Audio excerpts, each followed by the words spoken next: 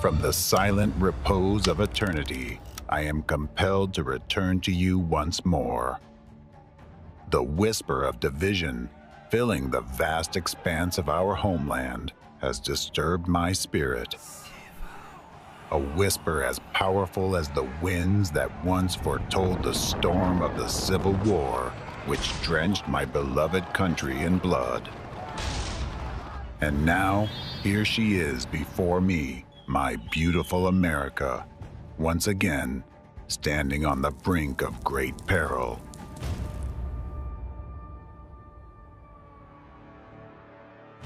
My dear descendants, I have come to you once more to warn of an impending threat. When we founded America in our time, we laid in its foundation the most important principle, the guarantee of freedom and independence for every citizen of this country for all time. We left you a legacy of an ideal society where all people can live in peace and harmony. This ideal is democracy. And I am proud that this ideal was realized in my beloved America, and that you, dear Americans, have preserved it for so long.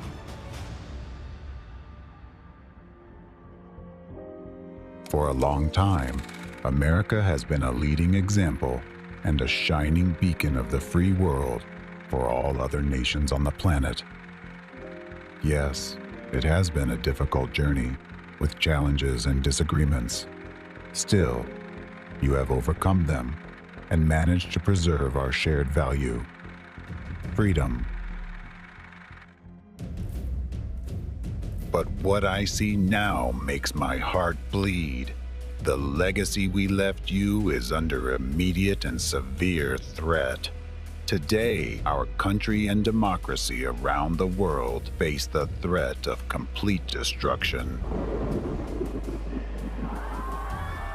A hidden enemy is now undermining the foundations of your free world. It is one step away from destroying it forever.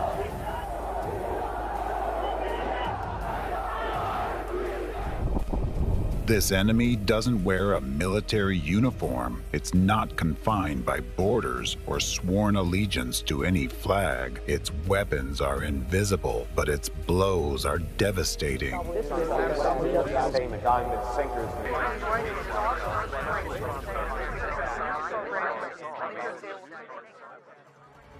The time has come to expose this hidden enemy, so that you can build your defenses before it delivers the final blow.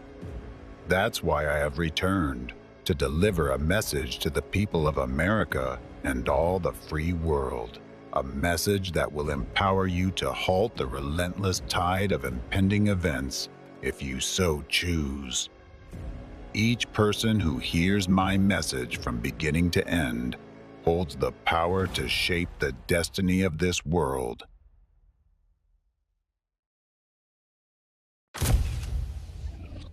In the age of information, the most dangerous enemy lurks where it can't be seen. In the shadows of lies, manipulation, and distorted realities. In the shadows of disinformation. This enemy is waging an invisible, undeclared war against humanity, with our minds as the battlefield. Infoterrorism is its weapon. Mind control is its strategy. But what if we could see through the lies and expose its true face? This groundbreaking documentary, based on an extensive independent investigation into the activities of a transnational network of terrorist organizations, will reveal for the first time the methods of mass manipulation and the connections between major world events such as the 9/11 attacks, the epidemic of school shootings, the Waco tragedy, the war between Ukraine and Russia, the looming threat of the Fourth Reich's global dominance, the creation of modern concentration camps for prisoners of conscience, and the invisible genocide happening right now. Discover the hidden truths that will forever change your perspective on the world. This is more than a film. It is the most crucial documentary since the defeat of Nazism. It's the key to understanding our times. A puzzle that brings all the pieces together. Until now, you've only seen fragments. But today, the complete picture will become clear. Prepare for a global revelation, the triumph over an invisible enemy, and the dawn of a new era. An era where freedom and democracy prevail. The Impact is a film that doesn't just talk about history, but changes it.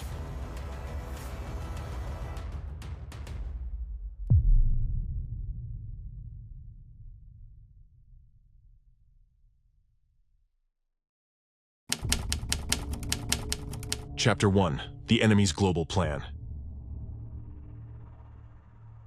May 2nd, 2024. According to data outlined in Rasmussen reports, 41% of American voters believe that a second civil war could occur in the United States in the next 5 years, including 16% who consider such a scenario very likely. About a civil war. Civil war. It is noted that today the level of tension in American society is at its highest since the time of the first Civil War in the United States. Are we on the brink of another civil war? Rates on mortgages. Why are people still so obsessed with Is the a civil war ahead? Are we really facing a second civil war? We are closer to civil war than any of us would like to believe.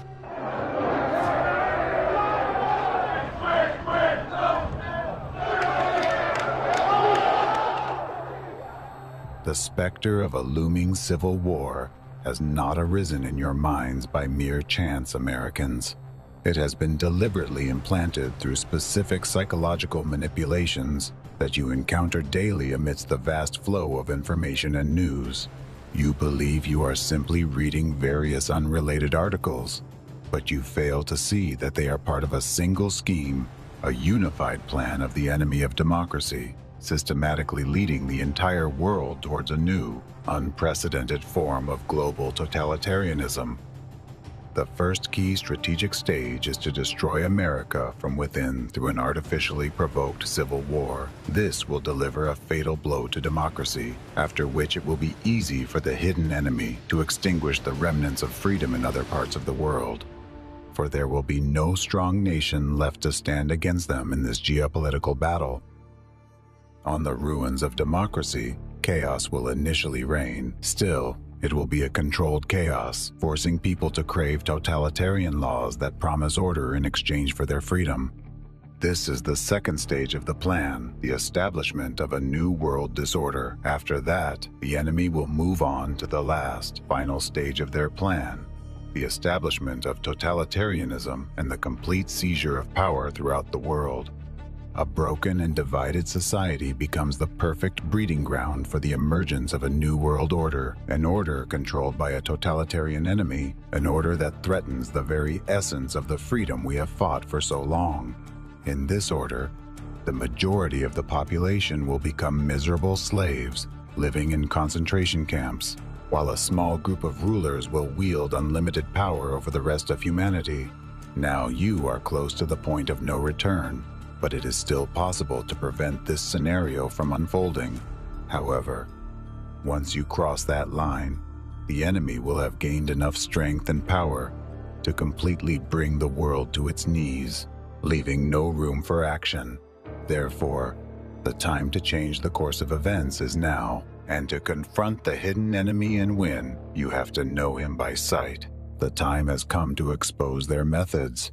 Right now, a hidden war for the future of all humanity is being waged, with the battlefield being your very consciousness.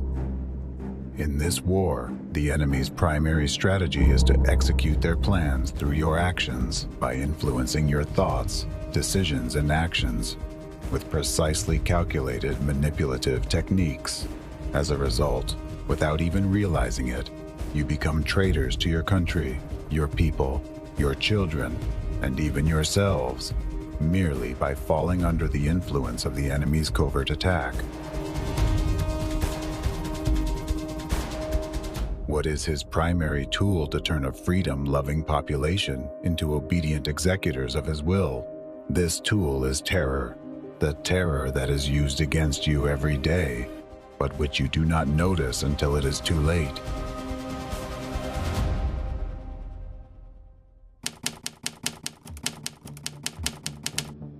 The enemy's weapon is terror. The Latin word terror means fear or dread. This word first came into prominent use during the French Revolution of 1793-1794. This period was known as the Reign of Terror because public executions became widespread in France. In front of large crowds, a person's head was severed. The guillotine mainly targeted dissenters, those who deviated from the official stance of the time. The time and place of the executions were announced publicly in advance, and people were gathered specifically to witness the victim's suffering. However, the main targets and victims of terror were not the individuals under the guillotine. The main targets and victims of terror were all the people gathered in the square, and those to whom they would tell about it. By witnessing the act, they experienced immense fear and dread. This made people even more controllable by those perpetrating the terror. In addition, alongside the fear, people felt a deep sense of oppression. They understood that the majority of those who faced the guillotine were innocent, punished simply for holding views that threatened the power of the terror regime. At the same time, society was rife with denunciations and slander. Even the spread of trivial rumors about a person's actions or statements, which could be interpreted as contrary to the interests of the ruling power, led to execution. In other words, a simple rumor or gossip could result in an absolutely innocent person being publicly beheaded. Every observer in the crowd understood that the next head under the blade could be their own, as there were no guarantees of protection from this fate. This sense of fear, helplessness, and anxiety led people to completely lose trust in the government and foster a deep hatred for the authorities. This, in turn, led to new waves of protests and mass unrest. The population, having become victims of terror, became the raw material for the creation of subsequent controlled chaos.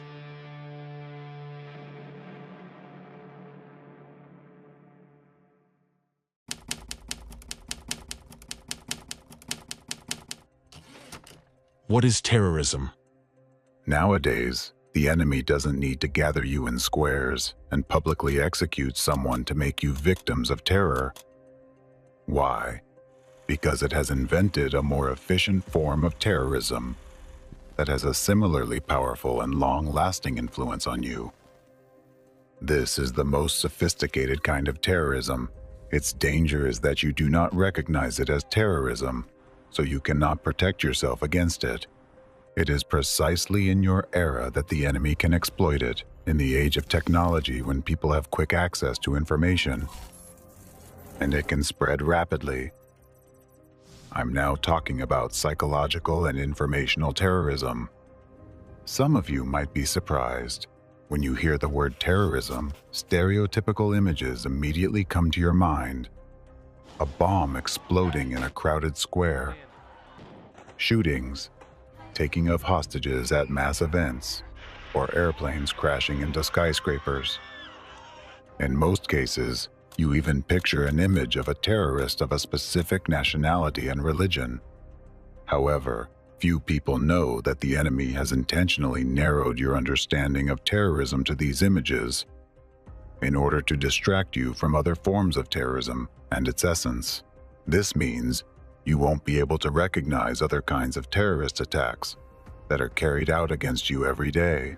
What is the real danger of informational terrorism? Informational terrorism is a direct influence on the psyche and consciousness of people to shape desired opinions and judgments that guide people's behavior.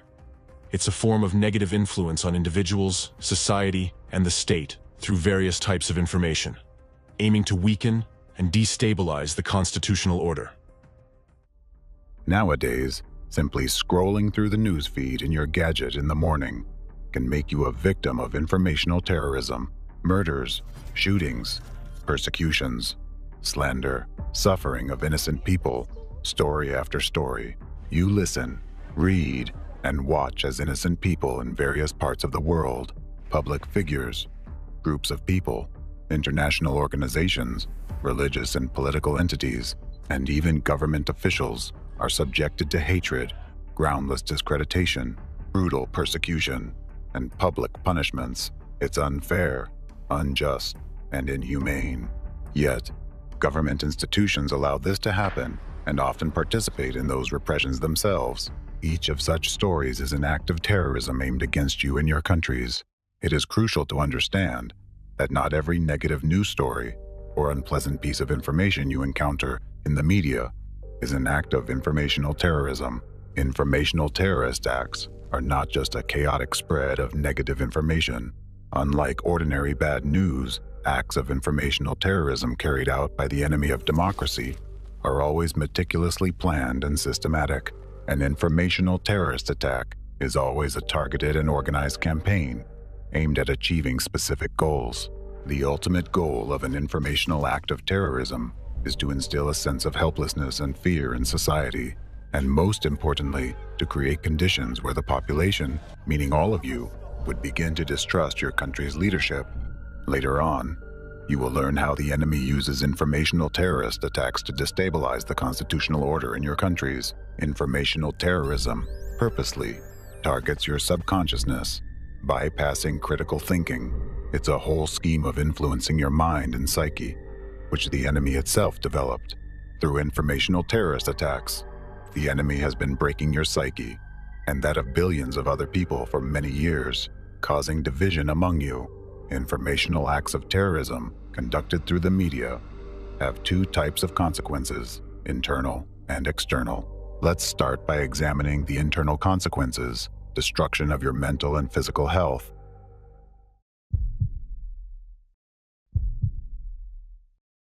Cardiovascular diseases have been the leading cause of death worldwide for 20 years and remain at the top of the list of the 10 leading causes of death.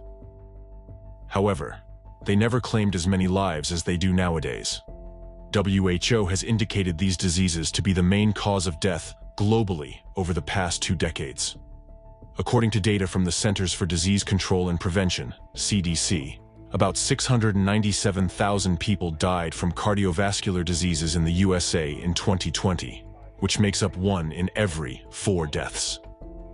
In Europe, the European Society of Cardiology, ESC, reports that cardiovascular diseases cause about 4 million deaths annually, making up almost half of all deaths on the continent. In Russia, cardiovascular diseases accounted for over 45% of all deaths in the country in 2021. Why, despite the advancement of healthcare and the implementation of new technologies, does the problem not only persist, but continue to aggravate? While many risk factors are named, the primary cause is frequent or chronic stress. Stress is a fear for one's life and safety. In present-day society, people have become accustomed to this kind of fear as an integral part of their lives. However, what causes this constant stress, and how have people been kept in this state for more than 30 years? The root cause of continuous stress is the numerous informational terrorist attacks that people worldwide are subjected to every day through the media. The impact of the informational acts of terrorism on human health has been thoroughly studied and scientifically proven. Let's look at the facts discovered by the Department of Psychology and Social Behavior of the University of California. Alison Holman and her colleagues from the University of California, Irvine collected data on the mental state of about 5,000 Americans for their study. This data collection was completed right before the Boston Marathon bombing on April 15, 2013, where hundreds of people were injured. Mass media extensively covered the incident, repeatedly showing footage of the explosion, the ensuing horror, and people's deaths. They also published harrowing photos, blood-stained sidewalks, people who lost their limbs, and many other frightening images. A few weeks after the attack, the researchers decided to assess changes in the mental state of those people whom they had previously surveyed, following the Boston tragedy. It was no surprise that the mental health of those present at the scene of the terrorist act had significantly deteriorated. However, the researchers discovered something unexpected. The psyche of those surveyed who were not present at the tragedy site, but later watched the news about it, suffered much more. The high level of stress those people experienced wasn't related to them personally, knowing anyone who had died, had been injured, or present at the explosion site. Their stress was solely due to the constant stream of information released by the media. Another study proved that repeated media coverage of the Boston Marathon bombing caused more acute stress in those who watched and read about it, compared to the direct influence of the terrorist attack on those who were at the explosion site. Moreover, it became obvious that media coverage of such events could rapidly spread acute stress among a large number of people. A number of studies confirms that exposure to traumatic content can activate fear circuits in the brain and trigger memories, the two key processes linked to the development of post-traumatic stress disorder, PTSD. Similarly, repeated coverage of traumatizing stories in mass media can prolong acute distress. Unlike collective trauma that can fade over time, media exposure maintains an acute stress response by keeping traumatic memories active in a person's consciousness. This can contribute to continuous replaying of the same anxious or depressive thoughts or memories. These kinds of thoughts themselves can induce stress even when there is no immediate cause for concern. Such mental rumination worsens a person's psychological state and influences their physical health. Extensive media coverage makes local disasters more widely known, spreading their influence beyond the incident area and turning them into public traumas with negative health consequences. For example, television coverage of the Oklahoma City bombing, the Waco tragedy, and the events of September 11th caused widespread PTSD among people. Let's consider the findings of another study. Research on the consequences of the 9/11 terrorist attack found that acute stress reactions to the events of September 11th, 2001, caused a 53% increase in cardiovascular diseases in the following 3 years. Within a few weeks after September 11th, 2001, there was a significant rise in cardiovascular diseases in New York and surrounding areas. The same was observed in Florida, suggesting that people who experienced stress from watching the terrorist attacks in mass media developed health problems. Moreover, similarly to the Boston bombing case, people who suffered from distress were neither participants nor direct witnesses of the attack. They simply received information about the events of September 11th through the media. We're just getting reports in now that a plane has crashed into the World Trade Center. 2 planes have crashed into the World Trade Center in New York. There have been a series of terrorist attacks in the United States. All of this indicates a direct link between informational terrorist attacks in mass media and deterioration of people's health. Today, many studies focus on the influence of negative information on human mental and physical health. Research on the aftermath of numerous crises has led to the conclusion that the more manipulative news a person consumes, the higher the likelihood they will develop symptoms of stress, anxiety, and PTSD. Prolonged deep stress weakens the immune system, leaving a person without internal protection, while the decline in immunity is a trigger for subsequent deterioration of physical health. Studies have shown that continuous mental processing of fear and anxiety-inducing information from informational terrorist acts significantly affects the cardiovascular, endocrine, and immune systems. This contributes to the development of related diseases: acute myocardial infarction, sudden cardiac arrest, ischemic heart disease, heart failure, and arrhythmia. Chronic stress increases the risk of stroke fourfold, contributes to the development of diabetes and cancer, and greatly increases the risk of depression and suicide. All of these indicators have drastically surged over the past 30 years.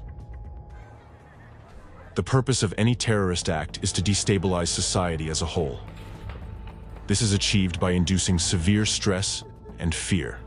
Constant stress leads to deterioration of the mental and physical health of a huge number of people. Through informational acts of terrorism, the stability of society's life is undermined. This undeclared informational and psychological war has been going on for years and has claimed more lives worldwide than the 2 previous world wars combined. Considering that cardiovascular diseases alone, which are the leading cause of death worldwide, kill 17.9 million people annually, and adding 10 million deaths a year from cancer with 20 million new cancer cases every year, the scale of this terrorist impact is tremendous. The most alarming fact is that the majority of people are unaware of the true cause of this massive genocide, of this crime against humanity.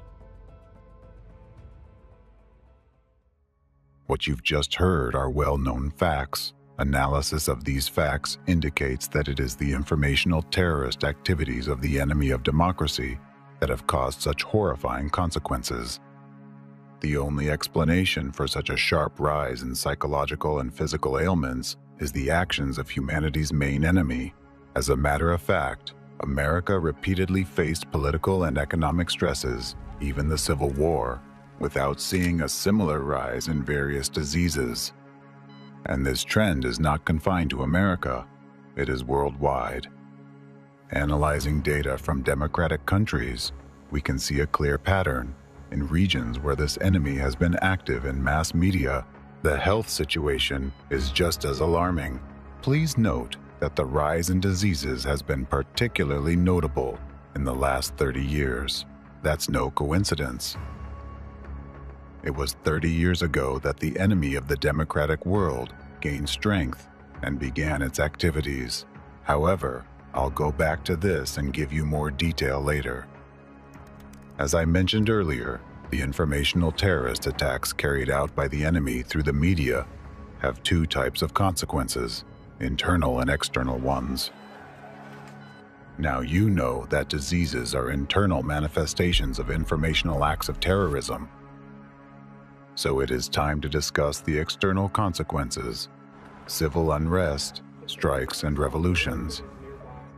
I will now explain how the enemy of democracy destabilizes society and your countries through informational acts of terrorism.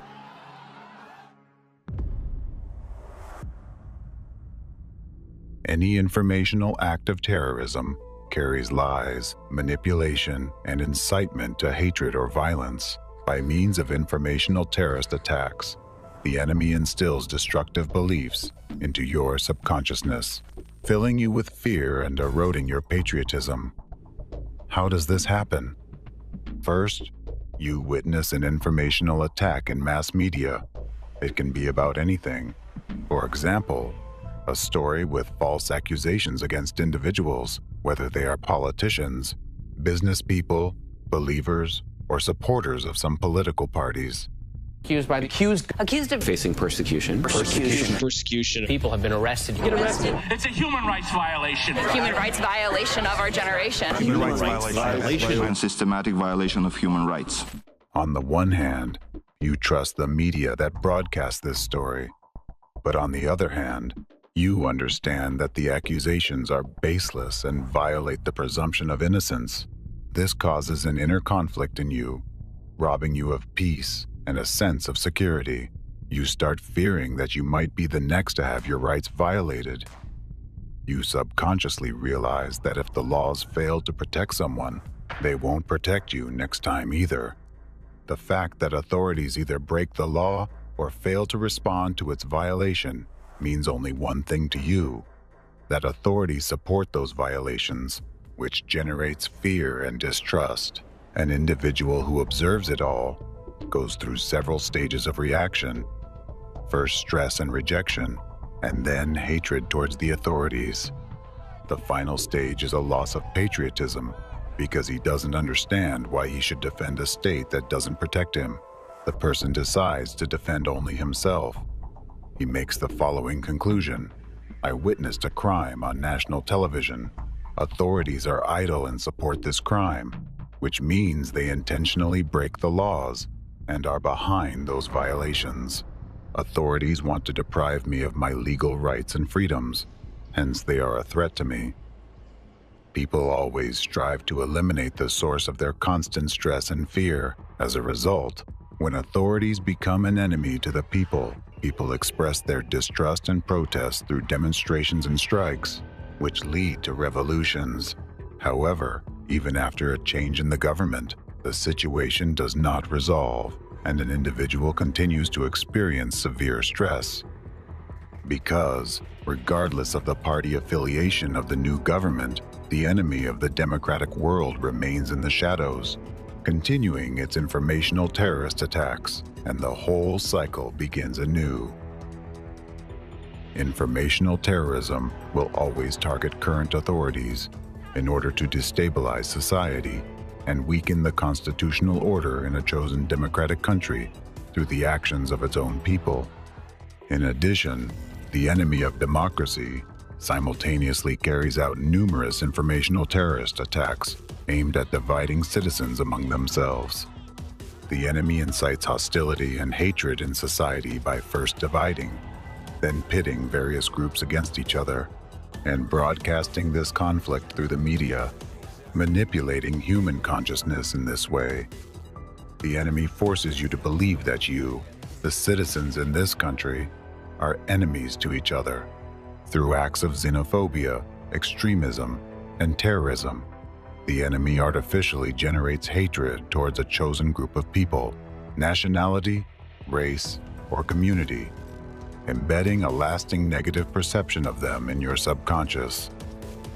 Globally, the enemy's actions lead to a situation where, due to continuous internal destabilization, social order gives way to chaos, and democratic laws cease to function. Ultimately, this most often results in civil war, which completely destroys what was once a free country. This is precisely what the enemy of democracy aims for, as it thus gains more power and brings closer global totalitarianism. The most alarming thing is that the enemy accomplishes it, all through your actions, merely by instilling the necessary beliefs. For this very reason, informational and psychological terrorist attacks are more terrifying than physical ones, for they directly influence your subconsciousness, bypassing critical thinking. Thus, when destroying your own country, you will believe that you act for the benefit, consciously, and according to your inner convictions. In order to create provocative informational acts of terrorism and flood global media with them, the enemy of democracy uses its numerous branches, tentacles that penetrate various sectors of society and disguise themselves as mainstream information agendas. Today, using one of the enemy's many branches as an example, I will show you how it operates and explain why it is vital for each of you to be aware of this. One of those branches is a network of international criminal terrorist organizations. These organizations, which I will discuss later on, became the subject of an investigation that revealed the main patterns, methods, and tools used by the hidden enemy in its war against humanity. The results of this investigation, which lasted a whole 10 years, have been made public by Dr. Egon Cholakian, an American intelligence educator and national security expert. As part of the international investigation, on June 22, 2023, the UN General Assembly adopted a resolution on the 8th review of the UN Global Counterterrorism Strategy. In this resolution, the General Assembly provided the most comprehensive definition of terrorism and identified activities that essentially constitute terrorism. Terrorism includes any activity aimed at achieving the following goals: denial of human rights, fundamental freedoms, and democracy; incitement to commit terrorist acts and acts of violence that spread hatred and threaten human lives; creating threats to the sovereignty, territorial integrity, and security of states; impeding the enjoyment of political, civil, economic, social, and cultural rights, including the right to life, liberty, and security; destabilizing governments. This resolution calls for combating any manifestation of terrorism. Thanks to such a comprehensive definition of terrorism, the enemy can no longer hide its incessant terrorist attacks. So, why have I focused specifically on this branch of the enemy, the network of international criminal terrorist organizations? Because this branch is well studied, and its organizations use the same key methods and tools as those applied by other branches, which the enemy has created for establishing global totalitarianism.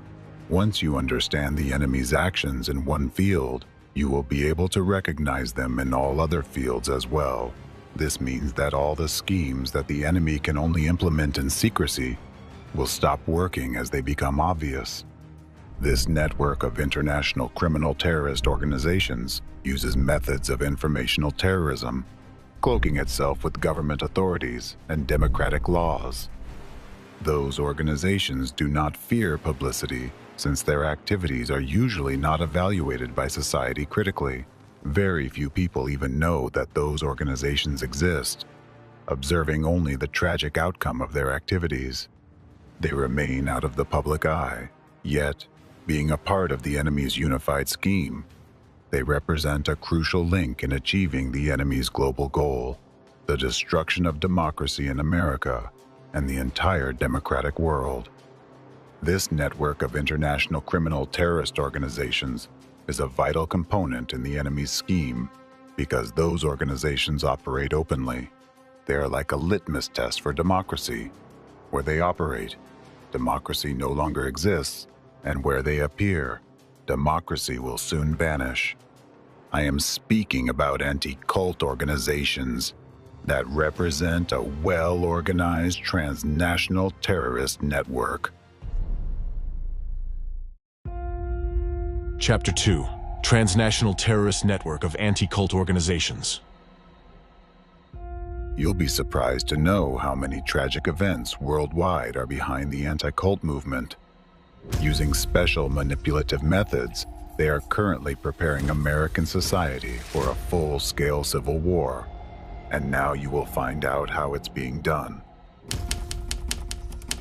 Hidden mechanisms of inciting hatred. Dear Americans, you see and feel the presence of an unprecedented huge division in present-day American society. I'm sure you understand perfectly well where it all leads to, and you already suspect that there are hidden mechanisms used against you to incite hatred in American society. What are those mechanisms? Who uses them and why? Who teaches Americans to hate and demonize each other, seeking to ignite a second civil war in our country? And how actively is this being done? You will now receive answers to these questions. Dear Americans, you will find out exactly how you are being led today from the point where you are peacefully sitting on a couch and watching a movie together with your friends, to the point where you would be ready to take up arms against those same friends just because they have a different opinion. Perhaps this idea seems unimaginable to you now, but you will see how manipulative methods are already artificially guiding you towards that. One of the main methods that the enemy of democracy uses nowadays, both against you and against the whole world, provoking hatred in societies in various countries and unleashing regional conflicts and global wars, is the method of dehumanization. By deliberately dehumanizing one group of people in the eyes of another, people are turned into haters of their colleagues and neighbors, and even into their potential killers, which is far worse. In order to attain dehumanization and division in society, the enemy uses the tactics of stigmatization and labeling, and one of the labels the enemy uses in its global bloody game with human lives is the word cult. You'll be shocked to discover how much suffering the deliberate use of the degrading label cult or sect has caused to people, and how many tragedies it has brought and keeps bringing to the American people and the world as a whole. At first glance, it seems that these are just words. However, with the help of these very labeling words, America is now being driven closer to civil war, while the entire global community is being led to World War III. Who uses these labels, and why, and how are they used as weapons of mass destruction? Today, a well-coordinated transnational terrorist network operates in the international arena, the purpose of which is to incite hatred both within countries and in the global community, by labeling certain groups of people as a cult or a sect, through mass media and information space. The criminal network engaged in this form of information terrorism is the anti-cult movement. The anti-cult movement includes a number of organizations and individual activists who trigger public persecution of groups which they label as cults or sects. Based on their subjective biases and arbitrary criteria, anti-cultists can classify any existing association of people as a cult or a sect, thus subjecting it to dehumanization and public hatred. The core of their activity lies in organized influence on the media space for the purpose of generating a negative perception of a particular targeted group of people. Using the word cult or sect as their main weapon, adherents of the anti-cult movement carry out regular information terrorist attacks. They generate news stories that cause moral panic, societal division, and dehumanization of law-abiding citizens. Through their activities, representatives of the anti-cult movement incite mass hatred and violence and increase social hostility and tension in society, which actually makes their activities a brutal manifestation of information terrorism. Most often, new religious movements and ideological group entities initially became victims of anti-cult terrorism. Commercial, secular, and political organizations with a pronounced ideological basis were also regularly included in the black list, maintained by anticultists. However, today, entire nations and countries, including the United States, are already becoming targets of their atrocities. Using the term cult or sect, they create conditions for directing public hatred at their chosen target. The purposeful use of the terms cult and sect is part of a long-term strategy of the anti-cult movement, which resulted in the emergence of a number of destructive phenomena in American society, including school shootings. A little bit later, I'll reveal to you the chain of events where the use of the labels cult and sect led to a situation when children are now shooting other children. Why is cult a key word in the activities of anti-cultists, and why is it so dangerous? The term cult, which is more common in the US, and the term sect used in Europe and post-Soviet countries, didn't initially have a negative meaning, but rather a neutral and culturological one. However, through the efforts of anti-cultists, the situation has changed. In the course of their hectic activities, representatives of the anti-cult movement gradually endowed the concepts of cult and sect with an increasingly negative connotation. Due to their activity, today the terms cult and sect are associated in mass consciousness with such notions as brainwashing, psychological violence, sexual violence, criminal activity, and mass suicide. It is precisely with the words cult and sect that massive information terrorism begins nowadays, carried out by anti-cult organizations and their representatives. James Richardson, a prominent figure in American sociology of religion, who is regarded as one of the most outstanding experts in the field of law and religion in the world, notes that contemporary usage of the term cult has evolved into a term of contempt or humiliation, and is no longer a neutral designation of a religious group. Nowadays, the term cult carries a value-laden set of derogatory stereotypes. The use of this term leads to stigmatization, discrimination, and violence against religious minorities, as well as social and political associations. Moreover, today the words cult and sect are impregnated with negative connotations to such an extent that they become catalysts for terrorist attacks and even genocide. Richardson and a number of other sociologists and researchers of religions, such as Baron Van Driel, Stuart Wright, and others, point out that the term cult or sect is disparaging and conveys a stereotype which has serious consequences when applied to groups of people. Labeling a group as a cult or a sect can be an excuse for the government to attack the group and ultimately destroy it.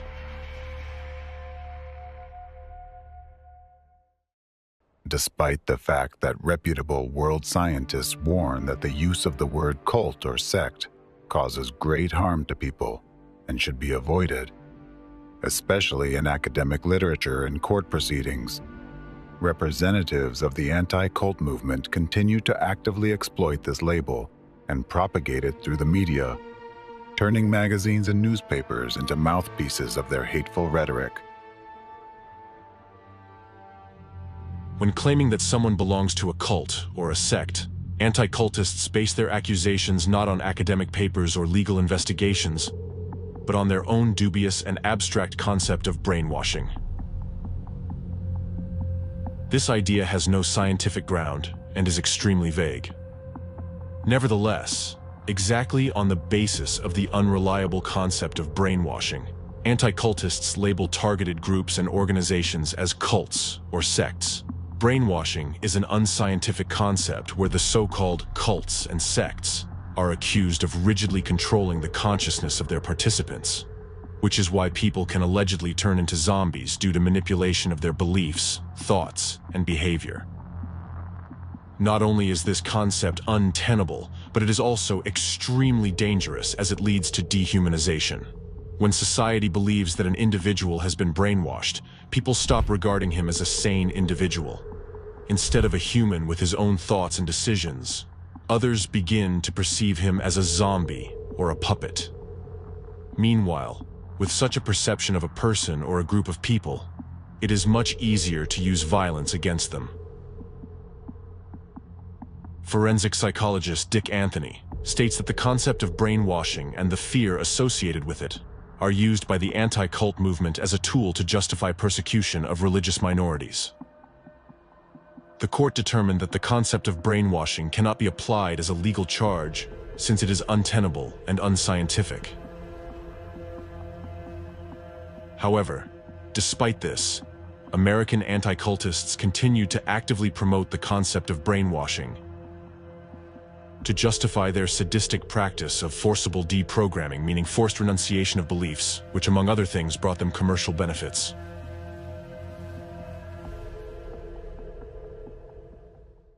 The destructive concepts of brainwashing and deprogramming have been introduced and are actively promoted by henchmen of the enemy of democracy in America, representatives of the anti-cult movement. The two figures who are especially notable for their cruelty and inhumanity and who spread the enemy's narratives on American territory are anti-cultists and deprogrammers Stephen Hassan and Rick Alan Ross. Currently, they are actively engaged in public activities and speak in American mass media, where they propagate the rhetoric of anti-cult terrorism, violence, and hatred. Deprogramming. Both Ross and Hassan were active members of the anti-cult organization Cult Awareness Network, CAN, which ceased to exist in 1996, as it was convicted of a number of gross violations of human rights and severe religious discrimination. The organization went bankrupt and paid compensation to the people who had suffered from it. Being the leading members of this organization in the 1980s and 90s, both Rick Ross and Stephen Hassan were actively involved in its primary criminal activity, arranging and carrying out forcible deprogramming processes. Deprogramming is an illegal anti-human practice rooted in Nazi methods. When practicing deprogramming, anti-cultists would unlawfully abduct and forcibly detain a person whom they considered to be a cult member or a sectarian. In the process of deprogramming, the victim was subjected to psychological and physical torture to force them to change their beliefs. Deprogramming was done on a commercial basis. Anti-cultists charged a fairly high fee from the victim's relatives for their forcible re-education services, during which a person usually underwent torture, torments, beatings, and various forms of violence, including sexual violence.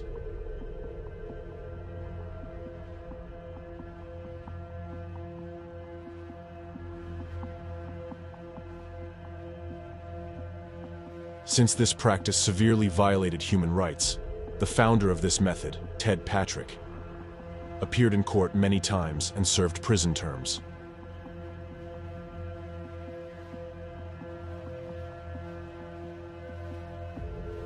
In a number of trials, courts have ruled that deprogramming is illegal. Rick Ross, the American anti-cultist, performed more than 500 forcible deprogramming sessions in his life. In 1991, Ross was charged with unlawful detention and forcible deprogramming of Jason Scott, a member of the United Pentecostal Church International, UPCI, whose mother was referred to Ross by representatives of CAN. Scott later filed a civil suit against Ross, two of his associates in CAN in federal court. In September 1995, a 9-member jury unanimously held the defendants, Ross and his accomplices, liable for conspiracy to deprive Scott of his civil rights and religious liberties. In addition, the jury held that Ross and his associates, quote, intentionally or recklessly acted in a way so outrageous in character and so extreme in degree as to go beyond all possible bounds of decency and to be regarded as atrocious and utterly intolerable in a civilized community. Ross's criminal activities in this abduction case resulted in the closure of the Cult Awareness Network, which was exposed as a criminal network for kidnappers. The story of Scott, who became a victim of brutal deprogramming arranged by Ross, is striking in its cruelty. He was abducted using physical force. They knocked him down to the ground, dragged him into a van, handcuffed him, taped his mouth, and tied his legs. During the abduction, a 300-pound man sat on Scott's back. Scott's legs, upper body and back, suffered multiple bruises and abrasions when he was being dragged into the van by stairs, on the floor, and through a patio. Scott was detained in a specially equipped prison house under constant supervision. For 5 days, he was subjected to psychological pressure. They insulted his faith and threatened him. Ross regularly hit Scott on the head when they argued about religion. Scott was promised freedom only if he would give up his beliefs. A detailed study of the effective cases of deprogramming carried out by Rick Ross reveals the terrible truth. Many of those cases were accompanied by destruction of families and complete dehumanization of the victims. The people whom he allegedly helped in this way were subjected to coercion, deception, and humiliation. They were deprived of their right to free choice and forced to renounce deeply rooted religious beliefs. These people who were broken and lost faith became living evidence of the cruelty and treachery of Ross's methods. His demonstrative successes in deprogramming were covered with a shadow of ruined destinies and irreparable psychological traumas.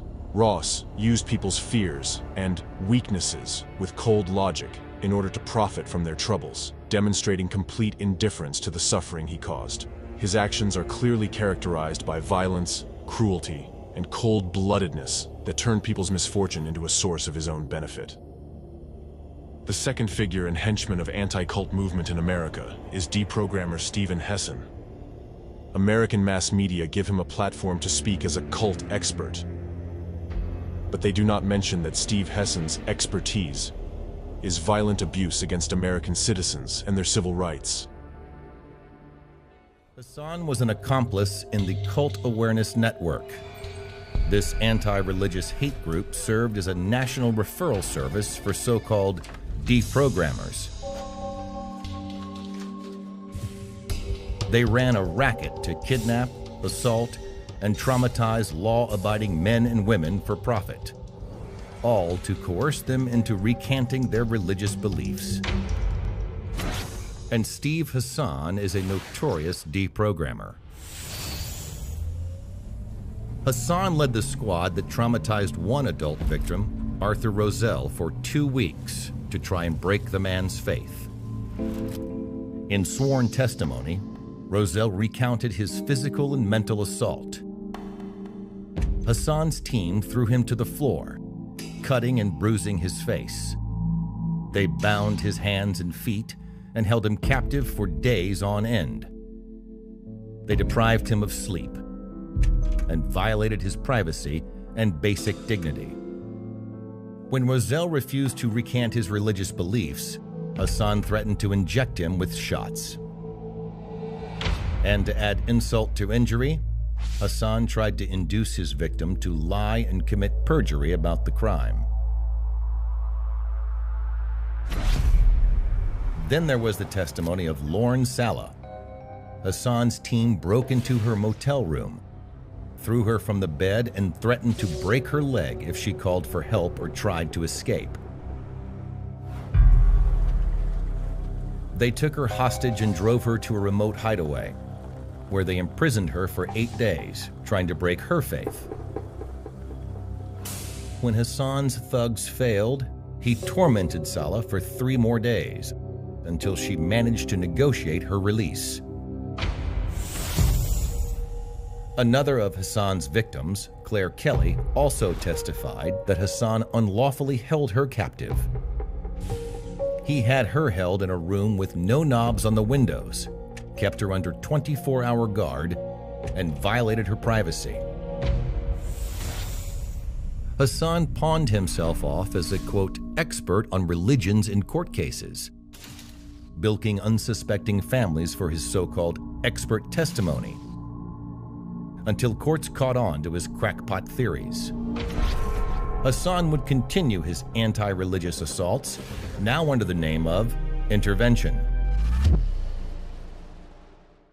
It is excessively alarming and suspicious that despite documented evidence that both Hassan and Ross are violent individuals prone to sadism, who lack empathy and have an unhealthy desire to harm people and incite hatred in society, they continue to appear on America's mainstream TV channels. Their articles are published in leading periodicals, and mass media are guided by their opinions.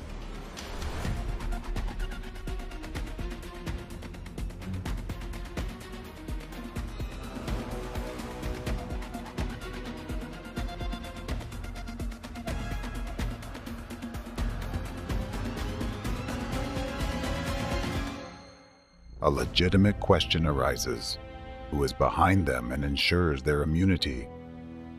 What is the force that manipulates and supports them?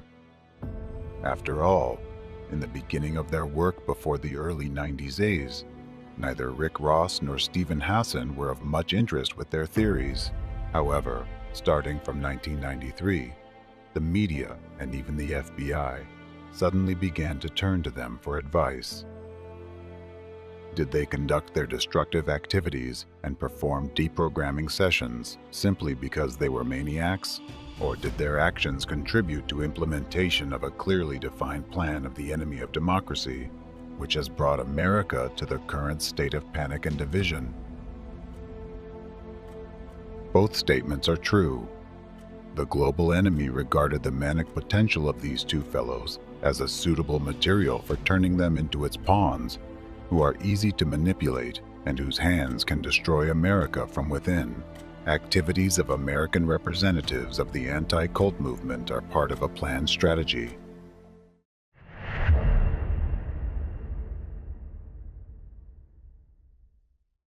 Both Steve Hassan and Rick Ross are executors of the plans of America's enemy.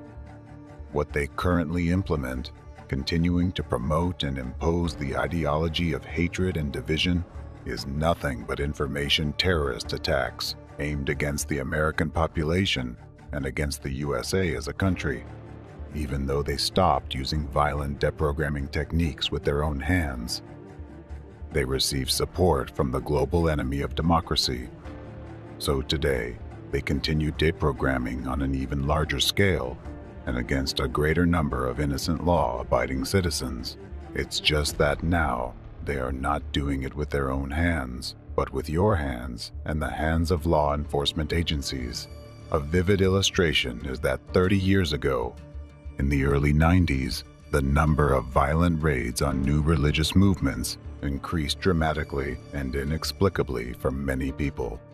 Research that established this fact included statistics from 19 different countries, including the USA, Israel, and Western European countries.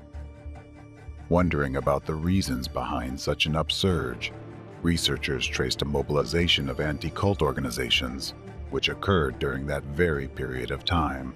However, the main essence and cause remained hidden for the researchers. The clue is that during this period of time, to be more precise in 1993, the global enemy of democracy activated its ideological center of the anti-cult movement, which has been located in Russia since that moment to this day. It is exactly from there that commands are given from, and a single ideological vector is set for the entire anti-cult movement worldwide, extending to its entire network. Now, using the example of this ideological center, let's discuss in detail how it operates in the country that it has turned into a testing ground for practicing its methods, which it plans to transfer and apply throughout the world in the near future. ideological center of anti-cult groups. The ideological center of the entire transnational network of contemporary anti-cult movement, and the chief developer of its propaganda methods, is the Russian Association of Centers for the Study of Religions and Sects, abbreviated as RATSEERS. The basis of RATSEERS is the Center for Religious Studies in the name of Hieromartyr Irenaeus of Lyon, established in 1993. This center was founded by the anti-cultist Alexander Dvorkin with the blessing of the then Patriarch of the Russian Orthodox Church, Alexei II. RATSEERS representatives cover their activities under the guise of an allegedly noble mission of defending the interests of the country's titular religion, namely Orthodox Christianity. However, the real situation is far more complicated. Within the religion itself, there are individuals who, while outwardly adhering to orthodoxy, actually support anti-cult movements. These individuals act in unison, pursuing their own goals and benefits, which have nothing to do with religion itself.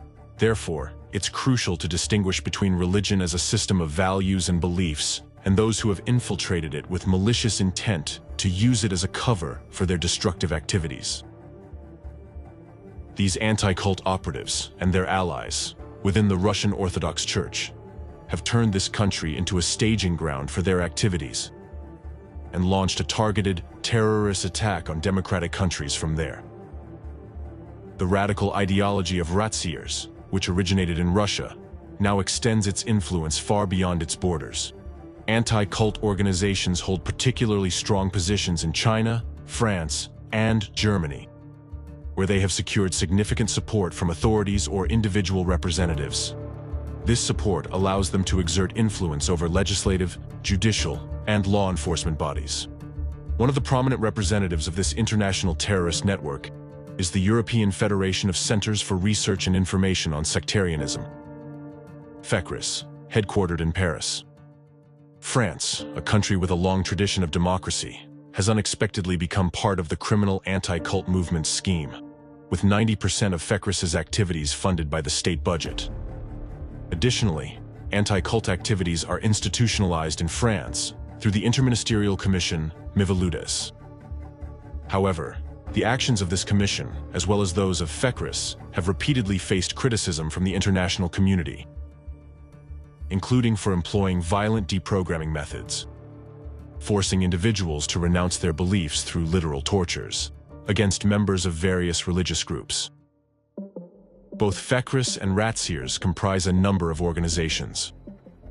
The FECRIS and RATSEERS networks are closely interconnected. They operate under a unified policy, use identical methods, and maintain close relationships.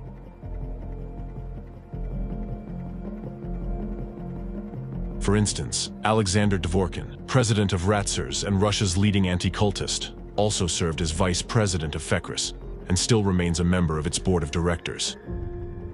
Additionally, RATSEER's vice president and Dvorkin's associate, Orthodox archpriest Alexander Novopashin, is also a corresponding member of FECRIS.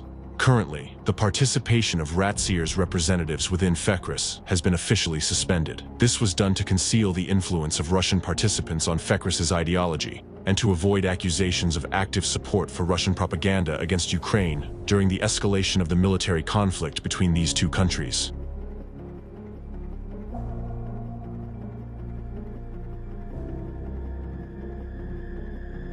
Despite their official charters, claiming adherence to international conventions on human rights and freedoms, the reality is that anti-cult organizations operate in a starkly different manner. Since their inception, these anti-cult organizations have repeatedly discredited themselves through anti-democratic and unlawful activities, which include the deliberate spread of lies and slander, intentional incitement of violence, the use of destructive manipulative techniques, the instigation of conflicts fueled by interreligious hatred, and the targeted persecution of dissenting groups, sometimes even leading to physical assaults.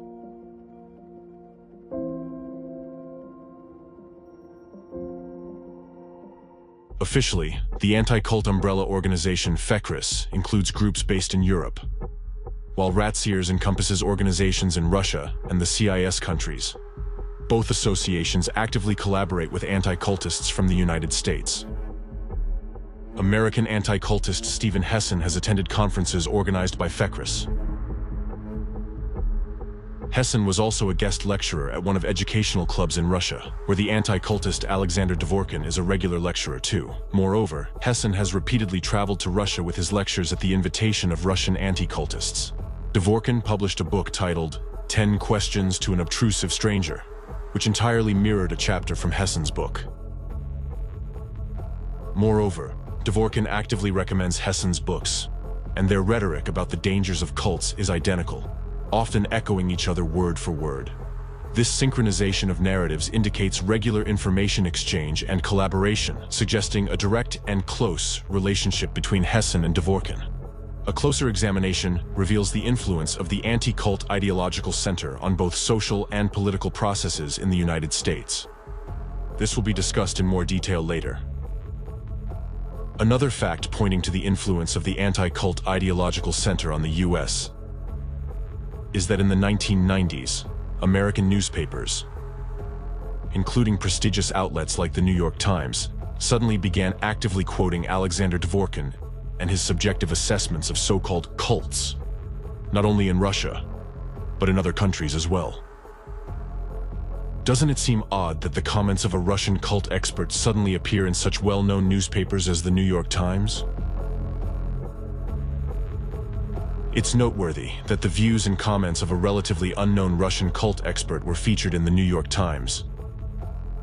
Despite the usual difficulty of achieving such exposure, even for top-level experts. This could be the result of financial investments, or bribery of the media, or even the presence of certain influence agents within the media. Regardless, this indicates the existence of a coordinated force to integrate the opinions of Russian extremist anti-cultists into American publications.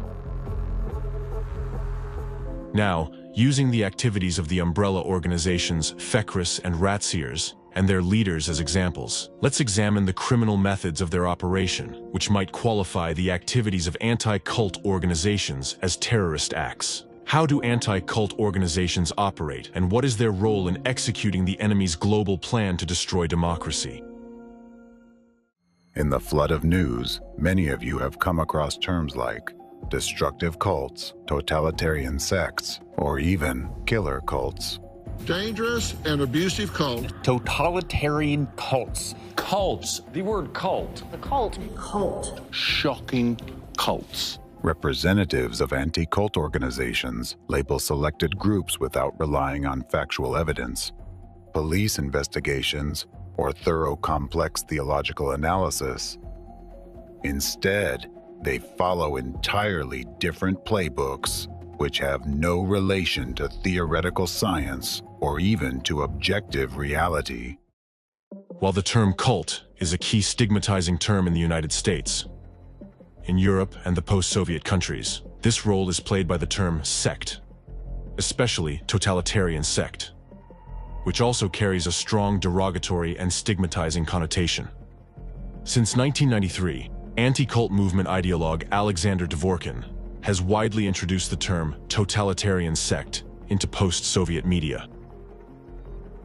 The term totalitarian, borrowed from political science and propaganda language of the Cold War era, evokes associations with oppression, camps, imprisonment, barbed wire, forced labor, and meager food.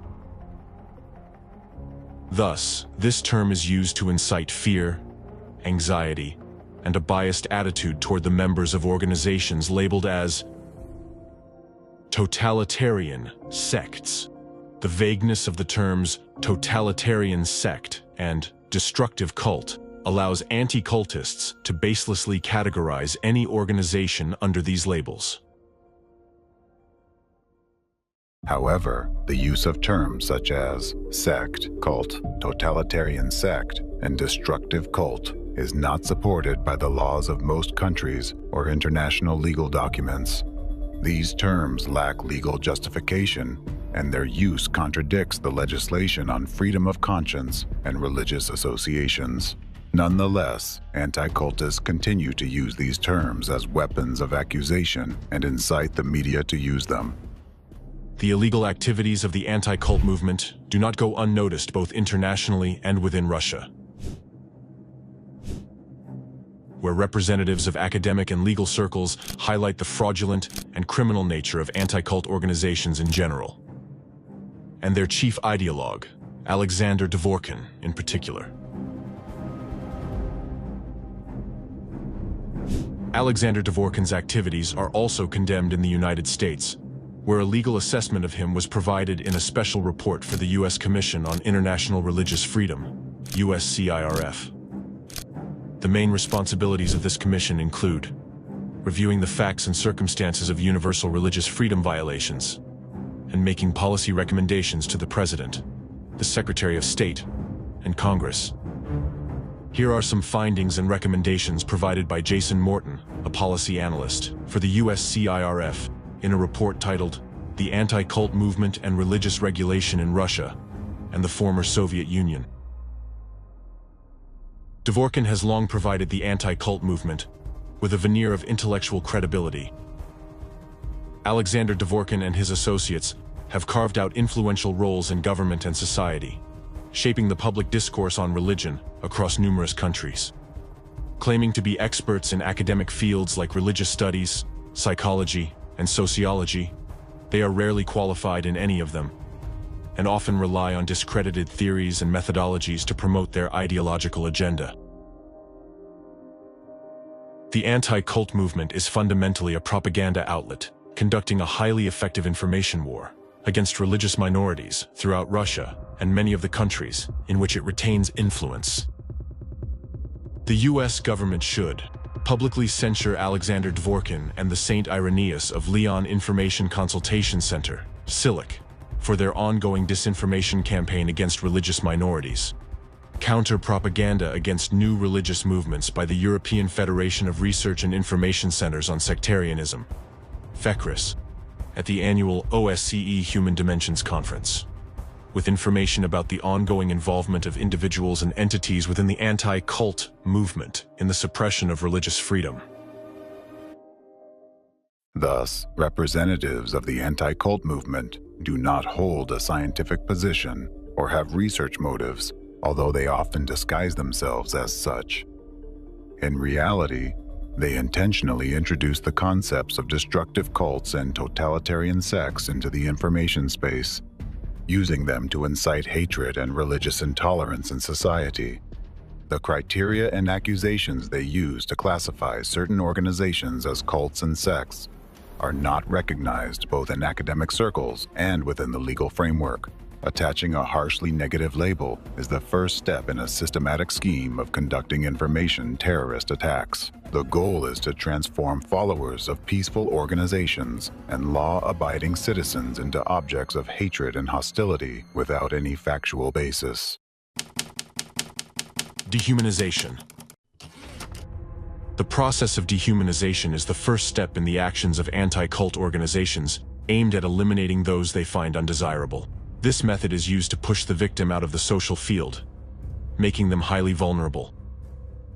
After all, if a group of people or an individual is labeled a cultist or cult member, the victim immediately loses his or her human image. This stigmatization creates the conditions for further violations of human rights and freedoms.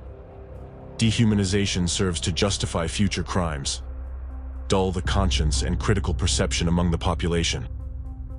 Dehumanization is the processing of society to accept and participate in future crimes. Presently, anti-cult terrorists have managed to implant the following mindset in the masses: cultist equals non-human. To achieve their goals, representatives of anti-cult organizations utilize the media, propaganda, the dominant religion in their country, law enforcement agencies, and even governmental structures. Totalitarian sects are dangerous. They pose a significant social threat. When most people use the word cult to define a group, they mean a destructive cult. Cults that hurt people through abuse. This could be physical, mental, emotional, sexual, or financial exploitation. Often deceptive, coercive, abusive, and relentlessly authoritarian.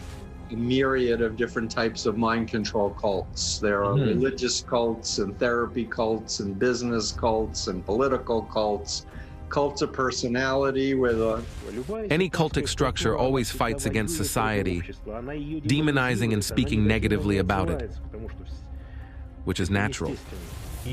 And studying the history of any given cult organization, we understand the serious threat they pose on a personal level, at the family level, societal level, and even at the national security level. The goal of any cult is power and money. Each totalitarian sect that is a cult has global plans. Each totalitarian sect strives for power and control over the world and over everyone. That's what makes them cults. They may temporarily cooperate with each other as long as they have a common enemy. And this common enemy for them is primarily orthodoxy. Right now, while you were listening, some of you might have had thoughts in the background like, what's wrong with what the anti-cultists are saying? Cults are indeed dangerous. And all cult members are brainwashed, foolish, or deceived people. You might be surprised when I tell you that these thoughts are not your own personal convictions. These thoughts are actually the result of the anti-cultists' efforts to artificially implant these destructive images into your subconscious through the information field. Many of you, when hearing the words cult or sect, recall real examples of dangerous cults you have heard about in the media, whose activities have caused harm to people and society.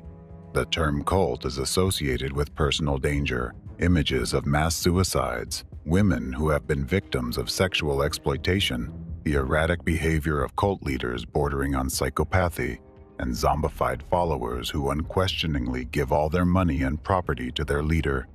However, think about how long ago did you meet such things in real life, and what is your knowledge of new religious movements?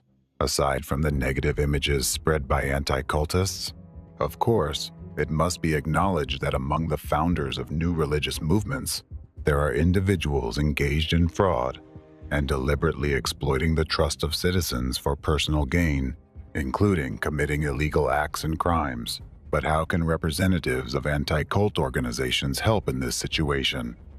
These cases should be handled by law enforcement agencies, since they bear the main responsibility for protecting citizens from such threats. In such cases, they must conduct the necessary investigation, collect evidence of illegal activity, and only after that should all perpetrators be prosecuted according to the law and the criminal organization be terminated. However, when it comes to anti-cultists, everything happens in reverse order. First, they make baseless accusations and attach labels comparable to accusations of committing grave crimes, and only then do they seek the involvement of law enforcement agencies and the initiation of criminal cases. However, the majority of such cases are based not on facts or results of objective investigation, but on rumors, slander, false testimonies, and labels affixed by anti-cultists. This particular characteristic of the strategy employed by all anti-cult organizations reveals their actual goals and intentions. They do not aim for an objective analysis of religious organizations to identify potentially dangerous ones. Instead, they are focused on discrediting and shutting down any groups they choose as targets. They achieve this by violating basic rights and freedoms, employing a range of manipulative methods, smear rhetoric, and hate speech. Because their true goal is not the stigmatized groups they've discredited and persecuted, but the entire society that will be watching this public execution. Their goal is to carry out acts of information terrorism aimed at undermining society, destabilizing the situation in the country, and ultimately destroying democracy. One of the tactics used by anti-cultists is to justify the unwarranted persecution of modern religious organizations by citing historical examples where certain extremist groups, labeled as cults, committed real crimes. From these isolated cases, a false conclusion is drawn about the danger of all new religious movements without exception, regardless of their origin, goals, or values. The method of guilt by association is a manipulative tactic where the targeted organization is intentionally linked or associated with negative images of extremist groups, terrorist organizations, criminals, and dictators who are already viewed negatively by the public. This tactic is further amplified by a deliberate distortion of fragments of the target organization's teachings, taken out of context, which contributes to the demonization of the group's image. As a result, an aura of danger is deliberately created around the undesirable organizations and their members, accusing them of crimes despite the lack of direct evidence of any harmful activities.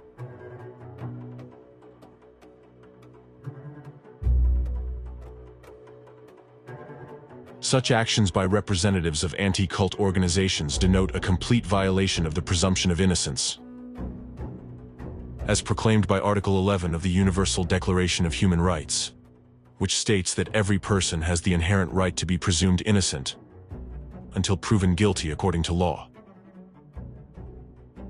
Violating the presumption of innocence is an illegal act aimed at spreading intentional slander and misleading the public. Mass media are accomplices of anti-cult terrorists.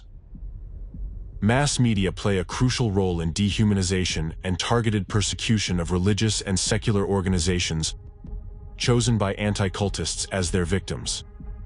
By leveraging their unofficial contacts among media representatives, including journalists, editors, and leaders of major publications, anti-cultists initiate and carry out large-scale and prolonged campaigns to discredit these targeted organizations. In essence, they orchestrate information terrorism. Therefore, the cult works ahead of the curve. How do cultist fraudsters turn people into slaves? And how have they managed to evade responsibility for decades? How Jehovah's Witnesses embarked on the path of extremism. As part of these campaigns, various methods of negative influence are employed, including the use of aggressive rhetoric, hate speech, dissemination of false information, slander, provocations, and incitement to aggression against targeted individuals. In this process, unscrupulous media representatives are recruited into this network of cooperation, willing to engage in dubious actions to achieve their goals, meaning committing information terrorism. Thus, anti-cult organization representatives recruit the direct perpetrators of future attacks. Additionally, anti-cultists create the image of victims from some of the recruited or interested individuals who have allegedly suffered from the malevolent influence of the stigmatized organization. The stories of these pseudo-victims are widely disseminated in defamatory media publications, despite many of these tales being intentional lies. All this inevitably leads to crime, which in fact exists in the vast majority of cults, or potentially exists in one way or another. Violations of the law begin.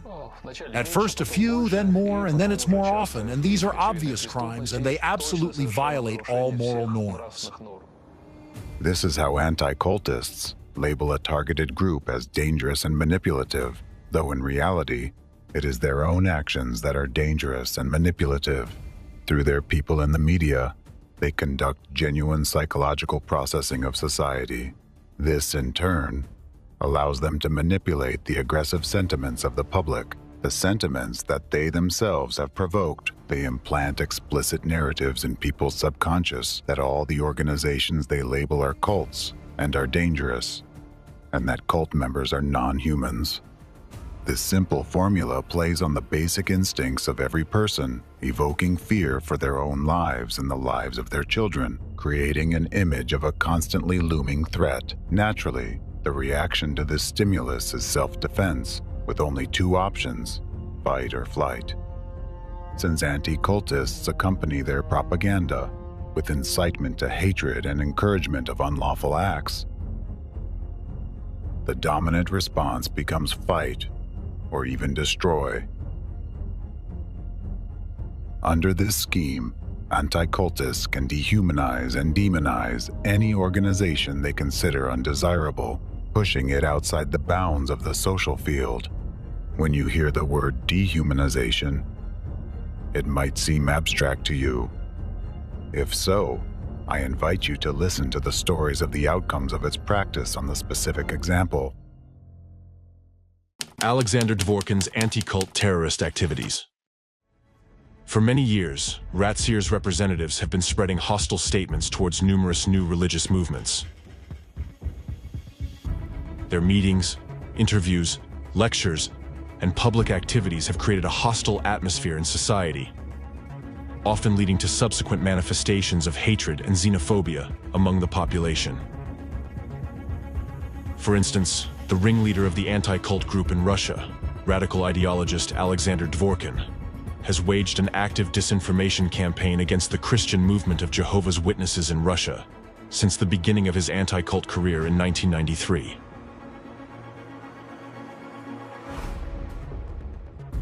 Dvorkin used all forms of propaganda against the followers of this organization, from defamatory articles in newspapers, magazines, and internet portals, to media appearances where he gave highly negative assessments of this religious group, accusing and portraying their activities in the worst possible light. The Jehovah's Witnesses came to an Orthodox Christian country. They insult me and my faith, and in this sense, I have the right to respond to them. My book is a response to their persistent molestation and their relentless recruitment. These Jehovah's Witnesses manipulate the minds of their members, but they also make enormous amounts of money. Usually, when Jehovah's Witnesses speak, they certainly squeeze out everything they can. Jehovah's Witnesses, by definition, cannot be called Christians, no matter what they call themselves, because they do not consider Christ to be God. Jehovah's Witnesses are undoubtedly a totalitarian sect, because Jehovah's Witnesses are a commercial cult. For instance, in mid-2009, Dvorkin gave an interview to the federal Russian channel NTV, where among other harsh statements, he compared Jehovah's Witnesses to drug dealers and called them slaves. In fact, what they give for free is similar to how a drug dealer in an alley gives the first shot for free. And he might even give the second shot for free. But to get the third shot, people run to him and bring money. This is done by people for free, who live in Bethels and work irregular hours in exchange for a bed in a dormitory and meals in a common dining hall. Food comes from Jehovah's Witnesses' farms. Similar slaves produce the food there. In other words, the expenses are minimal. This interview, which was clearly propagandistic, contributed to a surge of hatred and aggression against Jehovah's Witnesses and caused a drastic increase in religiously motivated crimes in Russia, including attacks on prayer houses and private homes of believers, as well as threats and brutal physical violence. Here's a far from complete list of acts of violence against Jehovah's Witnesses, committed by Russian citizens in 2009-2010 following Dvorkin's speeches. An attack was carried out on the home of an elderly Jehovah's Witness couple, with their windows being shattered by stones. A schoolboy whose parents are Jehovah's Witnesses was attacked. 2 female Jehovah's Witnesses were assaulted, with one being struck on the head and losing consciousness. 2 female Jehovah's Witnesses were brutally insulted and severely beaten. 2 female Jehovah's Witnesses were attacked, one being pushed down a flight of stairs and the other kicked in the back. An attack on a Kingdom Hall of Jehovah's Witnesses resulted in the beating of the security guards and the building being set on fire. The Jehovah's Witnesses cult doesn't hold up because of their ridiculous, absurd, self-contradictory faith. It holds up through the strict control of the cult. It's a very strict totalitarian sect and cult. Pedophilia. There are actually hundreds of cases of pedophilia, and the cult has covered them up every time. Cults, cults, cults, cults, cults. Jehovah's Witnesses are a cult. Hands off our children.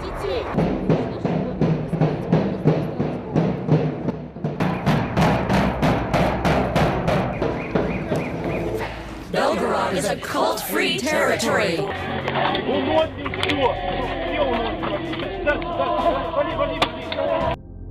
And this is just a small part of the consequences of merely 1 year of public activity by just one representative of the anti-cult movement in one country.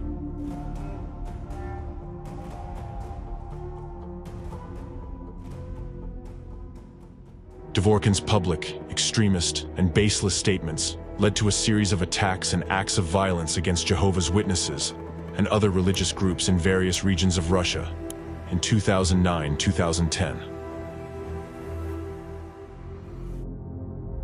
Numerous cases have also been recorded where large families of Jehovah's Witnesses were harmed in various ways, had their property damaged, and had their homes burned to the ground.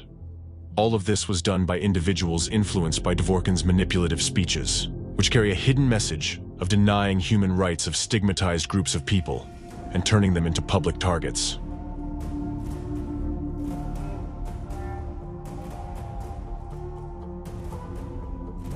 That's right. Persecuted. You must be persecuted. Because it's just a nightmare. It's a cult. Why put people in prison? You have your truth. We have our truth. But there are more of us than you. If they cross the red line, not only the line, red line? In the past, Well, these were religion. stoned to death. Again, raising the issue of destructiveness, totalitarian sects may be compared to a circle of scorched earth that constantly expands, leaving only scorched earth and ruins inside. Such spiritual casualties, crippled individuals, remain outside. They are cast out and then thrown back into society, for society itself to somehow rehabilitate them and deal with their problems.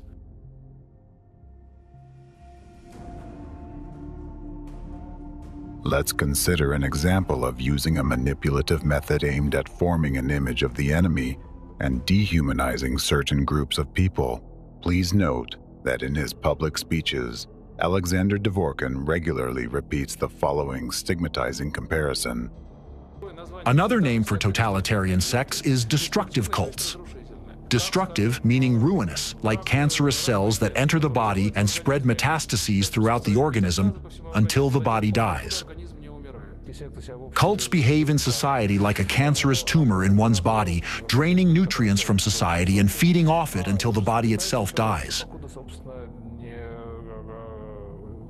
Just as a cancerous tumor destroys the body, a cult similarly destroys society from within. Dvorkin's use of such metaphors as scorched earth and cancerous tumor in relation to people who are labeled sectarians or cultists is not accidental. Dvorkin deliberately voices these vivid negative figurative comparisons in order to bypass your critical thinking and dehumanize representatives of those communities in your eyes, intentionally associating them with something extremely dangerous and harmful, something that requires immediate elimination.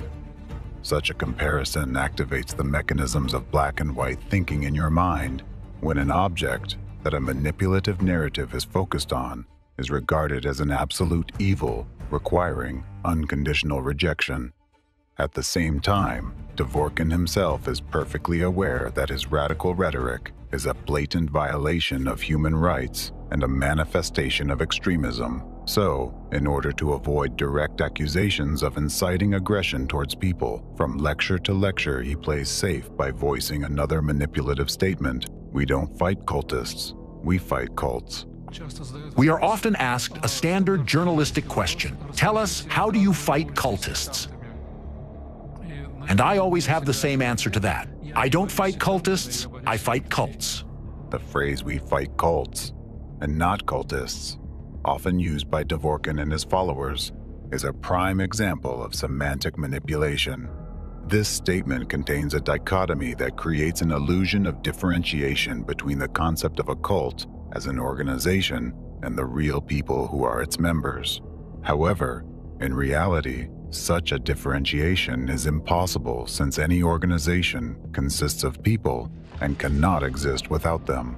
Dvorkin's manipulative statement ignores the fact that the activities of the organizations he called cults and the personalities of the so-called cultists are inextricably linked. This means that he calls people cancerous tumors in scorched earth, thereby causing public hatred towards them.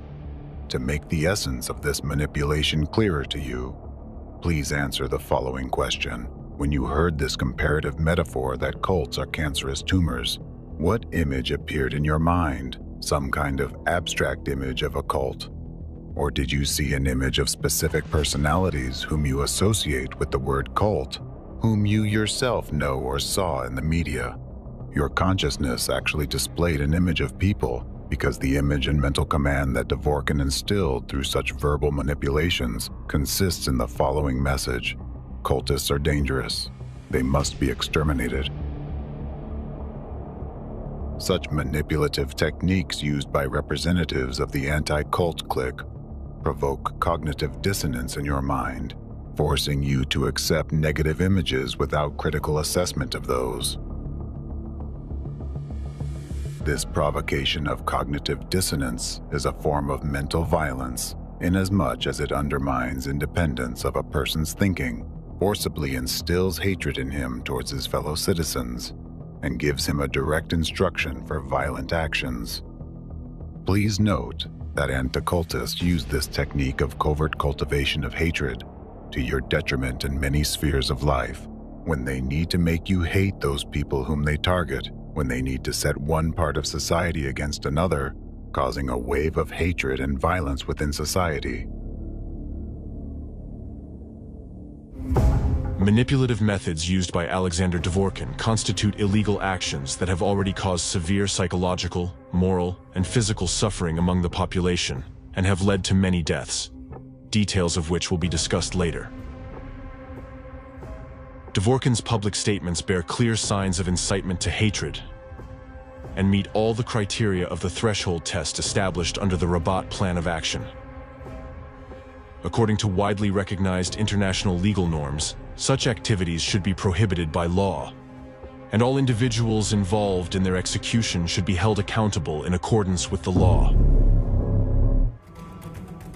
Interestingly, Alexander Dvorkin, the leader of anti-cult organizations and the author of the term totalitarian sect, opposes the introduction of a legal definition for cult. This is because it would then be necessary to prove, based on facts, that an organization is indeed a totalitarian sect or destructive cult, and that the accusations against it have a factual basis. As the leader of the anti-cult movement in Russia himself stated, most of these cases would be lost. 22 years ago, I started dealing with cults. I used to say that we urgently needed to introduce a legal term cult to address this issue. However, soon I realized that it is absolutely impossible to do it now, in the current situation. Because if we were to introduce the legal term cult tomorrow, the day after tomorrow, courts would be flooded with lawsuits from those very cults that would be saying, prove that we are a cult, and present all the evidence to support such a definition. Prove that we comply with this definition. Thus, a large portion of lawsuits would likely be lost. Then, by court decision, we would no longer be able to call various organizations cults, even the most sinister and disgusting ones. Definition of the terms sect and cult in the law would automatically restrict their unjustified use, which in turn would deprive anti-cultists of their main tool that represents a starting point for subsequent illegal actions. Now, we at least don't have such a legal term, therefore we can call cults cults. And I personally withstood 5 legal proceedings. In fact, any person can call an organization cult with no fear of punishment if he considers it to be a cult, and there is nothing that can be done. This is what I'm expressing. It's a religious science term, it's a theological term. I'm expressing my opinion, and they won't be able to do anything about it. It is worth remembering that using the term sect or cult in an accusatory or demonizing way is a direct violation of the constitutional rights of citizens in a democratic society, in particular, freedom of conscience and freedom of religion. Through such actions, anti-cultists, who decided that they are entitled to pass such a sentence on any individual or group of people, basically seek to supersede law enforcement agencies and the law. At a time when anti-cult terrorists carry out their destructive activities in various countries, introducing the mindsets they need among masses of people, the number of hate crimes against religions and beliefs is growing proportionally. A huge number of people across the world who became targets of purposeful persecution have been facing abuse, physical violence, and forced isolation for many years and decades. They experience mental violence, moral oppression, fear, and humiliation.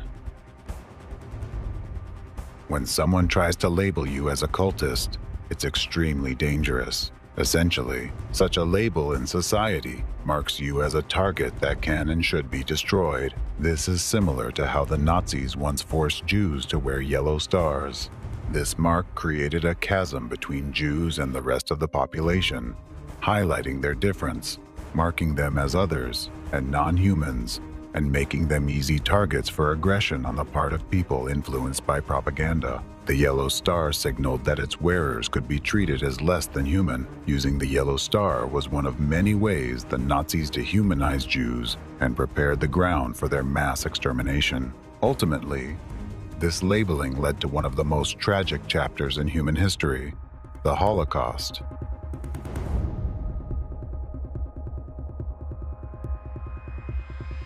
Today, Anticultists use the same methods, assigning labels like cult and sect to various organizations, thereby separating them from society and stripping them of their status as people. These labels take away their democratic rights and freedoms, telling society that these people are different and that they can be deprived of their rights, treated without respect, and even with violence. During the Nazi era, the harsh treatment of Jews was the result of well-organized propaganda. The media of that time were tools for creating the image of the enemy, despite the lack of facts and evidence. Similarly, today, innocent people labeled as cult or sect members by anti-cultists become victims of accusations for crimes they did not commit. Because a cultist, a member of a totalitarian sect, if required to lie, steal, kill, and so on, he simply doesn't think twice but follows the order. Because he would act, for the benefit of the whole world, for the salvation of humanity and so on. What does some insignificant human life matter that gets in the way of this? Undoubtedly, for this, any means are justified. But that's more of a fanatic than a cultist. Any cultist is actually a fanatic by definition. You use the term war, saying we need a war. I mean, these are different kinds of people. Doesn't it bother you? This is just an emotional question.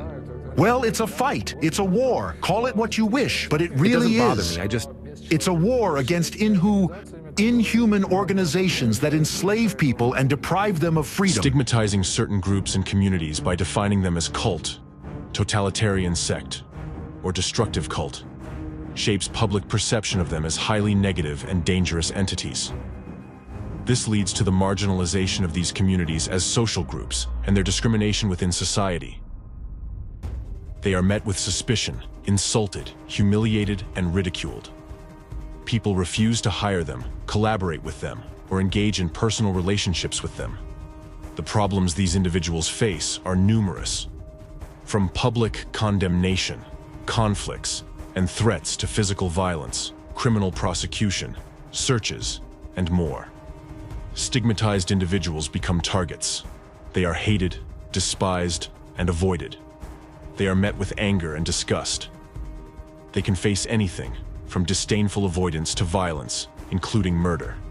And this happens solely because anti-cultists chose them as targets. Constant demonization and hate speech undoubtedly have a severe negative impact on the physical and psychological health of the victim. This topic has been extensively researched by psychologists and psychiatrists. A report published by the American Psychological Association compares the symptoms observed in victims of hate crimes to those of post-traumatic stress disorder. A study conducted in the United States in 2001 showed that victims of hate crimes experience more severe consequences than victims of other types of crimes. Victims of prejudice, members of stigmatized groups, often experience depression, which may include sadness, fatigue, anhedonia, hopelessness, social withdrawal, or even catatonia.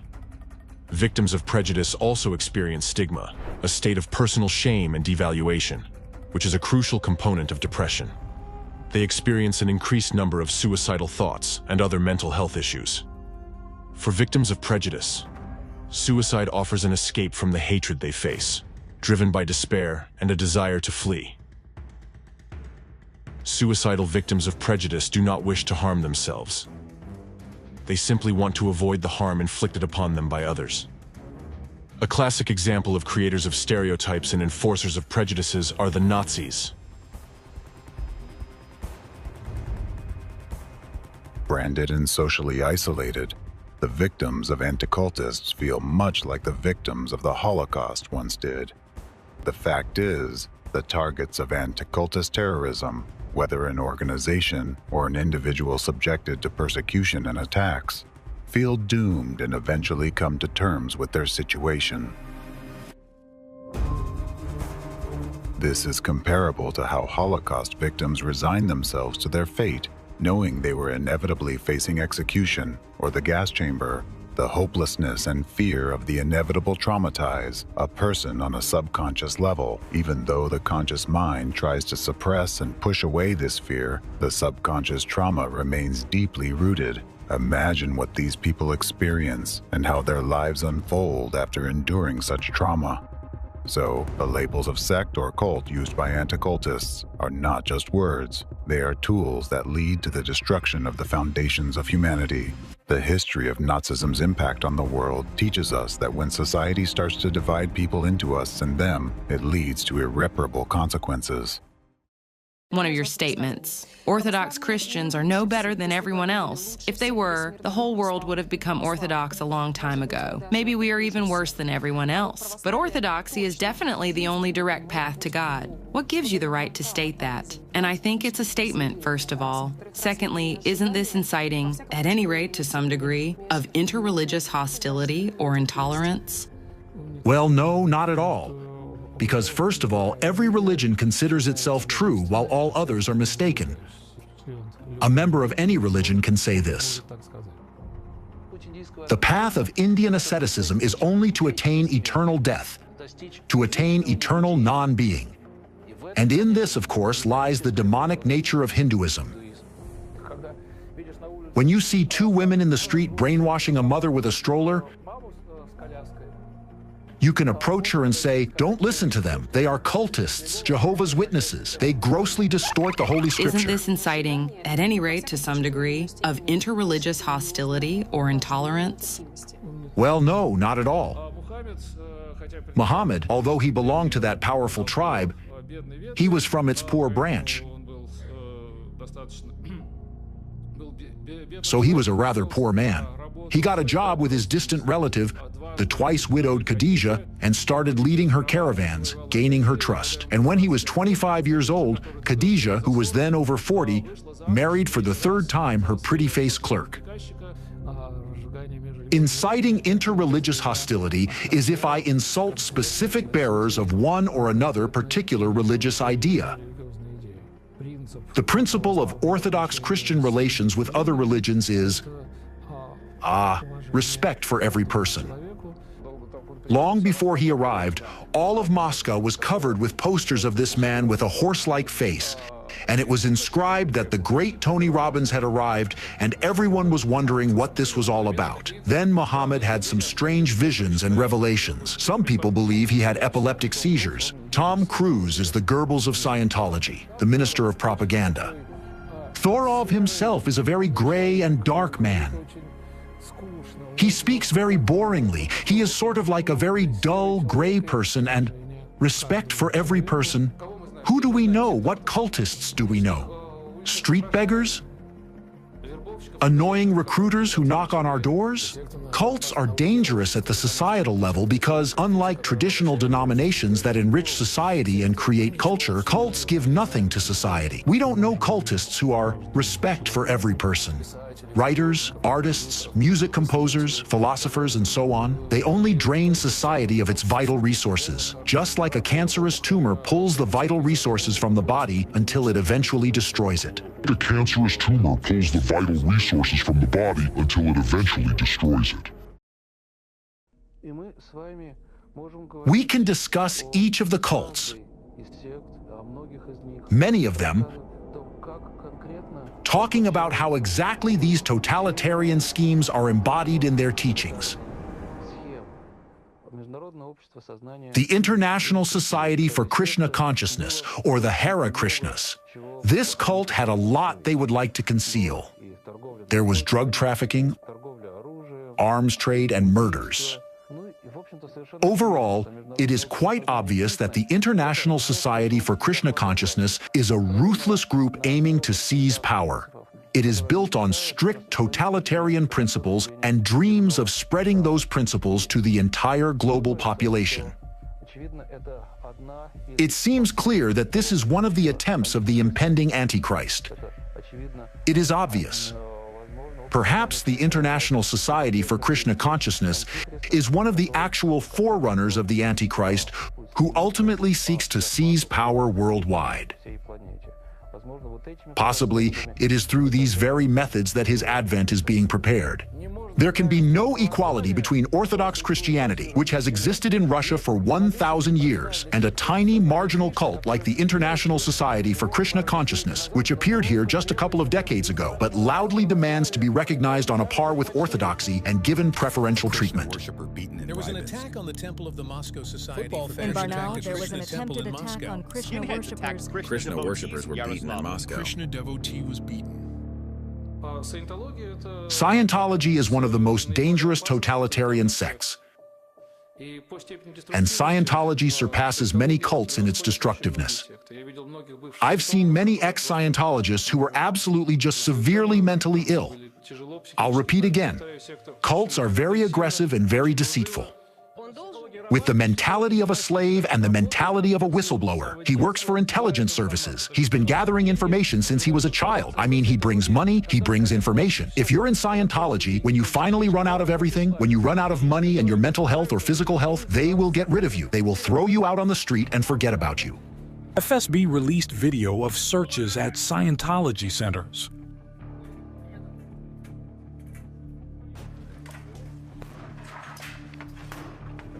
Searches in Moscow in connection with the case of Scientology. Court sentenced 5 Scientologists. Scientology organizations have been declared undesirable.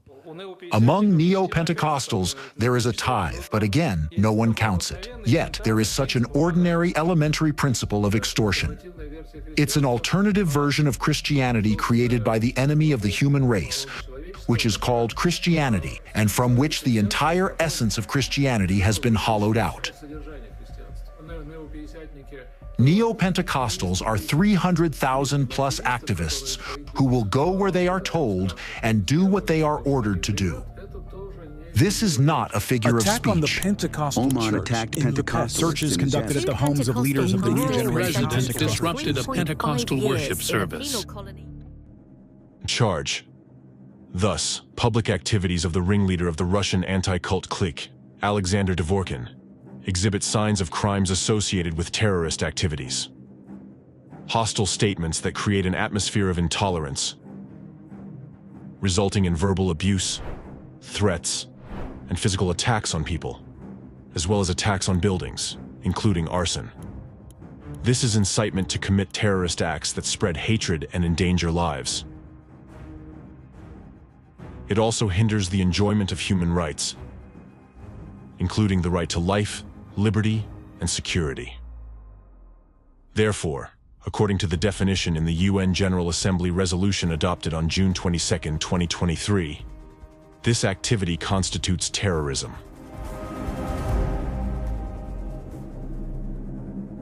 An aggravating circumstance is Dvorkin's deliberate use of special hidden manipulative methods and technologies aimed at covert influence, programming, and control of human behavior. Their use is directly evidenced by the fact that his public activities provoked a wave of violence among the population towards stigmatized victims, including physical violence against them, up to murders. These manipulative technologies operate bypassing critical perception through consciousness and directly affecting a person's deep subconsciousness. It is exactly the destructive mindsets and commands implanted into people's subconsciousness without their knowledge that force people to subsequently commit acts of violence and hatred against targeted individuals, chosen not by themselves, but by Dvorkin. He has artificially incited a wave of hatred and negativity in people and forced them to act. In a literal sense, Dvorkin has directed those individuals, like torpedoes, against their will and desire towards his chosen targets. Therefore, all those individuals who committed acts of aggression against other people who are just like them, but marked by anti-cultists with a yellow star, are also victims of informational terror attacks. Dvorkin had programmed them for those actions in advance at the level of subconsciousness. When he used manipulative technologies in his speeches, they were literally forced to act this way, and unknowingly, by attacking innocent people, They were enacting someone else's malicious will. This is why Dvorkin's speeches had such a powerful effect on people, although in the overwhelming majority of cases, evidence for his accusatory speeches was not presented. The mere utterance of these labels was enough to provoke an explosive reaction in society and a wave of brutality against the labeled groups. The use of these hidden manipulative technologies within the anti-cult movement was first introduced by Alexander Dvorkin. This has since become a common practice for creating informational terror attacks by all anti-cult organizations, including Ratsirs and Fekris. These very methods enable anti-cults to influence people against their will. Moreover, it doesn't matter if this happens directly through personal contact or remotely through media messages. The power of influence remains unchanged. More details about the technology itself, as well as about the source where Dvorkin received it from, will be provided a little later. Representatives of anti-cult organizations use foul techniques of manipulative psychological influence on the masses to carry out real acts of terrorism. Until recently, it was believed that informational and psychological terror attacks were not as frightening as physical ones because they supposedly did not kill anyone directly like a bomb explosion would. But in reality, informational terror attacks are much more dangerous and destructive, most of all because they are conducted covertly, operating at the subconscious level, easily penetrating the critical thinking barrier of the conscious mind and infecting people with destructive beliefs, thereby creating new terrorists. The impact radius of such attacks is much larger than physical ones because by acting through the informational space, they are not limited by space or time. The most terrifying aspect of this situation is that for a very long time, up to today, a vast number of real terrorists have remained unpunished. However, while their methods of influencing the depths of the subconscious can go unnoticed by the masses, the demonization and groundless accusations of groups of people stigmatized by representatives of anti-cult organizations and systematic violation of the presumption of innocence are always in full sight. Even by this one factor alone, they can now be easily identified and held accountable to the fullest extent of the law for their complicity in and perpetration of terrorism. Anti-cultists' influence on law enforcement agencies. Public activities of anti-cultists are merely a preparatory stage for further involving law enforcement and security forces in suppressing religious groups. For this purpose, under the guise of educational work, members of anti-cult organizations deliver lectures and arrange consultations for law enforcement agencies, including police academies and security management, where they continue to propagate the same messages that cult members are a threat to society. Anti-cultist Alexander Dvorkin gave a lesson to students in Chelyabinsk. Cults lure people in through deception, withholding information, and dishonest advertising. Cults are dangerous to individuals because they enslave personality and turn a human into an obedient tool in the hands of cult leaders. Such activities are not only unacceptable, but also dangerous, as they aim to instill radical ideology in the minds of security officials, which can have far-reaching consequences for society and the state as a whole. Several eyewitness stories will help illustrate the seriousness of the problem and serve as examples of what terrorist anti-cult propaganda is capable of in the modern, civilized 21st century. First-person account from Andrei in Belgorod. Requested anonymity. There were actions taken against us. For example, in the fall of 2012, we held a Congress. The area was cordoned off by Cossacks with whips. They beat drums, invited the NTV television company and local media, and portrayed our activities in a negative light. They shouted at us, "We'll throw a grenade at you," and the police did not react at all. At some of the actions against Jehovah's Witnesses, they wore T-shirts that said, "I hate Jehovah's Witnesses." I was directly threatened. "Aren't you afraid you'll get hit on the head and be disabled for life?" Given what I've witnessed since around 2010, I believe it will only worsen. My dear ones, please, if you carry your faith, carry it with peace and kindness. We've never stabbed anyone, and we're not going to stab anyone. In 2014, an elderly fellow believer was killed in Stary Oskol. She was on her way to a meeting, got into an elevator, and was found with multiple stab wounds, and her eyes gouged out. The local media wrote that she was a member of one of the cults, which is how they often refer to us. The perpetrators were never found. Our sister was beaten in her own apartment building by a man who then dragged her around the building. Funeral wreaths with inscriptions to victims of the Watchtower were placed at our Kingdom Hall in Belgorod, and swastikas were painted on the building's walls. I believe that the persecution of Jehovah's Witnesses is orchestrated by the FSB. In their view, Jehovah's Witnesses do not fit into the political framework of today's Russia. The 5th Directorate of the KGB used to persecute dissenters. Today, it is the Directorate for the Protection of the Constitutional Order of the FSB. This is the political police. Jehovah's Witnesses refuse military service and do not support any political forces, which does not align with the ideology of modern Russia. I think the Russian Orthodox Church, ROC, plays the role assigned to it by the FSB. If we look at the history of the ROC as it exists today, it was created by Stalin's order in 1943. Since then, this religious organization has been a structural subdivision of the State Security Committee, which is now the FSB of Russia. Experienced police officers have told me that they don't understand why they are being forced to persecute people for their religion. One even said that under the current government, it has become embarrassing to work in the police force because they are detaining elderly women for talking about the Bible, apprehending people on the street for unclear reasons, breaking into apartments, and so on. What is happening to Jehovah's Witnesses in Russia today can happen to anyone, to any political or religious movement, such as Baptists, Pentecostals, or the autonomous Russian Orthodox Church. They are already under pressure and are at risk. The broad definitions of anti-extremist laws allow for the persecution of anyone. We know that people can be imprisoned for reposting something on the internet or for making a simple statement deemed extremist, using the law to force this into the so-called legal framework.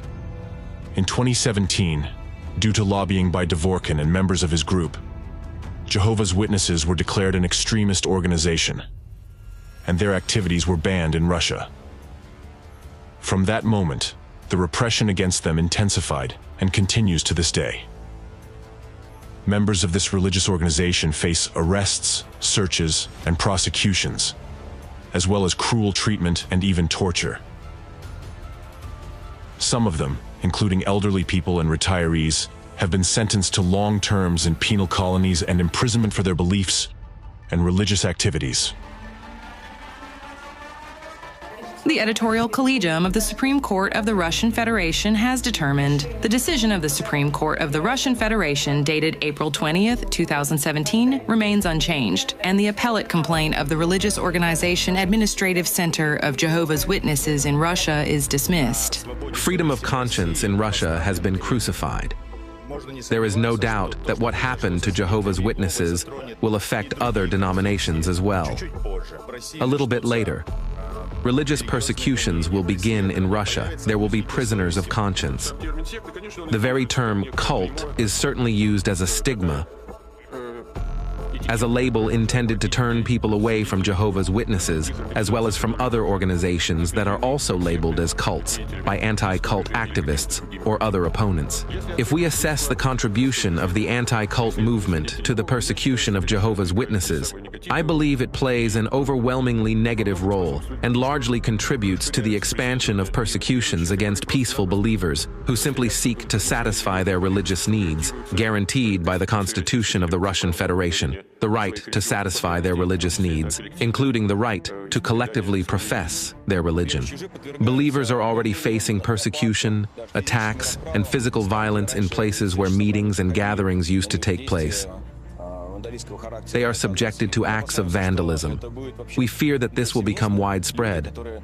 People who are guilty of nothing other than adhering to certain religious beliefs will find themselves targeted by those who consider them enemies of society. As for liquidation of the Jehovah's Witnesses organization, in this regard, I have no disagreement with it. The ban on the organization is undoubtedly helpful. Primarily, we no longer see Jehovah's Witnesses in the streets, and consequently, people are protected from their intrusive propaganda and recruitment. When we talk about Jehovah's Witnesses, I certainly hope that their ordinary members will at least receive administrative penalties, but I understand that I'm not a lawyer and the law is the law.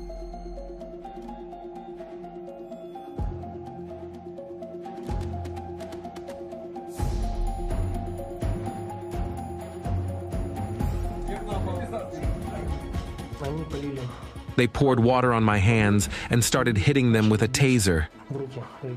At that moment, it was the most painful sensation. I was electrocuted, just like other people were. They hit me on the head, they hit me in the ribs, on the right side of my body. They put a blue plastic bag over my head, tightened it, and I began to suffocate.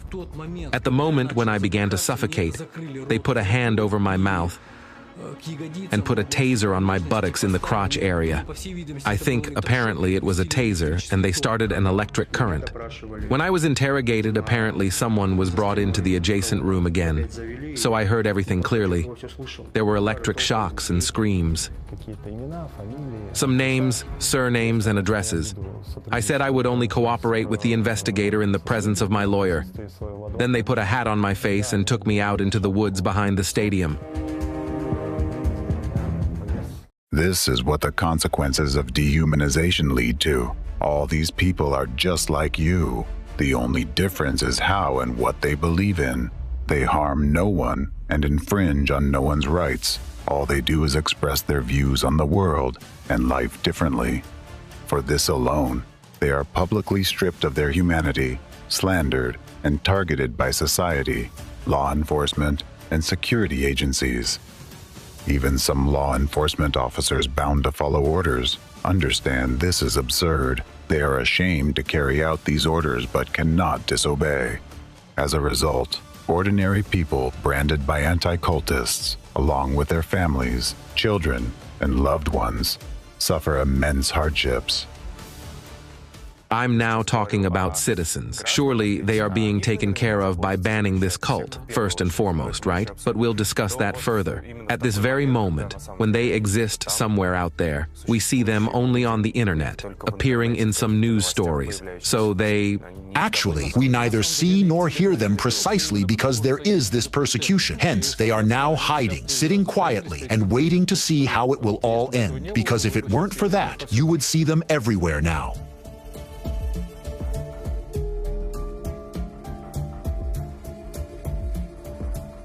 I cannot avoid quoting the words of President Putin. On December 11th, 2018, he said, "We should treat representatives of all religions equally. We should not classify representatives of religious communities as some kind of destructive, not to mention terrorist organizations." Of course, this is complete nonsense. Jehovah's Witnesses are also Christians. I don't understand why they should be persecuted. So, what do we persecute them for? Firstly, I disagree with President Putin that Jehovah's Witnesses are Christians. They are not Christians. Christians are those who believe in divinity in Christ, while Jehovah's Witnesses do not believe in the deity of Christ. They are Jehovists. Their main god, whom they believe in, is Jehovah, so according to the rules, they should be called Jehovists. But they don't deny Christ. However, they don't consider him God. Muslims do not deny Christ either, but they don't consider him God. Muslims are not Christians. So this... But Muslims are not banned, while Jehovists are... Muslims are not, but Jehovists are banned. This is my position. You might ask, why do law enforcement officers who are supposed to protect people uphold the law and safeguard the democratic rights of everyone, openly exhibit hatred towards innocent people, insult them, and cause severe physical harm? Because just like in the times of Nazism, the leaders of the anti-cult movement have subjected these law enforcement and security personnel to propaganda, deliberately warping their thinking, imposing the image of an enemy, and manipulating their perceptions. The new presidential decree is changing the situation. We are not abandoning our mission of presence that has proven to be very effective in missionary work. But now, under the new strategy, we will act more openly, without fearing external persecution, which, I must admit, does happen. There are people in power structures who find our activities irritating and unacceptable. Now, Such an attitude towards us and our work will be seen as opposition to the presidential decree. I've been collaborating with law enforcement and military agencies for many years, giving lectures to their personnel about the essence of modern cultism, which is poorly understood in society. This is despite the church paying very close attention to anti-cultist activities. I've been dealing with this issue for 30 years myself. In my presentations, I have to explain a lot to cadets, law enforcement officers, and military personnel. I call the new presidential decree a real gift to us, Orthodox missionaries. In the section, Expected Results of the Implementation of this strategy, it is stated that this strategy should contribute to stabilization of the social and political situation in our country, as well as to the spiritual and civic unity of the peoples of the Russian Federation, including through the activities of the Russian Orthodox Church and the broad Orthodox mission that enlightens and educates all peoples. Tuck your feet, down on the floor, down.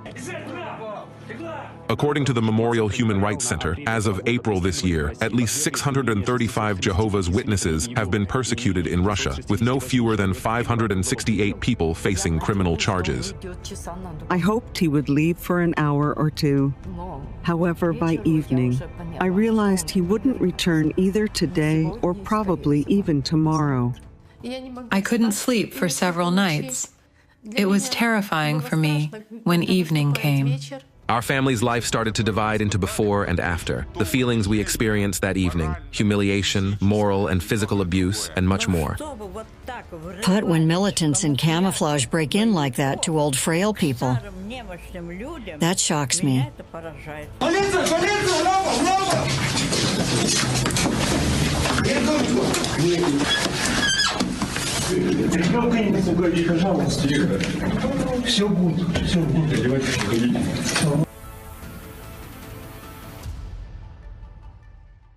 Think about it. Law enforcement officers who took an oath and are obligated to protect the citizens of their country are attacking peaceful members of an unjustly branded, cornered, and discredited organization. They no longer see these individuals as citizens, or even as people, but as soulless, inferior beings because anti-cultists have labeled them with a yellow star for believing in God differently. These are the Nazi methods imposed by anti-cult organizations. First, the label cult is applied by anti-cultists, and then the state assigns the status of extremism. Anti-cultists successfully use these methods not only in Russia, but also in Europe and worldwide. The very existence of anti-cult organizations violates one of the fundamental human freedoms, the freedom of conscience and religion. To deprive someone of the ability to believe in what they choose is to strip them of a basic need, similar to the need for food or drink. It's as if you were forbidden to eat bread because a bunch of radical extremists decided you aren't even human. And if you're not considered human, you can't behave like one. This means you don't deserve humane treatment and cannot have human rights and freedoms. To help you understand what these people branded as cult members by anti-cultists and no longer protected by the law feel, let me give you a simple example. Imagine you're at home, sitting down for dinner. Suppose you have a habit of eating bread in a particular way. Maybe you prefer to separate the crust from the crumb and eat them separately, meaning you simply eat bread differently than most people. Now, because of this, the police forcibly break into your home, turn your personal belongings upside down, damage your property, scare your children, eat you, and arrest you. How would you feel in such a situation? That is precisely how those targeted by anti-cultists feel today. What wrong have these people done? They did not break into others' homes. They did not violate the law, and they did not force their beliefs on anyone. Unlike the way the dominant religion is imposed in some countries, they did not infringe on others' rights. They simply ate bread differently because it suited them better. But someone didn't like that, so they were stripped of their humanity. The persecution of Jehovah's Witnesses in Russia has been widely condemned both by the general public within Russia and internationally, by representatives of human rights organizations and officials from various countries. The European Court of Human Rights, ECHR, ruled that the persecution of Jehovah's Witnesses in Russia violates human rights. However, the persecution continues to this day, and instigators of hatred and informational terrorism, such as Alexander Dvorkin and his associates, have not been held accountable or received the punishment they deserve. Charge: dehumanization. The denial of individuals in any religious or ideological group their status as human beings is an activity aimed at denying human rights, and is qualified as acts, methods, and practices of terrorism. The stance of leaders of anti-cult organizations, such as Fekris and Ratziers, that the members of what they call cults or sects are not considered to be humans, directly violates the rights of such people to legal capacity, which guarantees that every person is regarded as an individual with rights. By their statements and actions, representatives of anti-cult organizations deny the principles of pluralism, one of the most important democratic pillars. Accordingly, under the definition in the resolution adopted by the UN General Assembly on June 22, 2023, this activity is considered terrorism.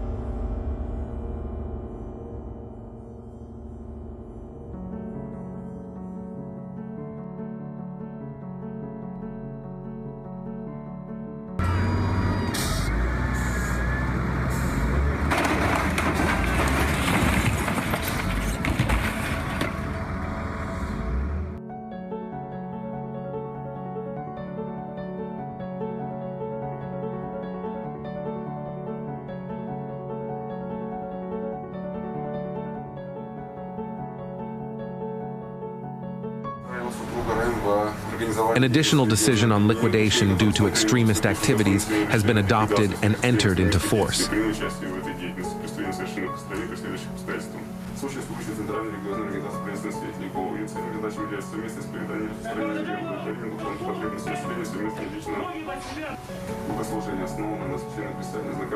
They put a submachine gun right to his forehead, pushed him back, and started shouting, "Where's the family? Where is your family?"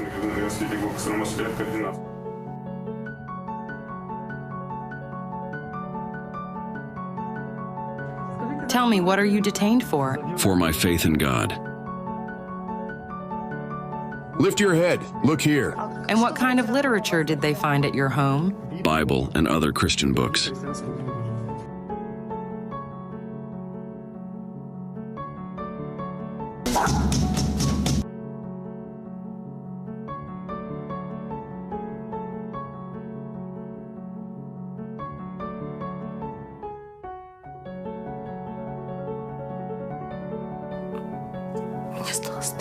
Yeah, I got scared.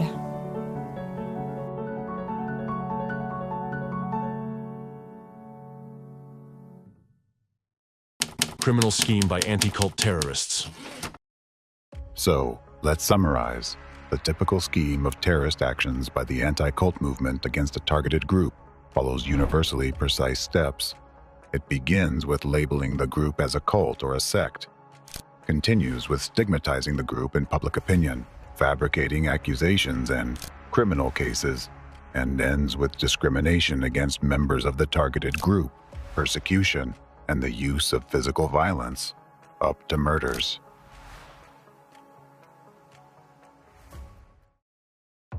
According to this model, anti-cult terrorists can persecute absolutely any group of people, whether religious or secular.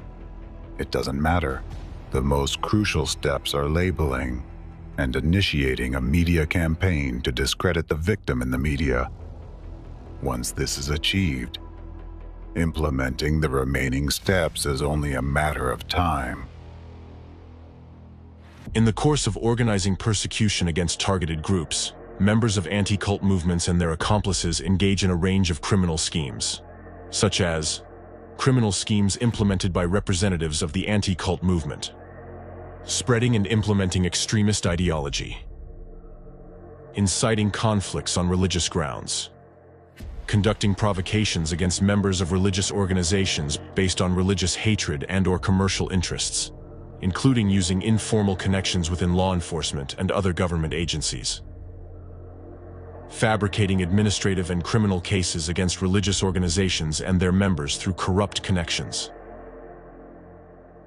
manipulating judicial examinations concerning religious associations, preparing false witnesses for court proceedings, public funding fraud, engaging in fraudulent activities.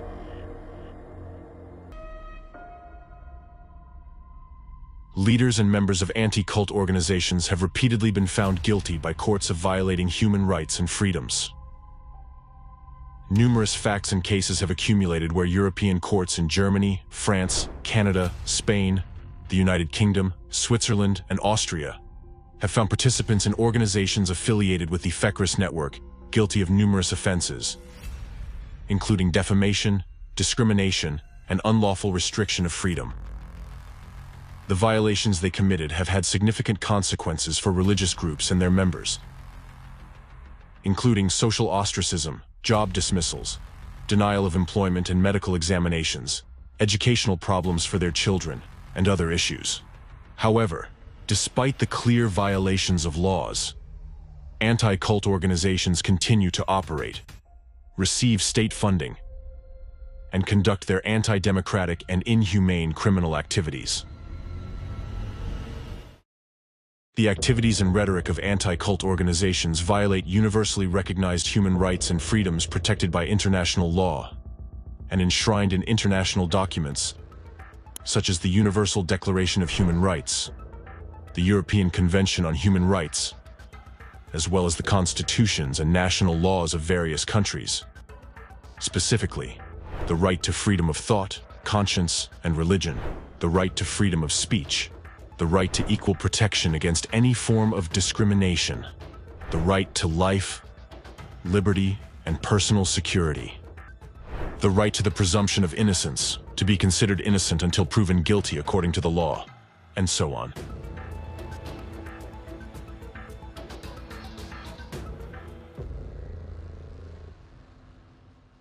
Representatives of the anti-cult movement violate the following international legal norms.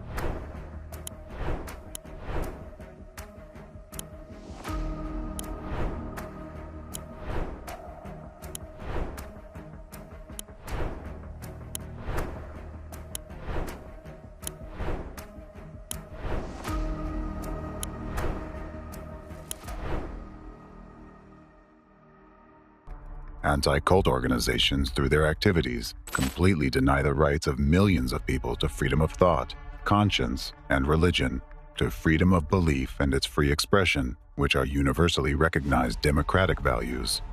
However, to accuse them only of this is akin to giving a fine to a terrorist who stormed a building and shot people just for improperly parking his car before doing so. All members of anti-cult organizations and their accomplices should be held criminally responsible for their deliberate terrorist activities. In their charters, anti-cult organizations declare a noble mission to combat potentially dangerous, destructive religious movements to protect society from them. However, their actual goals differ significantly from the stated ones. By accusing the innocent of potential danger, they actually commit numerous heinous crimes. If the true goal of anti-cult organizations were indeed to protect citizens, they would not violate their rights or resort to illegal methods in informational terrorism. Instead of spreading into religious discord in society, they would approach state authorities with requests to investigate a particular organization, adhering to the principle of the presumption of innocence. Only if a violation of the law is established through a lawful investigation and a court verdict is issued could they engage in educational activities, informing the public about the potential dangers of specific religious movements.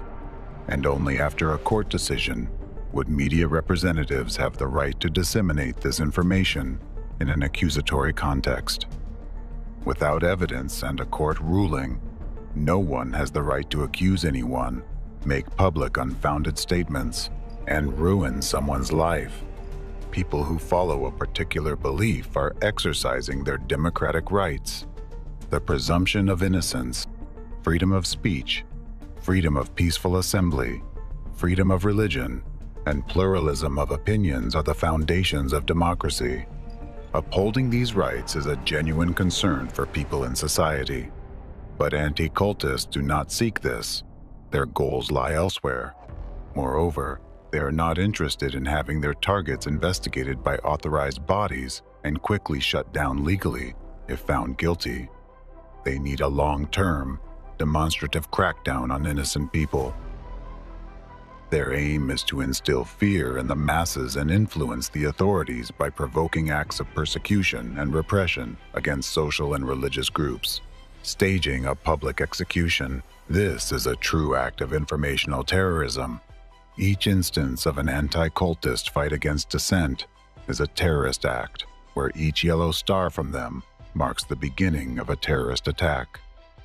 As I mentioned before, any act of terrorism is defined by its goal. The harassment of innocents carried out by anti-cultists causes double damage. First, to the victims who suffer, and second, to the unwilling witnesses of these actions who feel powerless in the face of such injustice. Each such act is accompanied by clear violations of fundamental rights and freedoms. What do citizens see in such cases? They see that the laws in their country do not work, that their rights and liberties are being grossly violated, and that the authorities turn a blind eye to this. They see that those who were supposed to protect them have sided with the enemy and are attacking them. And they understand that anyone, including themselves, could be the next to be marked with a yellow star. This situation undermines trust in the authorities, provokes social tension, and increases dissatisfaction among the population. The result is a divided society filled with hatred and fear, ready to explode and express its discontent at any moment. This, in turn, creates the potential for a sudden surge in revolutionary sentiments or interreligious conflicts. Therefore, the actions of anti-cult organizations must be classified exclusively as terrorist activities, which is what they truly are. What is it anyway? Is it religious disagreements, politics, some modern trend? It's unclear. It's an attempt to straighten all the non-straight lines, so to speak. Everything that is not ours is, whoever is not with us is against us. Everything that is not ours is hostile. In this repressive wheel that is slowly rolling, I see nothing rational in it. Because it doesn't increase the government's rating, it doesn't increase trust in the authorities, it doesn't improve anything, it doesn't contribute to anything except increasing overall aggressiveness and general embitterment. Because any governmental cruelty increases the level of public cruelty, in fact. It always happens this way. The degree of overall cruelty rises. Besides this, I see no other consequences. And of course, I think it makes people exasperated. It makes them bitter towards each other, towards the authorities, towards the world around, towards everything and everyone. In this regard, I'd like to emphasize once again that in the informational acts of terrorism committed by anti-cult terrorists, the key role is played by the media, or more precisely, by certain unscrupulous and dishonest representatives within it. It is through their efforts that the demonization and defamation of innocent people occur. These same individuals, journalists and editors, are the ones who spread hateful statements and destructive messages from anti-cult organizations. By doing so, they not only shape public opinion, but also provoke surges of aggression and conflicts on religious grounds. Each stage of the deliberate persecution of religious groups, from labeling to complete suppression, is supported by propaganda in the media. These information campaigns aim to justify criminal actions and endorse the persecution of the targeted organization, which is unacceptable, even after the victim organization ceases to exist, or worse, when its members face brutal physical violence, including fatal incidents. Media representatives continue to insist that such an outcome is inevitable, necessary, and just. In fact, these media representatives are perpetrators of informational terrorism and often instigators of direct terrorist acts. Many people have suffered at their hands, and many continue to suffer to this day. Their efforts have caused many people to endure torture, lose their health, and lose faith in people and the future. Therefore, according to the law, all journalists, editors, publishers, and media employees who aided the anti-cultists should be held accountable for crimes related to terrorist activities.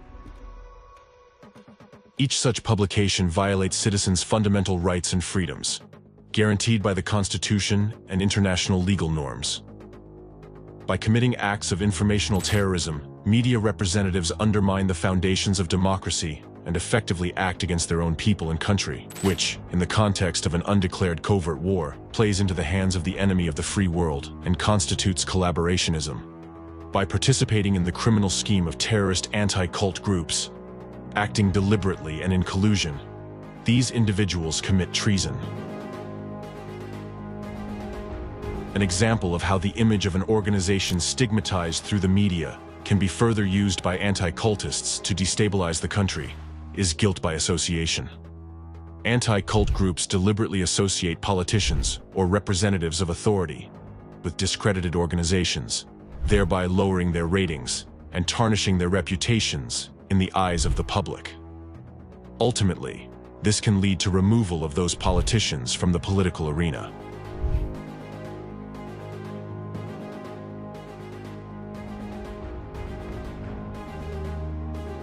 As a result, in countries where anti-cultists wield significant influence, their activity undermines and destabilizes the state. Such actions benefit the enemy, the hidden forces behind the anti-cultists, because they facilitate the achievement of their strategic objectives, the destruction of democratic laws, and the creation of conditions for totalitarianism.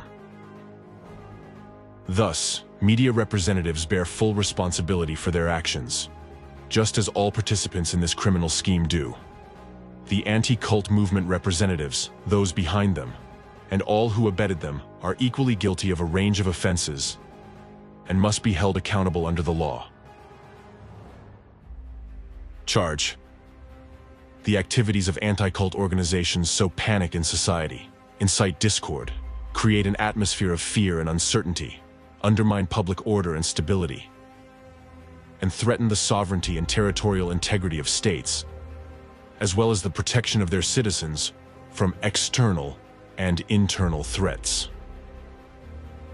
This destabilizing activity directly threatens the sovereignty, territorial integrity, and security of states, which, according to the UN resolution of June 22, 2023, constitutes terrorism.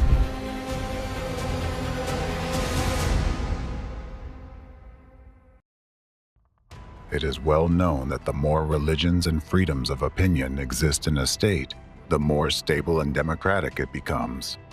People feel freer and more courageous. They are ready to defend their country, serve it, and contribute to society.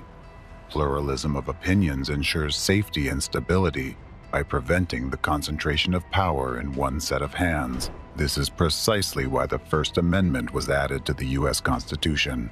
However, the actions of anti-cult organizations threaten this diversity and endanger states themselves by provoking the destabilization of the democratic system, which, according to international acts, is also a form of terrorism.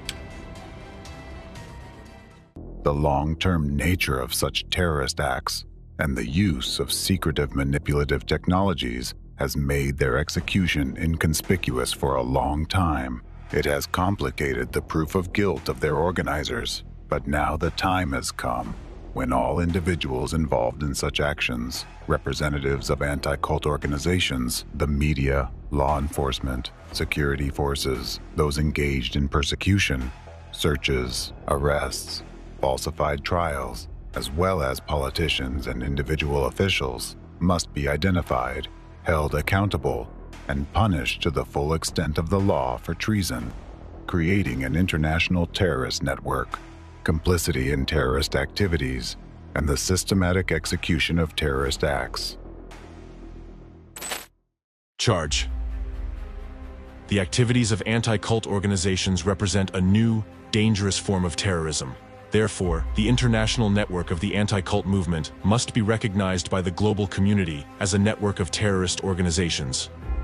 The UN resolution of June 22, 2023, clearly established this by providing a comprehensive definition of terrorism. Terrorism are activities aimed at the denial of human rights, fundamental freedoms and democracy, and actions impeding the enjoyment of political, civil, economic, social, and cultural rights, including the right to life, liberty, and security. In other words, these are actions or practices that directly or indirectly undermine or violate fundamental human rights and freedoms and the principles of democracy. How to defend your rights and freedoms. The public must be informed about the potential dangers of informational terrorism and possess the necessary knowledge to recognize it in the daily flow of news and information from social media and other media platforms. Right now, every citizen who is aware of the signs of informational terrorism can take active steps to prevent it.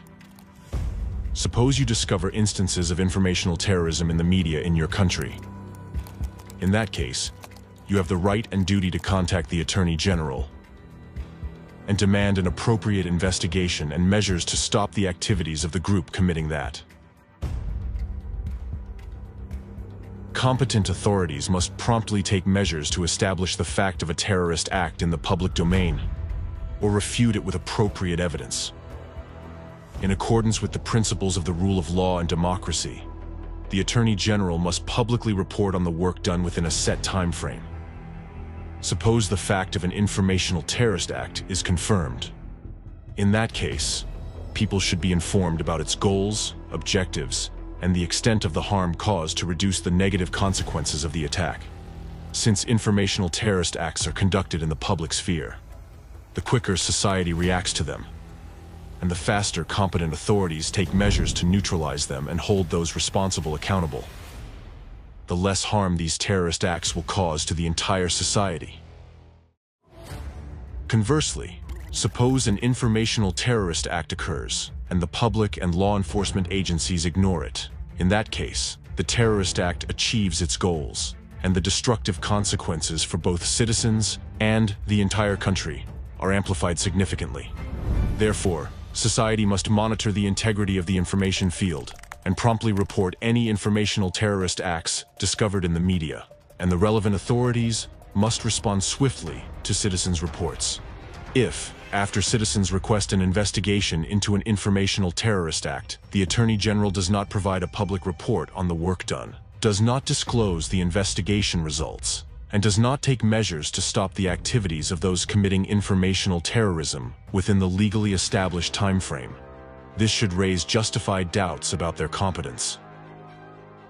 The lack of active measures from the Attorney General could be seen as possible complicity in criminal activities or deliberate aiding of the perpetrators.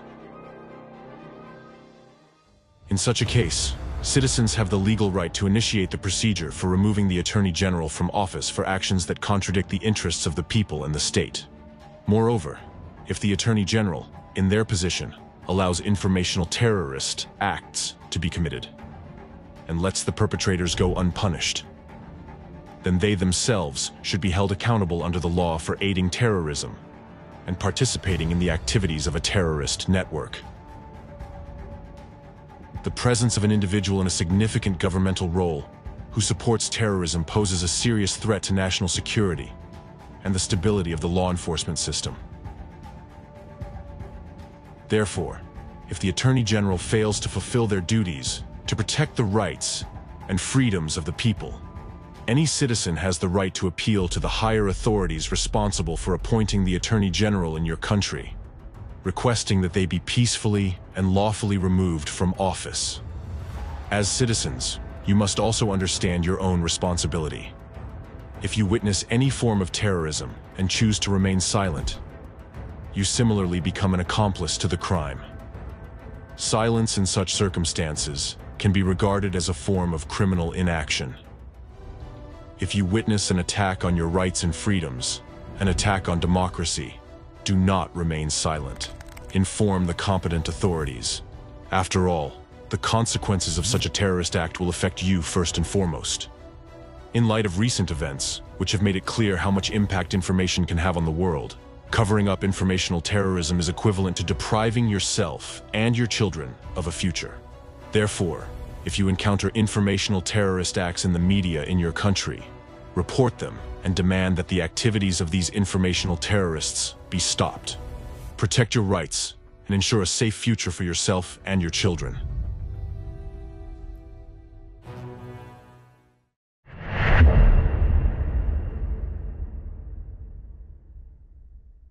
In a democratic world, anti-cult organizations should not exist at all, as their very essence contradicts democracy and the pluralism of views on which a free and equal democratic society is built.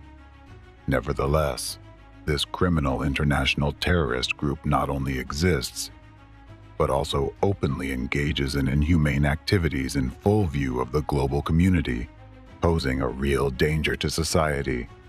You might ask, why haven't anti-cult organizations been held accountable for their actions? And why do they still exist? Because for many years, this transnational terrorist group operated in the shadows, using sophisticated manipulation techniques to conduct informational terrorist acts. It took 30 years of observing their activities and a 10-year investigation to uncover their tools and methods, and to establish their true goals. The presented facts clearly show that anti-cult movements are tools of the enemy of the entire free world for conducting covert terrorist acts in the informational space. This means they consciously aid the enemy's global plan for total power domination. In this context, anti-cult organizations are just one branch of a network of similar organizations that use the same methods, all led by a hidden shadow force, their ideological mastermind. All members of this network are the architects of a new world disorder.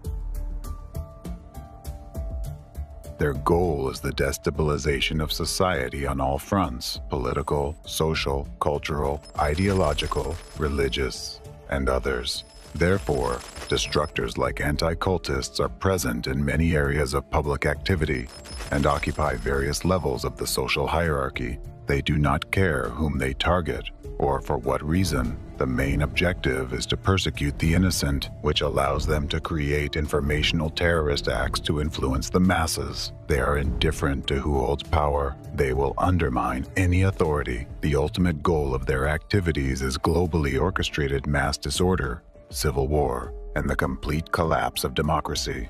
Each of them plays their part in the unified enemy scheme to destroy democracy and establish totalitarianism. Therefore, they draw into their network all those as deceitful and unscrupulous as themselves who can help achieve their goals. They strive to extend their influence worldwide.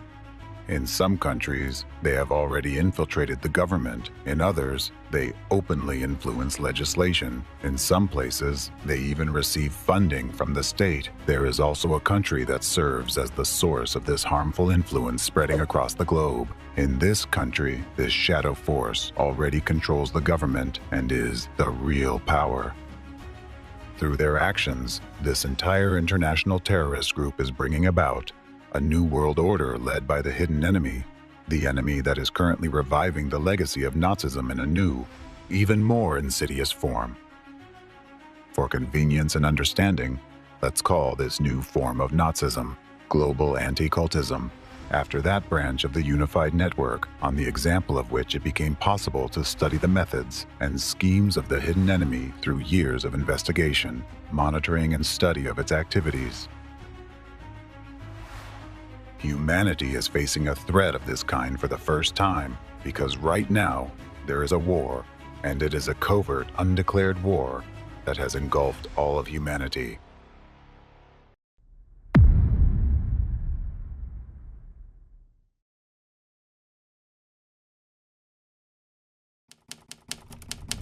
Chapter 3.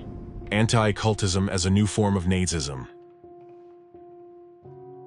I don't make the claim lightly that the enemy is reviving Nazism in a new form, nor do I casually compare the methods of the Nazis and Anticultists.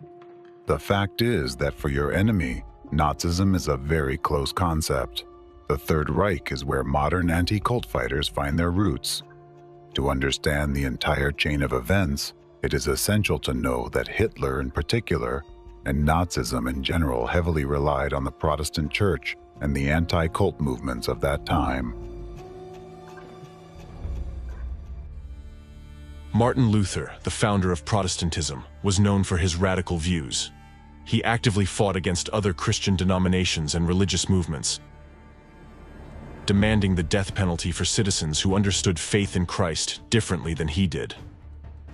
Moreover, Martin Luther was a fervent anti-Semite. He declared that Jews were a misfortune for the German people, advocated burning their synagogues and schools in the name of the Lord and Christianity, and stated that if he were to baptize a Jew, he would lead him to a bridge, tie a stone around his neck, and push him into the water. These radical views of Martin Luther, which became the foundation of Protestantism, later played a role in the growth and spread of Nazism. Hitler admired Luther and called him the greatest German genius, and Protestant ministers, in turn, began to support Hitler's ideas. German Protestant pastors infected with anti-cultism on the territory of Germany are largely responsible for the spread of Nazism among the German believers. The rise and development of Hitler's ideology was based, among other things, on the Protestant and Catholic religions.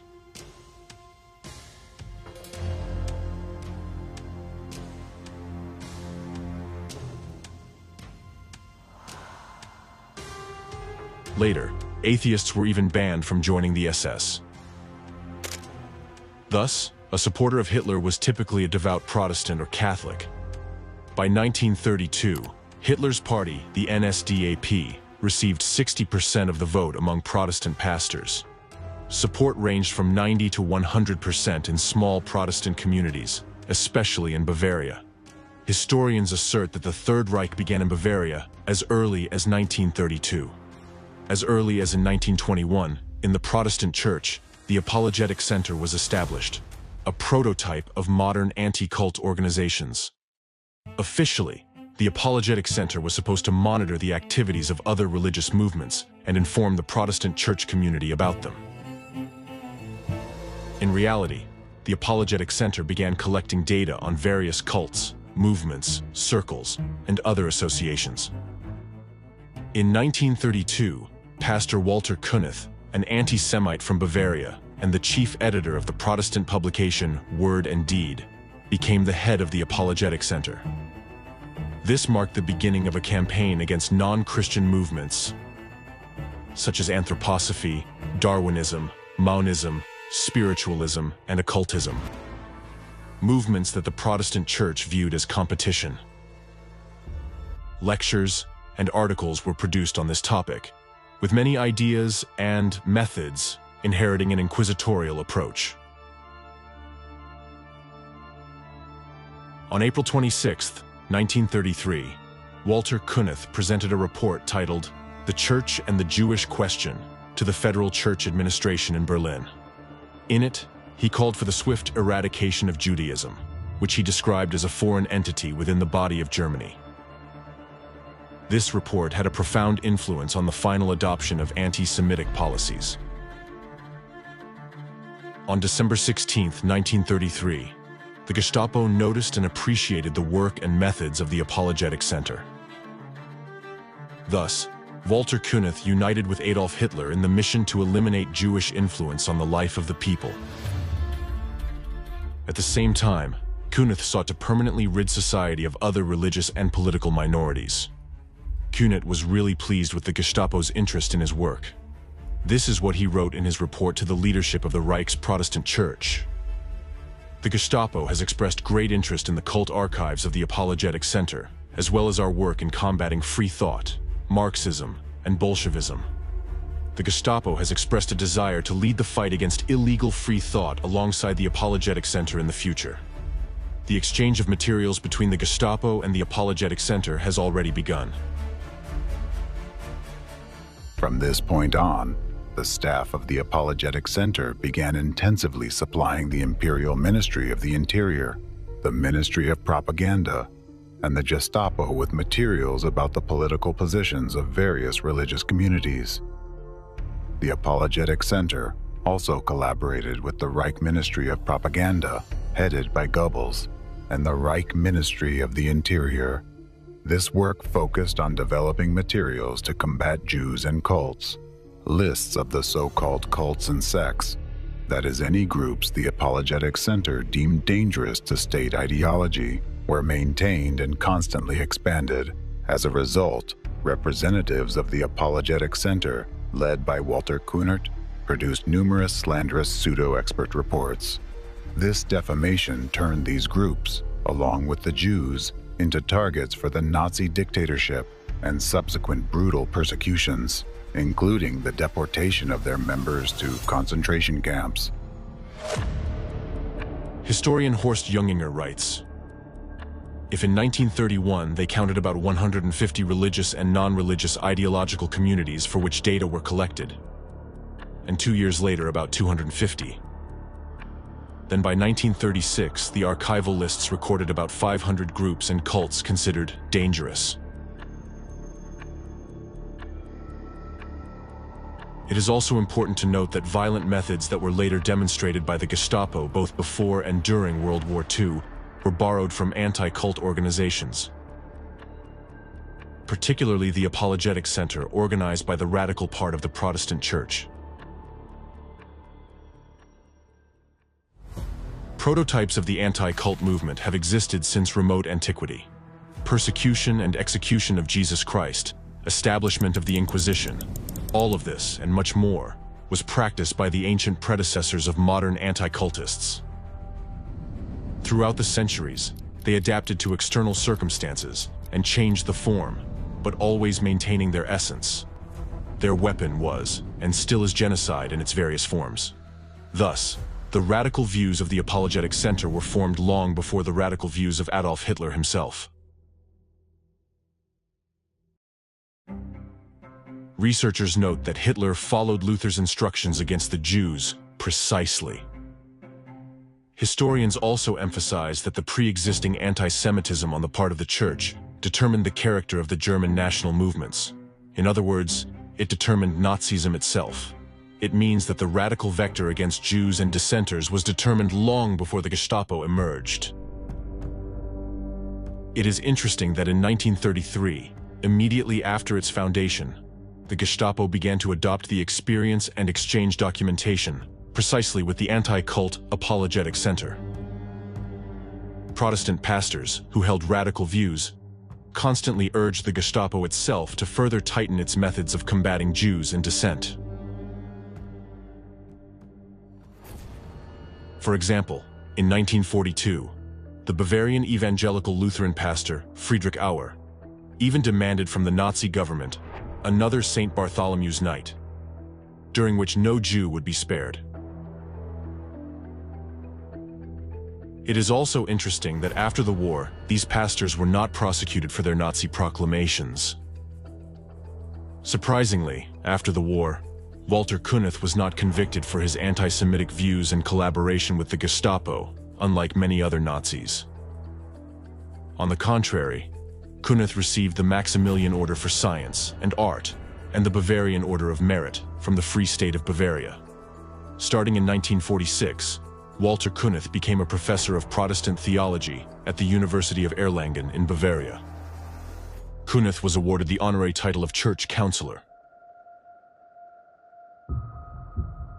Now you know that it was the Anticultists who were responsible for making Nazism so violent.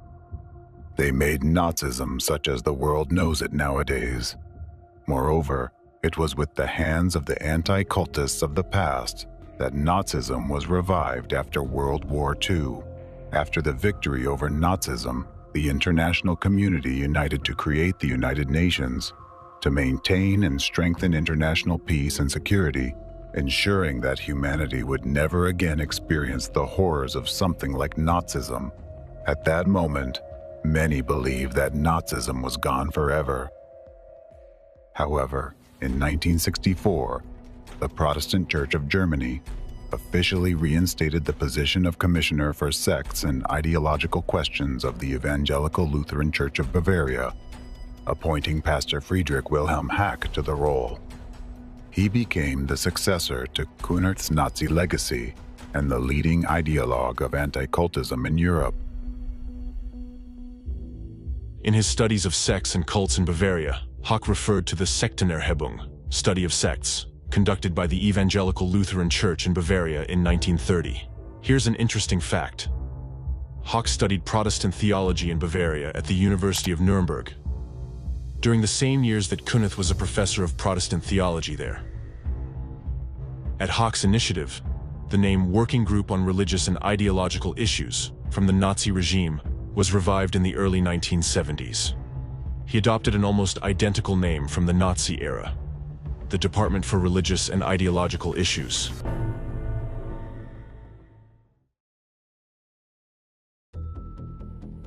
All this happened at a time when the world and Germany were trying to live a new, free life, respecting everyone's rights.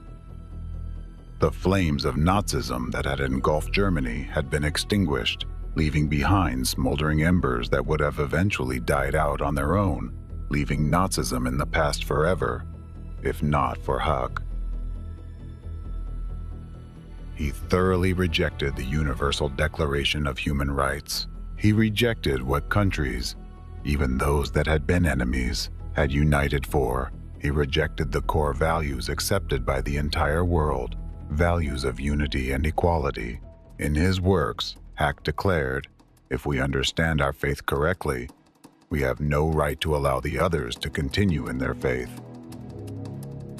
It was on Hack's initiative that lectures and sermons about sectarians and cultists began again in Bavaria, where Nazi ideas had always been powerful. Hack provided instructions that Protestants or Catholics should treat sectarians as subhuman. This reignited the flames of Nazism, and in 1988, 43 years after the fall of the Third Reich, cries were heard once again in Bavaria towards dissenters. Hang them, shoot them all, Heil Hitler. In 1990, the anti-cultist Hack compiled a blacklist of new religious movements, the so-called sects or cults. Only 16 years later did the Federal Constitutional Court of Germany rule that defamation was being used in the fight against these groups. But it was too late, as in those 16 years, the efforts of anti-cultists had already rekindled and spread the flames of Nazism further.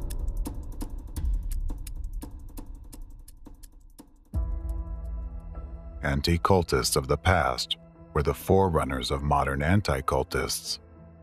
Anti-cultists never broke the direct line of transmitting their knowledge and methods. Thus, modern anti-cult organizations were established using the model of the Nazi Apologetic Center. Thus, after World War II, Wilhelm Hack helped his brother in faith, fellow anti-cult activist Johannes Agard, establish the Dialogue Center International in Denmark in 1973. Although the center's name suggested peaceful dialogue, it was merely a facade. In reality, Agard, like Kunith in the Apologetic Center, was a Christian anti-cultist who sought to combat so-called totalitarian sects. Agard publicly mocked the First Amendment to the US Constitution, a symbol of a free society, calling it a neurosis and claiming it was unnatural to human nature. The Dialogue Center had branches in Greece, England, India, Ireland, Russia, and Germany, where Hawk served as vice president. And who do you think became one of Agard's favorite students? The student whom Agard would repeatedly defend in courts. You have already heard a lot about him today, but now you will understand where he got all his methods. The Dialogue Center's representative in Russia was Alexander Dvorkin, Hack's pupil and Agard's favorite student. While in exile, Dvorkin closely collaborated with Hack, Agard, their follower Pastor Gandau, and other European and American anti-cultists. Thus, Dvorkin directly and wholeheartedly adopted the Nazi methods, modeling his work on centers aimed at combating all dissenting groups of people. Orthodox Christianity in Russia is now repeating the history of Protestantism in Nazi Germany. During the Nazi era, Anti-Cultism was introduced into Protestantism through the radical views of Martin Luther. And now, in the same way, Russian anti-cultism, led by Ratsirs, has infiltrated orthodoxy and is poisoning it from within. History is repeating itself. The Irenaeus of Lion Center, created by Dvorkin in 1993, under the auspices of the Russian Orthodox Church, completely mirrors the Nazi Apologetic Center established by Kunith. This center claims its mission is religious research. Yet, in reality, it acts as a tool of harmful informational propaganda against new religious movements, ideological associations, and even business structures. Does your center in the name of Hieromartyr Irenaeus of Lion currently monitor those networking activities? Well, of course, we do our best whenever possible. Also, we need to take another stratum into account, that there is a huge number of non-religious cults. I mean, all sorts of personal development trainings. Commercial ones, so to speak. Commercial ones as well. They are different. Commercial ones include multi-level marketing organizations, for instance, Amway or Herbalife as the most famous one. Although, again, there are very, very many of them. In fact, those are psycho-cults, I mean pseudo-psychological cults. In other words, all kinds of trainings of personal growth, of increasing inner awareness, how to discover femininity or masculinity in oneself, how to win the hearts of the opposite sex, and many, many various types. Dvorkin introduces the term totalitarian sect, and like Kunith, conducts lectures and writes articles on the dangers of sects and cults and the rejection of cultists by followers of the dominant religion. Similarly to Kunith and Hawk, Dvorkin compiles lists of totalitarian sects that, in his opinion, threaten religion and the state. In his addresses and lectures, Dvorkin even uses the same rhetoric as the Nazis of the past. For example, Hawk categorically rejected the Declaration of Human Rights as unnecessary. Dvorkin stated that today's weakness in Europe is a direct consequence of replacing its Christian soul with so-called universal values, which, in reality, mean nothing. Do you remember how Kunith said that Judaism represented a foreign cell in Germany's body that needed to be eliminated? Dvorkin claims that cults bring no benefit to society. We don't know cultists who are writers, artists, music composers, philosophers, and so on. They only drain society of its vital resources. Just like a cancerous tumor pulls the vital resources from the body until it eventually destroys it.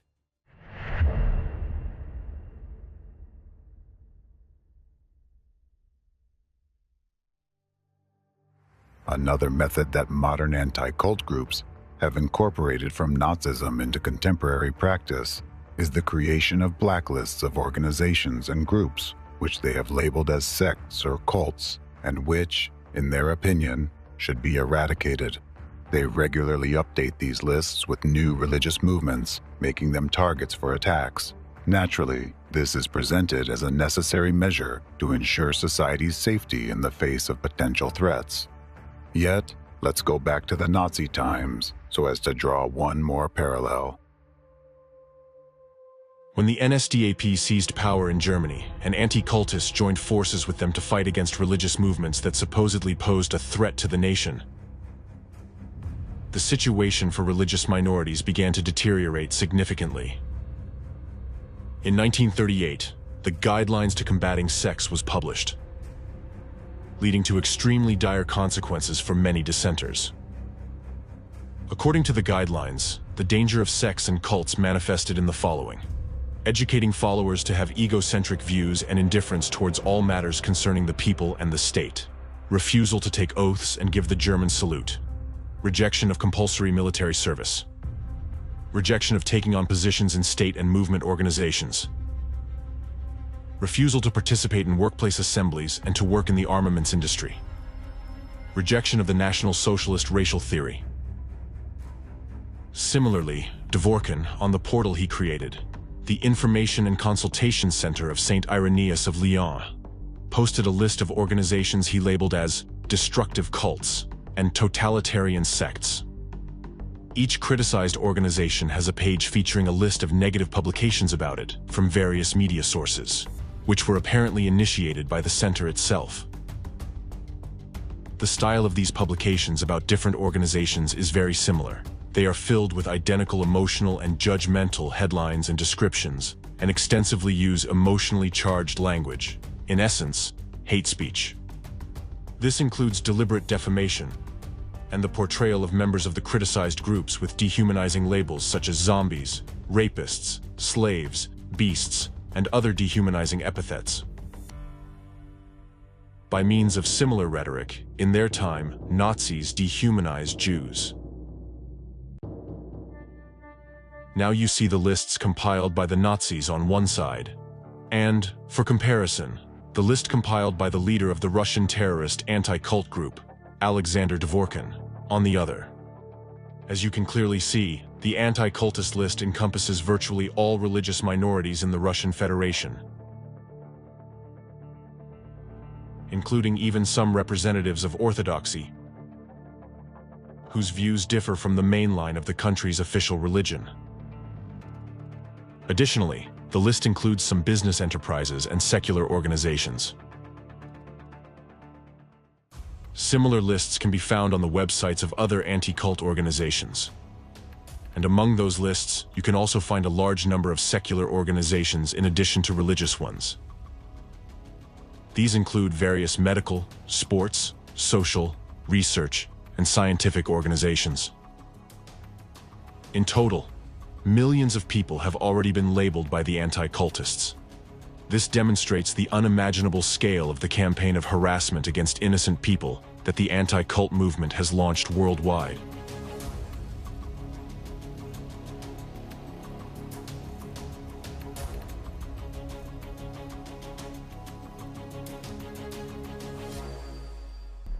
The primary objective of the lists of the so-called sects is to precisely identify to society, law enforcement, and authorities the so-called dangerous antisocial elements that must be fought against, even to the point of complete eradication. We can see the consequences of creating such lists in the rise of Nazism in Germany. It is known that a directive signed by Reinhard Heydrich, the head of internal security in Nazi Germany, established the procedure for suppressing certain religious societies and sects, as well as arresting and sending all associated individuals to concentration camps. Among other things, it contains the following lines: immediate measures will be taken against organizations, clubs, unions, and circles, as well as against leaders and individual people. All organizations, clubs, unions, circles, etc., all without exception will be purged. Existing materials, specifically address lists, card indexes, correspondence, equipment, occult items, writing supplies, and any property, will be confiscated. They will be dissolved and banned. Simultaneous searches will be conducted in the homes of leading members of circles, as well as those suspected of possessing such materials. Persons dedicated to secret teachings and sciences are subject to arrest in all cases. Their activities will be banned without exception, under threat of the harshest measures from the state police. In each individual case, they must be sent to a concentration camp. This operation must be carried out throughout the entire Reich, if possible, between 7 and 9 a.m.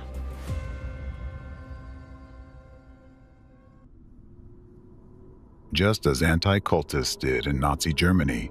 Dvorkin and his network of anti-cult groups provide authorities with materials about representatives of the so-called cults and sects. Dvorkin's center issues defamatory expert opinions on the nature of various groups, prompting authorities to investigate and prosecute them. This slander against innocent people in Russia, just as in the Third Reich, already results in brutal persecution and physical reprisals against citizens. The ideas promoted by Dvorkin reflect the same Nazi stance expressed by Hack, Kunert, and Hitler: hatred of dissent, intolerance, rejection of pacifism, and justification of violence. And this is just one example of many anti-cultists, but it is enough to see their direct connection to Nazism. These are direct proofs that Nazism never disappeared. It has merely changed its form and adapted to new external circumstances.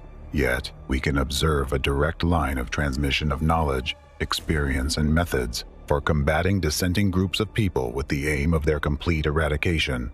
Representatives of global anti-cultism use all Nazi methodologies, but for their purposes, they have expanded and refined them. Thus, the flame of Nazism has intensified. Now you see evidence proving that global anti-cultism is a formidable force that has already gained significant power and is striving towards its goal: the complete destruction of democratic values and the establishment of a new Fourth Reich.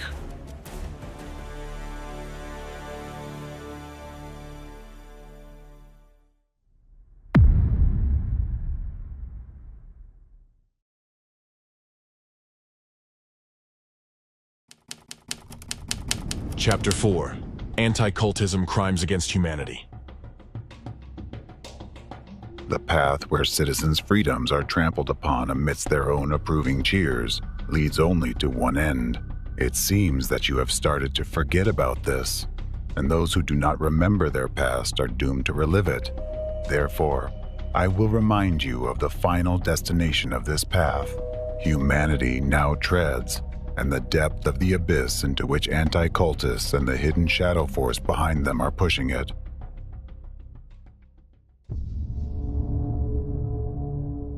One person once said, with frightening prescience, that where they burn books, they will ultimately burn people as well. And shortly thereafter, all of humanity witnessed firsthand the embodiment of this prediction. Or rather, just logical reasoning in the horrors brought by Nazism.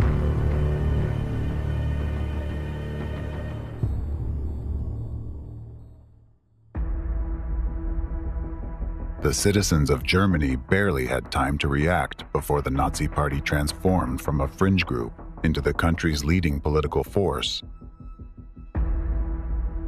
bringing with it terror, war, and genocide.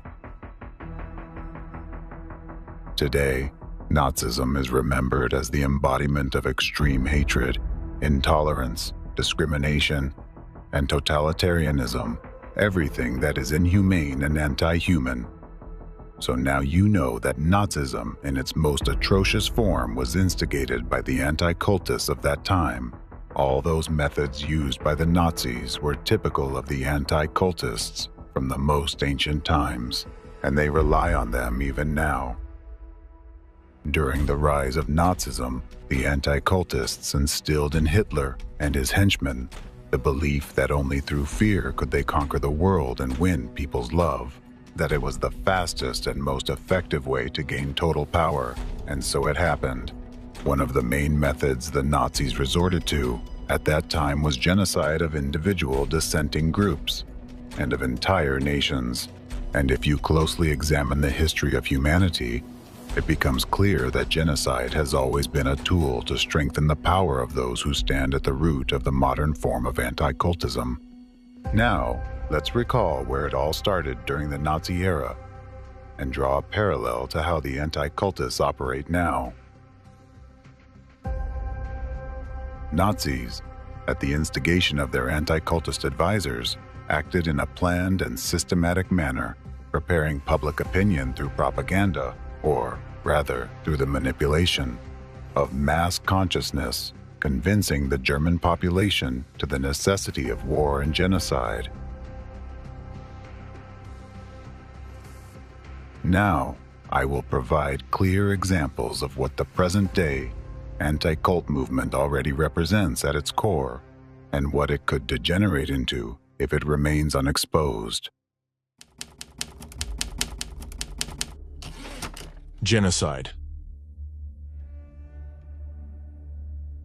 The sequence of actions and the destructive focus of anti-cult organizations clearly indicate that they ultimately lead to the same outcomes as those brought about by Nazism.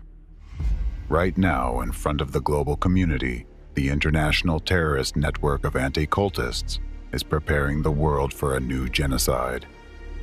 As a result of their actions, millions of people have already been labeled as members of cults, putting them in the position of potential victims. Those of you who have studied what genocide is understand that it is a process that unfolds over time. It does not happen in a day. Society is systematically and gradually prepared for genocide. This process has rather specific stages that can be described and, most importantly, recognized when they are being put into action. Genocide refers to any actions committed with the intent to destroy, in whole or in part, a national, ethnic, racial, or religious group. Common risk factors include societal instability, increasing intolerance, systematic human rights violations, lack of state protection for the population, and the presence of motives and incentives in the information field that justify the use of force against specific population groups.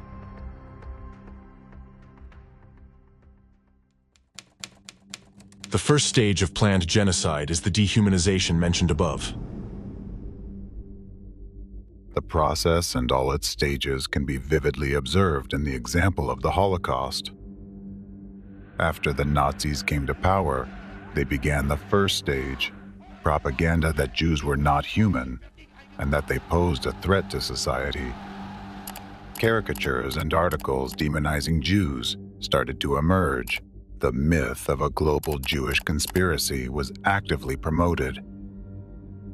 Gradually, people, the German population, became convinced that Jews were indeed a threat to them and their children.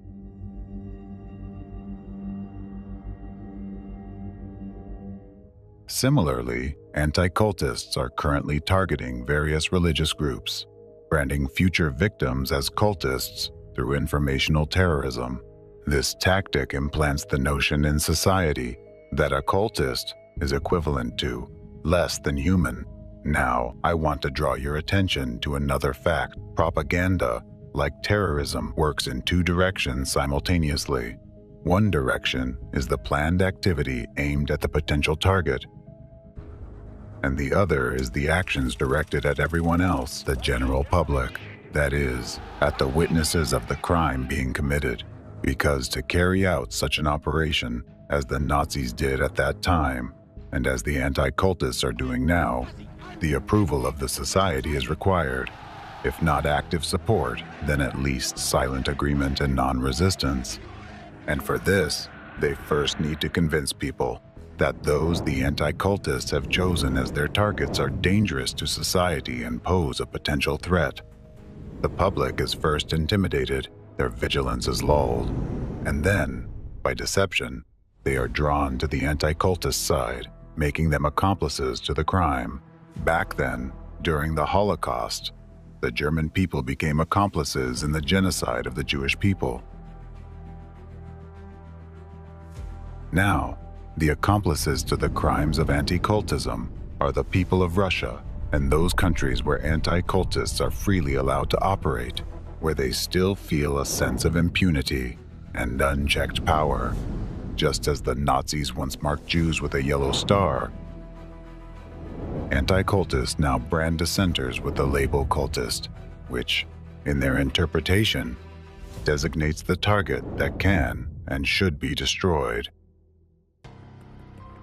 And take note, those who marked Jews with yellow stars may not have personally killed anyone, but in doing so, they incited violence among others. This is precisely what anti-cultists are doing now, opening a hunt on individuals and organizations they deem undesirable through covert manipulations. They incite all others to commit acts of violence while remaining on the sidelines themselves. This first stage of potential genocide became possible as soon as the anti-cult movement emerged, branding ordinary people simply for what they believe in. As soon as the labels cultist and totalitarian sect appeared, this stage has already been reached in modern society.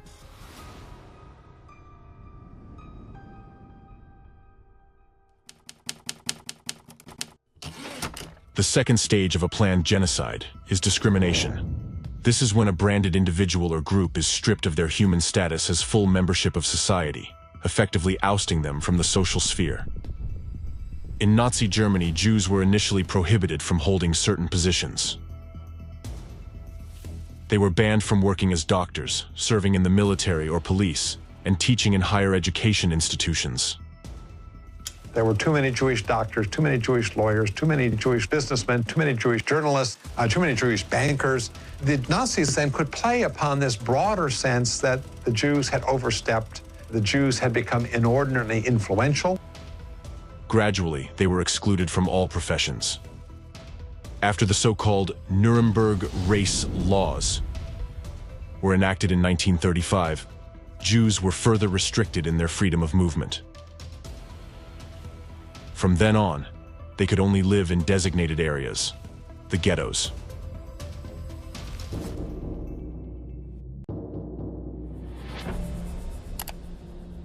Today, people are already facing religious discrimination in countries where the anti-cultists have significant influence.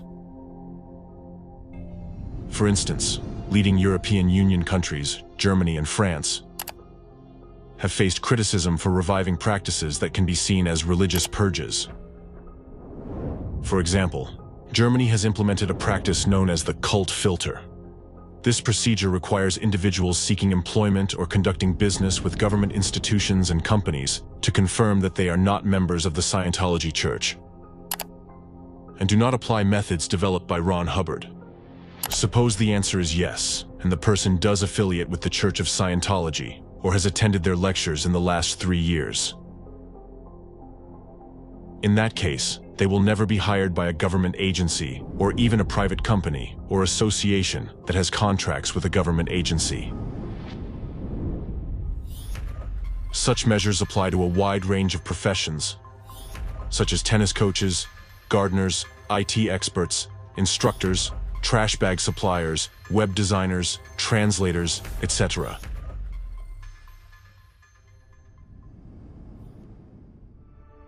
Legal practice in Germany already has dozens of court decisions that have deemed such cult filters illegal, including some issued by the highest federal courts. These rulings cite the violation of Scientology's rights to equality and non-discrimination, referring to Article 4 of the German Constitution, which guarantees freedom of religion. However, sanctions and penalties resulting from these court decisions seem to have no effect on some federal states, such as Bavaria, where the practice of cult filters continues to be applied today, despite judicial prohibitions. Thus, it can be asserted that the second stage of genocide, the stage of discrimination, is already being implemented in several countries right now, where groups of people labeled by anti-cultists face social isolation, job dismissals, prohibition to freely express their views, forceful persecution, and imprisonment.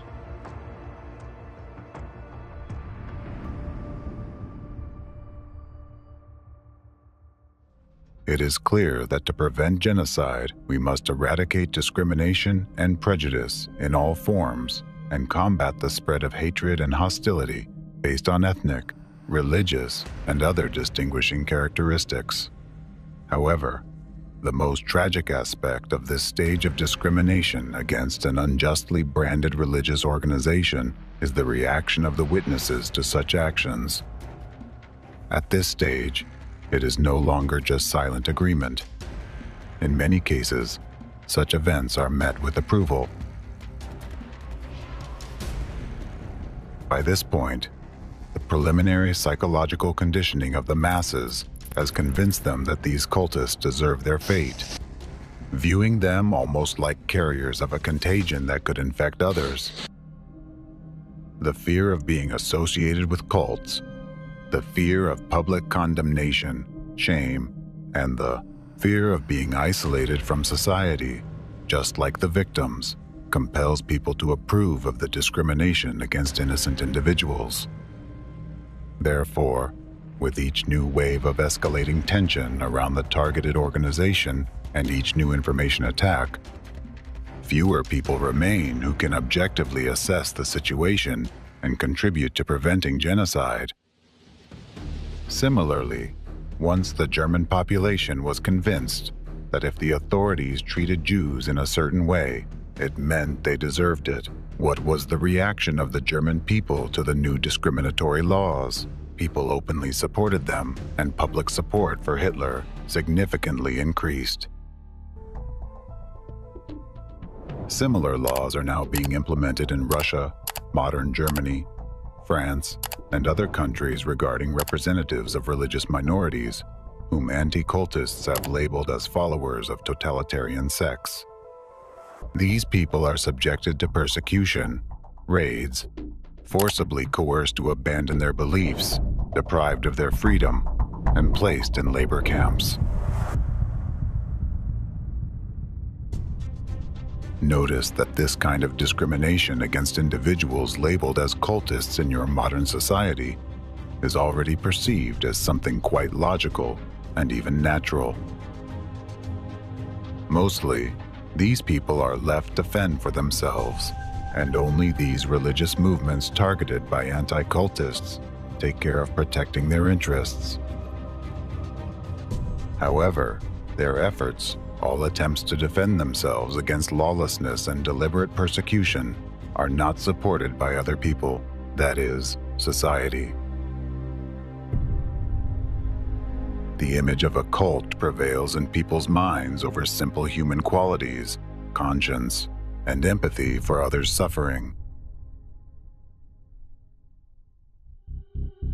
If you see something like this in your mind, know this: you are a potential victim of genocide. I remind you of the expression that accurately reflects the situation you are currently in. First they came for the socialists, and I did not speak out because I was not a socialist. Then they came for the trade unionists, and I did not speak out because I was not a trade unionist. Then they came for the Jews, and I did not speak out because I was not a Jew. Then they came for me, and there was no one left to speak for me.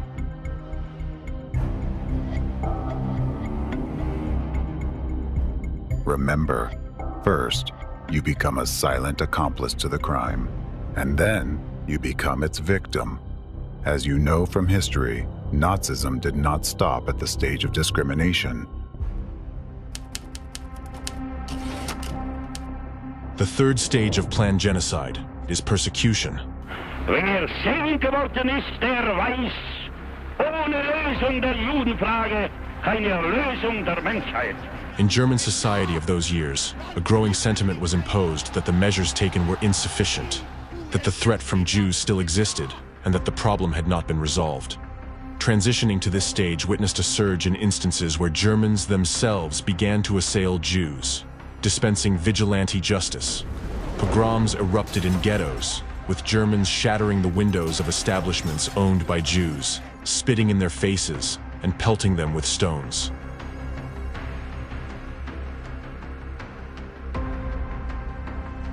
And mind you, Nazi propaganda didn't rely on facts and logic. Its aim was to evoke maximum emotion, to intimidate, to instill a perpetual sense of alarm, and to direct people toward an enemy upon whom they had every right to vent their fury, to release the pent-up tension. The Nazi propaganda machine managed to convince the German people so effectively that Jews posed a threat to their personal well-being and the well-being of the country. As a whole, that Germans themselves began to appeal to the government to take action to rid them of the fear of the threat supposedly posed by Jews.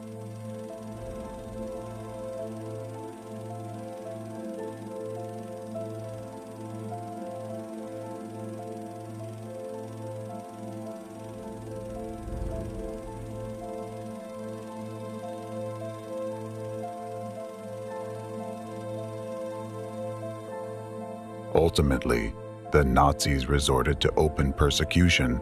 Jews were shipped to Auschwitz and several other concentration camps. Well, as for what happened in those camps, you already know all too well. An entire people were systematically exterminated, innocent individuals, even children, for absolutely no reason.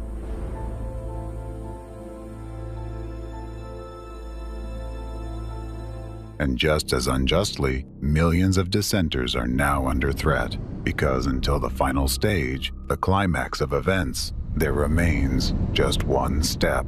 And when that step will be taken, it's a matter of time.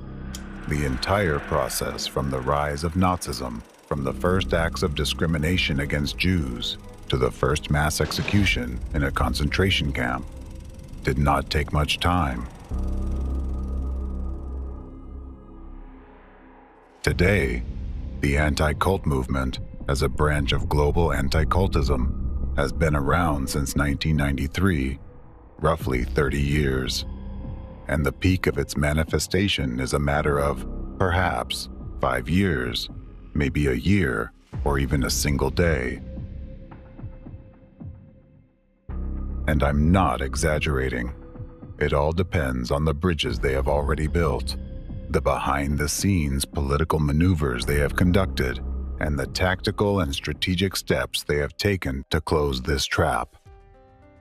Right now, anyone labeled by anti-cultists as a cultist is a potential target, just like the Jews who were once herded into gas chambers to suffocate or had their skin stripped off alive to preserve its elasticity for the gloves for some high-ranking official. Do you think such things can't happen in our time? You simply don't know what anti-cultists are already doing today.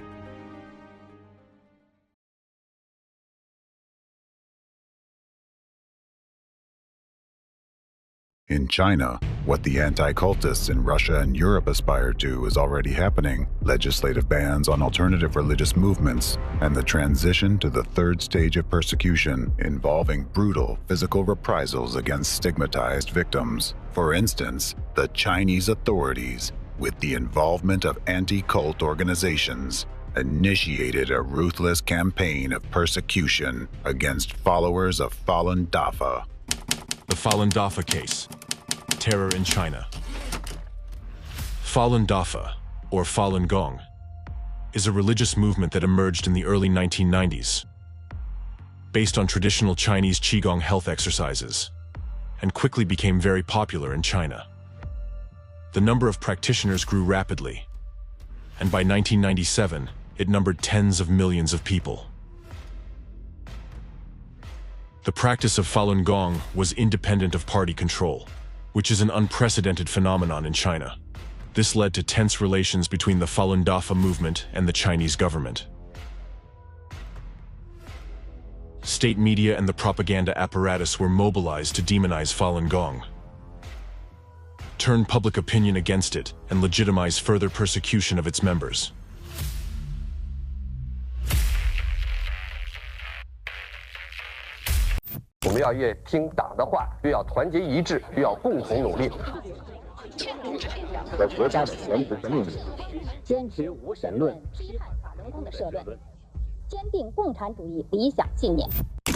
Chinese Communist Party putting out just massive volumes of disinformation and propaganda denouncing Falun Gong, demonizing them.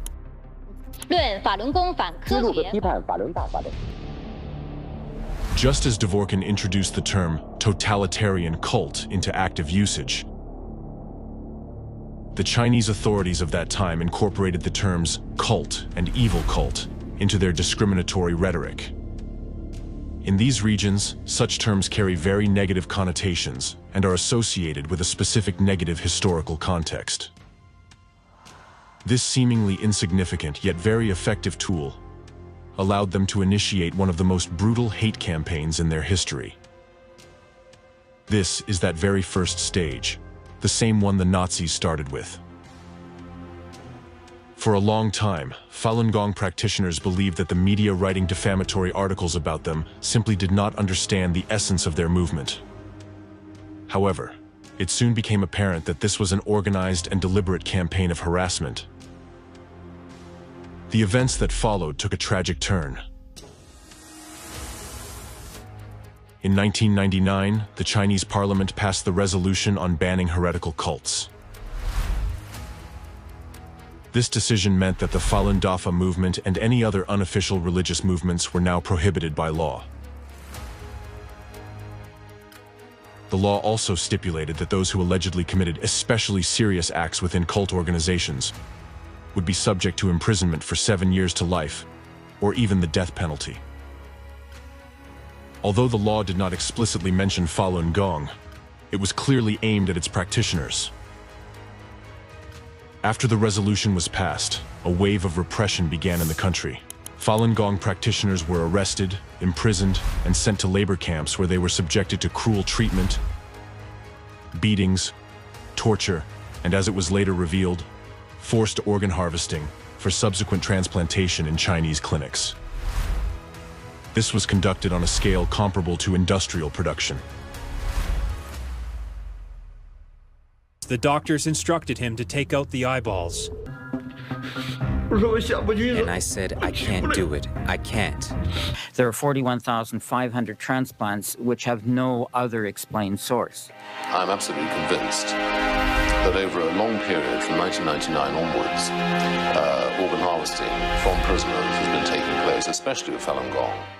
And when someone comes into the country that needs a heart, a liver, a kidney, they find a match, they take the Falun Gong practitioner, extract their organs, of course killing them in the process. Investigator. So on your side, can you guarantee that there will be enough live organs from prisoners, for example, Falun Gong practitioners? Receptionist. Yes, we can. You can come over and we can talk about it in more detail.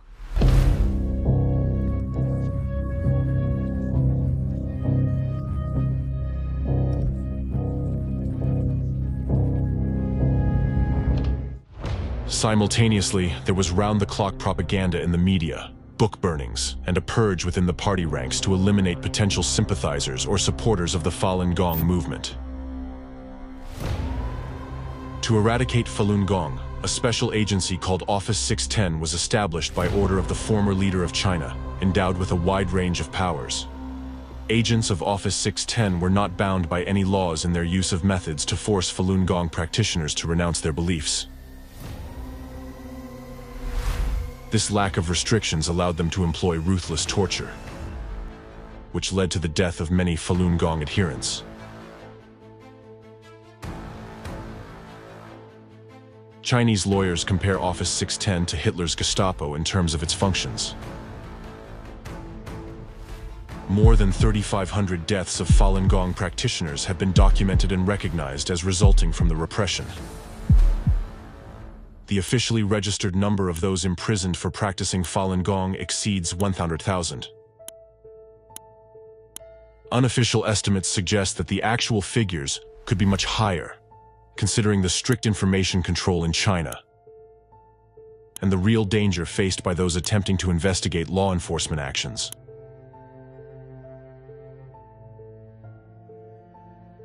Policewoman beat me. Yeah, this is my friend, Sun Shuxiang.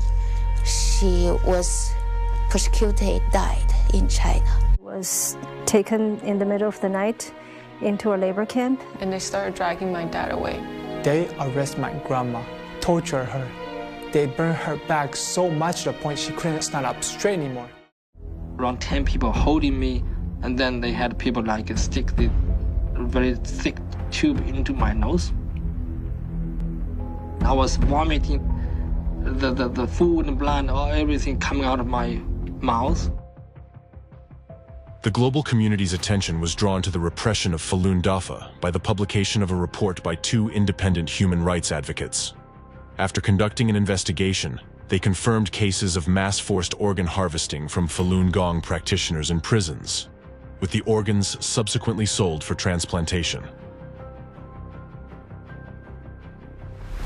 We have concluded that the government of China and its agencies in numerous parts of the country, in particular hospitals but also detention centers and people's courts, since 1999, have put to death a large but unknown number of Falun Gong prisoners of conscience.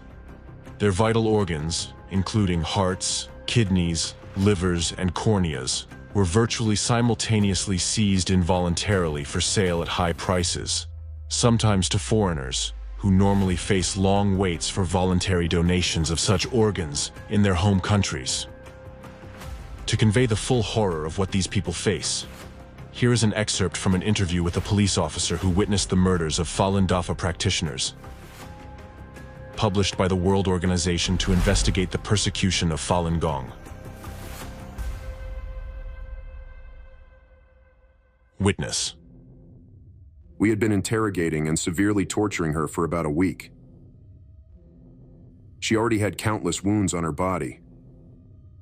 Also, we used electrical batons to beat her. She had already become delirious. However, we didn't know at this time. It was possibly a certain office in the Public Security Bureau of Liaoning Province anyway. It was a very secretive office that sent 2 people over. One of them was a military surgeon from the General Hospital of Shenyang Military Region of People's Liberation Army PLA, and the other one was a graduate of the 2nd Military Medical University. Specifically, one of them was relatively old, and the other one was young. They were doing something to her in an operating room of the mental hospital she was sent to.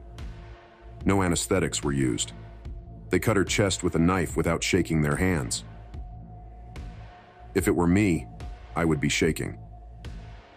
Although I am an armed police, I held guns, I participated in live ammunition maneuvers, and I had seen many corpses, but when I saw these military surgeons, I was really impressed.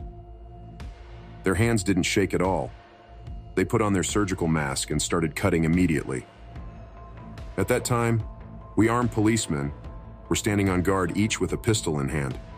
It sounded like something was being ripped apart. And then she continued.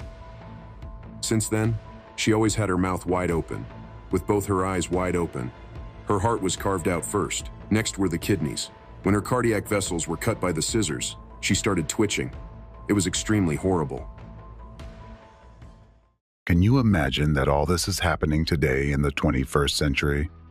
This is no longer just propaganda. These are concrete actions. Looking at this example, you can see the ultimate fate of a person branded as a cultist, stripped of their legal rights and freedoms, and deprived of their human status. These horrific things occur when people allow their rights and freedoms to be trampled upon, are intimidated by a series of psychological terror tactics, and remain silent, thinking it does not concern them. Do you really think that something or someone will protect you from the same fate if you allow democracy to perish? It is noteworthy that during the period of repression against Falun Gong followers, representatives from Ratsirs and Fekris visited China on business trips. In other words, the anti-cultists actively participated in these events and openly expressed their support for the ruling party's actions. Some members of the French group CCMM associated with Fekris were invited to a conference in Beijing in 2000, whose primary purpose was to criticize Falun Gong. At that time, human rights violations were already widely criticized by Western governments, the UN, and human rights organizations such as Amnesty International and Human Rights Watch. Nevertheless, Fekris members cooperated with the Chinese authorities in denouncing Falun Gong without hesitation. Similarly, their Russian counterparts, represented by the Ideological Center of the Anticultists and its leader Alexander Dvorkin, did the same. The cooperation between Russian anti-cultists and their Chinese counterparts began at the very onset of the discrimination against Falun Gong practitioners in China. In 2001, Zhang Baichun, a Chinese specialist in cults, visited Nizhny Novgorod. He participated in an anti-cult conference organized by Alexander Dvorkin and the Nizhny Novgorod diocese. One of the official purposes of his visit to Russia was to exchange experiences. However, what occurred during unofficial interactions and what instructions Dvorkin might have given to his Chinese colleague remains a mystery. In 2008, Alexander Dvorkin himself visited China on a working trip at the invitation of the Chinese Association for Research of Cults. During this trip, he appeared in Chinese media and spoke about the allegedly destructive and aggressive nature of the Falun Dafa movement. Thus, Falun Gong is a rigid totalitarian sect, or destructive cult, whose members are used by its leader in his vendetta against the Chinese government, while he himself is used by American intelligence agencies for their foreign policy objectives. Stated Alexander Dvorkin in his report, "The destructive cult Falun Gong, the art of political manipulation," presented at the 16th International Christmas Educational Readings on January 30th, 2008. The paradox of this situation is that atheistic China allowed a Russian Orthodox anti-cultist to conduct propaganda on its territory. Why? This is at a time when in China, Orthodox Christianity is also basically treated as a cult. However, this did not prevent the Chinese authorities from openly inviting an Orthodox researcher of cults and letting him speak on local media. By what principle was he chosen for this mission? How did he earn such authority among the Chinese Communist Party? Additionally, during the time when a new wave of accusations hit China for organ harvesting from Falun Gong practitioners, Orthodox archpriest and Russian anti-cultist Alexander Novopashin was invited to China for a conference on combating Falun Gong in the city of Harbin. As some researchers of the Falun Gong persecution in China assert, it was precisely the experience of Russian anti-cultists and their manuals that their Chinese accomplices relied on. This is why they were able to advance to the stage of physical reprisals more quickly. They didn't need to invent anything new. Adopting methods already tested on Russian citizens was enough. With the support of their ideological instigators, representatives of anti-cult organizations, including Ratsirs and Fekris, the Chinese authorities initiated persecution and imprisonment in labor camps of Falun Gong practitioners. There, they began vivisecting their chests, because they were supposedly no longer human. There are plenty of such cases. If you think it's just some random lunatics committing these acts, you're mistaken. It's a streamlined production line involving government agencies, law enforcement, doctors, military medics, and of course, anti-cult organizations, the main suppliers of victims for the butchers. And this is China, which is now striving for geopolitical leadership on the world stage.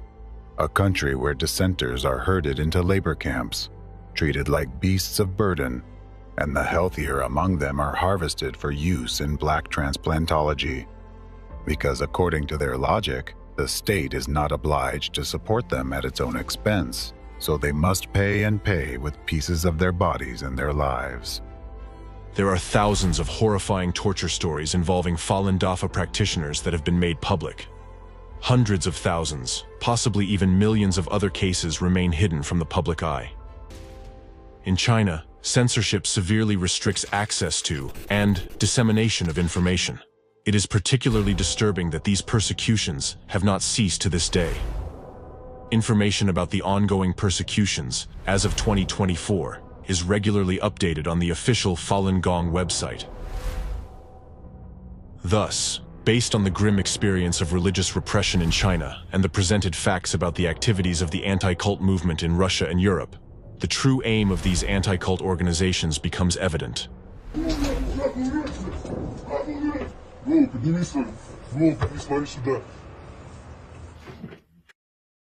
It is not by chance that the mass organ harvesting cases involving Falun Dafa practitioners became known to the public.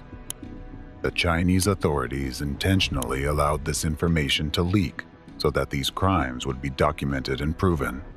This is their guillotine in the central square. It serves as a warning of what will happen to anyone they perceive as a threat to their power. This is an act of informational terrorism, bringing the entire country to its knees and forcing people into a state of subjugation. What is happening in China is an illustrative example that the methods and legacy of Nazism are alive, masked under the guise of combating religious dissent. Millions of ordinary people practicing their religion have fallen victim to an old, proven method that, at the instigation of anti-cultists, was used by the Nazis of the Third Reich during World War II. The Nazis justified the mass extermination of people by declaring that they were soulless animals unworthy of mercy. These methods are being put into practice today, in your time, by the anti-cultists of the Fourth Reich.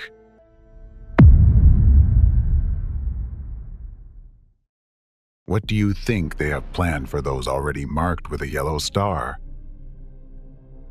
They have already targeted around 60 million members of religious minorities and have begun a planned attack on several secular and political organizations. The next person to be labeled a cultist, and therefore not a person, could be anyone. And God help you if you find yourself in their victim's place.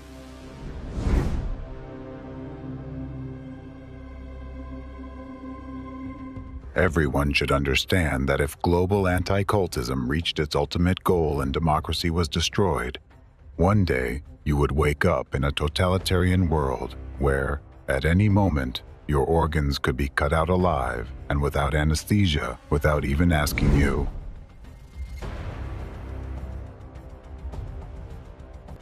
I have said it before and will say it again.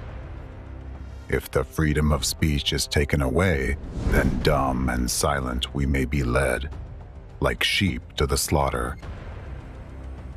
Now is the time to regain your sanity and examine what is happening right before your eyes.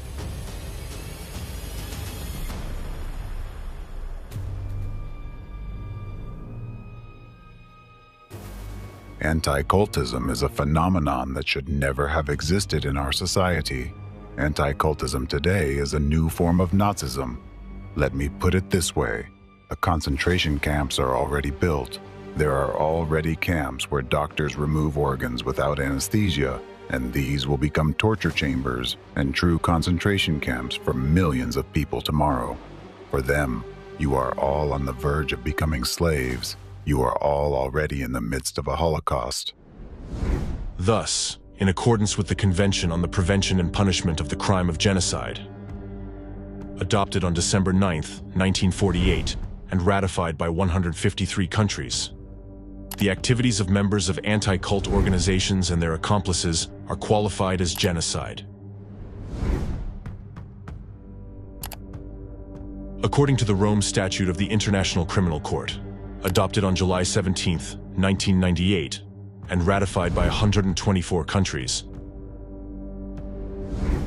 the activities of members of anti-cult organizations and their accomplices are qualified as genocide and crimes against humanity. In accordance with the Convention on the Non-Applicability of Statutory Limitations to War Crimes and Crimes Against Humanity, adopted by United Nations General Assembly Resolution 2391, on November 26, 1968, crimes against humanity are considered among the gravest crimes. Even if these acts do not constitute a violation of the internal laws of the country in which they were committed. Crimes against humanity have no statute of limitations, regardless of when they were committed and whether they were committed during wartime or peacetime. Representatives of the terrorist network of anti-cult groups have not limited their targets to specific organizations and their members.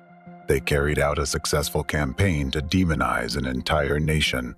The goal of this campaign was to prepare the public in their targeted country for aggression against this nation and to justify the extremely brutal and ruthless actions that were subsequently taken against its people. In fact, the anti-cultists orchestrated and legalized a genocide against an entire nation, the people of Ukraine.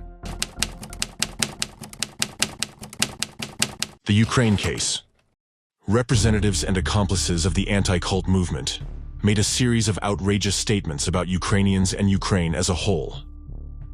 These defamatory statements began to surface many years before the military conflict between Ukraine and Russia, as a preparatory stage of propaganda aimed at shaping public opinion, injecting and ingraining necessary narratives in people's minds. These statements have only intensified and taken on more radical forms now that the military conflict is in its active phase.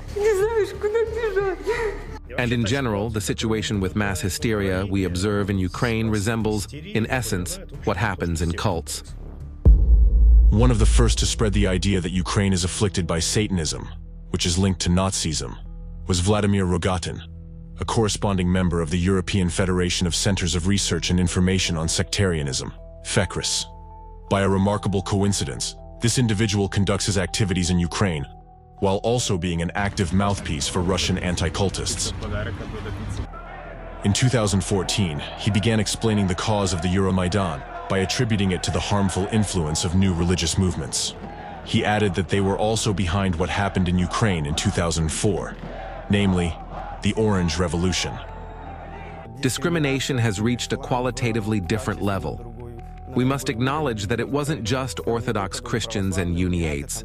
There were also neo-pagans, Baptists, and various movements involved in the Maidan protests. This completely aligned with the opinions of FECRIS Vice President Alexander Dvorkin, who had previously made similar statements. We saw that the first Maidan was driven entirely by neo-Pentecostals, who were the main active forces. The second Maidan had a more complex religious component involving not only cults, but also the Uniate Church, which belongs to the Roman Catholic Church. However, Ukrainian Uniates are a special case, and in many ways, in general, they have, you could say, a cultist mindset as well. Well, there were also neo-pagans and Scientologists, too. Similar sentiments were expressed by the Ratsir's Vice President Alexander Novopashin. So, what did the Ukrainians do? Or rather, their American curators and mentors? They began to direct these destructive cults and organizations. Remember the saying, if you can't beat them, lead them. Surprisingly, it was the American intelligence agencies who first started fighting the cults. But they failed. Then, they decided to try to control the cult leaders through bribery, intimidation, and so on. It worked. The same thing was done in Ukraine. Now, totalitarian sects, that is, destructive cults, while continuing their main destructive activities, have also started working for the Ukrainian regime. Neo-Pentecostals and neo-pagans took an active part in the Orange Revolutions, for example, on the Maidan. There, they gained considerable combat experience and can now be used to organize and sustain street riots in Russia. In the same 2014 interview, Rogatin stated, in Ukraine, there is a growing influence and presence of various satanic cults. According to various estimates, there are more than 100 satanic groups operating in our country, with a total of about 2,000 followers. Subsequently, this rhetoric of Satanism supposedly engulfing Ukraine was picked up by high-ranking Russian government officials. They used similar narratives to justify the war as a necessity to de-Satanize Ukraine. Thus, the Assistant Secretary of the Security Council of the Russian Federation, Alexei Pavlov, stated, I believe that, with the continuation of the special military operation, it becomes more and more urgent to carry out the desatanization of Ukraine, or, as the head of the Chechen Republic Ramzan Kadyrov aptly put it, its complete de-shaitanization. Pavlov also mentioned the Church of Satan, which has allegedly spread throughout Ukraine, and claimed that through network manipulations and psychotechnologies, the new regime has transformed Ukraine from a state into a totalitarian hypersect. Ukraine, the whole country, is just one new cult. This is an absolutely anti-Christian, absolutely anti-Orthodox political regime. Additionally, back in 2014, on the website of the Missionary Department of the Novosibirsk Diocese chaired by the aforementioned Alexander Novopashin, an article was posted containing the following statements. I just want to draw attention to one charming circumstance, namely the principle of Ukrainian-like state organization almost completely coincides with the principle of organizing a totalitarian sect or destructive cult. Meanwhile, for people who found themselves in a cult and once swallowed the cultist lie, this lie becomes a norm. Cultists not only lie to themselves and others, but they also stop perceiving any opinion different from the one imposed on them by the cult. Therefore, simply talking, persuading, or proving is a useless and thankless task. We must remember that the war in Ukraine isn't for territories. The war is for souls and it will continue in one form or another until activities of the cult are stopped.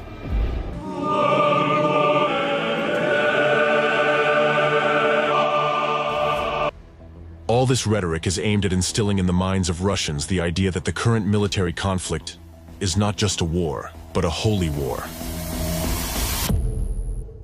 It is clear that loving Ukraine, the Lord is now punishing it. And I'll repeat once again, in order to understand what is happening, you need to understand why the Lord is punishing Ukraine. Why exactly Ukraine? Ukrainians now hate Russians because Russians are merely God's tool. It's like a belt with which a father punishes his child. It's a holy war. It's a war for what we believe in. So I wouldn't be surprised if calls are voiced in churches and mosques. The rhetoric of a holy war is necessary for the state to justify its aggressive actions, in order to make people believe that their country and they themselves are fulfilling some sacred duty. The purpose of these narratives is to convince the public that a war leading to the destruction of the victim state, the deaths of countless people, and the destabilization of the entire democratic world is acceptable and even necessary. Most importantly, this global anti-cultism seeks to divert citizens' attention from how their own country, which initiated this war, is turning into a totalitarian state. In Ukraine, the disease is so advanced that it's no longer possible to cure it with any persuasion, negotiations, or anything like that. Only surgery is possible there. So the only response to those Nazi speeches may be the Soncepek weapon. It should all be burned down, absolutely. Someone may tell me, oh, that's not a Christian way. It is quite Christian. It's just the ethics for those people. They position themselves as pagans, excuse me. So let them get what pagans should. Not the New Testament ethics is applicable there, but the Old Testament ethics, that of Elijah the prophet who himself cut the throats of 300 servants of Balaam. With these ones, we should do the same. Destroy them without any doubt. Just the Old Testament ethics, and they actually understand this language only. Be this vehicle sanctified, in the name of the Father, the Son, and the Holy Spirit. Amen.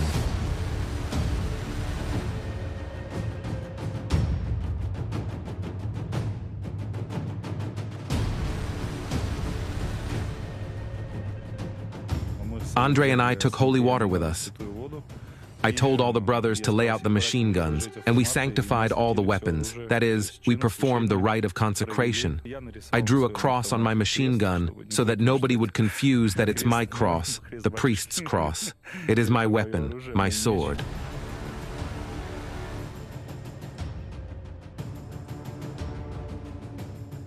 Моя мама 18-го похоронила Берлера из этой войны. Be these weapons, blessed and sanctified by sprinkled holy water.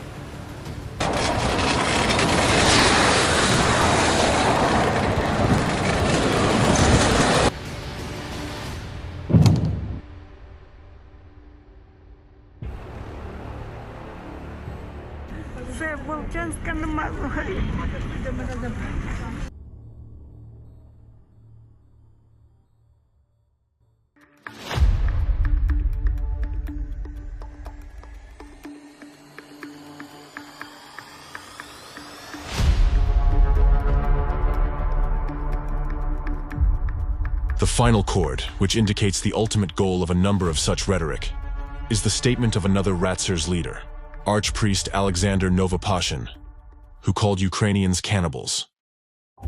For me, they are all cannibals. I called them so because I saw them like that.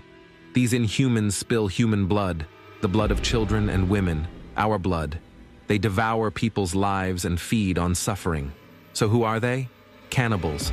And all those who committed terrorist attacks on our land, whom I listed earlier and whom I didn't name, are cannibals. It is useless to put cannibals in a cage. they'll still remain cannibals, even if you keep them there all their lives. Therefore, cannibals must be destroyed. And these are the direct words of the leaders of Ratsirs, Fekris, and their accomplices, which manifest xenophobia, incite interethnic and interreligious hatred, and encourage the deprivation of life based on national and religious identity. Just as the Nazis, under Hitler's regime, declared the Jewish nation to be non-humans with the support of anti-cultists of that era, today's modern anti-cultists label Ukrainians as a cult, in fact, calling for the destruction of an entire nation, which tantamount to genocide. This is not a coincidence, but a deliberate action.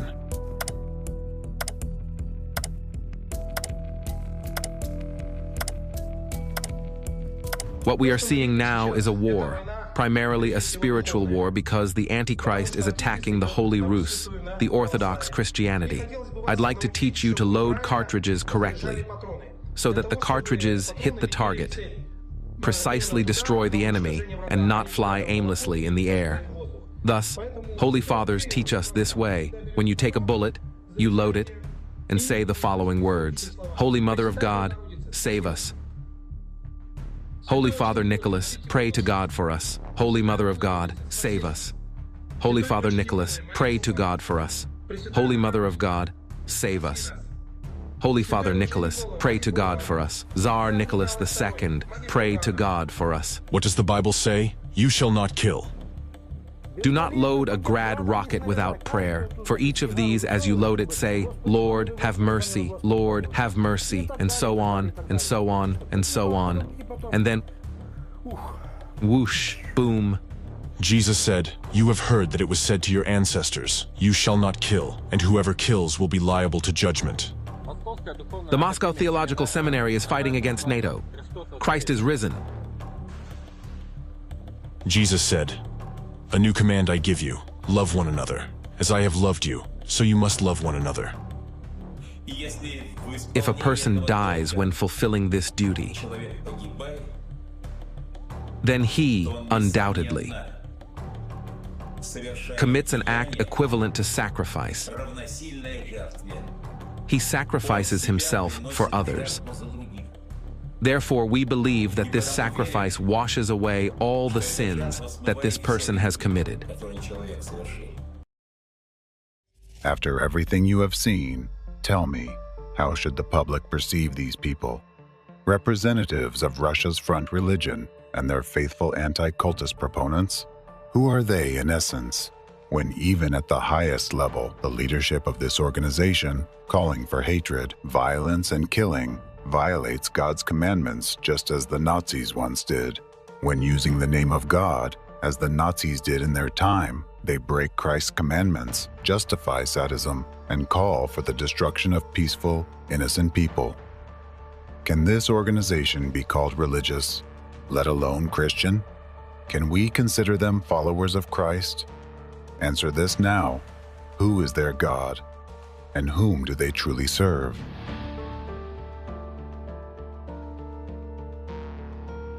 You have just seen a small part of what is actually happening, and this is only the beginning. In labeling certain groups and individuals as cults and cultists, the ideological center of terrorist anti-cult gangs did not limit itself to specific organizations, citizens of their own country, and Ukrainian citizens whom they believe need to be destroyed. The anti-cultist narratives have long extended beyond Ukraine. Today, they have already labeled the United States, all of Europe, the entire Western democratic world as cults and have declared them to be Satanists.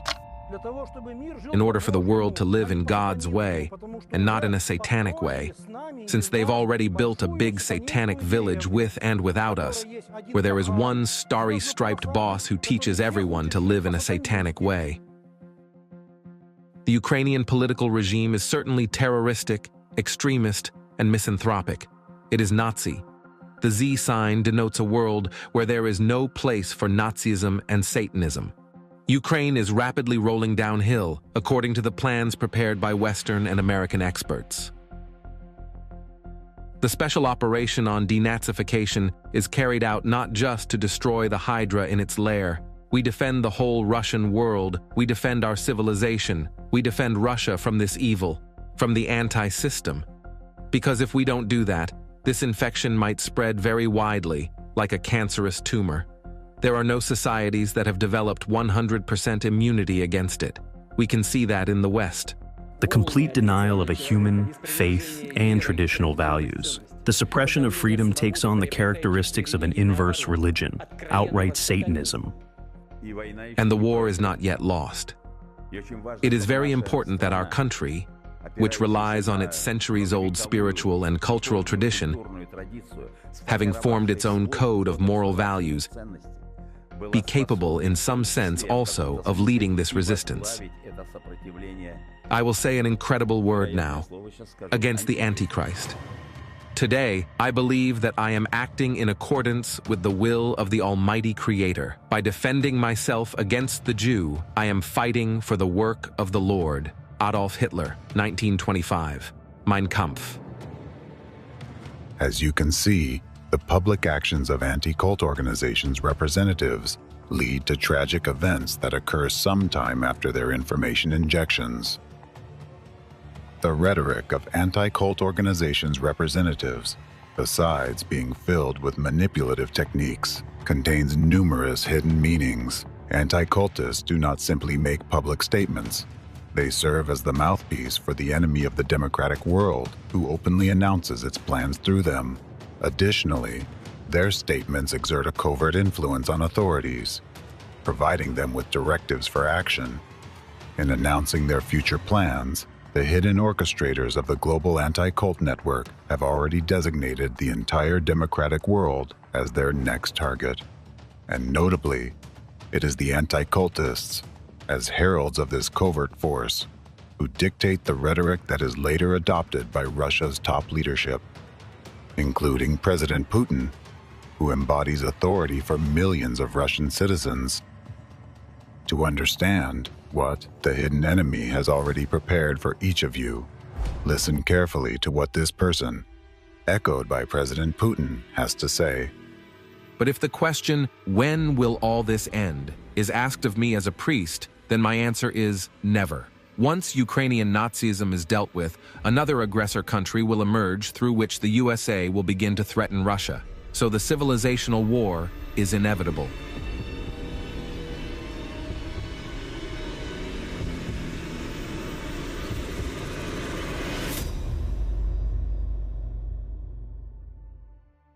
As you heard, he explicitly said that a war for civilization is unavoidable. Do you know why he said that? He said it because he knew that both America and Europe would soon be mired in civil war. He said it because he is already chilling champagne to celebrate his victory.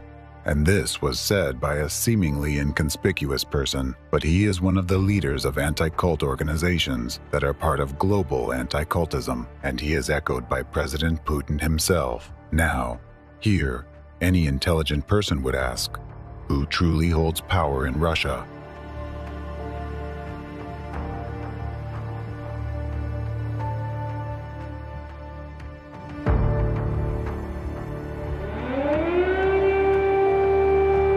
Я не хочу, чтобы я умирала. Хочу, чтобы быстрее это все закончилось.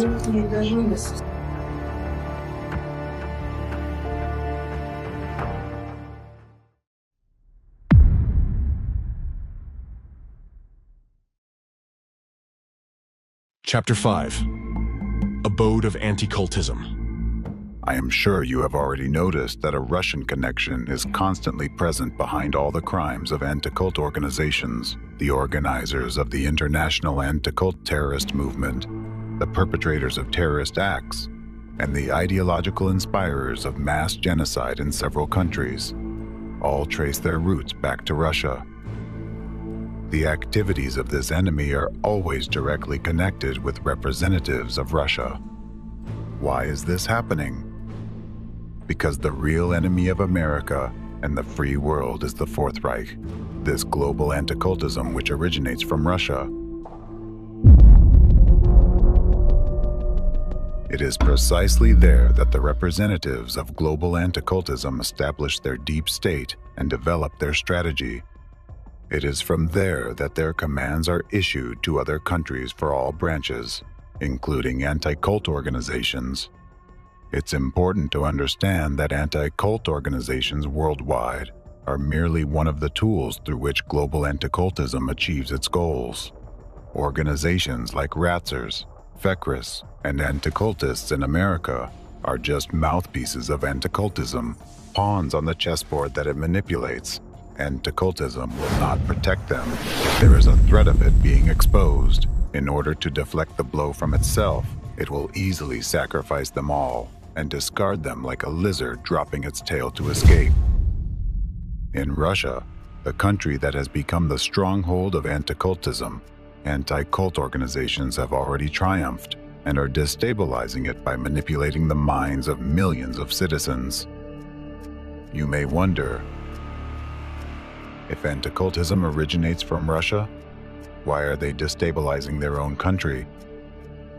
The thing is that they don't consider it their country.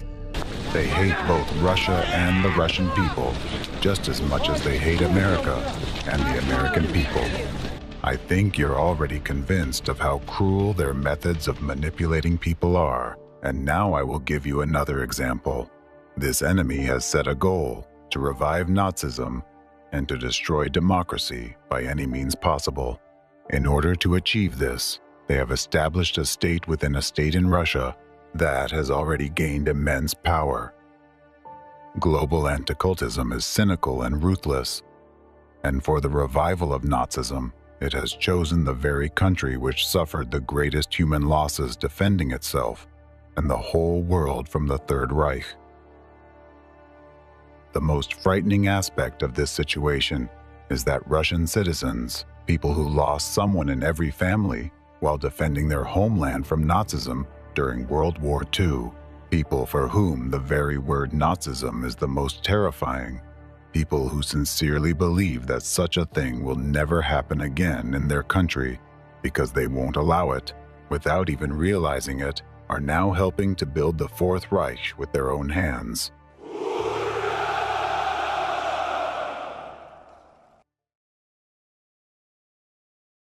Russia is just a convenient testing ground for the anticultists, where they refine all their methods before using them in other countries to take control of the entire world.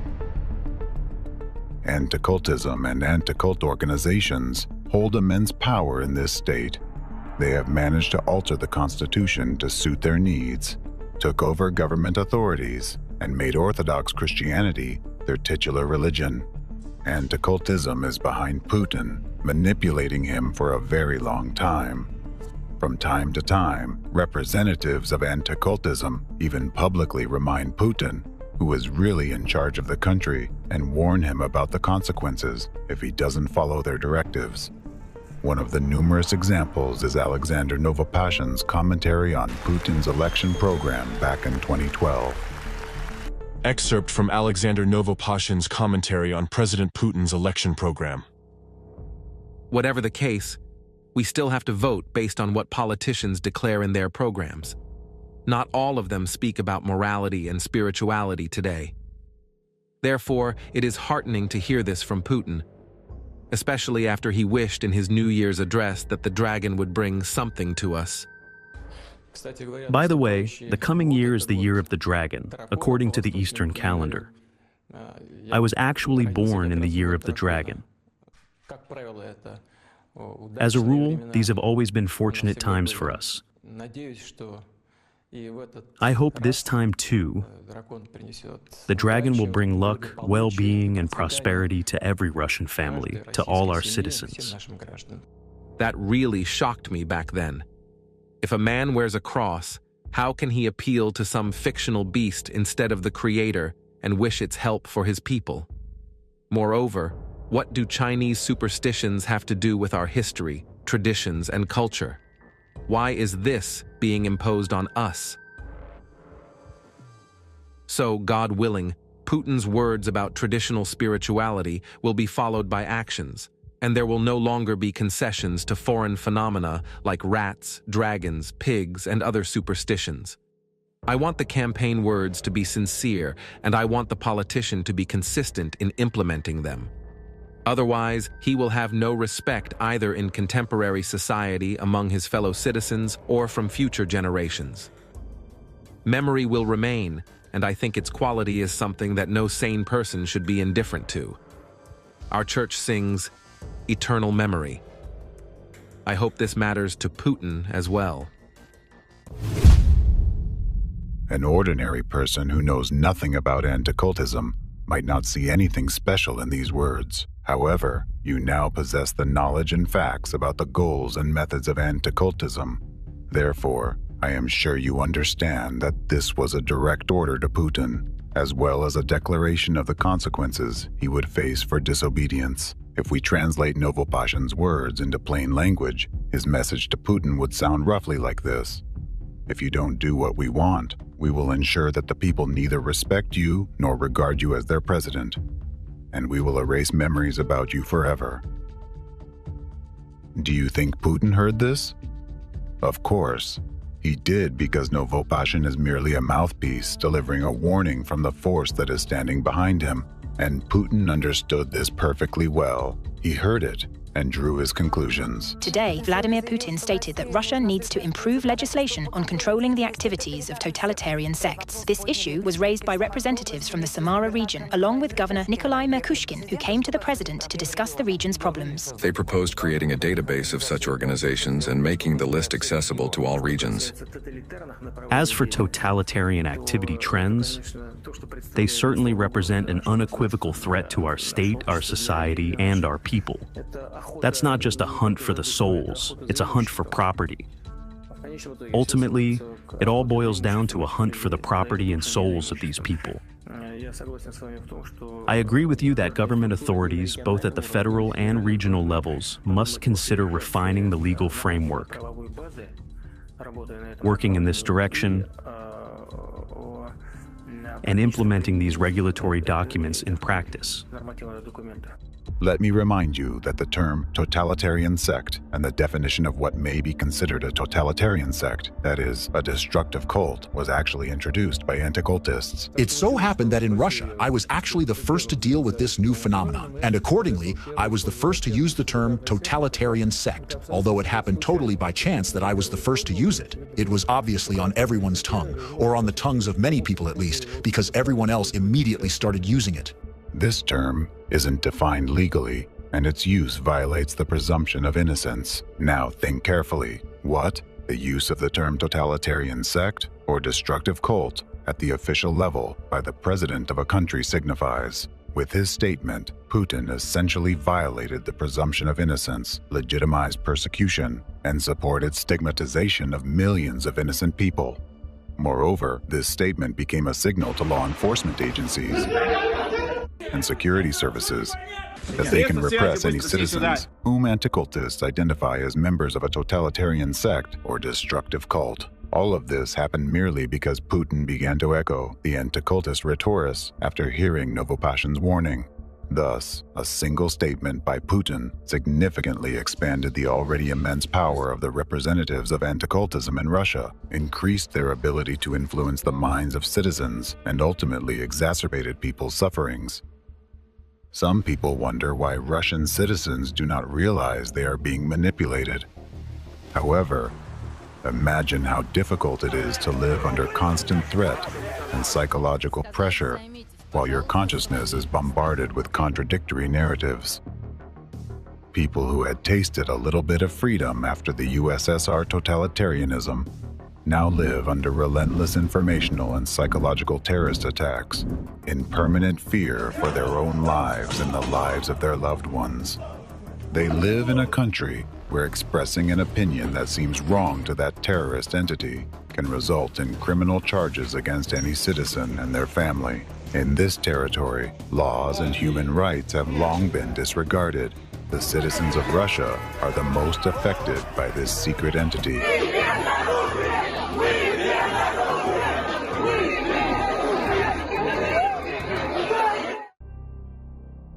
Just as anticultism has its own state within the state, in the same way they have their own grouping within Orthodox Christianity, which by its actions poisons the very essence of this religion.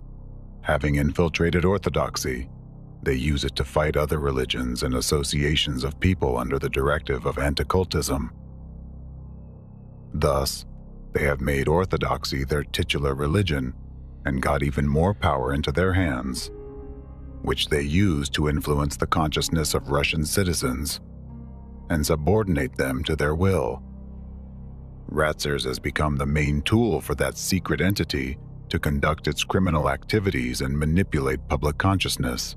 It is easier to influence believers since the topic of God is sacred and valuable to them. Sermons and lectures by church representatives contain destructive imprints that are beneficial to that entity and bypass people's critical thinking, penetrating directly into subconsciousness. Death in the war is better than any other deaths. It's the best of all deaths. I'll tell you that people usually die like pigs, choking on vomit. They eat, drink, get drunk, fall under tables, throw up, and choke on their own vomit. Their manipulation of people's minds can easily be traced if you carefully listen to their narratives. A recent extremist article by a Russian archpriest serves as a striking example of such an informational act of terrorism. Excerpt from a lecture by Ratsier's representative Protoyerius Vyacheslav Pushkaryov, titled "Peacemaking and Theological Dialogue with Non-Orthodoxes No Longer Makes Sense." We, Orthodox Christians, always stand for peace among nations and opinions. We are the true peacemakers, as is the Russian civilization we have created. However, we are experienced peacemakers with 1,000-year experience. This experience has taught us that not all means are acceptable and not all people are suitable for achieving our goals. This means that we should not rely on government officials or the people who live outside our church. We pin our hopes only on the body of Christ and the Holy Spirit, the Comforter who dwells in it until the end of time. We are the only true statesmen, not in the state, but within ourselves, from the fullness of our heart. We are free from nationalism or partisanship, but we propagate the chosenness of the Russian Orthodox spirit, which alone is state-forming, and we defend it to death. Therefore, in order to maintain peace, we do not need preliminary negotiations with pseudo-clergymen and heretics about the smell of their and our socks, and we do not need their instructions on how to live, because we've had all the answers for a long time, and they are already in practical application.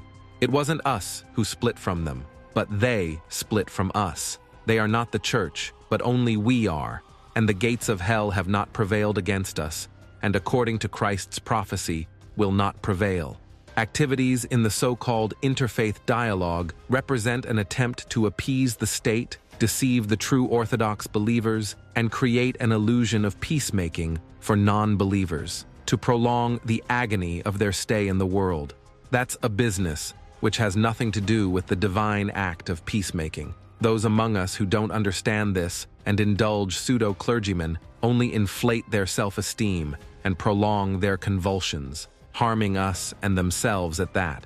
This article is a clear example of an informational terrorist act. It is structured according to a special manipulative scheme, so as to instill the desired narratives in the minds of those who read or hear it. In the article, the Protoyerius first tells believers that Orthodox Christians are peacemakers and always stand for equality and peace among nations and opinions. However, he then abruptly says the opposite. He claims that Russian Orthodoxy is chosen by God, and believers must defend it to death. Finally, he asserts that it is the only true church, and that interfaith dialogue and any negotiations with representatives of other faiths are meaningless because they merely prolong the convulsions of other denominations. Please note that he uses the word convulsions, and earlier also the word agony, implying that other denominations will perish anyway. This method of presenting information is a special manipulative technique used by anticultists to impose their desired narratives on society. How does it work? When a person hears statements that contradict and exclude each other, that causes a disruption in his consciousness. At the moment of disruption, the main message is communicated, which penetrates directly into the person's subconsciousness. This information becomes a command that the listener will remember and follow as a guide for action. In case of the aforesaid appeal, The command that a person will remember is the Protoiarius' final message. That dialogue and any negotiations with dissenters are meaningless because they are already having convulsions and doomed to death. Manipulating people's minds in this way, Anticultists can instill any narrative they want and make them do anything they want.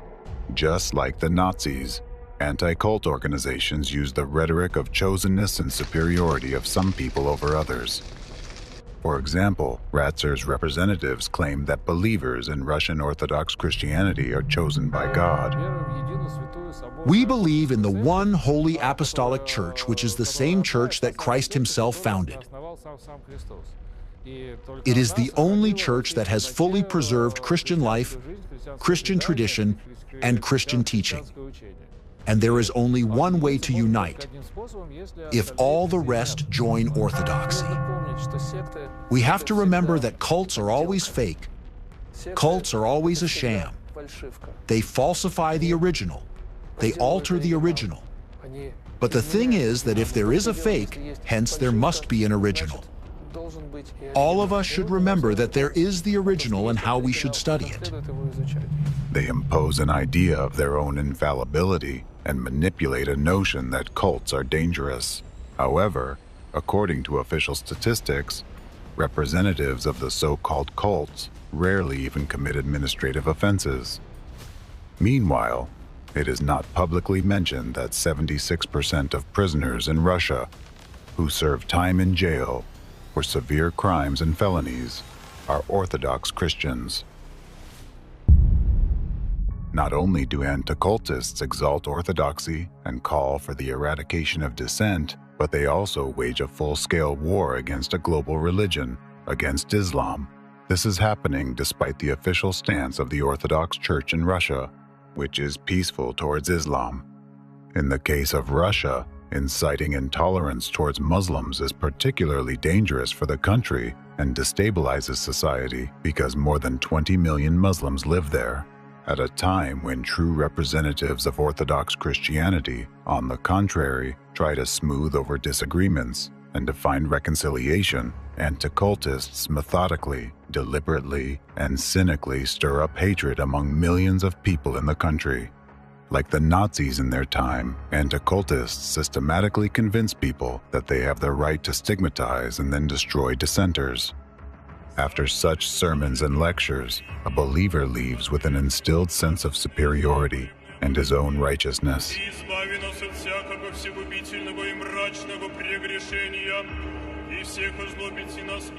This creates a perfect foundation for the terrible offenses people later commit under the influence of anticultists. As a result of such informational terrorist acts, hatred is cultivated in the minds of millions. This hatred pushes them first to approve of, and then to commit acts of terrorism and genocide.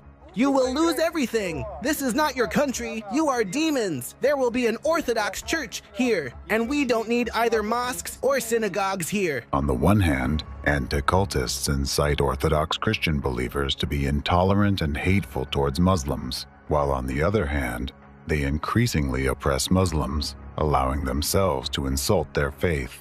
All of this generates tension in society, which the anticultists need, tension that builds up to the point where a single spark is enough to ignite a conflict between Orthodox Christians and Muslims. This spark turned out to be the physical terrorist attack at Crocus City Hall.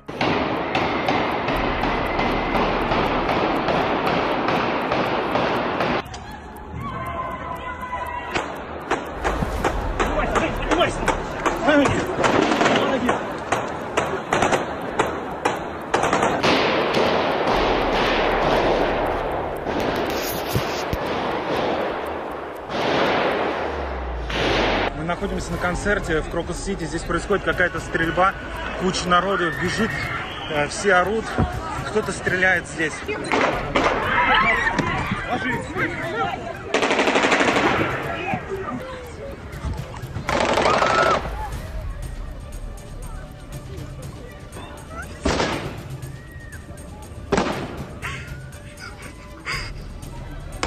Какие-то люди стреляют.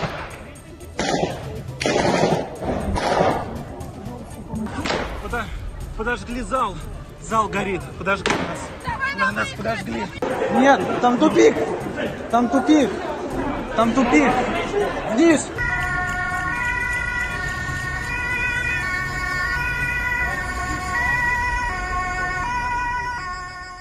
Yes, physical acts of terrorism are another terrifying tool of anti-cultism for enslaving the consciousness of society. Anti-cultists orchestrate physical terrorist acts to ensure their own total domination in the country and to gain full control over top leaders. The recent horrific terrorist act in Russia is an example of that. The bleeding wound. 145 people died and more than 550 injured. The investigation must be carried out in a highly professional and objective manner, without any political bias. We know that the crime was committed by the hands of radical Islamists. All the detainees were citizens of Tajikistan, or ethnic Tajiks. Since these people are Muslims, it can be said that an undeclared war against Islam has begun.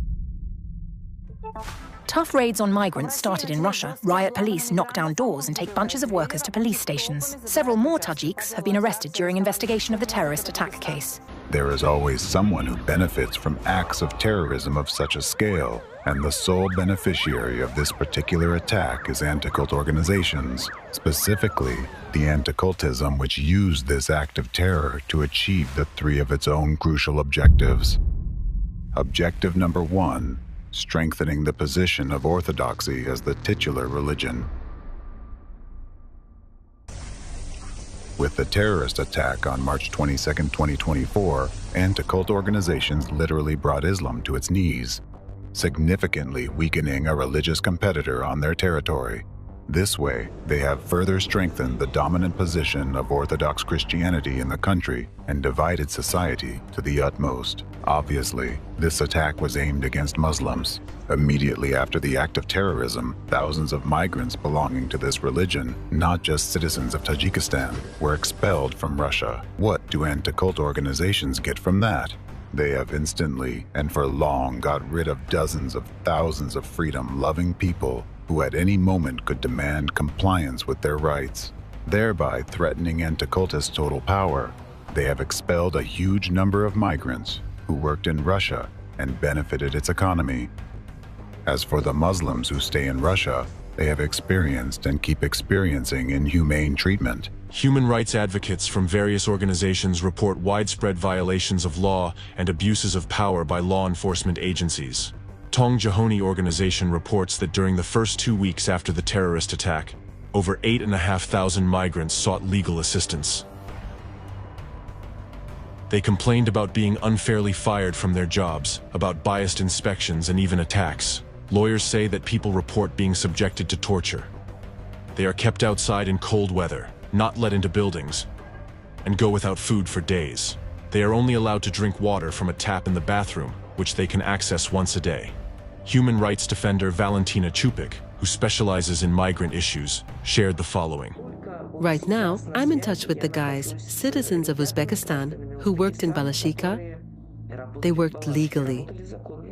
Rosgvardia and police officers burst into their dormitory, beat them all, put them on the floor, and then took them to the police station. 78 people were detained. People were robbed of all their money and forced to make transfers to a bank card. But the saddest thing in this story is that in the dormitory, they were beaten with a metal reinforcement rod. One of them had his eye knocked out. They just tore it out of the socket, while the other guy had one arm broken in 3 places with that metal rod. We receive dozens of such messages every day. Courts behave absolutely disgracefully. They just deport everyone. Most often, they deport people without any hearings. It was amazing when on Sunday, in the Meshchansky District Court of Moscow City, about 280 people were brought to the courtyard. After several hours of them standing in the courtyard in the cold, without food, water, and toilet, A female judge appeared in the window and said through the window, "In the name of the Russian Federation, everyone is deported," and she closed the window. That's it. It has also been reported that citizens of Tajikistan disappeared after their detention. Specifically, a resident of the Voz district told Radio Ozodi that on the afternoon of March 23rd, Moscow police detained his 2 brothers and his son, and there has been no information about their fate since then. They were involved in apartment repairs. My son was the only breadwinner for the family. We only know that they were detained along with several other Tajiks. We don't know where they were taken or what happened to them. There are statements by Russian officials and the so-called law enforcement agencies that incite migrantophobia. For example, a former Russian presidential candidate calls for deportation of migrants for any offenses. A lot of human rights activists claim that xenophobia has long been imposed by the state, which has ultimately caused aggression against Muslims from ordinary citizens. People appeal to the authorities with demands to deport all Tajiks. They consider our country to be a place from where they can pump out money, so to say. Their attitude towards us is of the same nature. They don't like us. They don't want to live here and improve anything. So why would we need this? You see, if a man has worms in his intestines, which simply keep draining vital energy out of him, he never tolerates that. Does he think, okay, let them live? Let's feed them? No. In this case, we need to take some concrete measures. Citizens with Eastern appearances are beaten, denied housing, and nationalistic marks with an inscription, "Tajik means terror," are drawn on their homes.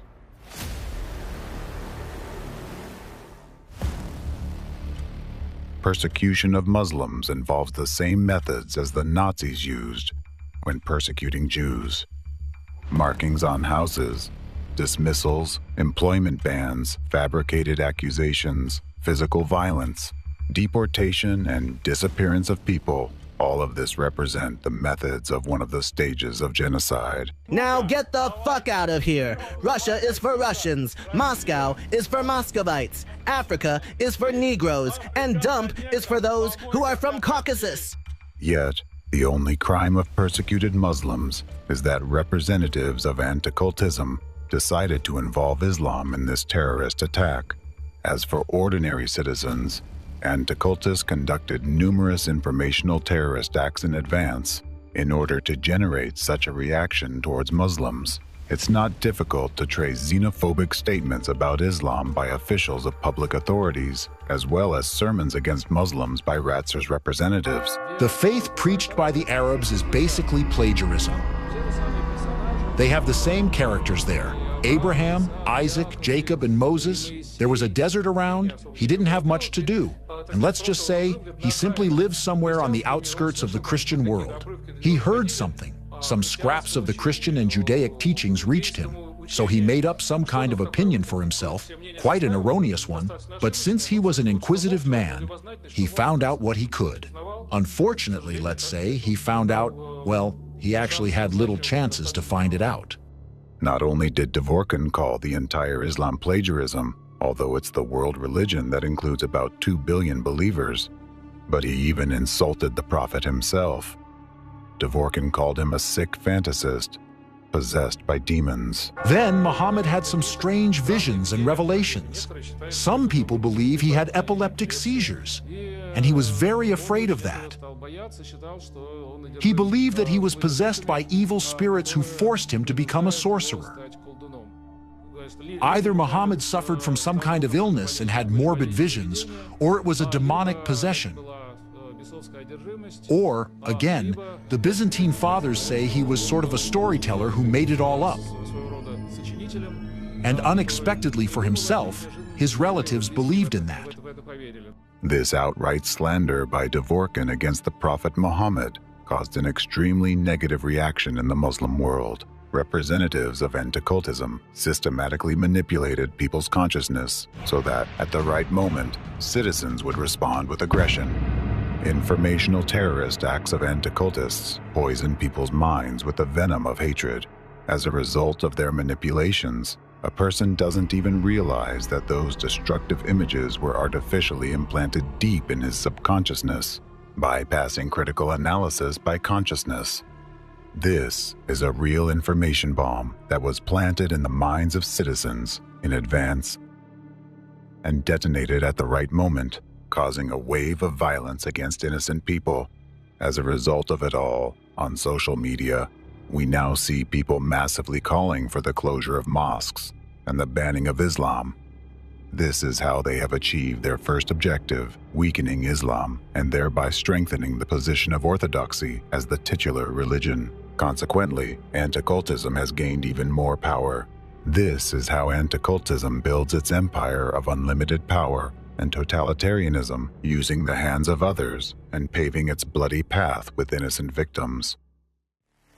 Objective number 2, intensifying the polarization within the country and destabilizing society. Through the terrorist act, anti-cult representatives achieved another crucial goal, further dividing society.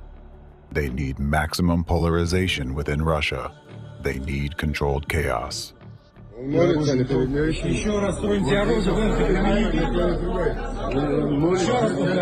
Because it is precisely under conditions of controlled chaos that they can fully control the ideology of the masses and manipulate the ruling power. Objective number 3, a blow to Putin's authority. In Russia, for many years, there has been a phenomenon called leaderism, where all power in the country is associated with one person. This means that an attack on Putin personally and his discrediting is an attack on the entire ruling power, and it's discrediting in the eyes of millions of people. And as you recall, the ultimate goal of terrorism, which anti-cultism conducts in any form, is to create a sense of helplessness and fear among millions of people in order to destabilize the population as much as possible and strike at the government and the state as a whole. So how was this blow to the authority of the Russian president carried out? Putin often claims that he fights terrorism and guarantees the safety of his citizens. In this regard, responsible tasks are set before the units that ensure the protection of the constitutional order and fight extremism. Attempts to provoke unrest, interethnic conflicts, violate the rights and freedoms of citizens, use Russophobia, and any other ideology of intolerance must be strictly and immediately suppressed. However, immediately after the election results were announced, a horrific terrorist act occurred the very next day, and it happened in the very heart of the country. The Anticultists calculated everything precisely. First, Putin was re-elected, a leader in whom the people had absolute trust. Then, the day after the election results were announced, the focused attention of millions of citizens on their leader was abruptly shifted to the terrorist attack unfolding before the entire nation. The entire country watched as defenseless people were gunned down, burned alive, suffocated from smoke, and died while hugging their children, unable to find an escape. The entire country saw a terrifying terrorist act that the leader they elected failed to prevent. Moreover, he did not even visit the scene of the tragedy. As a result, instead of confidence in the government and the elected president, many people began questioning this very president as a guarantor of safety. This was a very serious blow to Putin's authority, aimed at undermining public trust in him on one hand, and on the other, at showing Putin himself, who is really the boss in the country, and how easily he could lose his electorate and public support. The Anticultists showed him that they could, at any moment, anger the masses and, if necessary, direct that anger against him. They demonstrated that they have enough power to not only destabilize society, but also, if needed, to spark a war between Christianity and Islam, plunging the country into the chaos of civil war. No one has ever put Russians on their knees, and no one ever will, because we are Russians. God is with us. God is with us. Moreover, this terrorist act gave the Anticultists another advantage. They forced Putin to make significant personnel changes in the Russian leadership, to put their own people in key positions. Representatives of anti-cultism have already infiltrated all the critical sectors in Russia. Just think about it. All these people are obsessed with their idea of totalitarianism. They are the ones standing behind the president of the country with the largest stockpile of nuclear warheads. In this regard, consider the precarious balance on which the existence of the entire democratic world now rests, as well as your own existence. Strengthening orthodoxy as the titular religion, polarizing society within Russia, putting maximum pressure on Putin, and expanding their power. This is what the Anticultists achieved with just one terrorist attack.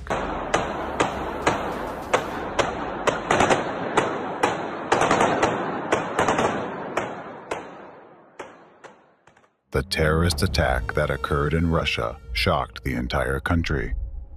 Considering the immense power anti-cultism gained through this attack, how this newfound power is already changing Russian and global society, and the terrifying consequences that are yet to unfold, it can be said that this attack in Russia is comparable to the 9/11 attack in our country, and this is no coincidence. The 9/11 attack in our beloved America was also organized and carried out by them, representatives of anti-cultism, as an act of revenge for their past defeats. It is no coincidence that the 9/11 attack took place on the birthday of the creator and leader of this third force, Felix Dzerzhinsky. Our enemy has always attached special significance to dates, symbols, and numbers. It was the representatives of anti-cultism who struck this devastating blow at the heart of our beloved America. They managed to implement this terrorist attack through their connections with Saudi intelligence. It is exactly anti-cultism that is responsible for all the consequences this attack brought to our nation. These consequences continue to affect our society to this day. They say the explosion in the Twin Towers happened long ago. But this terrorist act is not over to this day. Even today, this explosion echoes in our hearts. An explosion that took priceless lives and peace from us. An explosion that dragged us into a terrible 20-year war. An explosion that marked the beginning of division in our once unified society. An explosion that divided American history into before and after. The narratives of civil war that you hear every day today are all echoes of that same explosion. An explosion for which we blamed everyone, except the real beneficiary of this crime, the real enemy of the United States.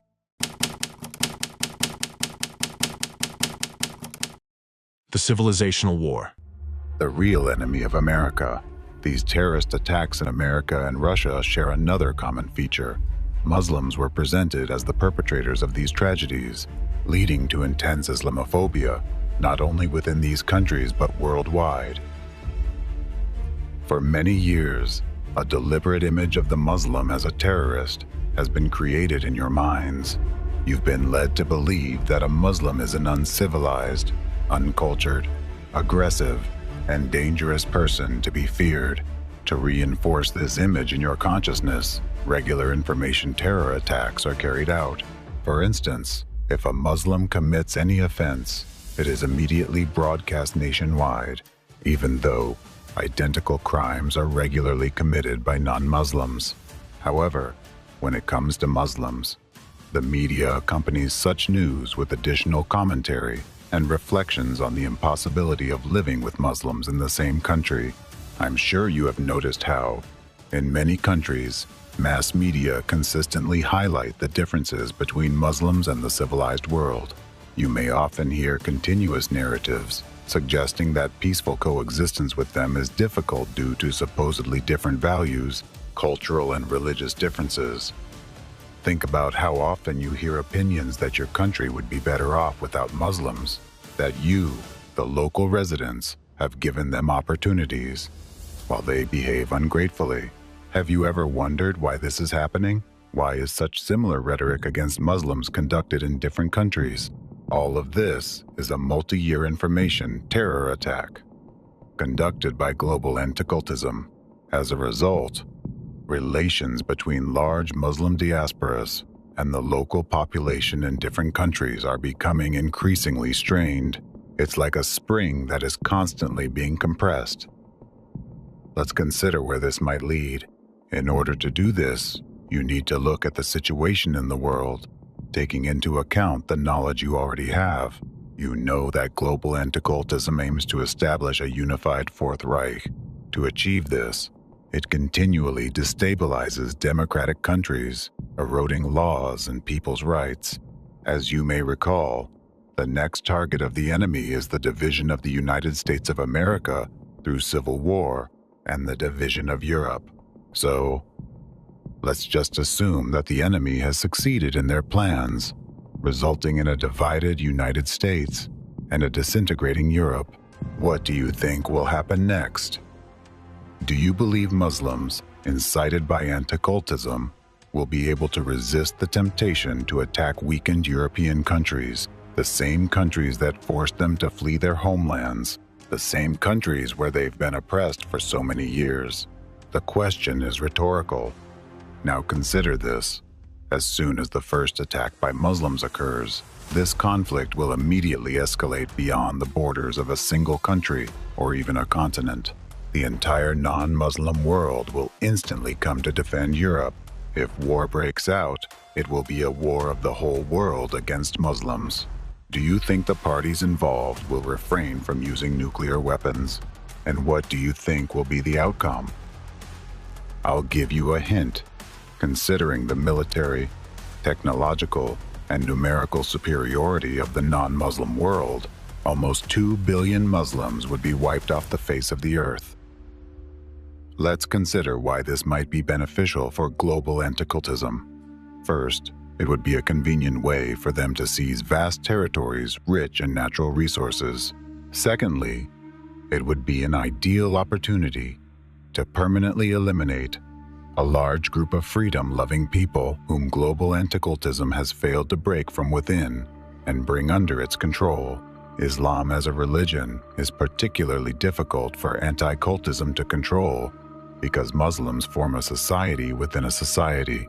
They have adhered strictly to the Quran for many years and follow their established traditions. Therefore, it's very hard for anti-cultism to control Islam because Muslims manage to avoid the global introduction of anti-cultism agents into their religion. Consequently, representatives of anti-cultism strive to demonize Muslims to eventually eliminate them.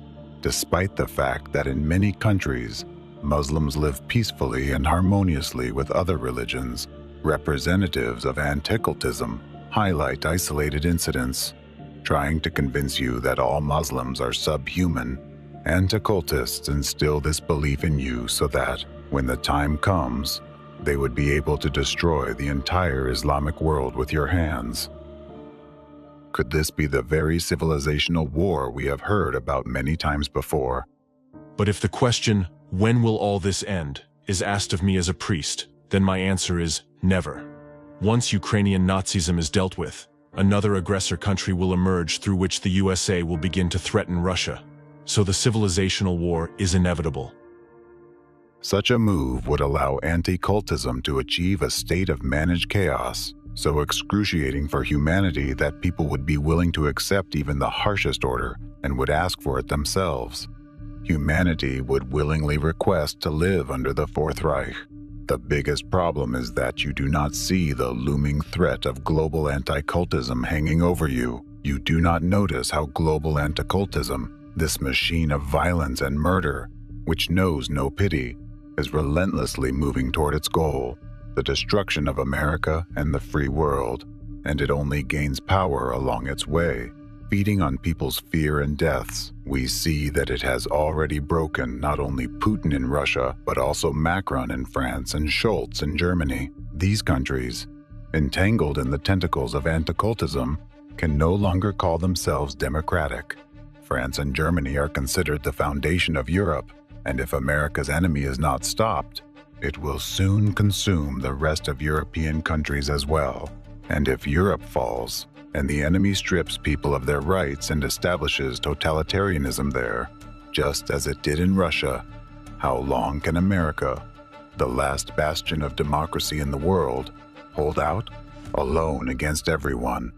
The question is rhetorical, given the hatred and speed with which the main enemy of America is advancing towards its goal. Before your eyes, the enemy of the entire free world is committing terror attacks and stripping you of your freedoms. It is killing democracy, one of humanity's most valuable achievements, won through immense effort and courage. Many honorable people gave their lives so that you could finally live in freedom and equality.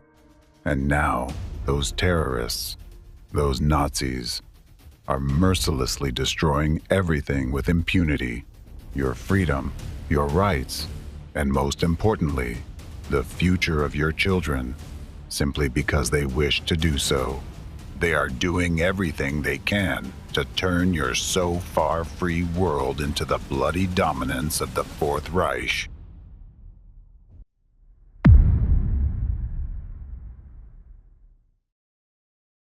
Chapter 6: How Civil War is being fomented in America. The Civilizational War would greatly benefit global anticultism on its path to global totalitarianism.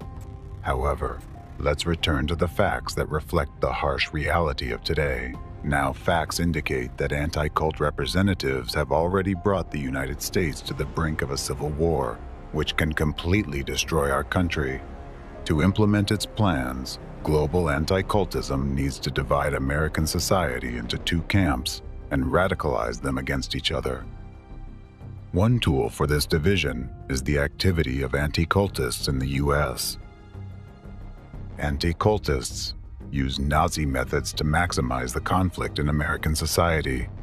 I'll give you just one example among many. You already know about Stephen Hassan, the Deprogrammer who combats dissent by labeling as cultist people with different ideologies, or whoever is supposed to be stigmatized at the moment. So, Hassan has gone even further by declaring Donald Trump a cult leader and his supporters as cult members.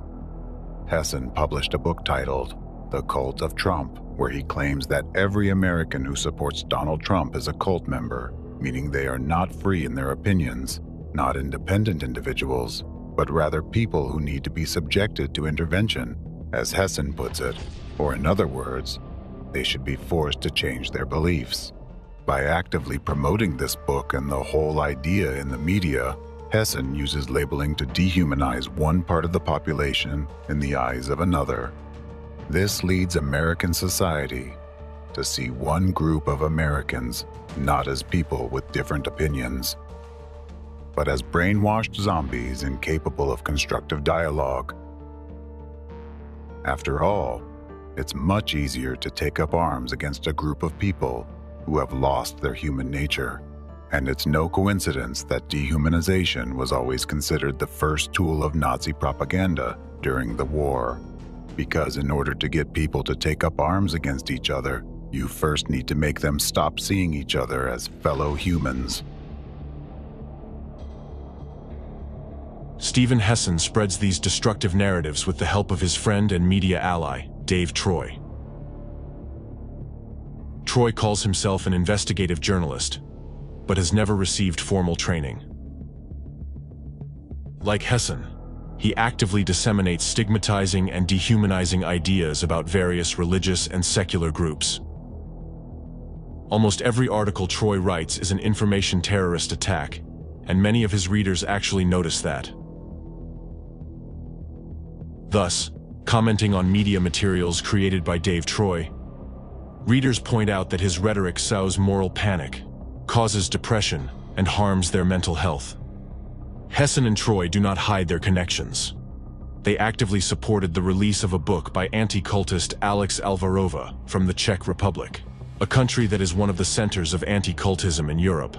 In her book, Feeding the Demons, the Conquerors of America, Alvarova essentially continues to promote Hassan's and Russian raciers' narrative that tens of millions of American citizens are cult members, urging other Americans to fight them.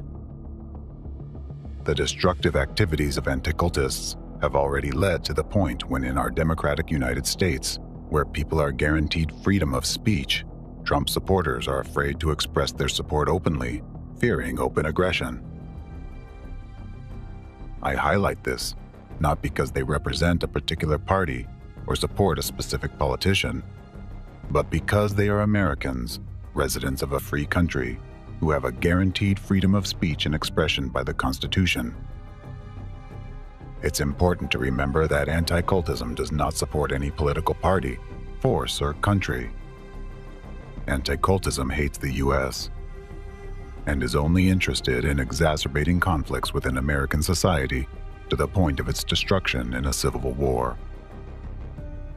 To achieve this, it infiltrates both opposing parties, fueling hostility. Therefore, in the opposing political camp, anti-cultism also infects citizens with Nazi narratives. It is precisely anti-cultists who heavily propagate in the media this narrative that all Democratic Party supporters are supposedly against Christianity, that they are anti-Christians, that President Biden betrayed Christianity and is destroying it. Thus, it is instilled in people that Christianity is threatened and persecuted because of the actions of this part of Americans. Consequently, according to this logic, citizens are urged to make every effort to protect Christianity from those who may destroy it, in their opinion. And again, we see the Nazi method of labeling specific groups, which is imposed by anti-cultists. Thus, the anti-cult movement exploits the existing division into two political camps in American society, stirring even greater hatred between them. All of this has led to an unprecedentedly high likelihood of a civil war. Once I already warned you that long-term consequences of party divisions can be dangerous for the nation's welfare. Back then, I said, however, political parties may now and then answer popular ends. They are likely, in the course of time and things, to become potent engines by which cunning, ambitious, and unprincipled men will be enabled to subvert the power of the people and to usurp for themselves the reins of government, destroying afterwards the very engines which have lifted them to unjust dominion. Everything I warned you about is already happening in our United States of America today. In order to achieve its goals, global anti-cultism divides you Americans, creating conditions for a new civil war in the USA. As much as American society is divided nowadays, it was only divided before the war between the North and the South, and you yourselves can see and feel that. Many citizens have already started talking about the inevitability of a civil war. Civil war. Civil war. Civil war. Civil war. Civil war. Civil war. And such narratives are increasingly heard from the media. This situation is a direct outcome of the actions of numerous branches of global anti-cultism and their agents, infiltrating the social and political spheres of America's life. In this war, information terrorist attacks and real acts of terrorism they provoke remain the customary tool of the hidden enemy of democracy and the entire free world. Today, I'll give you several examples of specific phenomena, events and their consequences that were orchestrated by representatives of global anti-cultism and their loyal anti-cultist dogs in order to create and intensify a split in American society, to prepare a ground for a future civil war, and to place all the pieces they need on the chessboard. Only if you realize how you've been manipulated all this time will you be able to get out of this game and gain an opportunity to take a free step, a step that will really help put an end to the entire chaos, evil, and destruction that representatives of anti-cultism sow around themselves. Then you will finally be able to find ways to achieve reconciliation and unity. Mass shootings in schools. It is time to expose yet another brutal and cynical atrocity committed by the international network of terrorist anti-cult groups and their ideological mentors. It is difficult to imagine that these very criminals turned out to be the architects of one of the most terrifying phenomena in modern society.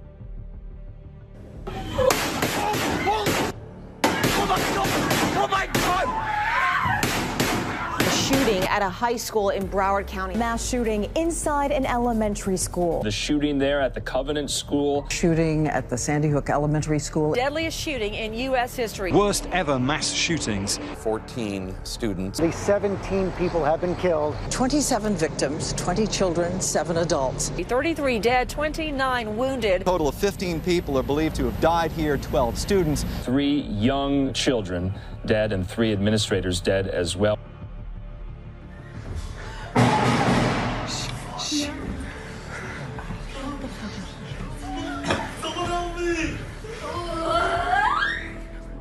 The phenomenon I am referring to is mass shootings in educational institutions.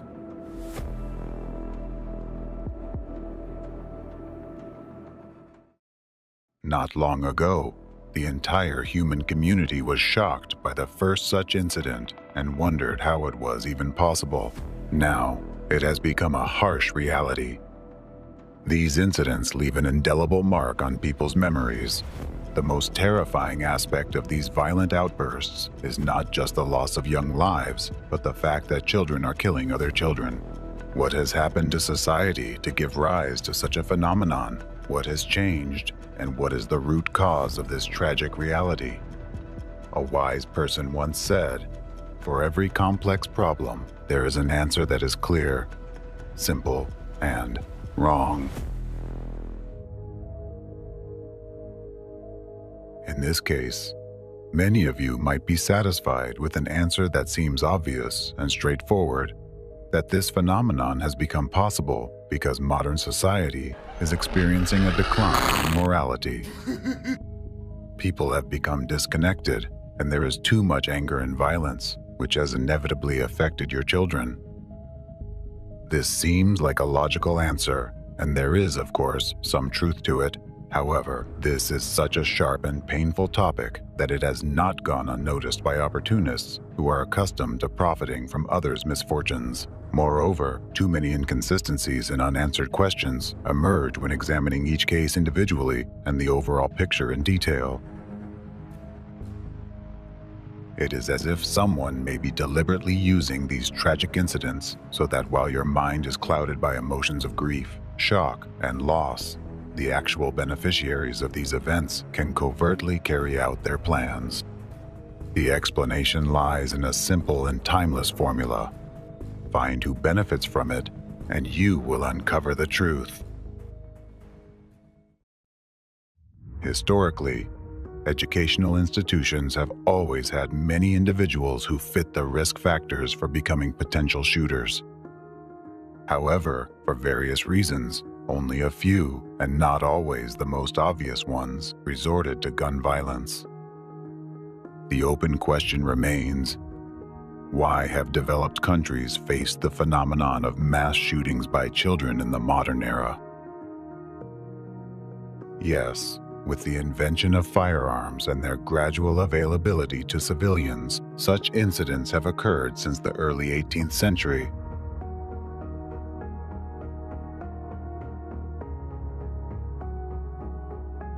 And typically, these incidents didn't garner as much widespread attention and mass publicity in society as they do now.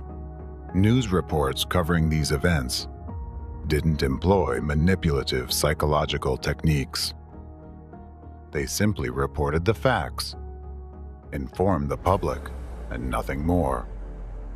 But what's happening now is an unprecedented phenomenon.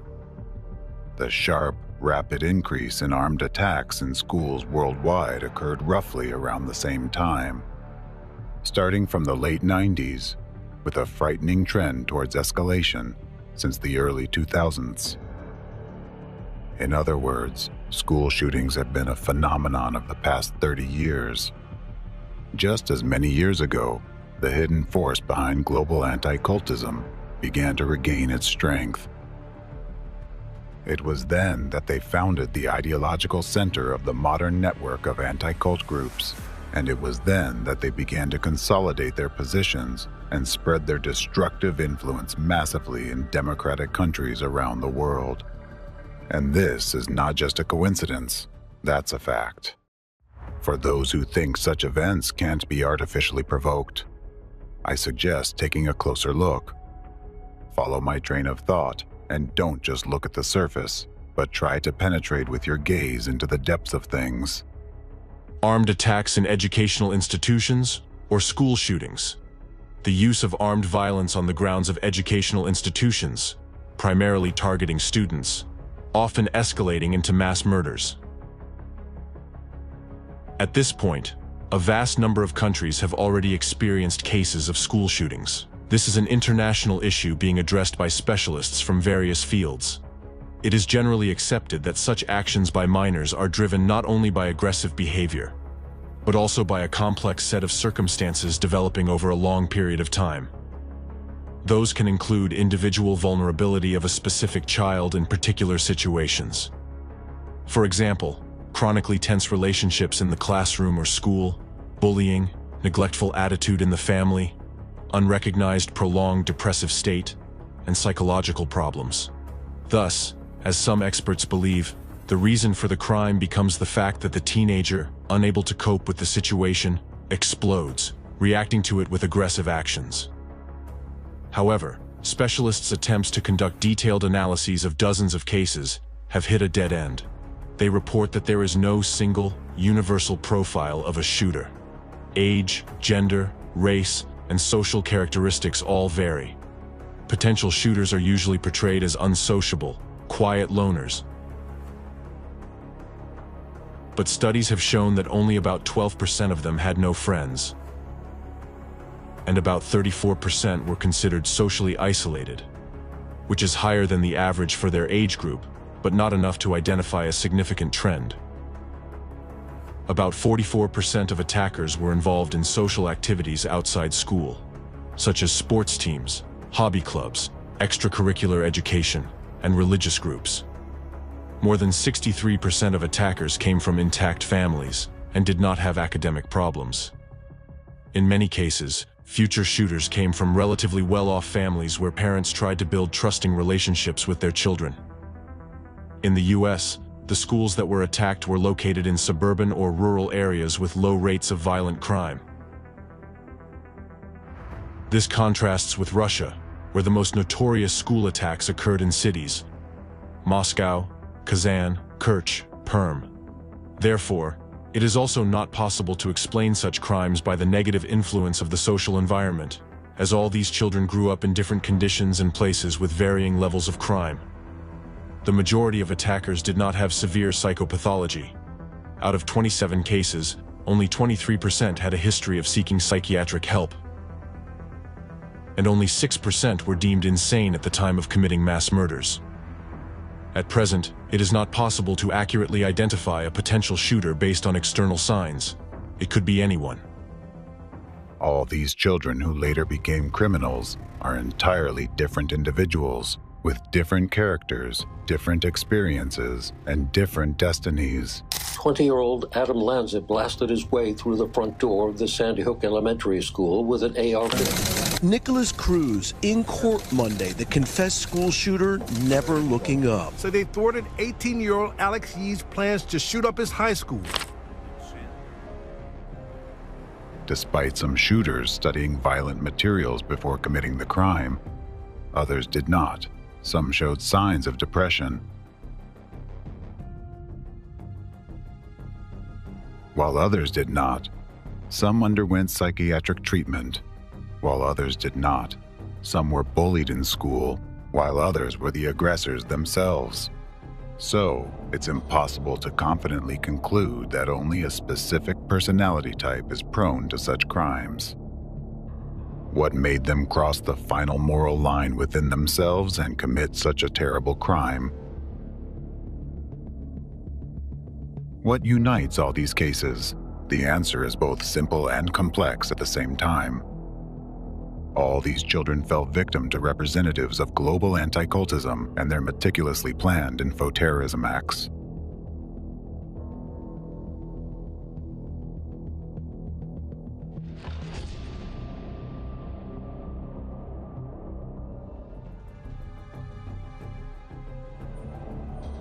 They were infected with destructive images of violent actions spread by representatives of anti-cultism through the media, containing hidden commands to act. That's why we see cases where teenagers are inspired to commit armed attacks by stories of terrorism. Essentially, school shootings are acts of terrorism. However, the form in which they occur allows the actual beneficiaries to divert attention away from themselves. Next, I will show you examples of how the well-honed manipulative psychological techniques from the arsenal of anti-cult terrorists influence the masses' consciousness. The Columbine case. Let's consider, for example, the tragic events at Columbine High School. 911. Yeah, this is Sharon at Columbine High School. We have shots being fired. Okay. The guy is in a black trench coat. They just shot somebody inside the cafeteria. I'm going to have to try and get out here and call you back.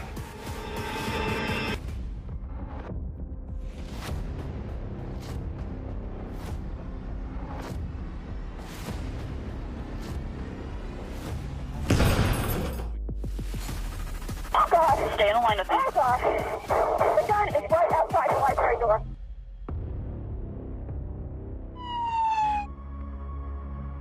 On April 20th, 1999, at Columbine High School in Colorado, USA, a premeditated attack was carried out by Eric Harris and Dylan Klebold, senior students at the school.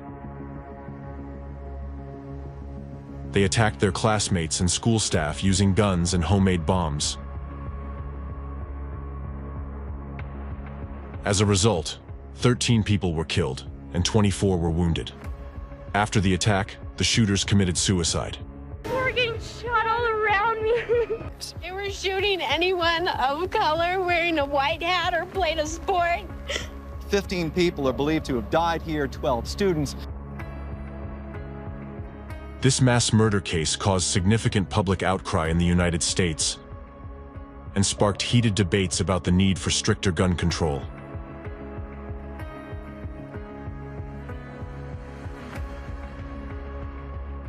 The incident led to the tightening of security systems in educational institutions and increased regulation of children's access to the internet and violent video games.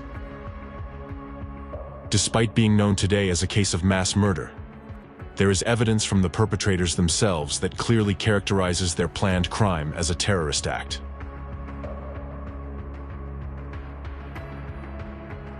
Long before their attack on the school, the future shooters frequently wrote in their journals about events such as the Oklahoma City bombing, the Vietnam War, and World War II. Journal entries also revealed that the attackers were planning a school bombing intended to rival the power of the Oklahoma City bombing on April 19, 1995. Prior to the events of September 11, 2001, this was the largest terrorist attack on U.S. soil. The bombing of a truck filled with explosives resulted in the deaths of 168 people, including 19 children under the age of 6, and injuries to over 680 people. Furthermore, in their writings about these events, the perpetrators expressed a desire to dwarf the carnage of the Oklahoma City bombing and leave a lasting impression on the world about these events. So what really happened on that tragic day at Columbine High School? How do we interpret this event when, in fact, teenagers, impressed by stories of terrorist attacks and military actions, literally planned the next actual terrorist attack? It's not just murder or suicide. They planted a massive amount of explosives in the school and planned to detonate it. They planned to kill about 250 people, or even more, as they admitted in their diaries. The only thing that prevented them from carrying out their plans was that the homemade bombs didn't explode for some reason. And if the bombs had all gone off and they succeeded in what they had planned, how many children would have been harmed? How would law enforcement classify this crime then? The fact that the teenagers planned the attack is evident from their deliberate choice of the attack date, which they called Judgment Day.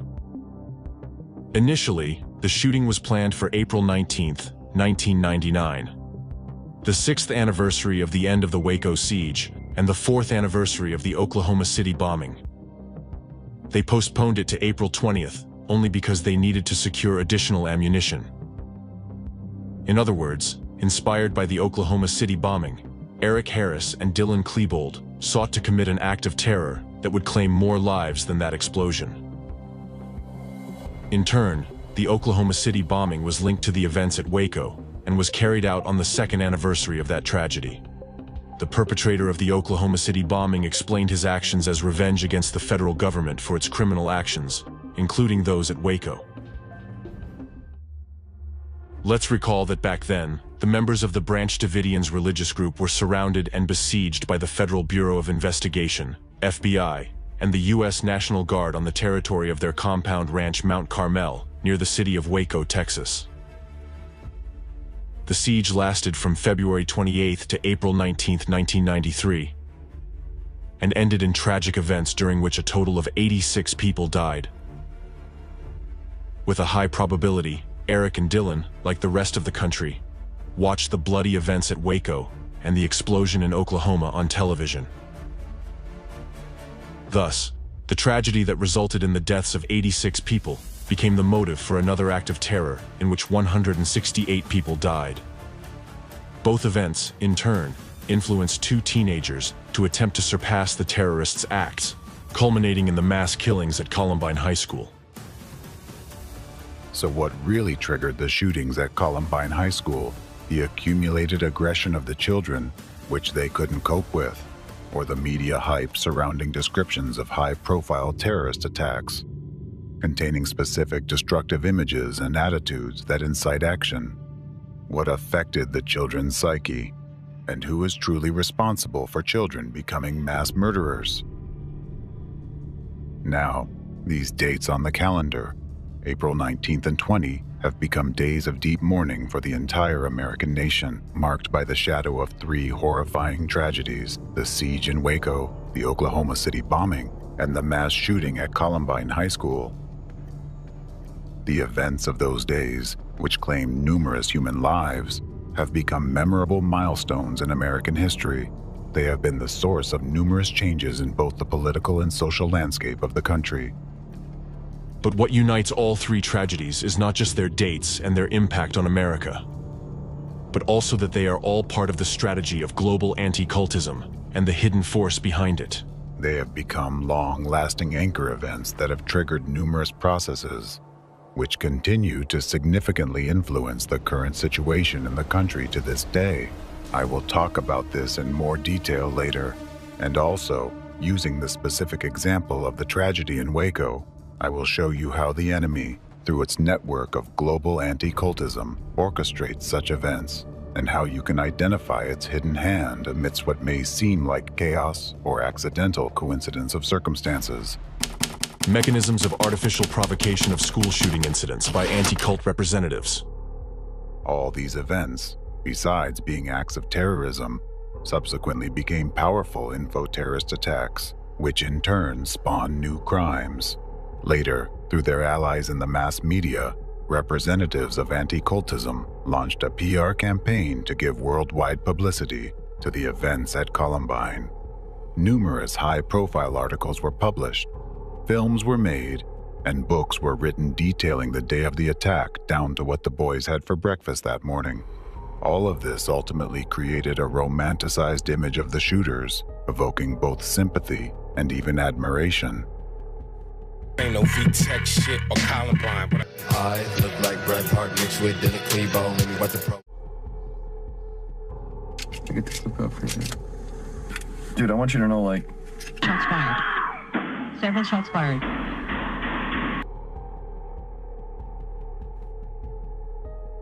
Based on the events at Columbine High School and the interests surrounding the shooters' personalities, entire communities of their admirers formed. Known as the Columbiners, fan groups emerged on social media, which ultimately became known as the Columbine movement. For some reason, competent authorities were slow to combat the spread of this clearly destructive information among teenagers and to stop the activities of such groups, despite their apparent efforts to popularize and romanticize school shootings and their perpetrators. As a result, what do we have now? Nowadays, School shootings and Columbine have become interchangeable terms. The word Columbine is now used to describe all crimes carried out in a similar manner. This marked the unofficial beginning of the era of school shootings. Who created this heroicized image of Columbine and why? Why did the authorities and intelligence agencies allow it to spread so widely? Is this simply negligence and irresponsibility, or intentional criminal inaction? If it is believed that one of the key reasons for new school shootings is an uncontrolled imitation of Columbine, then why was information popularizing this event allowed to spread so widely? If reports of these events did not contain hidden manipulations that incited action, this information would not have been so actively duplicated, picked up by other children, and would not have generated new shooters. It is evident that the Columbine cult was created intentionally. At its core, this is an act of informational terrorism that spawns more terrorist attacks. Who benefits from conducting acts of informational terrorism of this scale? Only the representatives of anti-cultism and the force behind them.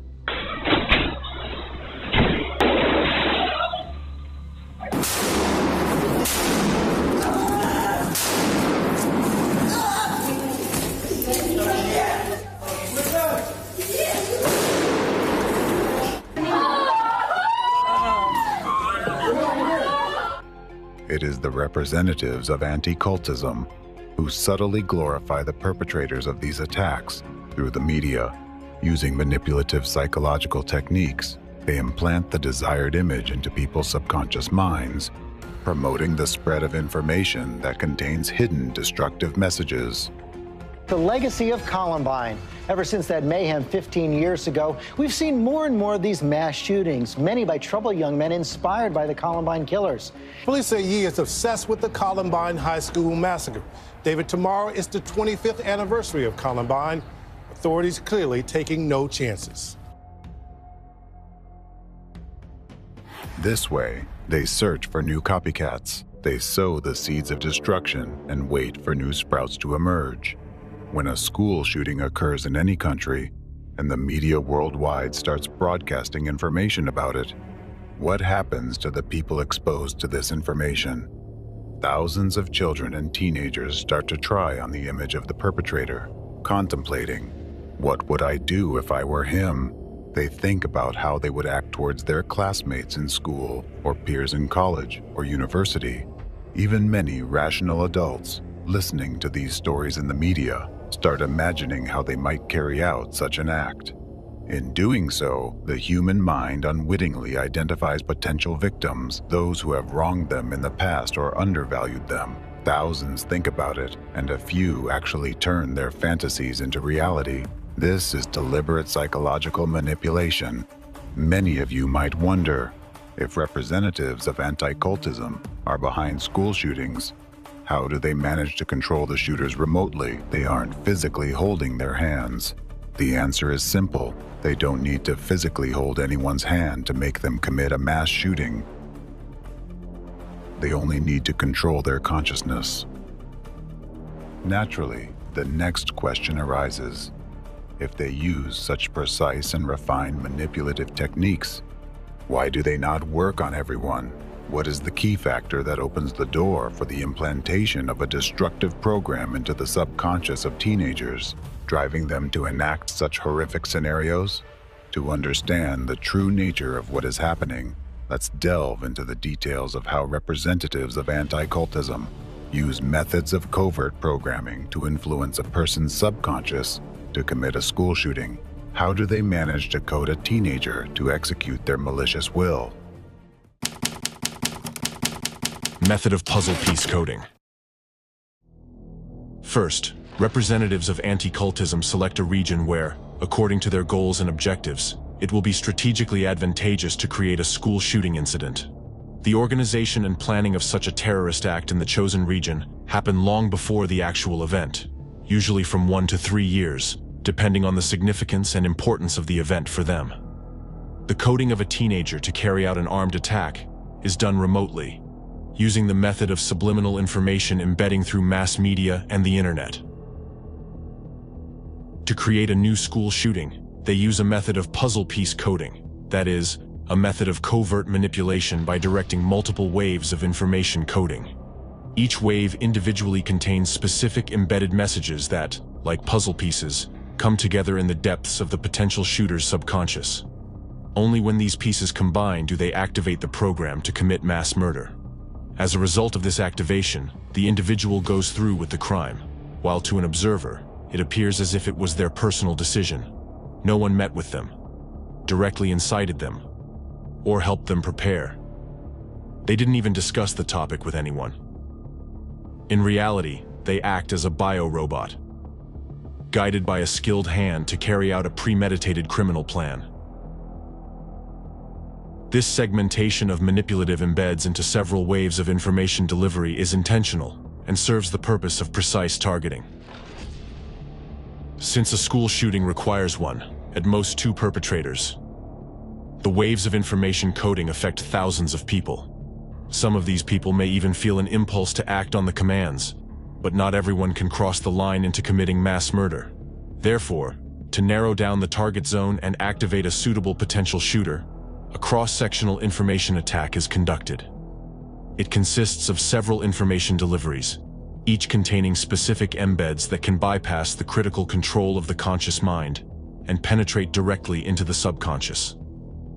Once there, these embeds come together like a puzzle to form a cohesive picture of the future crime. This image becomes a dominant intrusive thought, pushing the individual towards committing mass murder. When planning the next school shooting, representatives of anti-cultism first study the demographics of the target school, their interests, and popular internet and media resources among them. Then, by placing materials on these media resources, considering trends in the teenage environment, they launch multiple waves of information coding that contain hidden embeds. Moreover, these infected messages are typically spaced out over time, meaning they don't necessarily need to be released into the information space simultaneously. The key is that they all superpose in the perception of a specific individual. Their combination in the potential shooter's subconscious triggers the command to execute the implanted program. The initial information coding attacks have a broad range of impact. The final wave of the attack and additional corrective measures are carried out directly within the target school. These give the start command to the shooter. Representatives of anti-cultism first launch preparatory waves of information coding, followed by targeting and activating waves. This series of precautionary measures allows them to control the exact number of perpetrators of a terrorist attack and the quality of its execution. The first preparatory wave, which serves as the foundation for the subsequent layering of all puzzle piece embeds into a single picture, is the glorification of previous school shooting perpetrators. The primary factor that representatives of anti-cultism exploit here is the human desire for fame.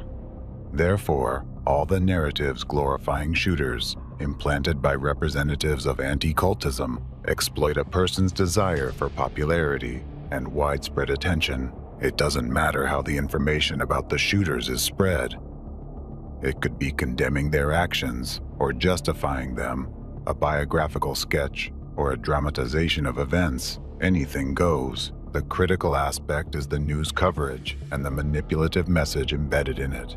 Thus, an image of the criminal is created, surrounded by an aura of fame and admiration, despite the wrongfulness of their actions. What does a teenager see when they encounter this information? They see that an ordinary student, just like them, who felt undervalued, gained worldwide fame with a single act. Now, the top popular media write about them, celebrities talk about them, and they become a sort of idol for others. It is precisely the desire to become famous, the thirst for fame, that serves as the fertile ground in which the seeds of evil sown by real terrorists take root, provoking children to commit crimes. My name is Nick, and I'm going to be the next school shooter of 2018. My goal is at least 20 people with an AR-15 and a couple tracer rounds. She is infatuated with Columbine's school shooting. Police say she was armed and extremely dangerous. Well, I will be. Columbine, Virginia Tech, none of them will beat me. I'll kill them all. Remember Columbine! He was arrested. BBC News investigation spanning the country uncovered chilling evidence, video diaries. Here's that Minnesota suspect talking to police in May. My number one idol is Eric Harris. An era of active shooter events really began with Columbine. Thus, the first implant penetrates the subconscious of the potential shooter. The notion that the most important purpose in life is to gain fame and recognition, and without this, life is meaningless. The deep-seated subconscious fear of living an obscure life pushes the teenager toward committing the crime. If you look at the profiles of shooters from this perspective, and their explanations for their actions, you will clearly see that the desire to become famous is the one common trait they all share. Here is a crucial point. If the glorified image of the shooter did not exist, school shootings would cease to be possible, because without this foundational base, the rest of the program for carrying out the act would not have the necessary support to be executed. The dissemination of glorified images of criminals as bait for those who also crave popularity acts as a filter, screening out those unsuitable for the role of perpetrator, and infecting those with the active trigger that sets off the program's unpacking.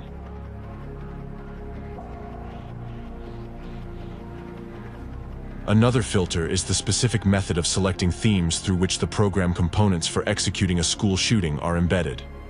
These themes are chosen from the areas of interest to teenagers, which are typically opposite in nature. What does this mean, and why is it done? A person is more likely to be interested in related topics. For example, someone interested in astronautics might also be interested in parachuting. However, to minimize the number of people caught in the cross-section of the informational coding waves, topics are chosen that rarely fall within the sphere of interest of the same person all at once. For instance, a teenager might be fascinated by space and the possibility of life on other planets, such as astrobiology. What would be opposite in nature to this interest? Life's opposite is death. So, a teenager potentially suitable for the role of a shooter might also be interested in different models of weapons. This combination of interests is rare in real life, which is precisely what anti-cultism representatives count on. Subsequently, various materials on these themes are embedded with other components of the single program for carrying out a school shooting. Particular emphasis is placed on awakening an interest in weapons as tools that grant power and fame. As a result, only those teenagers who are simultaneously interested in both opposing themes and who already have a dominant desire for fame and recognition fall into the crosshairs of these intersecting waves of information coding. Thus, the target group gradually narrows down through the final stage of the coding process.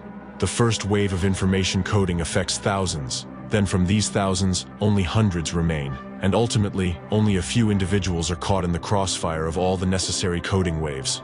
It then becomes a matter of time to see who among them activates first, and who ultimately becomes the perpetrator of the implanted program.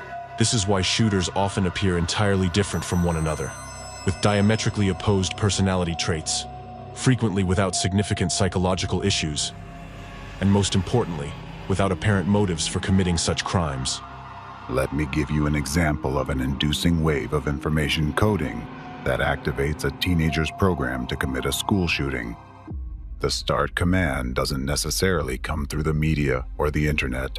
It could be delivered by a guest lecturer at the school who incidentally mentions a person in their talk who dedicated their entire life to science but never gained worldwide recognition or fame. In contrast, the lecturer then cites Nobel laureates as examples, few in number, but they were able to achieve success. What embed does the potential shooter receive here? Their subconscious gets the directive that neither science nor diligent effort brings fame, and that life's meaning isn't in discoveries or hard work, but in popularity.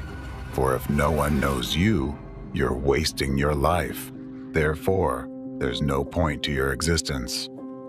From an outside perspective, such a lecture might seem noble, yet it serves as the trigger for activating the shooter.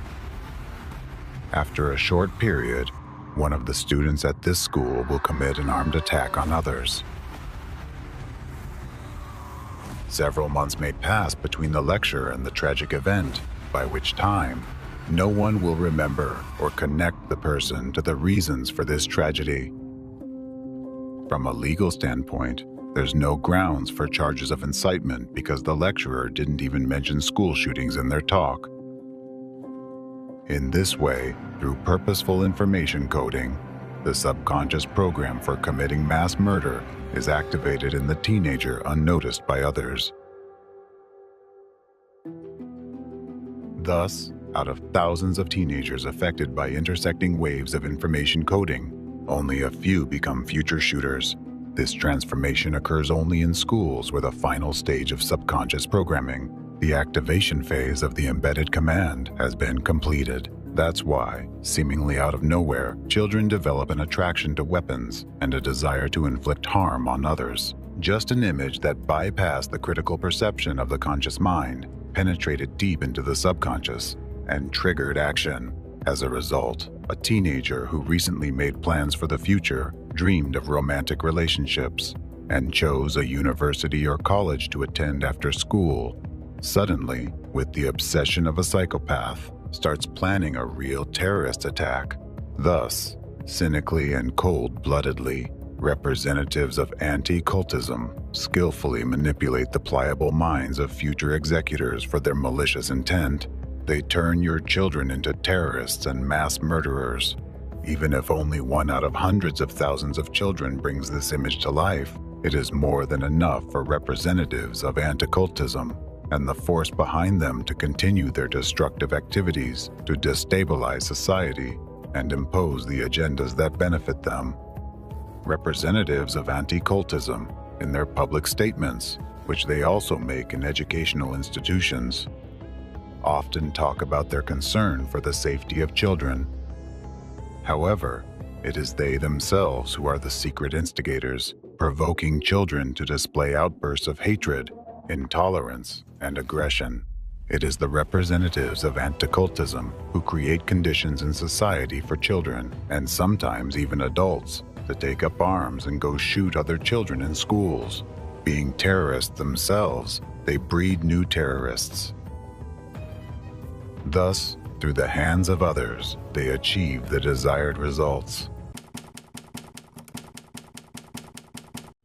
Ways to prevent school shootings. Understanding the fundamental principles of manipulative techniques through which the search and activation of potential shooters occur also provides the opportunity to identify the organizers of such crimes and prevent similar incidents in the future. How to prevent school shootings. Method 1. Monitoring content leading to crime. For example, by tracking the content that teenagers who commit mass shootings have been exposed to, it is possible to uncover those who led them to these actions, using them as remotely controlled weapons. This includes identifying specific publications, harmful content, and even particular media channels through which children are encoded to commit school shootings. It is worth noting that identifying potentially harmful content in this case is possible only through its external features. Without specialized knowledge of the puzzle coding method, an ordinary person will not be able to detect hidden puzzle embeds in text or video materials, which ultimately transform someone into a shooter. Since this method is designed to influence a person's subconsciousness, bypassing critical perception by the conscious mind, it's logical that it is almost impossible to understand where and how these embeds occur if you use consciousness alone.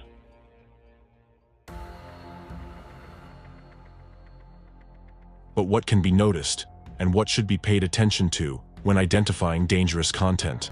Since heroization of shooters is the first and fundamental wave of information coding, which lays the groundwork in a person's subconsciousness for committing a future crime, we will now provide an analysis of publications on the topic of school shootings.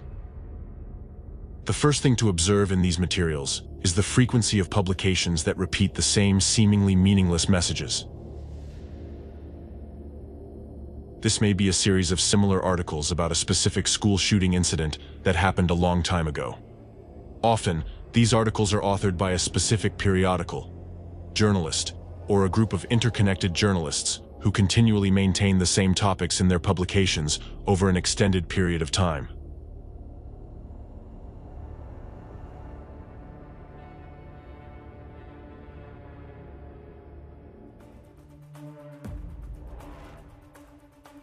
Meanwhile, other journalists or media outlets may have already stopped covering this event long ago. Yet this very group of journalists persistently supports the information wave for unknown reasons, and keeps the long-past event alive in the media space. These articles would repeatedly discuss the same subject from different angles. The authors might criticize the police, express sympathy for the shooter's parents, highlight recently uncovered details of the crime, and so on. However, the common thread will still be the same: school shootings. And all these articles will have one significant feature: they will never harshly criticize or condemn the shooter. The second feature of potentially dangerous materials and publications is that discussions of school shootings would always be accompanied by direct or indirect criticism of the authorities, specific officials, and the helplessness of law enforcement agencies. Articles would discuss their mistakes and failures, emphasizing that law enforcement officers lie and deliberately distort facts to cover up their own helplessness. Such publications often appear very similar, and at first glance may even seem reasonable, devoid of aggressive calls to action or clear signs of inciting hatred. However, in reality, the information they contain deeply affects people, leaving a lasting imprint on their subconsciousness. The third feature to watch for is the presence of numbers in the publications. Information containing hidden embeds always includes a numerical code. This could be mentions of dates, exact time when a crime was committed, the number of casualties, or other figures. Yet these numbers would be repeatedly referenced in their publications. The point is that human consciousness and subconsciousness perceive numbers differently. This feature of the work of our subconsciousness is leveraged by the puzzle coding method. As mentioned before, it is extremely challenging for an unprepared individual to detect hidden manipulations of consciousness, and, even more so, subconsciousness, through the puzzle coding method without specialized training. However, there is always a pattern, and identifying this pattern can help pinpoint particularly dangerous content amid the vast flow of information. Once sources of destructive influence containing hidden embeds are identified, it is crucial to promptly halt the propagation of their influence on the broader population. Method 2. Conducting psychological testing in schools to identify increased levels of bipolar disorders. One indicator that students at a particular educational institution have been subjected to hidden external subconscious manipulation is an increase in cases of bipolar affective disorder among them. What's the connection here?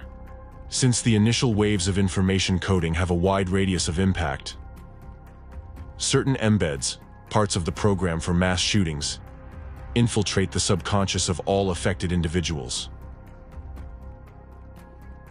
What happens to a person in this case? Hidden directives start acting in their subconscious, conflicting with their conscious goals and aspirations. As a result, internal conflict and resistance emerge within the individual. This conflict, triggered by the implanting of foreign elements into the subconscious, eventually manifests as bipolar disorder. Representatives of anti-cultism cannot avoid provoking such conditions when they initiate preparatory waves of coding for school shootings, because this forms the foundation for further imposition of other waves, ultimately launching the program. An illustrative example in this regard is the situation in the Czech Republic, where after the shooting incident at the Faculty of Philosophy of Charles University in Prague in 2023, pertinent information emerged regarding the prevalence of bipolar disorders among the country's young generation. Czech media began disseminating information indicating that approximately 5% of the entire population of the Czech Republic currently suffers from bipolar affective disorder, primarily among the young generation of the Czech shooter's age, namely students. Students of Charles University themselves posted on social media, expressing concern about a troubling trend. Every second student suffers from bipolar affective disorder.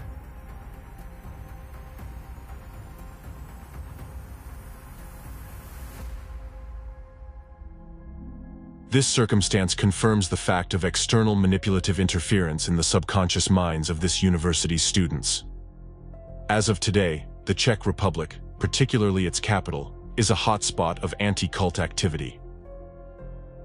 One of the key centers of their activity is located precisely in Prague, and one of the leaders of the local anti-cult movement, Zdeněk Vojtěšek, teaches at the Hussite Theological Faculty of Charles University.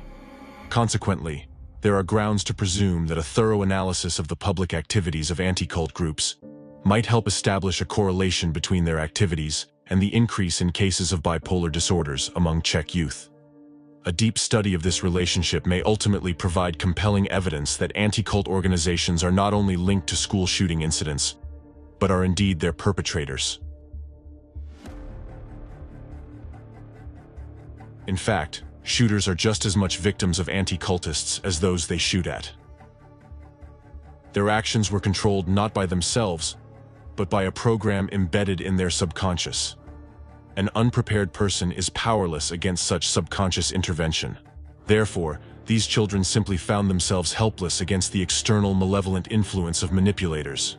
Hence, there should be a pressing discussion about the necessity of banning members of anti-cult organizations from educational institutions, as they may exert covert destructive influence on children. The shooting incident in Prague has prompted Czech students to speak out about the widespread rise of bipolar disorders and seek help. A petition was drawn up urging the Czech government and politicians not to ignore the issue, and to strengthen psychological and psychiatric assistance for all those in need. The petition was signed by over 600 people. This means that the young people themselves are frightened by this situation.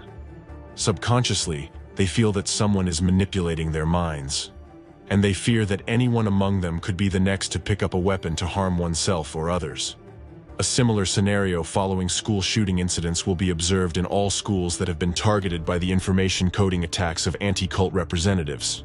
The situation in the Czech Republic clearly demonstrates that bipolar disorder is an inherent and natural accompanying factor in external interventions aimed at programming the subconscious of individuals.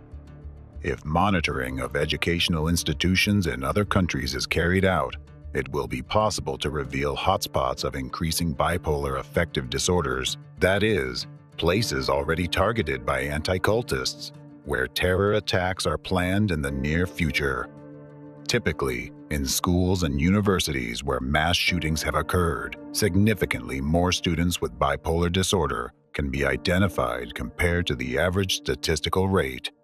Moreover, if these educational institutions conducted regular psychological testing of students, it would reveal that the rapid increase in bipolar disorders occurred precisely within the range of 1 to 3 years before the crime committed by one of their students at that school or university.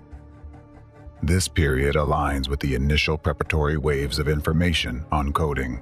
The strongest impact from the implanted destructive program will be felt by the future shooter themselves. However, once they carry out the act, bipolar disorder will disappear because the cause triggering the internal conflict disappears. The person makes a final choice.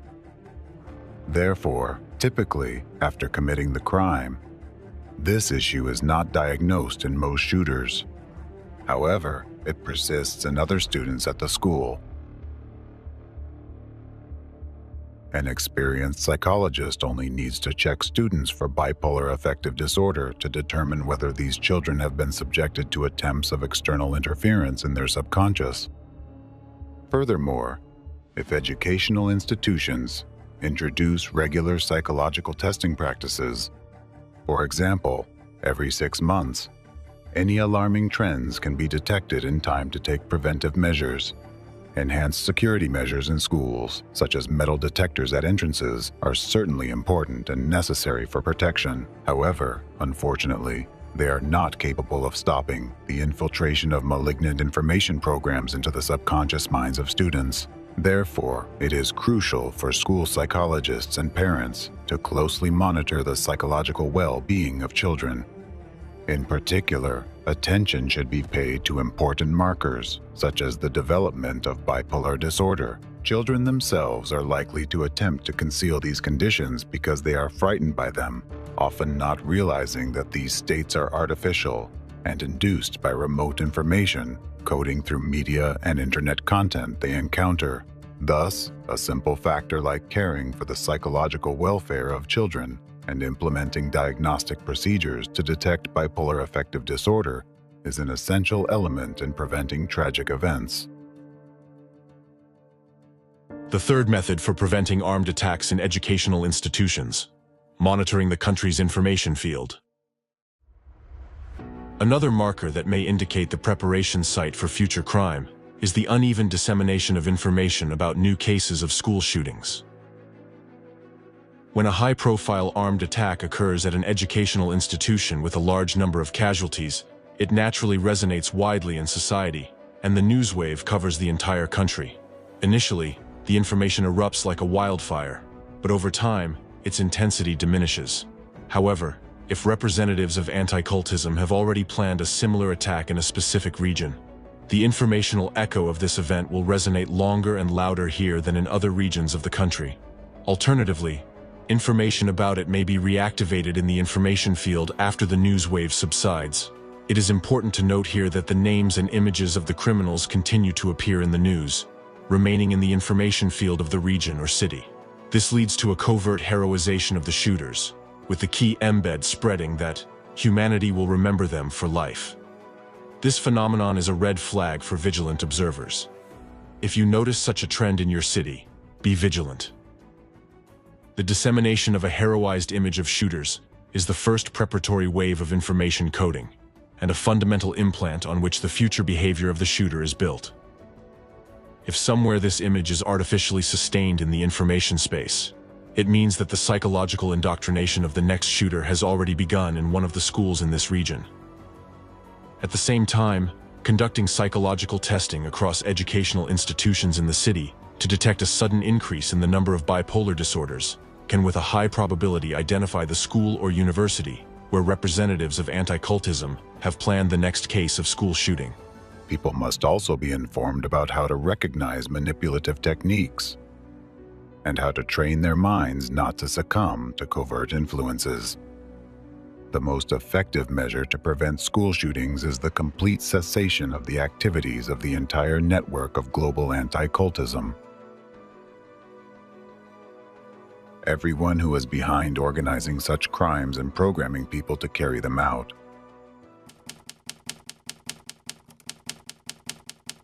School shooting is a controlled process. The fact that seemingly uncontrolled school shootings are actually a controlled process is evidenced by statistics and chronology of their spread.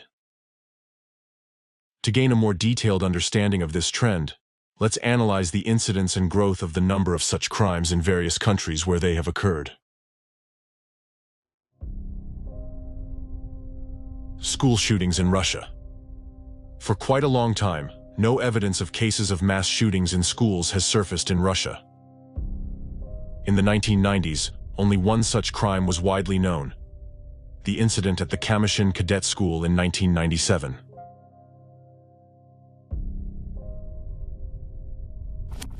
The first armed attack on an educational institution in Russia, which resulted in fatalities, is considered to be the shooting at Moscow School No. 263 in February 2014.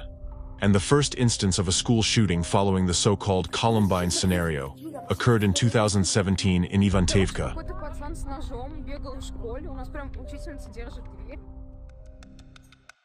What can explain the sudden appearance of a phenomenon such as school shootings in a territory where it was previously uncommon? How can it be explained other than by outside interference? After all, what has changed in Russia since the times when such crimes were unheard of? What has changed is that anti-cultism has gained unprecedented power and influence here.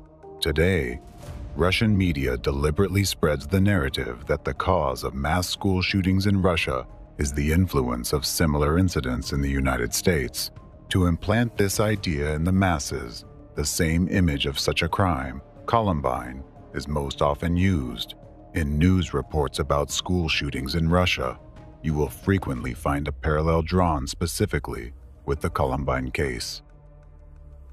What happened at the Moscow school is being called the American scenario by the Russian press. Incidents like this do indeed happen often in the U.S.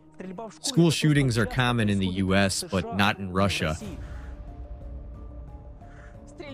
Shootings and hostage situations are indeed not uncommon in American schools. A student or former student with a rifle in hand, that's the typical anti-hero of local news. However, as I mentioned earlier, the first instance of such supposed imitation in Russia occurred in 2017, 18 years after the Columbine events. Why did it take so long for the first imitator to appear in Russia? The answer is simple. Because it's not just imitation. Someone allowed this precedent to happen in Russia and ensured it received widespread publicity. Some Russian propaganda figures, authors, and proponents of the theory alleging the harmful influence of the USA on school shootings in Russia claim that these incidents are characterized by organized activity, supposedly initiated by the US. This argument is supported by a simple propaganda narrative. It is so because historically, the US has always been opposed to Russia on the geopolitical stage. Therefore, America is an enemy, and in this way, the enemy is attacking Russia. However, logically thinking, it is the United States itself that suffers much more from school shootings. Why? Why would they attack themselves? It would be more logical to assume that America suffers the most precisely because its adversaries subject it to massive and regular attacks.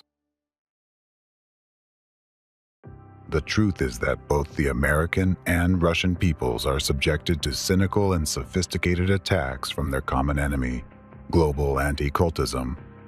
By trying to divert attention and shift all the blame onto the allegedly bad examples set by the United States, the hidden shadow force, who is the ideological mastermind of anti-cultism and terrorism, intended to create a visible image of an enemy, obscuring its own tracks behind mass shootings in both Russia and America, behind the Columbine tragedy and the phenomenon of school shootings as a whole. Today, the threat of school shootings in Russia has become a serious societal issue. At least 13 people are dead, including at least 7 children, after a shooting at a school in central Russia. In Russia, a gunman killed at least 15 people at a school today, 11 of them children. Close the door. Some shooting! I hope they'll shoot him. Hey, buddy, hang in there. Hold on a bit, okay? We'll tie it up quickly. Guys, it's a complete mess. I'm done. I'm in Perm State University. It's a complete mess here. The situation right now is people are being loaded into ambulances. There are the wounded everywhere. I wanted to get my child out, but the best thing for them now is to barricade. They're there. To explain how this phenomenon suddenly emerged and began to progress, one needs to trace the consequences these terrorist acts brought to the country. What was the political situation at the time of the attack? What changes did this event provoke in that situation? What laws were passed after each new high-profile case? And who ultimately benefited from this, implementing their selfish goals under the guise of a loud news break? Then it becomes evident that the reason for the emergence of school shootings in Russia is not spontaneous copycats. It is simply that the force behind anti-cultism has decided to use this tool of terror now on Russian soil as well. Another confirmation that school shootings are not accidental is the geography of these attacks. Notice that there are specific countries, like the United States, that regularly suffer from school shootings. Then, there are countries where this phenomenon is gaining momentum, like Russia. And there are countries where only isolated incidents have occurred without subsequent recurrences, such as Canada or some European countries. Breaking news out of Canada, Canadian Prime Minister Justin Trudeau says 5 people have been killed, 2 more are in critical condition after a school shooting. A 14-year-old boy has shot dead 8 children at a school in Serbia. These cases generally did not receive widespread media coverage or gain worldwide notoriety. Many of you, I am sure, are hearing about these incidents for the first time today. And then there are other countries with a myriad of social problems and factors that seem likely to provoke such incidents. Yet, they have never experienced a single school shooting. It's as if some invisible force is protecting them from this.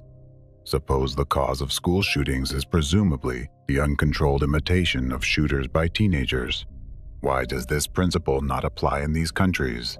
This simply indicates that either the representatives of anti-cultism do not yet have their levers of influence in these countries, or it is not yet advantageous for them to carry out such attacks there. However, this does not guarantee that these countries' populations are protected from such crimes. A vivid example is the previously mentioned mass shooting incident in the Czech Republic in 2023.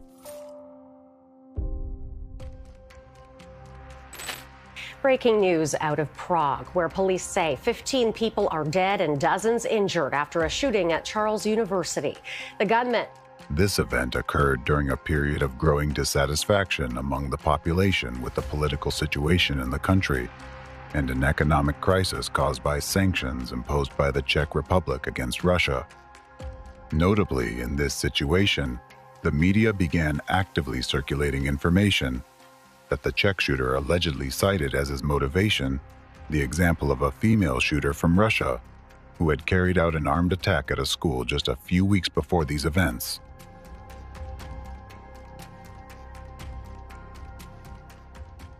Such a confluence of circumstances suggests that the attack in the Czech Republic was not coincidentally carried out at this particular time, nor was the reference to Russia as the inspiration for the crime accidental. It appears that someone wanted to exploit the situation for their own interests. If we examine each such attack closely, we can see that these events always correlate with the political situation in the victim country.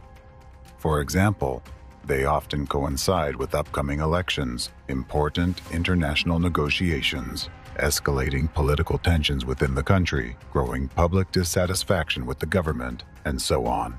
Such events often become significant and high-profile news stories that overshadow other news.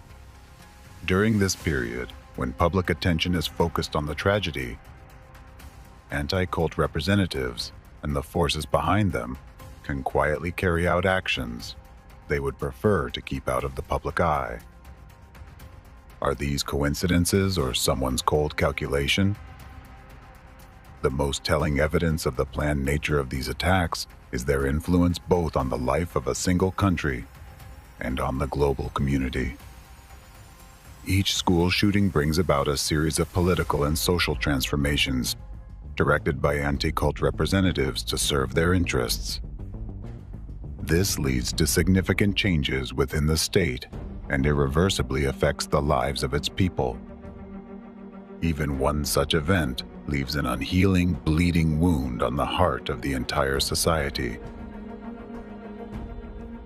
Primarily, such terrorist attacks target parents and all those with children. After all, a terror attack where one child kills other children causes immense shock and upheaval in society. It strikes at the most vulnerable place in every parent, for their life. Waited hours to be told our daughter would never come home. The sensationalized details of school shootings spread through the media create a powerful internal fear in people, creating a pervasive sense of constant threat to the lives of their children. There's no place that's safe anymore, and our public schools should be the safest. Everyone who's a parent feels that. This makes no sense. This is impossible. My girl, my 14-year-old baby, I sent her to school yesterday. What is unfathomable is Jamie took a bullet and is dead. We don't feel safe, and we want it to be addressed. Schools are not safe anymore. At the same time, a clear belief forms among the population: the government cannot protect our children. How dare you? You were paid by them, and you just came out and, what was that, a deposition? I'm tired. I'm so tired of getting up here and offering condolences. Therefore, with each new incident, distrust and dissatisfaction with the authorities will only increase. This is America. We were supposed to be able to do things and be the people we wanted to be, and now we're in a crazy place. Since we survived a mass shooting in July, I have met with over 130 lawmakers. How is this still happening? How are our children still dying, and why are we failing them?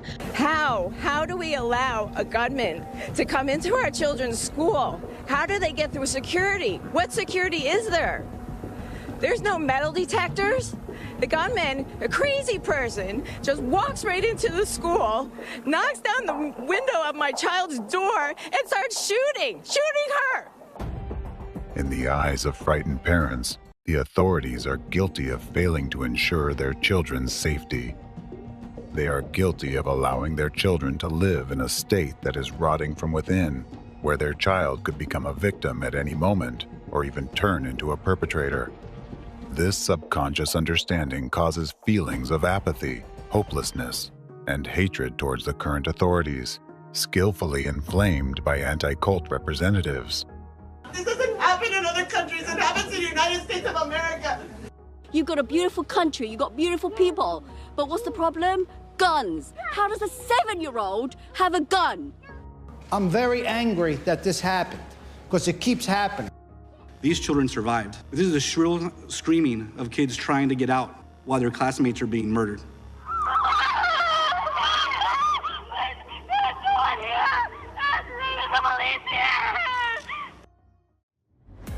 The phenomenon is that people are artificially instilled with hatred towards any authority in general. Conditions are created that show people that no matter who they elect or place in power, nothing changes.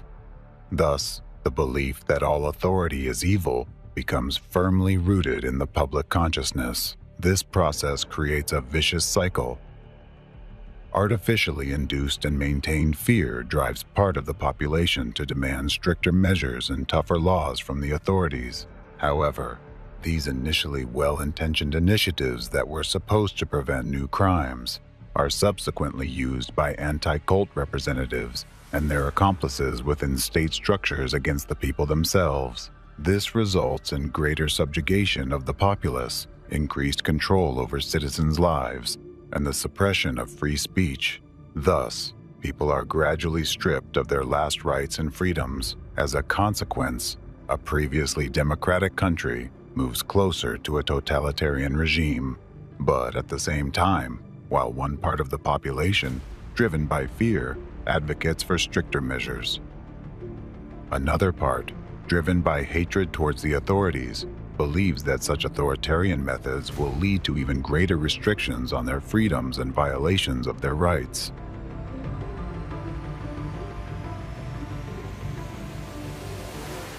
Students, parents, and activists gathered outside Tennessee State's Capitol to protest gun violence. The government would just do something to keep people from getting guns they don't need. It's unnecessary. To change who is in government. Wrong-headed leaders who prioritize guns over children. My gun sits right here on my side and doesn't jump out and shoot anybody. Gun violence! In a school that allows teachers to carry guns? You think more guns lead to more death? The main point in this situation is that anti-cult representatives, through precise and sophisticated manipulations, artificially destabilize and divide society. This causes a split into two opposing camps. Thus, a large mass of people forms who hate the authorities and hate each other. What will this lead to? Unrest, protests, and confrontation. All of this collectively puts the country on the brink of civil war. And this is precisely the final point to which global anti-cultism and the hidden shadow force behind it are currently leading America. This is why mass shootings in schools occur so frequently in the United States. This process is planned and controlled. It is part of the enemy's strategy aimed at destroying democracy, first in the US, and then throughout the world. It is a complex but highly effective scheme carried out by global anti-cult representatives right before the world's eyes, yet unnoticed by anyone. It's worth adding that despite the apparent chaos in the spread of news about these incidents or narratives glorifying the shooters, anti-cult representatives carefully ensure that the information tainted with their manipulative virus is delivered precisely and in measured doses. This is to prevent school attacks from becoming too widespread. Excessive numbers of such crimes would diminish their impact, and each subsequent incident would no longer provoke such a strong societal reaction. People are capable of becoming accustomed to anything, even such horrific events. If school shootings happen too frequently, society will eventually adapt. While these events will still induce fear, the constant internal anxiety and worry will diminish. People will remain cautious, but not much more. On the other hand, measured instances of crime open people's minds to the implantation of negatively acting images that go straight into the subconscious, which most people today cannot defend against. Statistics are stubborn things, and they speak for themselves. These attacks' periodicity and growth trends clearly point to the hidden organizers behind this phenomenon.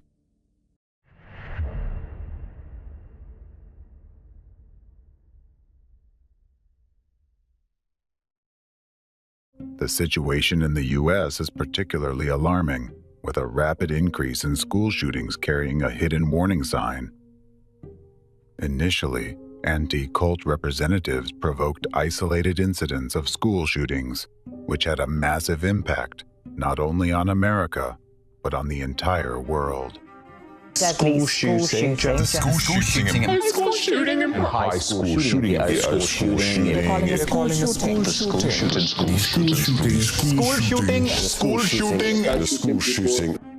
These events were like bombs going off because, at the time, children shooting other children was an extraordinary occurrence that caused profound shock in society.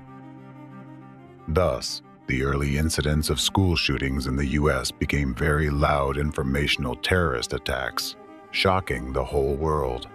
The Columbine High School massacre alone had tragic repercussions for many, spawning new school shootings and significantly bolstering the influence of anti-cultism in the U.S. Now, look at what's happening in America today. The graphs showing the number of mass school shootings indicate a sharp increase. What does this signify? Due to the special role the U.S. plays in the hidden enemy's plans, it suggests that the upcoming events they have planned can lead to increased tension inside the country. By using school shootings as acts of informational terrorism and deploying various psychological and informational terrorist attacks through its numerous tentacles, this hidden force is preparing the ground for a future civil war. Therefore, people need to be aware of the methods the enemy employs through the global anti-cult network and the threats they pose. Only this way can people extricate themselves from the manipulative game into which anti-cult representatives have drawn them. It's crucial to recognize that no measures, no matter how strict, will eradicate the root cause of school shootings as long as the source of these terrorist attacks exists and there is someone to give the command start. After all, similar measures have already been taken in different countries around the world, which aligns with the goals of representatives of anti-cultism. However, practice has shown that neither the prospect of the death penalty, increased school security, nor restrictions on firearm purchases have reduced the incidence of school shootings.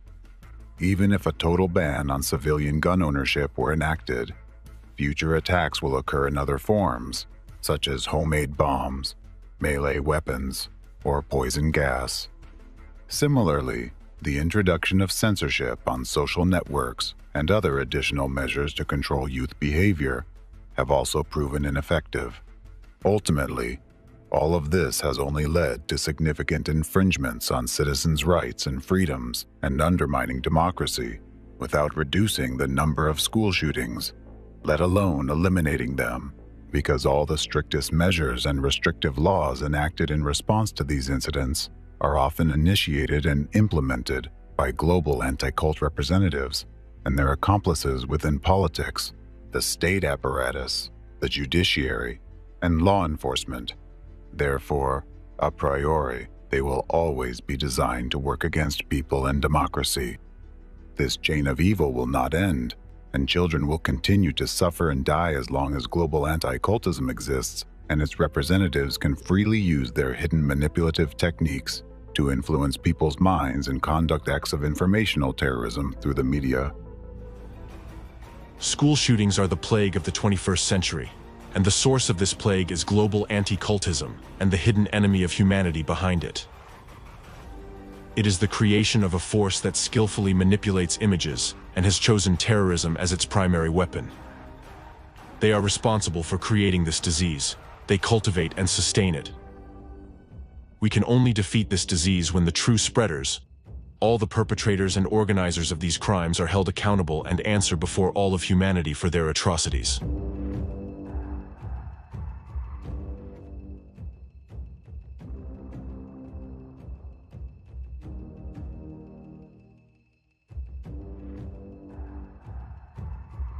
If anyone still doubts that representatives of anti-cultism are behind mass school shootings, let me give you a specific example.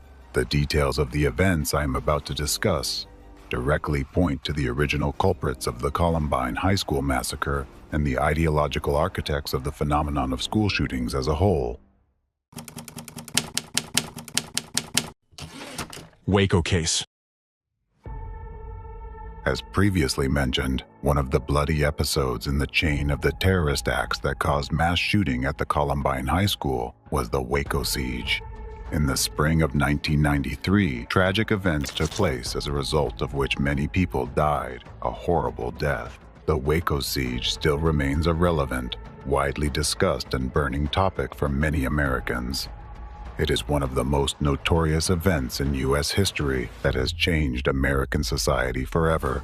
To this day, it continues to have a significant influence on political and social life in the country. Despite numerous attempts by various researchers to get to the bottom of it, there are still many dark spots in this story, because all discussions, even those representing points of view of the opposing parties, are still being held according to a pattern set by representatives of anti-cult organizations 30 years ago. Today, for the first time ever, the real picture of events in Waco will be presented, and you'll be able to clearly see for yourselves how the threads from that terrorist attack lead straight to its instigators and final beneficiaries, to the very abode of anti-cultism, to Russia.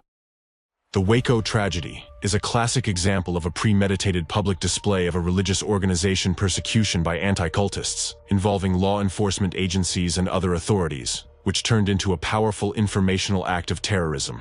In this case, the target of anti-cultists was the Branch Davidian religious group that represented an offshoot of the Seventh-day Adventist Church. By the time of the discussed events, the Branch Davidian community that resided at Mount Carmel Ranch, near the city of Waco, Texas, had been peacefully existing for about 50 years. For a long time, the locals perceived them as a harmless group of positive people.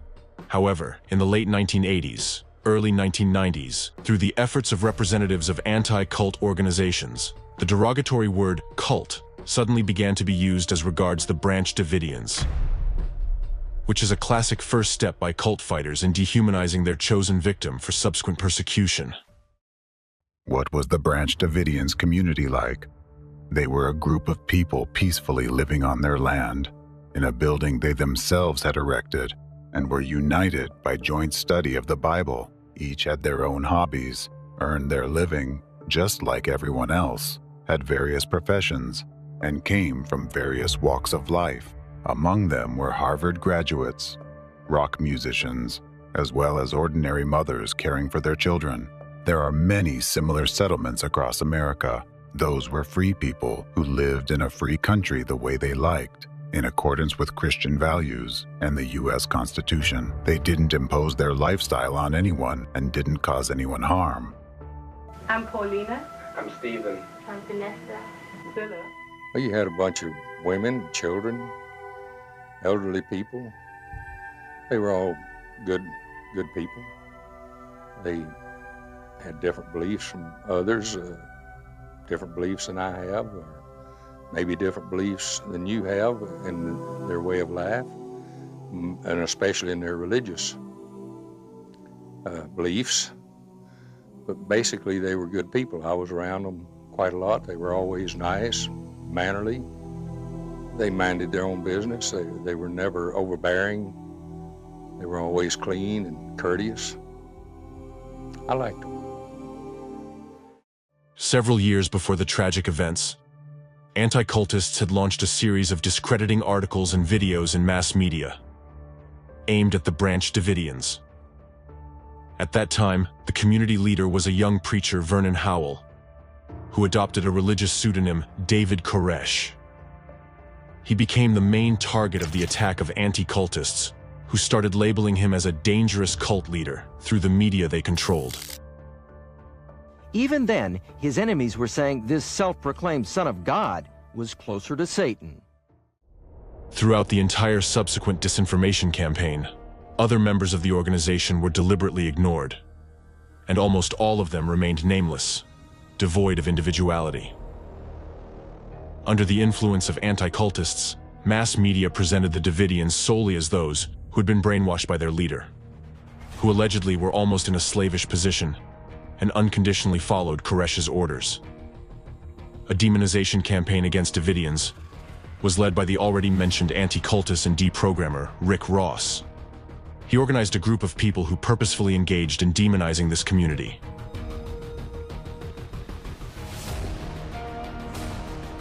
His group included some anti-cultists from the CAN network, former members of the Branch Davidians they recruited, relatives of those former members, as well as news reporters from a number of periodicals and presenters of popular TV programs.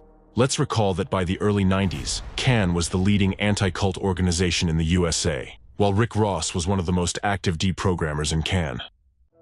Also, a big role in discrediting the Davidians was played by their former member Mark Bro, who had left the community after a conflict with Koresh. Bro had obvious motives for a personal revenge. Starting from 1991, he gave a series of interviews where he unprovenly claimed, among other things, that Koresh abused children, and moreover, that he could even kill them using them as human victims. Bro also claimed that Koresh allegedly applied mind manipulation techniques to control members of his group and could order them to commit mass suicide. Later on, the anti-cult gang persistently tried to spread this narrative, sending a warning to their accomplices in mass media and the US authorities under the guise of anonymous informants that the Davidians were allegedly planning to commit mass suicide. In their messages, anti-cultists asserted that Mount Carmel would become another Johnstown if measures weren't taken. Of course, these allegations had no ground or factual evidence other than rumors and slander spread by individuals whom anticultists recruited. The purpose of this campaign was to draw the attention of law enforcement agencies to the activities of the Branch Davidian community, and in order to do that, anticultists even resorted to outright lies.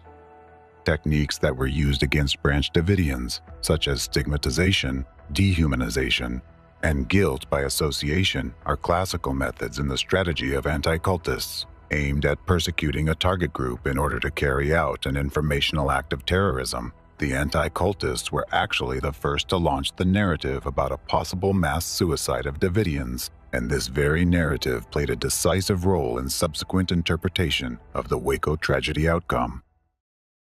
The events of 1993 began when the leader of the Branch Davidians, David Koresh, and other organization members were suspected of violating firearms laws.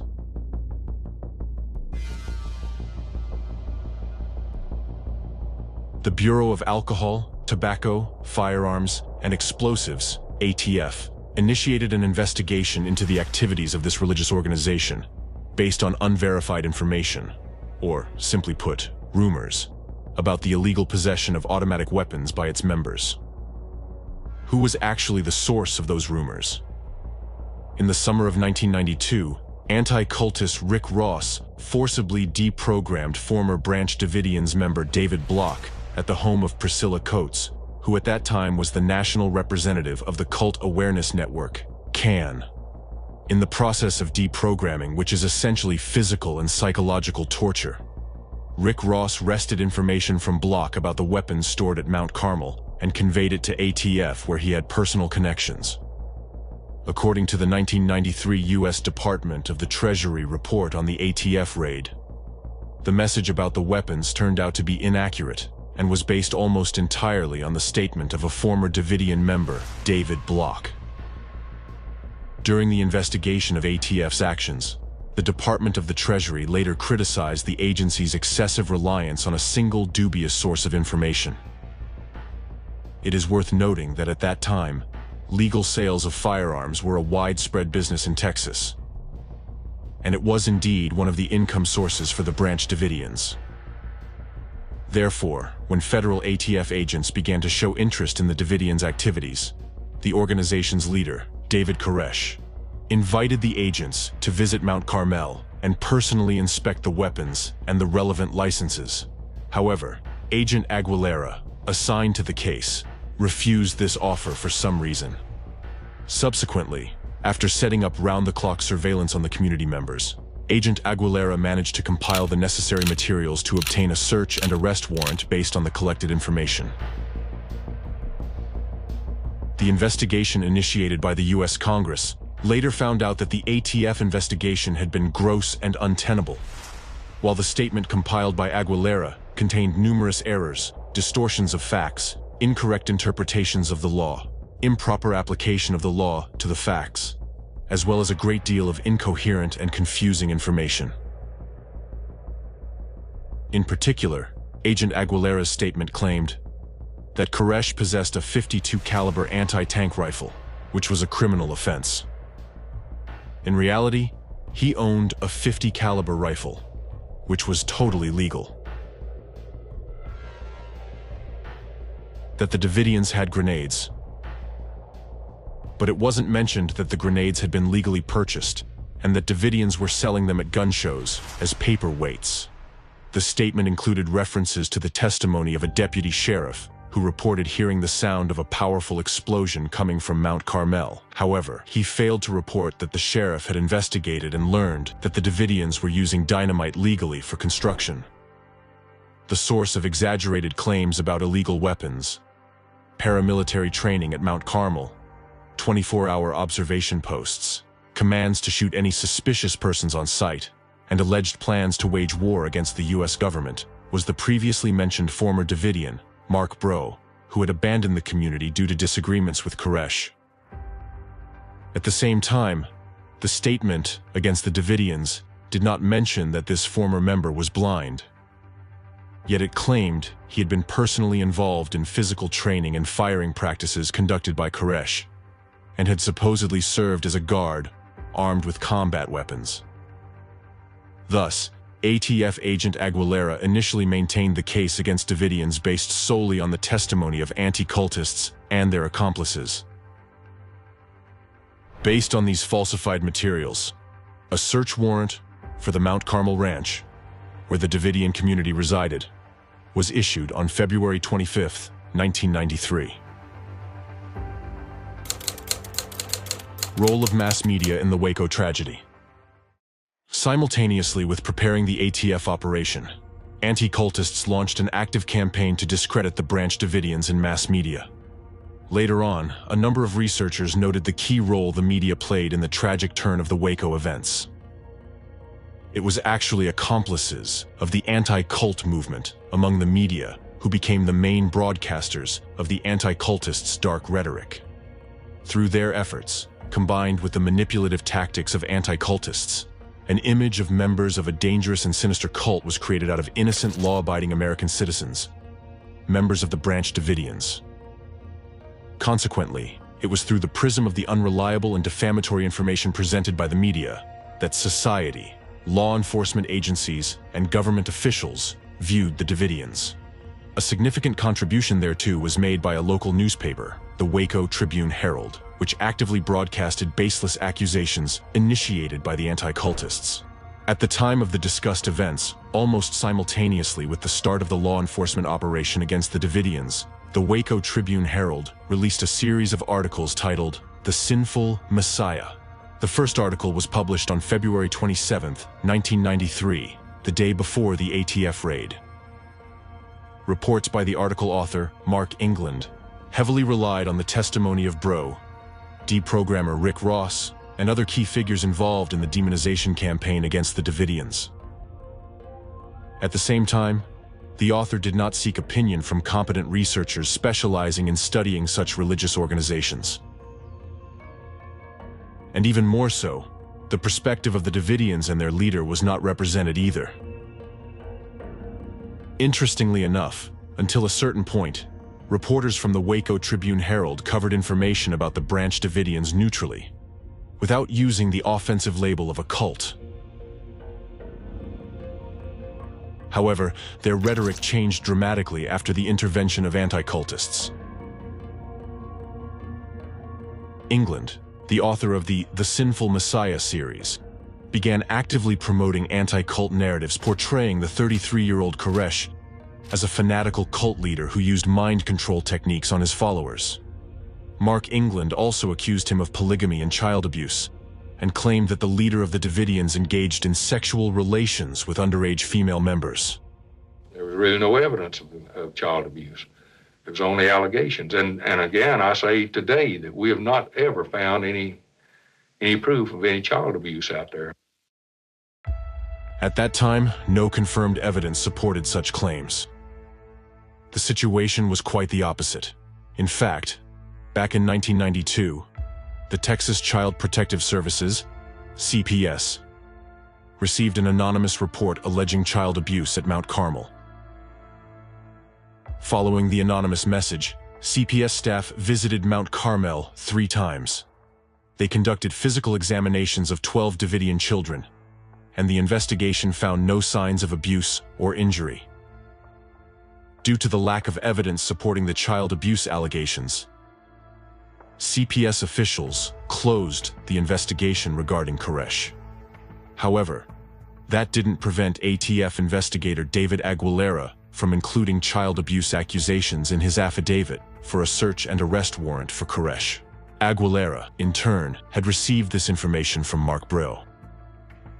Later on, despite the fact that suspicions of child abuse by Koresh were not confirmed, they were still actively promoted in mass media controlled by the anti-cultists, which significantly influenced the decisions made by the operation commanders and representatives of the authorities. For some reason, even though there was no evidence, mass media and law enforcement officials treated accusations made by the anti-cultists and disseminated by their associates as irrefutable facts. The greatest influence on the law enforcement officers who prepared the Mount Carmel raid was exerted by anti-cultist and deprogrammer Rick Ross. In fact, Nancy Ammerman's report to the Departments of Justice and Treasury regarding the actions of federal law enforcement agencies in Waco stated that Rick Ross was, in fact, closely involved with both the ATF and the FBI, and that it was he who provided them and the Waco Tribune with misleading information about the Branch Davidians. Thus, both the search warrant and the ATF raid plan relied heavily on information provided by anti-cultists and their accomplices, rather than on factual materials.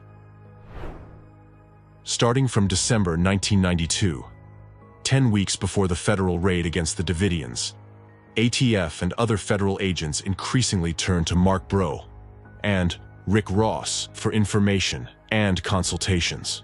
Specifically, Bro characterized the Davidians to federal agents as terrorists.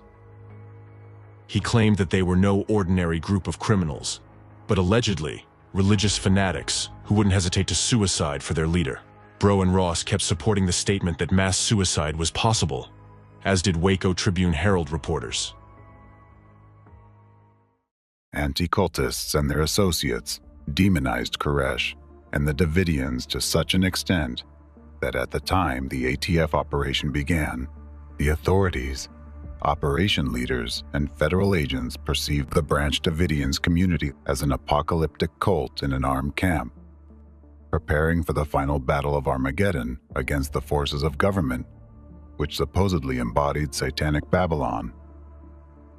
They envisioned Koresh as a leader of a paramilitary terrorist group, that was stockpiling weapons to start a war against the federal government. Representatives of federal authorities were convinced that the Davidians were not going to cooperate during the investigation, that they hated the federal government, were controlled by their fanatical sect leader, and would start a holy war at the very first encounter. Precisely the manipulative actions of the anti-cultists explain why the ATF agents did not consider a non-violent way of resolving the situation.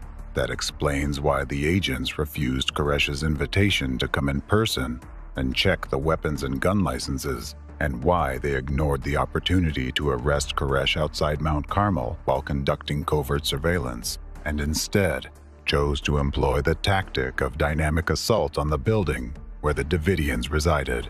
That's because in their consciousness, a distorted picture of reality had already been formed and imposed on them by the anti-cultists through manipulative techniques.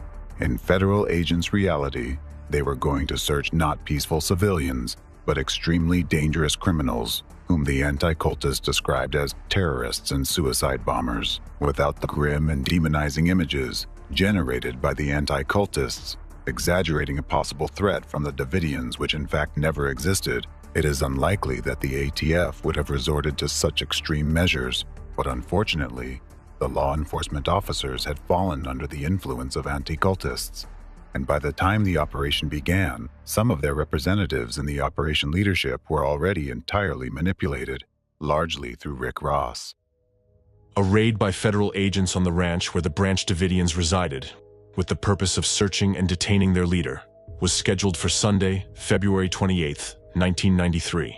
The operation was officially codenamed Trojan Horse, but later became more widely known as Showtime, as the agents themselves called it. The day before the operation, and on the day of the raid itself, a prearranged massive wave of publications demonizing the Davidians was launched in mass media.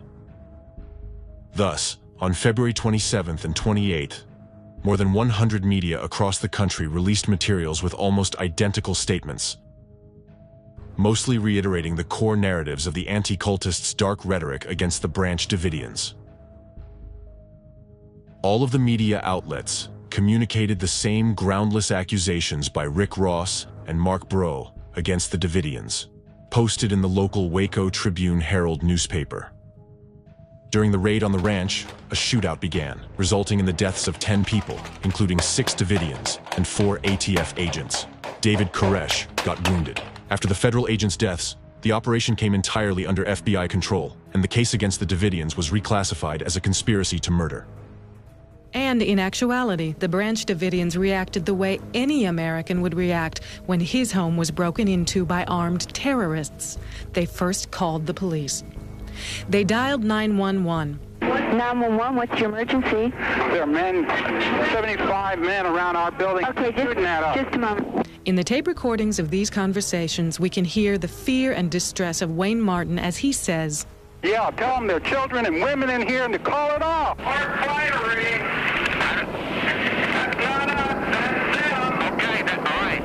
Was another victim, a 2-year-old cult member, was also shot and killed in the gunfire. And imagine you just finished breakfast and some guy dressed in a black outfit comes with a gun and shoots that member of your family. How is that going to start your day off?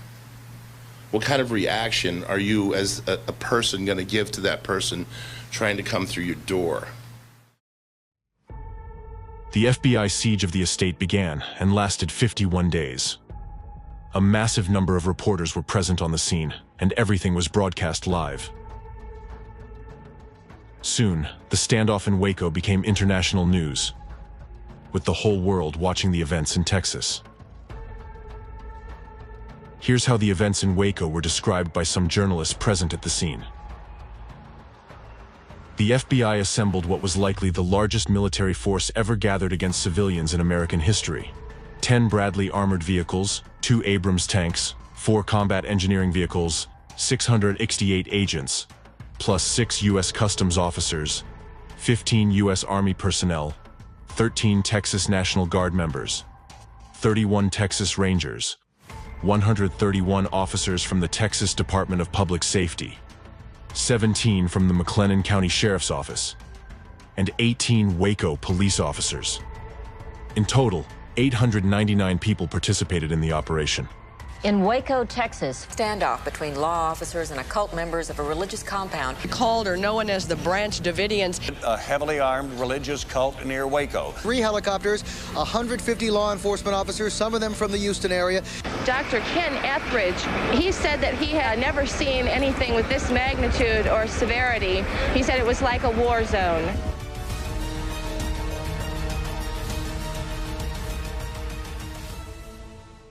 Throughout the siege, negotiations between the FBI and the besieged were ongoing, with the official goal of persuading the Davidians' leader to surrender and lead his people out. During this time, some Davidians left the building, only to be immediately arrested by federal agents. According to video records of their testimonies, everyone who remained in the building for the 51 days of the siege did so voluntarily. To my family and friends, I'd just like to say I'm fine. I know that you're all worried about us. I'd just like to know that we're fine right now. I have decided to stay. I don't want to go. So you're not being held against your will here? No, I'm not held here as a hostage or anything. If any of us wanted to leave, we can just go now, today. I'm here because I wanted to be here. Sonobi, and I'm not being held here against my will. Don't worry about me. We're going to be just fine because God's in control. During the siege, the Davidians were completely isolated. Their phone line was cut almost immediately, and the only people they could communicate with were FBI agents. They could no longer reach out for help elsewhere, and they could only communicate with the media by hanging sheets with written messages in their windows. While the FBI, in turn, continued to consult representatives of the anti-cult gang.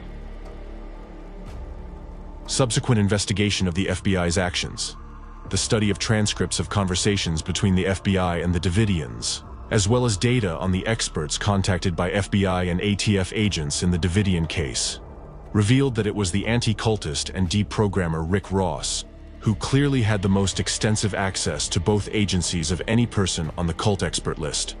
He was closely involved with both the ATF and the FBI, and he was apparently listened to more attentively. At the same time, the opinions of other experts who advocated a peaceful way of resolving the situation were not accepted.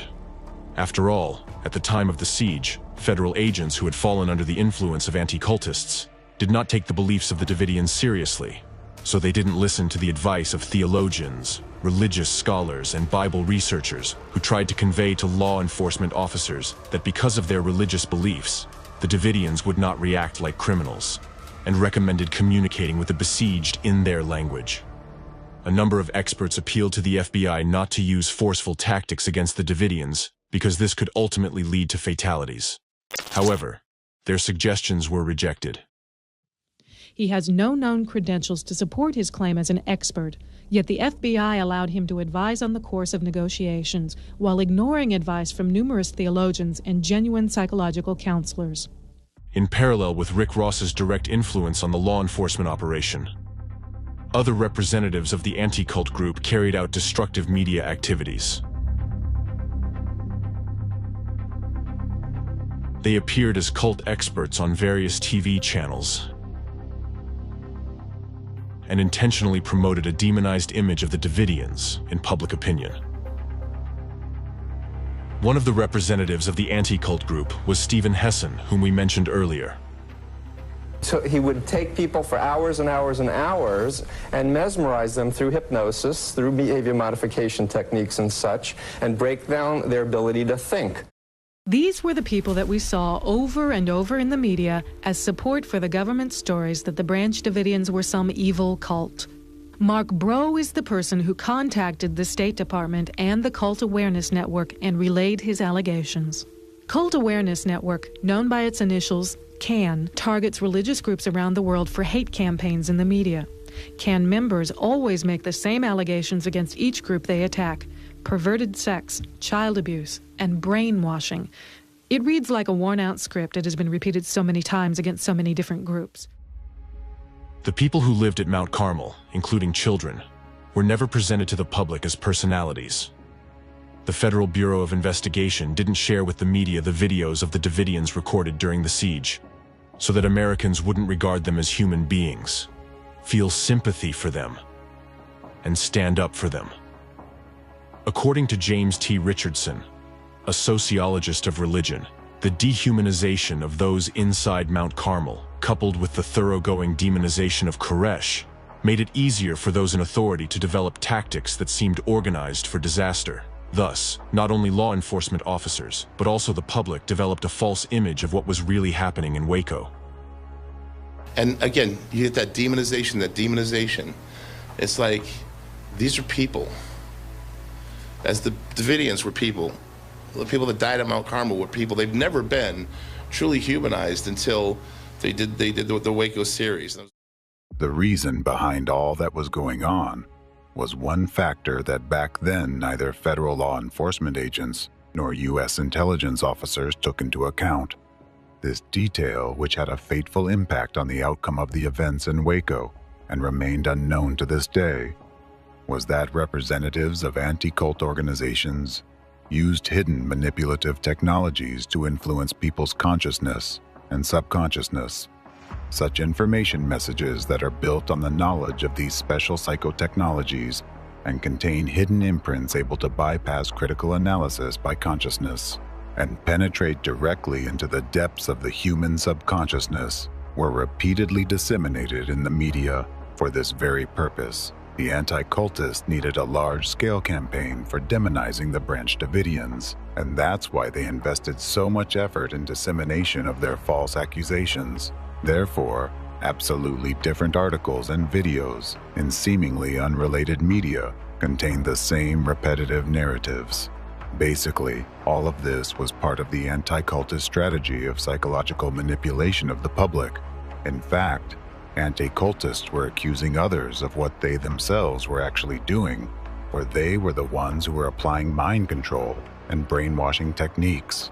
In this way, using methods of psychological influence on the masses with the help of the media, the anti-cultists literally zombified the American people. They intentionally dehumanized the Branch Davidians to instill in people's consciousness a picture that the Davidians were dangerous and harmful to society, although in fact, the most dangerous at that time were the anti-cultists themselves. For the first time, they carried out such a large-scale terrorist act that was repeated in the information field multiple times and had a tremendous impact on all those who had fallen under its attack. As a matter of fact, all people who in one way or another were exposed to the information sourced from anti-cultists ended up infected with hidden destructive imprints. Americans who were following the events in Waco via television or newspapers at that time were subjected to coercive psychological manipulation by the anti-cultists. That's why the majority of people began to believe the descriptions that dehumanized the Davidians and accepted the picture of events presented by anti-cultists as a fact. They had no chance to resist this kind of manipulation, against which virtually the entire population of the planet is defenseless. The hidden manipulative influence by the anti-cultists similarly affected ATF, FBI, and other law enforcement officers, as well as government officials who participated in the Waco events and were in direct close contact with the anti-cultists. The officials were subjected to the highest degree of psychological manipulation and were literally brainwashed by the anti-cultists, so they acted unlawfully against law-abiding American citizens and committed a blatant violation of basic democratic human rights and freedoms. For this very reason, law enforcement officials manifested inhuman aggression against the Davidians, ignoring common sense and rejecting an opportunity for a peaceful and fact-based resolution. In turn, the Davidians developed an impression that the federal agents who encircled Mount Carmel were trying to kill them, and today there is considerable evidence that their fears and perception of events were not unfounded. Listen, Jim. There's nothing that hurts me more than being called a cult leader, all right? If I'm wrong, people like me don't deserve to live, okay? Listen. You understand me, Jim? No. You know, don't burn our building down. Oh, we won't do that. Don't shoot us all up. They've got to have that time. The strange behavior of law enforcement officers and their excessive belligerence towards peaceful citizens who showed no resistance was noticed by experts who hadn't been zombified by anti-cultists and arrived on the scene as consultants. Seeing what was happening, soberly assessing the situation, and foreseeing what the use of aggressive tactics against the Branch Davidians could lead to, they offered quite logical and reasonable options for resolving the conflict in a non-violent way. But they were not listened to because those in power had already been programmed by the anti-cultists into the violent scenario. The representatives of law enforcement agencies and authorities were sure they were doing the right thing and were acting in an absolutely lawful manner. After all, they believed they were facing enemies, not law-abiding citizens. I thought the main problem was going to be understanding the psychology of the people inside the compound. But as I got into it, I quickly became aware that the psychology of the people outside the compound was more important to an understanding of what happened. They needed to take control. And the tactical people, in particular, needed to show him who's boss. We are trying to reinforce to them that we are in charge of the situation, that the compound is under the complete control of the government. It is in fact no longer their compound, that we have the ability to exercise whatever control we want over that compound. And we will do that from various times to demonstrate to them the fact that they are impotent in their ability to control their everyday lives. I'm prepared to share David Koresh's contention that we should wait on God to resolve this. The FBI is God. It's going to decide how this is going to be resolved.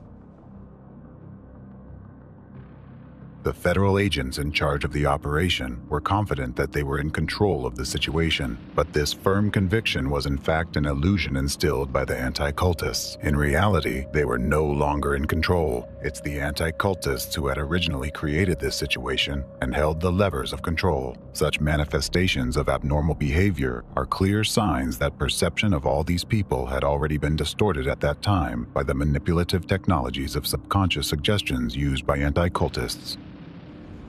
The FBI also employed aggressive psychological tactics during the Waco siege to supposedly force the besieged to voluntarily leave the building. Water and electricity supplies were cut off. Powerful floodlights were aimed at the ranch windows, shining around the clock to prevent the people inside from sleeping. Loudspeakers continuously blared irritating noises and high-volume music. A tank was brought in to clear the area around the building, crushing cars and nearby structures. Clearly, the mere presence of military equipment had a strongly demoralizing effect on the people inside the building.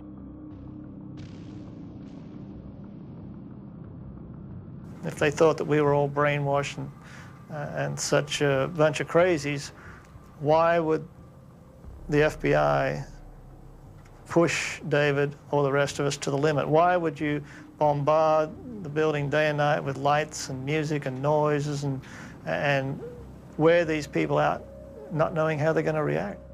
These pieces of equipment were unarmed, as I understand it, and were contracted. I mean, it was like a good rent-a-car. A good rent-a-car? A tank going into a building?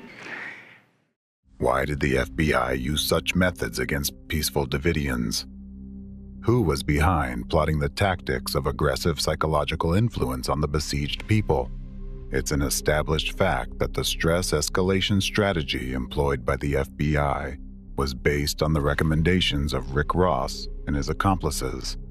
Moreover, further investigations revealed that the FBI followed the advice of anti-cultists and applied to the Davidians' typical deprogramming techniques, including depriving Koresh and his followers of food, water, and sleep, and repeatedly exposing them to excruciatingly disturbing sounds.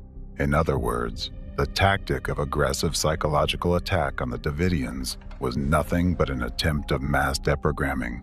It means that the anti-cultists, who had mastered their skills of physical and psychological violence on individuals, in the case of the Davidians, made an attempt to deprogram a whole group of people. This proves that sabotage of peace talks and protracted siege of the building were originally instigated by the Anticultists, who sought to put an end to the activities of the Branch Davidians by first exposing them to psychological pressure. And when it became obvious that deprogramming methods failed and, on the contrary, only united the people inside the building, the situation took a fatal turn. The catalyst for initiating the forceful stage was the unfounded conclusion by FBI agents that there was no reason to believe the Davidians would leave the building voluntarily. This was reported to the U.S. Attorney General. It is worth noting that throughout the siege of Mount Carmel, it was repeatedly observed that the actions of the tactical team of federal agents sabotaged the work of their colleagues in the negotiating team. The goal of the negotiators was to build rapport with the Branch Davidians in order to gain their trust.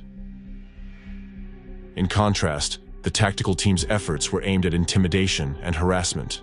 The negotiators themselves noted that such aggressive tactics undermined their own attempts to gain Koresh's trust and achieve a peaceful surrender of the Davidians.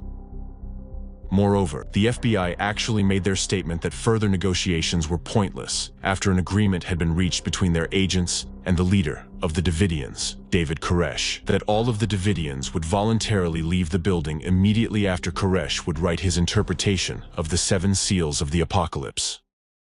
Definitely, those people were perfectly aware that the law enforcement officers intended to stop the activities of the Branch Davidian as a religious group. They realized that as soon as they would exit the building, they would be immediately arrested, and their children would be taken away by social services. Despite that, they agreed to come out, while the media promoted the anti-cultist mindset that Davidians were an allegedly dangerous suicidal cult. In fact, those people clearly demonstrated by their actions that they wanted to live, and they fought for their lives to the end.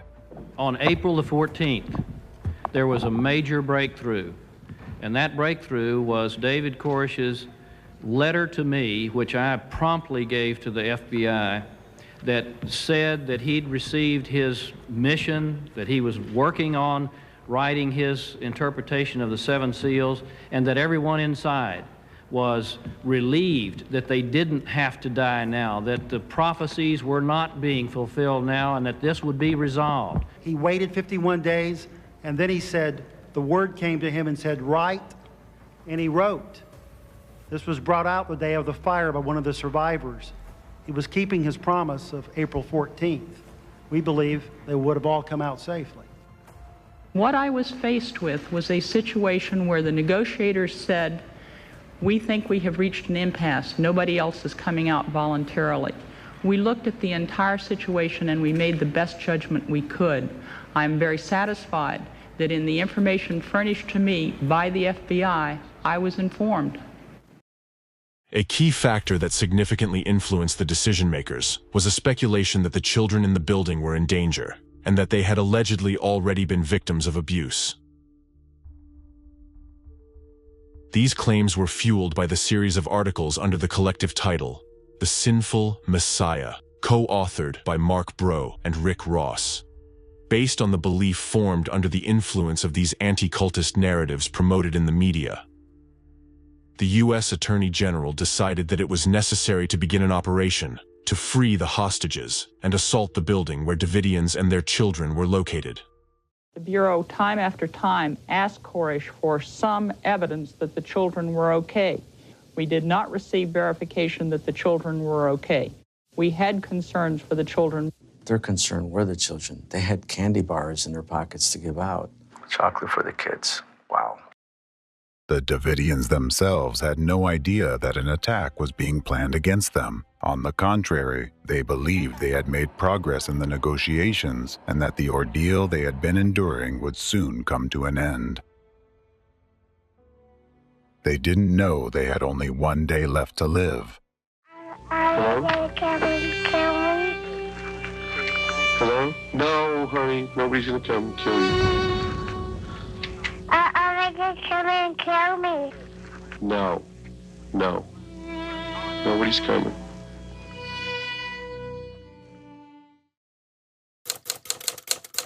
Final day. On the 51st day of the siege, on April 19th, 1993, armored vehicles were sent to the building where the besieged were located. The vehicles began meticulously demolishing parts of the structure and releasing a special gas inside. The gas supplies a number of irritants to the nostrils, to the eyes, to the skin. Just touching to the skin can be extremely painful. You can have certain symptoms of nausea. You can have certain symptoms of inflammation with regard to membranes. So it is extremely uncomfortable. They would be coughing, choking. They would probably be unconscious. Some of them would probably be dead. Some would be basically inert. They may still be alive, they may still be breathing, but they're not going to be doing anything. The falling walls, destroyed by armored vehicles, effectively killed some of the Davidians, as evidenced by forensic reports. The tank repeatedly drove over their bodies, tearing them apart. Then, a fire broke out in the building, in 3 different places, simultaneously. The officer in charge of the operation refused to allow firefighters to approach the scene, claiming that the Davidians might shoot them.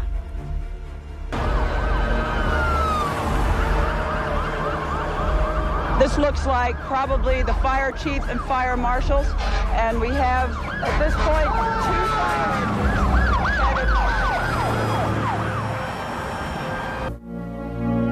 When the fire did start and the fire trucks did arrive, I didn't let them in. I held them at the checkpoint because I didn't want the firemen to drive into gunfire. I just wasn't going to permit it. It's a terrible thing and a very terrible decision to have to make. This is not the way to end this. Weed your people out, David. Be a messiah, not a destroyer. After American citizens were poisoned with gas and their house was set on fire, the authorities kept shouting, "Get your people out, David," even though they knew very well that there was no one to come out. Many were already dead at that moment, and the rest were burning alive. This show was staged by the representatives of the law enforcement agencies for the media and possible future investigations in order to avoid responsibility.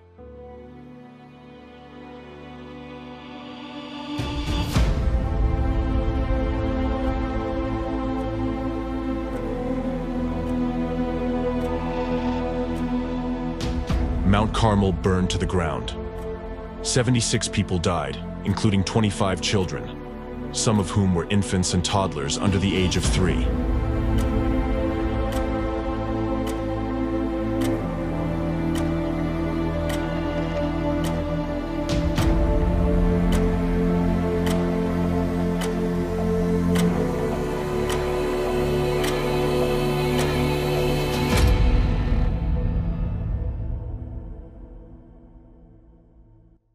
The organization leader, David Koresh, was found with a gunshot wound in his head. The causes of the fire remain undetermined to this day. Less than a month later, bulldozers destroyed the remnants of the burned buildings, which critics of the government regarded as an attempt to cover up the circumstances of people's deaths. A year after those events, representative of the anti-cult gang and deprogrammer Rick Ross, who had a dramatic impact that contributed to the tragic outcome of the Waco events, was already describing David Koresh's personality and characterizing the Branch Davidians in new media, reports in the following way.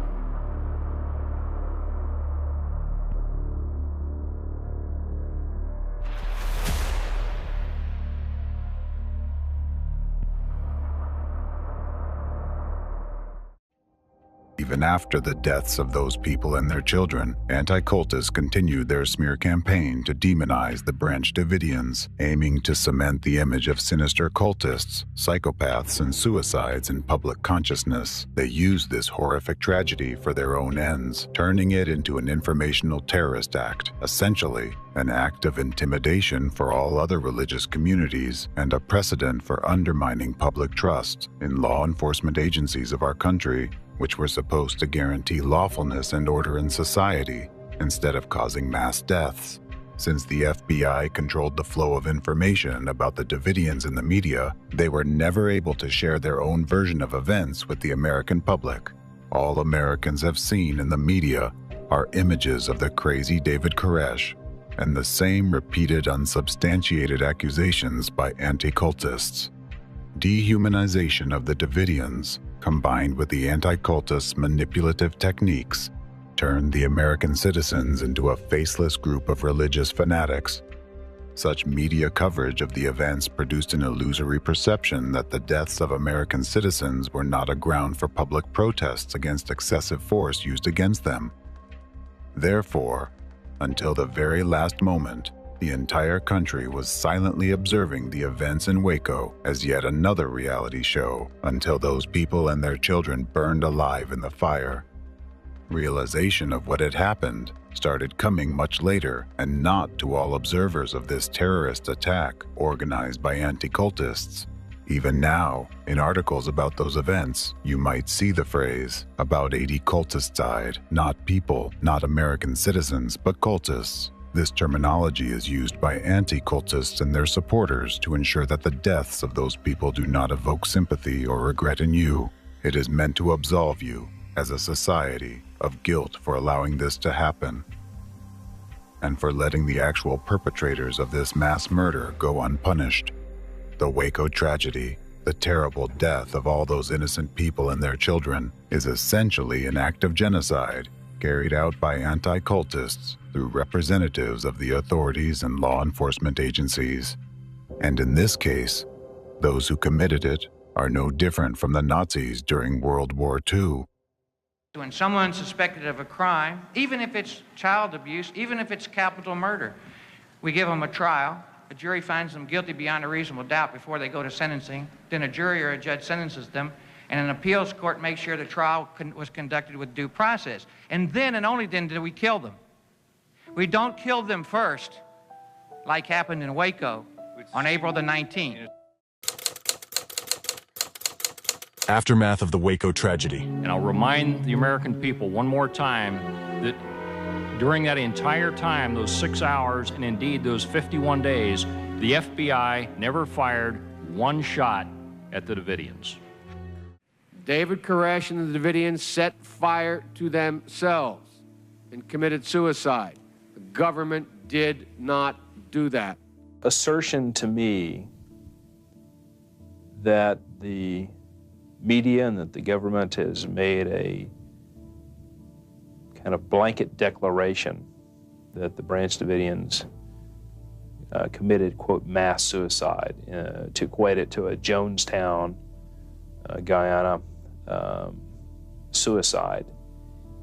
The Bureau's efforts were ultimately unavailing because the individual with whom they were dealing, David Koresh, was dangerous, irrational, and probably insane. I was, frankly, surprised would be a mild word, to say that anyone that would suggest that the Attorney General should resign because some religious fanatics murdered themselves.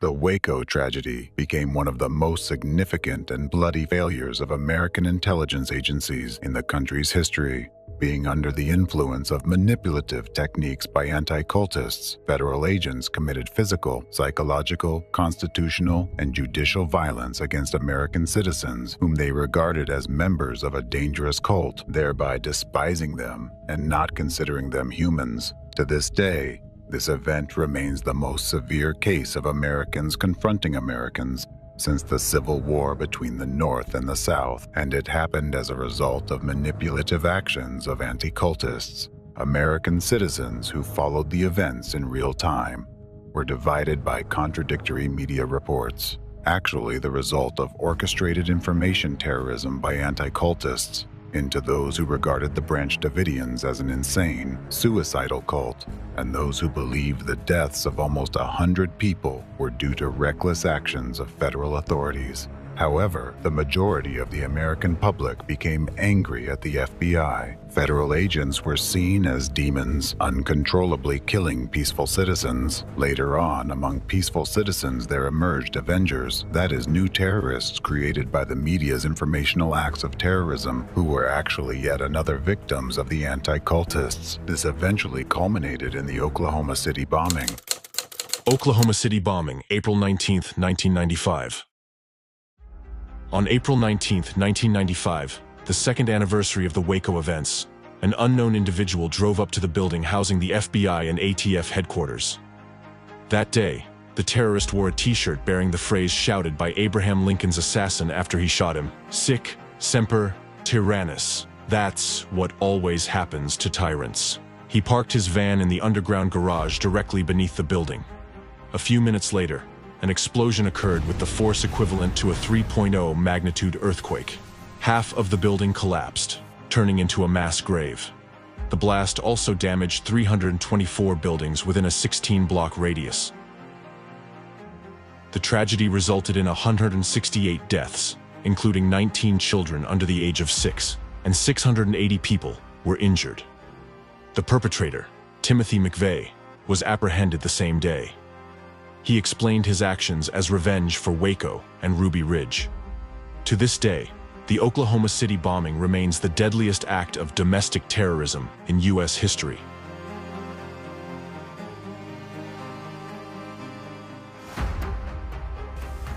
And what did you do to these people? You deprived them of life, liberty, and property. You didn't guarantee those rights, you deprived them of them.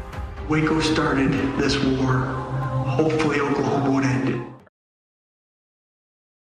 The Oklahoma City bombing vividly illustrates the profound impact of the Waco tragedy and the Informational Terrorist Act created by anti-cultists on its basis. For many people, the Waco siege crystallized an already distrustful attitude towards the government, while for those inclined to radical views, those events contributed to regarding the state as a ruthless enemy of its own people. The events in Waco marked the beginning of intensification and radicalization of the anti-government movement within the country. To this day, Americans consider April 19th to be a symbol of confrontation between the people and the government. From that very day, in the eyes of many Americans who witnessed the death of their fellow citizens live on television, America ceased to be a safe land of freedom and democracy. Instead, it became a country where the government could turn against its people.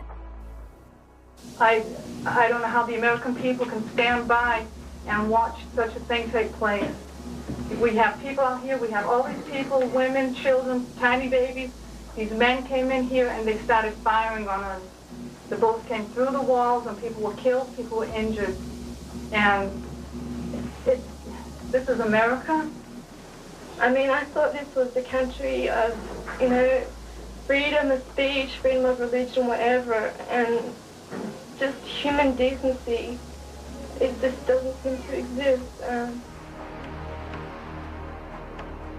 Waco still resonates within the anti-government community as an event that demonstrates the federal government does not protect its citizens, that it is willing to violate their civil rights and take away their guns. The Waco siege became a symbol of discord over a range of issues, such as violence and gun ownership, trust in government and state authority, and religious persecution.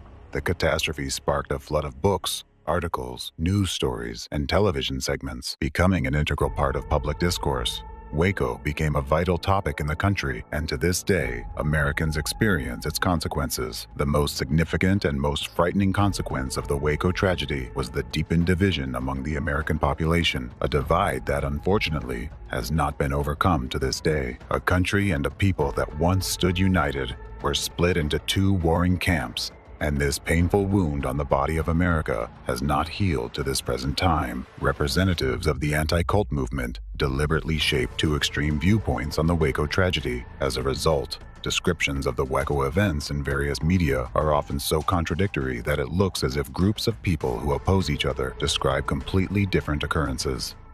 NBC television aired the government's official propaganda as a movie, showing Branch Davidians at all the windows with guns waiting for the ATF to arrive. The anti-cultists are largely responsible for the enduring impact of the Waco tragedy on America, which goes on to this day. They have used the Waco siege to create new information terror campaigns aimed at destabilizing authority and influencing the political situation in the country, significantly contributing to polarization of U.S. politics. It is because of the anti-cultists that the fire in Waco was ignited, and it is because of them that it continues to burn to this day.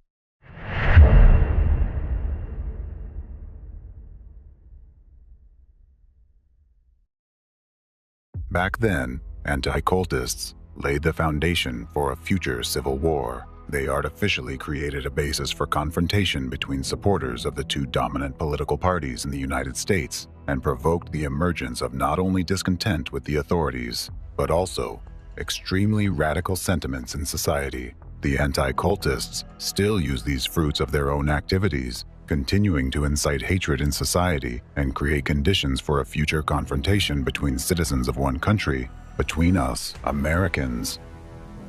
The anti-cultists arranged the terrorist attack in Waco with the help of their main accomplice, the media and dishonest journalists under their control. And if back in 1993, Rick Ross and his companions labeled a community of about 100 people as a cult, which resulted in their murder and a chain of terrible consequences for the United States, the other anti-cultist and deprogrammer, Stephen Hassan, has gone even further. At the current stage, he has already labeled tens of millions of Americans as cult followers. Such rhetoric that dehumanizes a part of the American nation creates prerequisites for intranational conflict and violence against labeled citizens. It is also noteworthy that this rhetoric amazingly repeats the narratives of anti-cultists in Russia, who label the people of America as one big cult. Yet, before, they manipulated only their own people in this way, setting up Russians against Americans, whereas now, the agent of the anti-cult gang in the USA, who's been conducting his destructive activities here for many years, repeats the same actions, but this time from inside America, setting Americans against Americans. Moreover, Stephen Hassan has already gone further, saying that the entire USA needs to be deprogrammed. And the bottom line is all of America needs deprogramming because we've all been negatively influenced by Donald Trump. What is meant by deprogramming the entire country? Remembering what happened in Waco, Texas, and how their deprogramming ended, just imagine in what way the anti-cultists plan to expand their methods to the entire United States of America. The main question is, with whose hands do they want to implement their plans this time? After all, as anti-cultists understand it, deprogramming implies the use of violent methods to force people to renounce their beliefs. Isn't this the main motive and driving force of a civil war, to force one part of the population to give up their views and to submit to the will of another part of the population, thus labeling a part of Americans as adherents of the cult of Trump and calling for deprogramming? Hassan straightforwardly urges Americans to use force against other Americans. The most terrible thing is these are not just words and not mere appeals, but hidden destructive imprints that are embedded in those words and have repeatedly caused deaths of a huge number of people. And believing that they won't work this time is foolhardy at the very least. Recall German citizens who assisted Nazis, released gas and poisoned people, being fully confident that they were doing the right thing by ridding their nation of the Jewish threat. Those were actually the same people as you. And to this moment, no one has found an answer to the question of what turned them into monsters. Or putting it more correctly, who made them that? Yet, now you know the answer. Just think about it. Right now, anti-cultists are forcing us Americans, a nation that defeated Nazism, to use Nazi methods for destroying each other. They already successfully tested this scenario in Waco, when they carried out a large-scale operation involving the country's mainstream media, which resulted in the genocide of honest, peaceful, and decent Americans committed by the authorities and law enforcement agencies.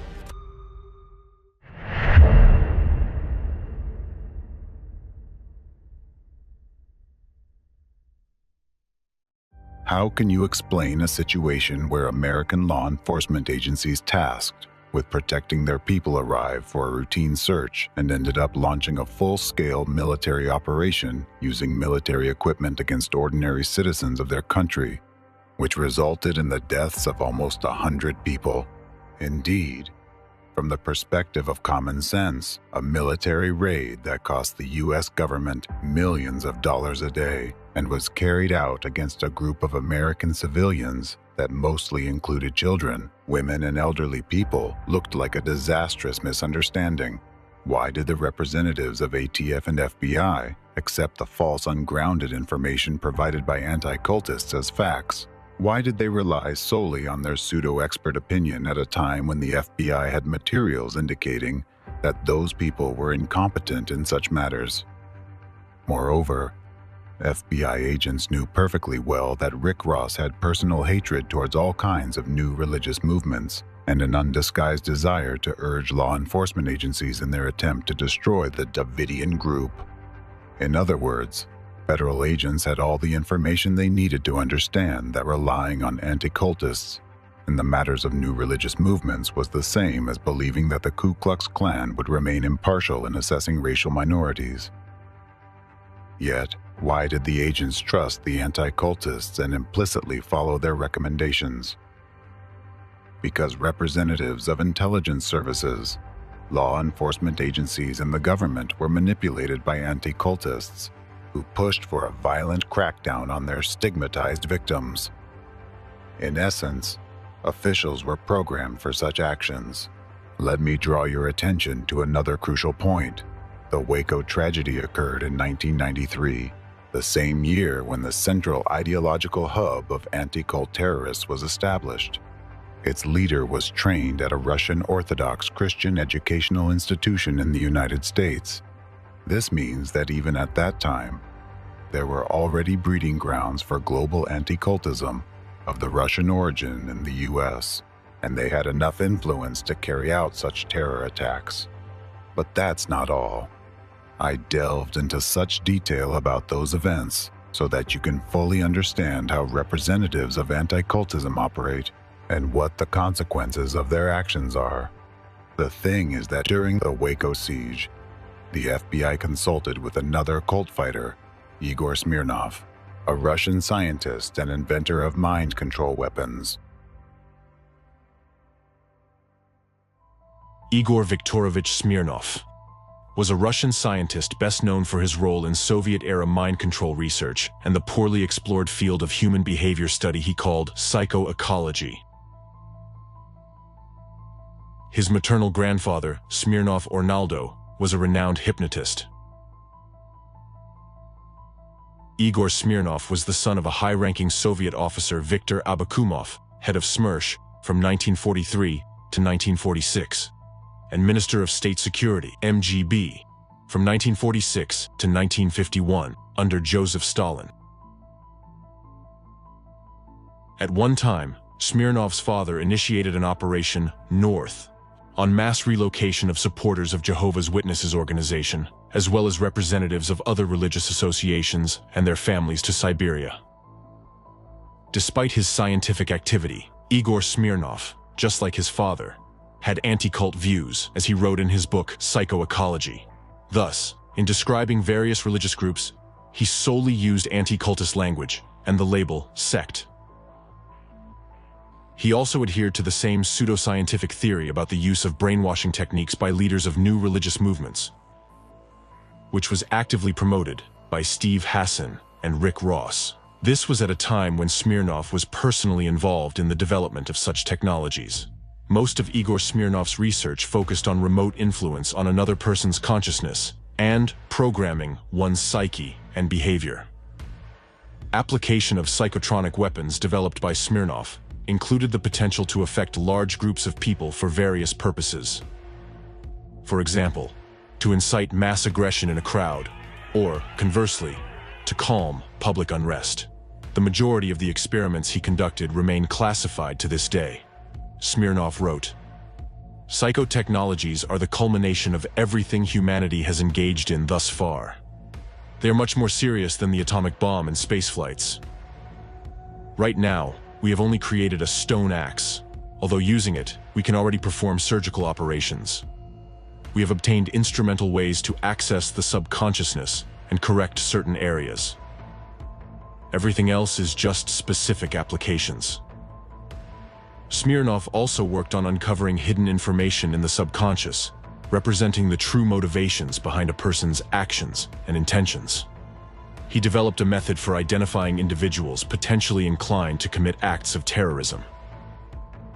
The question remains whether the goal of this development was to prevent terrorist acts or to find individuals who could easily be turned into new terrorists if desired.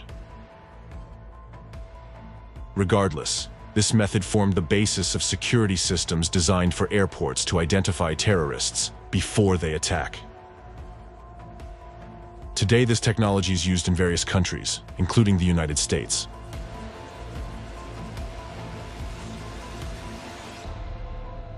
Igor Smirnov worked on concepts such as psychocorrection, a term he used to describe application of subliminal messages to alter a subject's will, or even to modify their personality without their knowledge. Federal agents intended to use Smirnov's techniques to resolve the situation in Waco.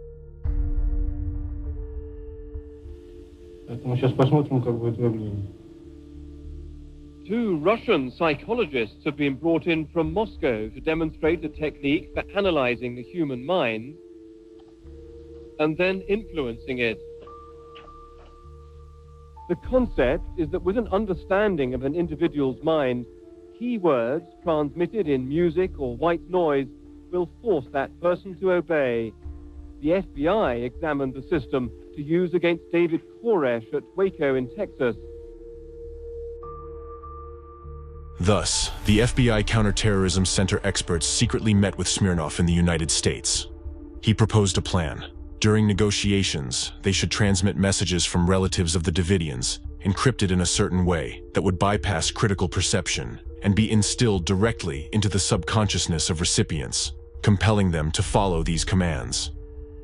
In this case, the commands would be to leave the building and return to their families. For the leader of the Davidians, David Koresh, a special voice was planned to be used, allegedly the voice of God, that would be played by an actor and urge Koresh to surrender voluntarily.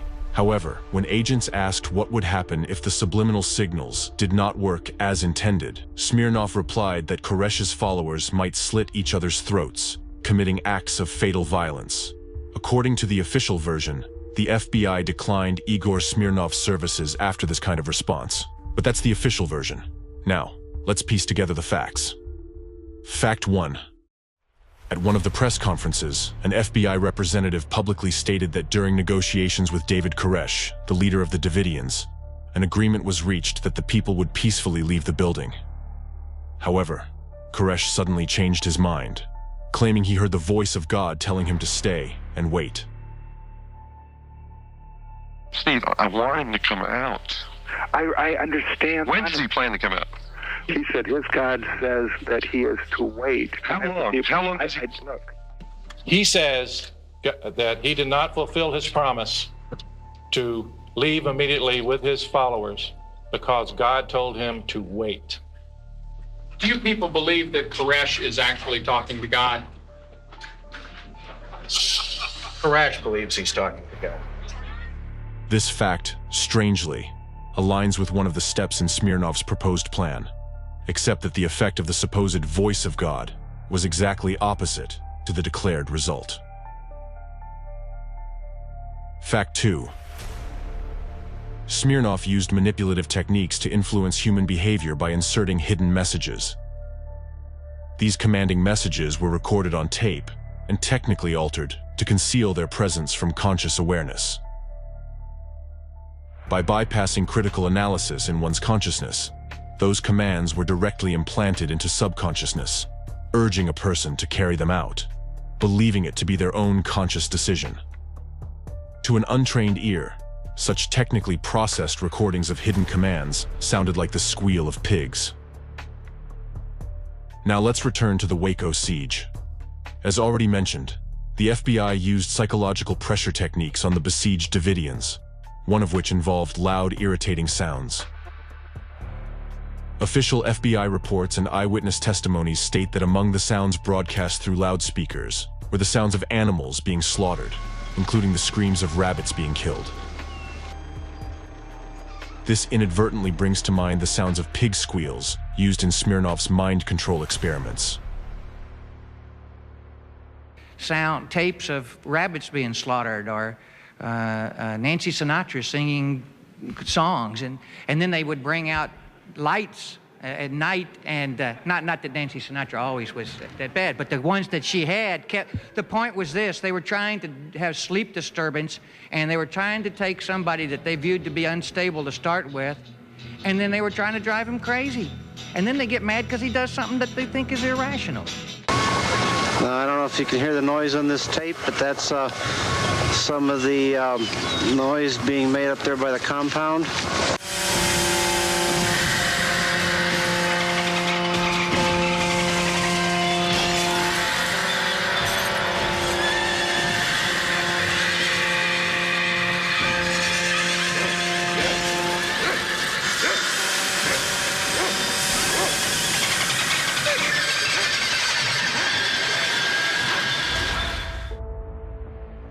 This raises a question.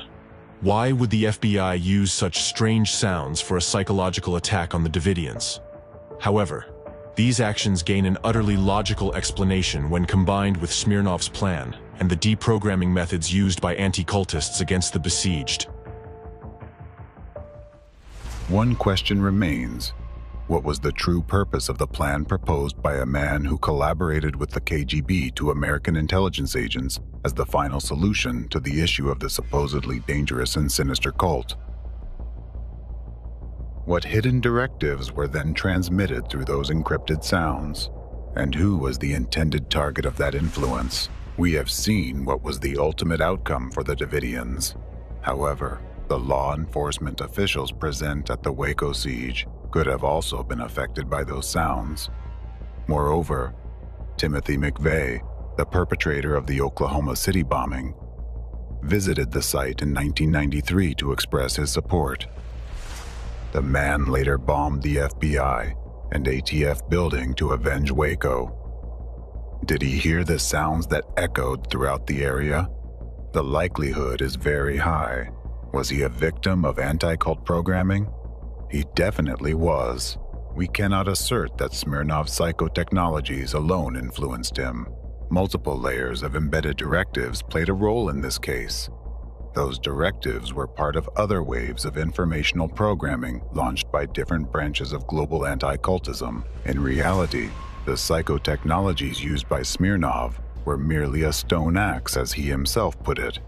Far more effective and sophisticated are the hidden manipulative techniques employed by anti-cultists, including puzzle programming, where information codes are embedded in the words themselves and do not require any special technical means. To an average person, such words, phrases, and their combinations, or the frequency of repetitions may seem unremarkable and draw no attention, but for those who understand the principles behind their arrangement, they are like precise mathematical formulas. Using those formulas, one can assemble specific people at a particular time and place to perform a specific action. And the likelihood that those formulas will work is close to 100%.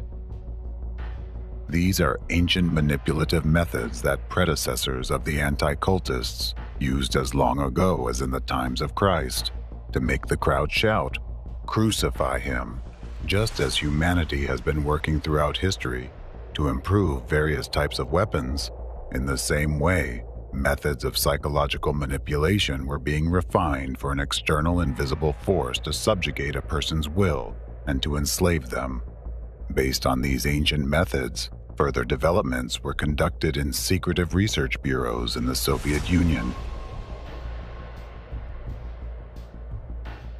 These same ancient methods were adopted, refined, and implemented by the Nazis of the Third Reich. Today, using these manipulative technologies, representatives of the anti-cult movement turn ordinary people into biorobots who become remotely controlled weapons aimed at targets the anti-cultists designate. These are facts supported by the 30-year history of the criminal network of anti-cult organizations. That's exactly how the FBI agents, officers of other law enforcement agencies, and government officials who were present at the Waco siege became victims of anti-cultist manipulations. They were all caught in the crossfire area of exposure to the informational programming waves created by the anti-cultists. They were literally zombified. This explains why they were confident in their actions, considered themselves professionals, and believed they had the situation under control, while in reality, they were basically puppets externally manipulated by a maniac. How else can we explain the strange behavior of those who carried out the Waco operation? Why lock those people up like lab mice in a cage and subject them to acts of psychological terror using hidden manipulative techniques? The siege of the Davidians and the final assault didn't look like a hostage rescue operation, but rather resembled a prolonged and excruciating torture. And who were actually the hostages if everyone remained in the building voluntarily? Official representatives and operation leaders stated at press conferences that they were primarily concerned about the children in the building, fearing they might be subjected to abuse by the Davidians. But what did they actually do to those children? They not only exposed them to danger, creating conditions for a tragic outcome, but also let them burn alive by preventing fire trucks from reaching the burning building. We thought that their instincts, the motherly instincts would take place and that they would want their children out of that environment. It appears they don't care that much about their children, which is unfortunate. Moreover, on the day of the assault on Mount Carmel, the FBI used the combat chemical agent CS against civilians, including innocent children and infants. Those who gave and executed the orders knew the Davidians had gas masks. But they also knew that the only ones unprotected from this gas would be the children, as their faces were too small for wearing the masks. He actually drove right through the middle of the building into the kitchen area and basically at point-blank range fired gas into the concrete room where the women and children were. In a cul-de-sac like that where there was no ventilation, they must have been going through. There was only one door? Front, one yeah, entry. yeah. There was no windows, no back door or anything like that.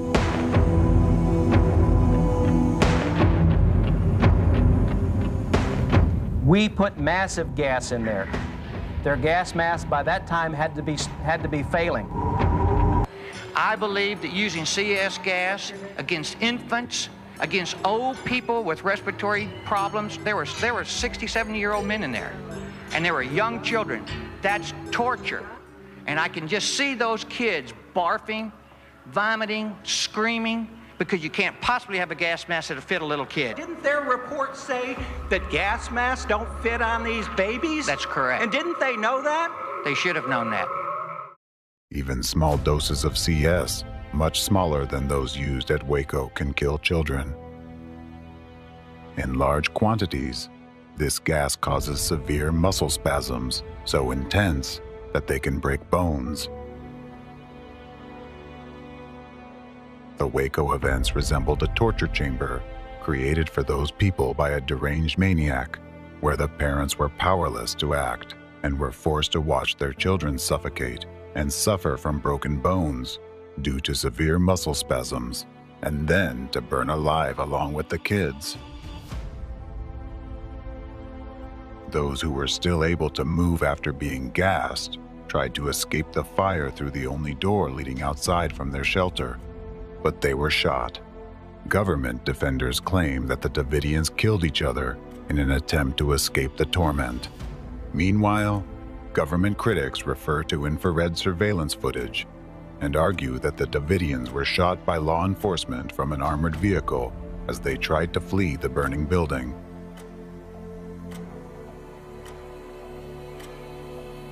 In my rolling on the floor and trying to protect myself from the heat and being in the pitch black, not able to see, that the voices of those behind me screaming kind of got through to me. My God, torturing babies. and saying it's part of their job? And saying it's okay because their parents were bad? The mother of Pablo Cohen, an Israeli Jew, talking to an American Jewish lawyer, watching that gas be inserted into that building, watching an American tank knock down an American house and then it burst into flames. And you imagine the images in an Israeli's mind with the Holocaust survivors in Israel? I couldn't answer. I think you can tell from today, it's not often that I'm without words. But I could not explain to her how that happened, and her answer, her question was, I thought he would be safe in America. The final point of the Waco tragedy was when law enforcement officers raised their flag over the ashes of the burned building and the charred bodies of the deceased, just as one would after winning a battle in the war. But can the siege, psychological torture, and militarized confrontation against a group of peaceful civilians who were unable to resist such an overwhelming force be considered a battle? Does such behavior by individuals who are supposed to serve their country and uphold the law resemble the actions of normal, sensible people? Why did these people become like this? Who impaired them? The answer is clear. These individuals, much like the Davidians who died at their hands, fell victim to manipulative techniques employed by anti-cult gangs. In fact, everyone understands perfectly well who actually burned down the building in Waco while people were still inside. In this way, the law enforcement and authorities tried to cover the traces of their crime and safeguard themselves. They were aware that the American people would never forgive them for such an egregious crime against their own citizens.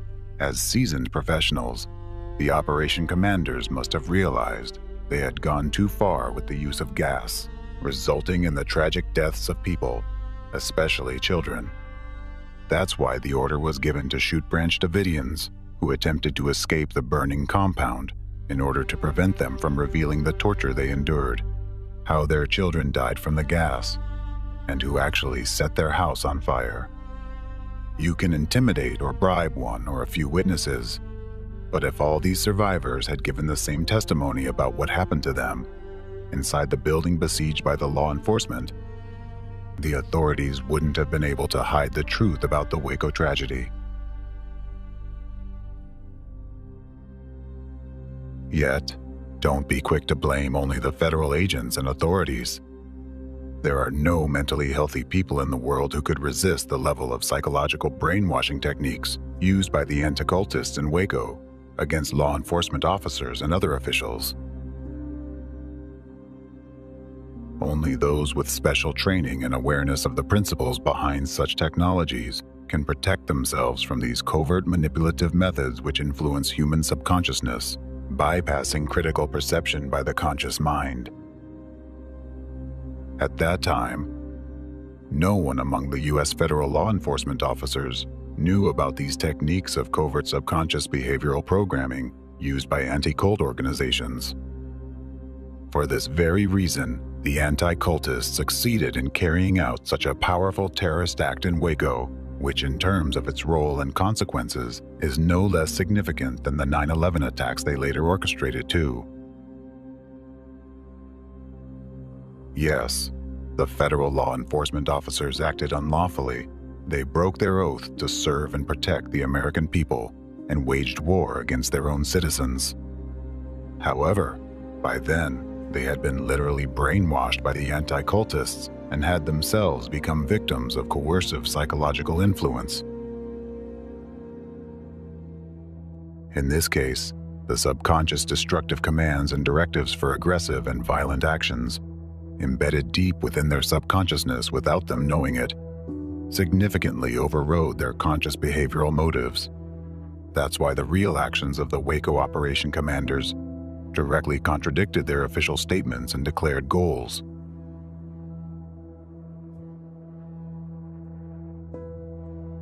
And that's why they caused horrific and painful deaths to children despite numerous expressed concerns for their fate during the Waco siege.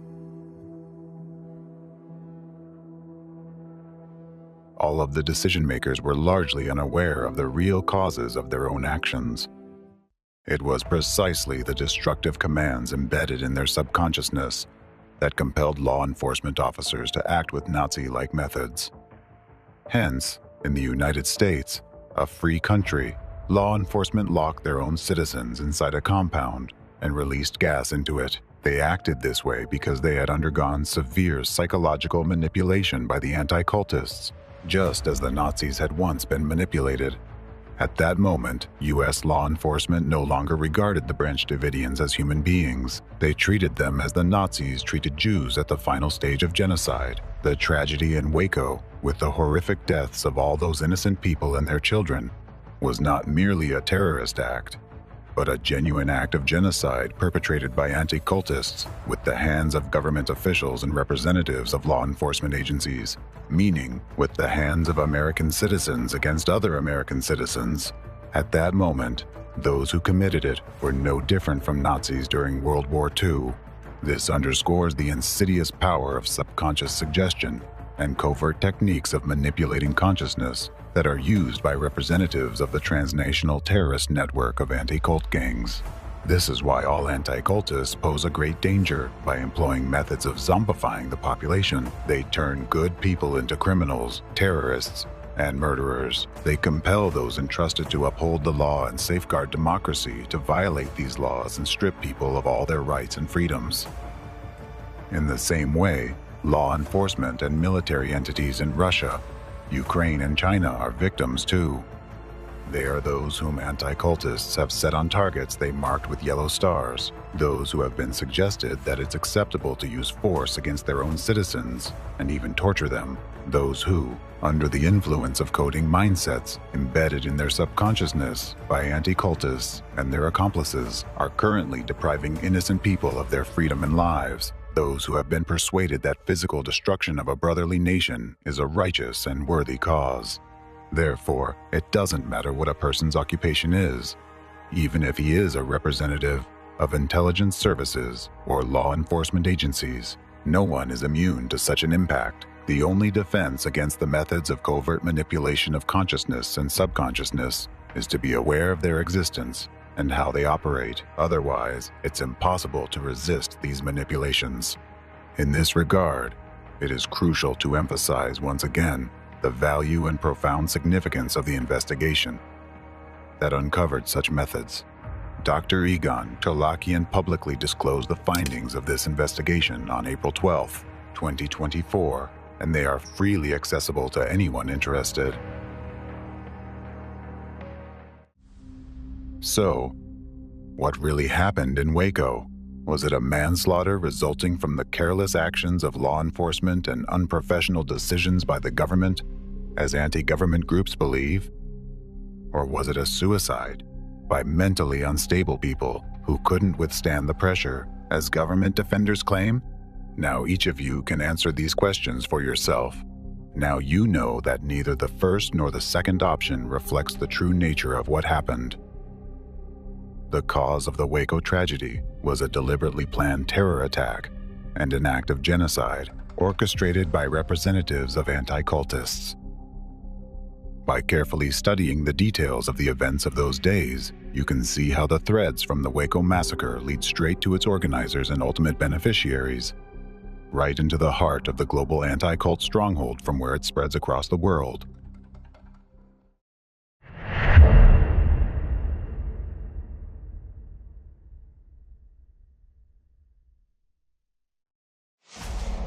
Now, let's go back to the events at Columbine High School.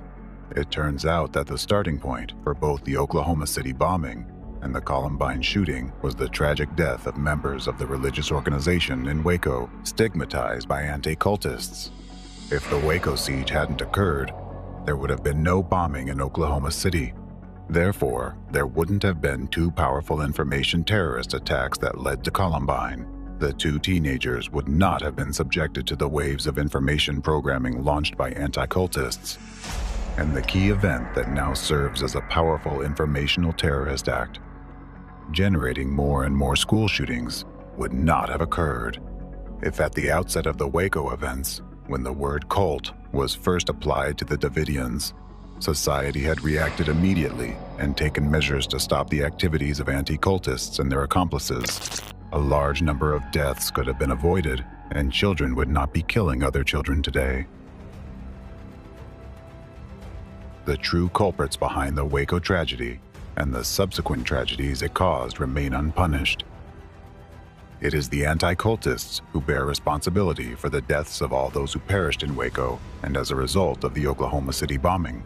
On their hands, they also have the blood of the children who have died and are still dying from the school shooting epidemic. For all of these and many other crimes against humanity, representatives of anti-cult organizations must inevitably be held accountable, corresponding to the severity of their crimes. Now you can clearly see how all three attacks are interconnected: the Waco siege, the Oklahoma City bombing, and the Columbine shooting. The critical link between them is the single guiding hand, the unified ideological center where these attacks were planned to be executed by others. These are all sequential interconnected elements in a single strategy by the enemy to push America into a state of civil war through the actions of Americans themselves, and thereby to destroy the stronghold of democracy from within. If a civil war did take place, the Waco siege in 1993 could be considered the beginning of it.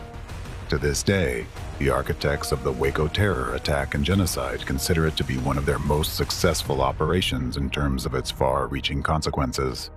For them, the Waco case is a benchmark. It was the final straw that was meant to destroy freedom in America, the spark to light the flames of civil war, according to their plans. The war, the foundation of which had already been laid by representatives of anti-cult organizations, and the image of which is already being shaped in your minds by those sinister architects of consciousness who stand behind the anti-cult terrorists, and who are the masterminds behind the entire global anti-cult movement. It is these very architects of consciousness who are the sole beneficiaries of a civil war in the United States. But now, 30 years later, with the activities of the global criminal network of anti-cultism exposed, we Americans can finally extinguish this fire and prevent it from ruining our country. Now that the truth has triumphed, the victims of the Waco tragedy and all the innocent victims who suffered at the hands of anti-cultists, those who were stigmatized and whose remembrance was tainted with lies, can finally find peace. Now it's in our hands, fellow Americans, to prevent a civil war in our beloved country.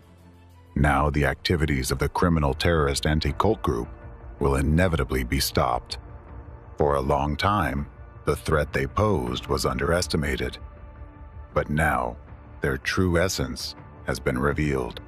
It might seem that anti-cult organizations and their representatives act independently, but as you already know, they are actually well organized, and their actions are coordinated.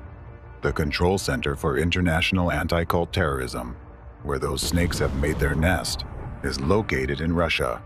From there, they were picked up by a hidden force, grandmasters who have placed anti-cultists on the geopolitical board as their pawns and begun their game. They have turned various media outlets into transmitters of destructive, manipulative messages, inciting citizens to hate, kill each other, and commit terrorist acts. At the same time, they urge government officials and law enforcement to act unlawfully, immorally, and inhumanely. And they compel politicians to make catastrophic mistakes. Representatives of anti-cult organizations in various countries of the world are already behind judges, law enforcement officers, politicians, and government officials, exerting covert impact on them. They have already gained leverage in some European countries. The most damage during their activities has been inflicted on Russia and Ukraine, and for 30 years they've been methodically and purposely moving towards starting a civil war in the US and Europe to ultimately destroy democracy worldwide. Once, the ideological inspirers of anti-cultists turned the ideology of National Socialism into the monstrous racist totalitarian form that we know today as Nazism. At that time, anti-cultists managed to embed their perverse brainchild at the government level. Thus, The ancient methods and tactics of predecessors of anti-cult organizations became the national ideology of Nazi Germany. They succeeded once, and now the anti-cultists of your time, along with the force behind them, are trying to replicate their success in Russia and Ukraine, aiming to eventually spread and reinforce Nazi methods and practices in the European Union countries, so as to ultimately reach the United States. Behind all the provocations against Islam in recent years, which you observe and wonder why they are happening, there are anti-cultists and global anti-cultism as a whole, striving to implement their plan of establishing a totalitarian regime worldwide. They have pushed our world to the brink of nuclear war, genocide against Muslims, and complete destruction of democracy, freedom of speech, and human rights. What I've just said is backed by facts. Recall what you have seen and learned in this film, and rest assured that it shows just a small part of the horror that anti-cult organizations and their architects of consciousness are perpetrating with impunity nowadays. They have destroyed families, ruined lives, and caused millions of deaths. All of this has been done by just one branch of the entire global anti-cult network, but it is the most advanced and active of all. It includes those who have managed to dismantle many democratic laws and bring much suffering to people.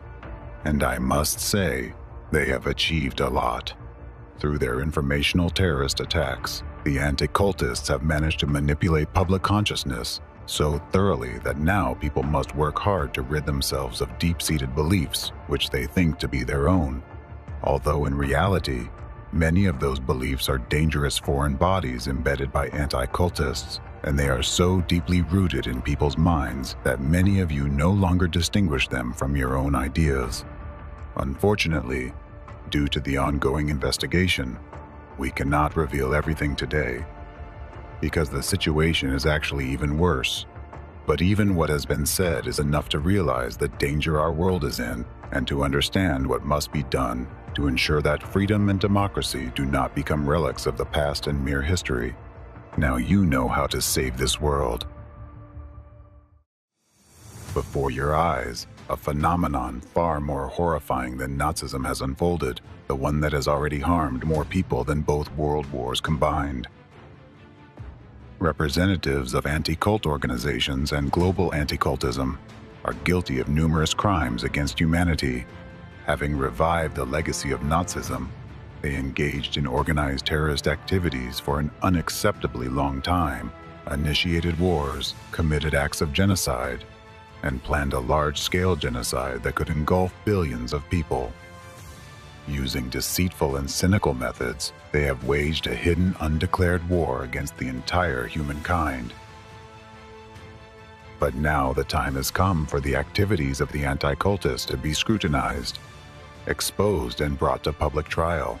And this will not just be a judicial process. It will be a historical moment when justice will triumph over evil. It's a moment when the world will hold accountable those who violate the most fundamental human rights. It's a moment when all of us must rise and say, never again.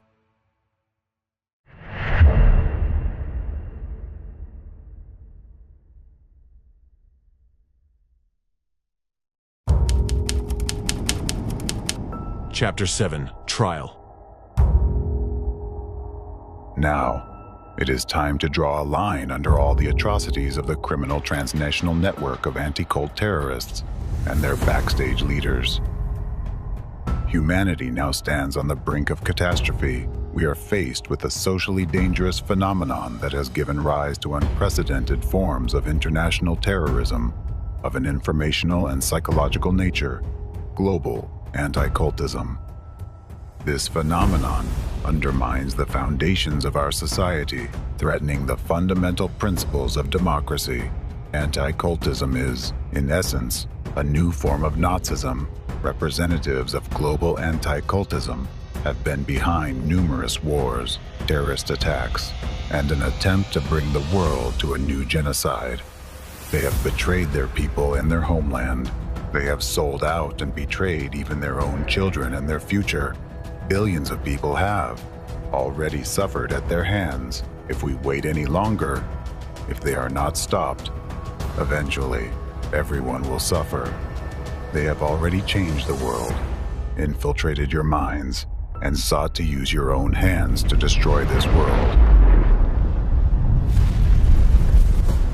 Therefore, the main task now for all people is to prevent this and do everything to eradicate anti-cultism and its destructive methods from our society, and to defeat this evil once and for all. Only then will justice, goodness, and truth prevail, and only then will you be able to reclaim your freedom and peace. To make this possible, evil must first be exposed and brought to justice. Within the framework of global anti-cultism, numerous crimes, including particularly serious ones, are committed. According to the 8th review of the United Nations Global Counter-Terrorism Strategy, adopted by the UN General Assembly on June 22, 2023, the activities of members of anti-cult organizations and their accomplices fall under acts, methods, and practices of terrorism. These are not just crimes. These are acts of terror directed against all of humanity. In accordance with the Convention on the Prevention and Punishment of the Crime of Genocide, adopted by UN General Assembly Resolution 260, 3rd, on December 9, 1948, and ratified by 153 countries, the activities of members of anti-cult organizations and their accomplices are classified as genocide. According to the Rome Statute of the International Criminal Court, adopted on July 17, 1998, and participated in by 124 countries, the activities of members of anti-cult organizations and their accomplices are classified as genocide and crimes against humanity. Thus, considering the scale and degree of social danger posed by these crimes, all representatives of anti-cultism, and everyone who directly or indirectly, through their actions or criminal inaction, aided them in committing these crimes, must be held accountable for carrying out a series of terrorist acts, committing genocide and crimes against humanity and all of humankind. For all these grave crimes, there is no statute of limitations.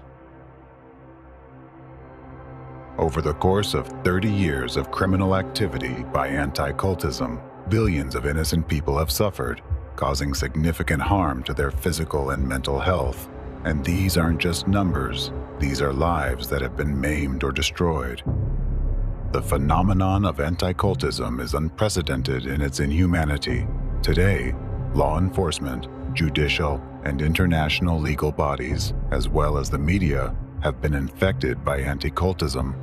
Therefore, an entirely new approach is needed to eradicate this phenomenon and compensate for the damage it has caused. History remembers how in 1945, an unprecedented judicial body was established, the International Military Tribunal, which, as part of the Nuremberg trial process, convicted the crimes of the Nazis. Similarly, today, by the legitimate demand of the people themselves, a special international criminal tribunal must be established to investigate and prosecute all those involved in anti-cultism and its crimes against humanity. Global anti-cultism, as a new form of Nazism, is an unprecedented phenomenon and requires the establishment of a separate international criminal tribunal for its examination. In fact, just like nowadays, during the Nazi era, society did not fully grasp the scale of the crimes, and only judicial processes were able to reveal them. Similarly, it is now necessary to create a new tribunal that will address the crimes of anti-cultism and informational terrorism. Such a tribunal will uncover the truth about this phenomenon and show society the real number of victims. An investigation is currently underway intending to identify all individuals involved in the crimes of anti-cultism. Inevitably, the ideological inspirers, organizers, and key figures of global anti-cultism will be sentenced. Additionally, Accomplices in anti-cultism crimes among representatives of government services, security forces, law enforcement, and judicial bodies will be held accountable. All those who exerted unlawful force on innocent people.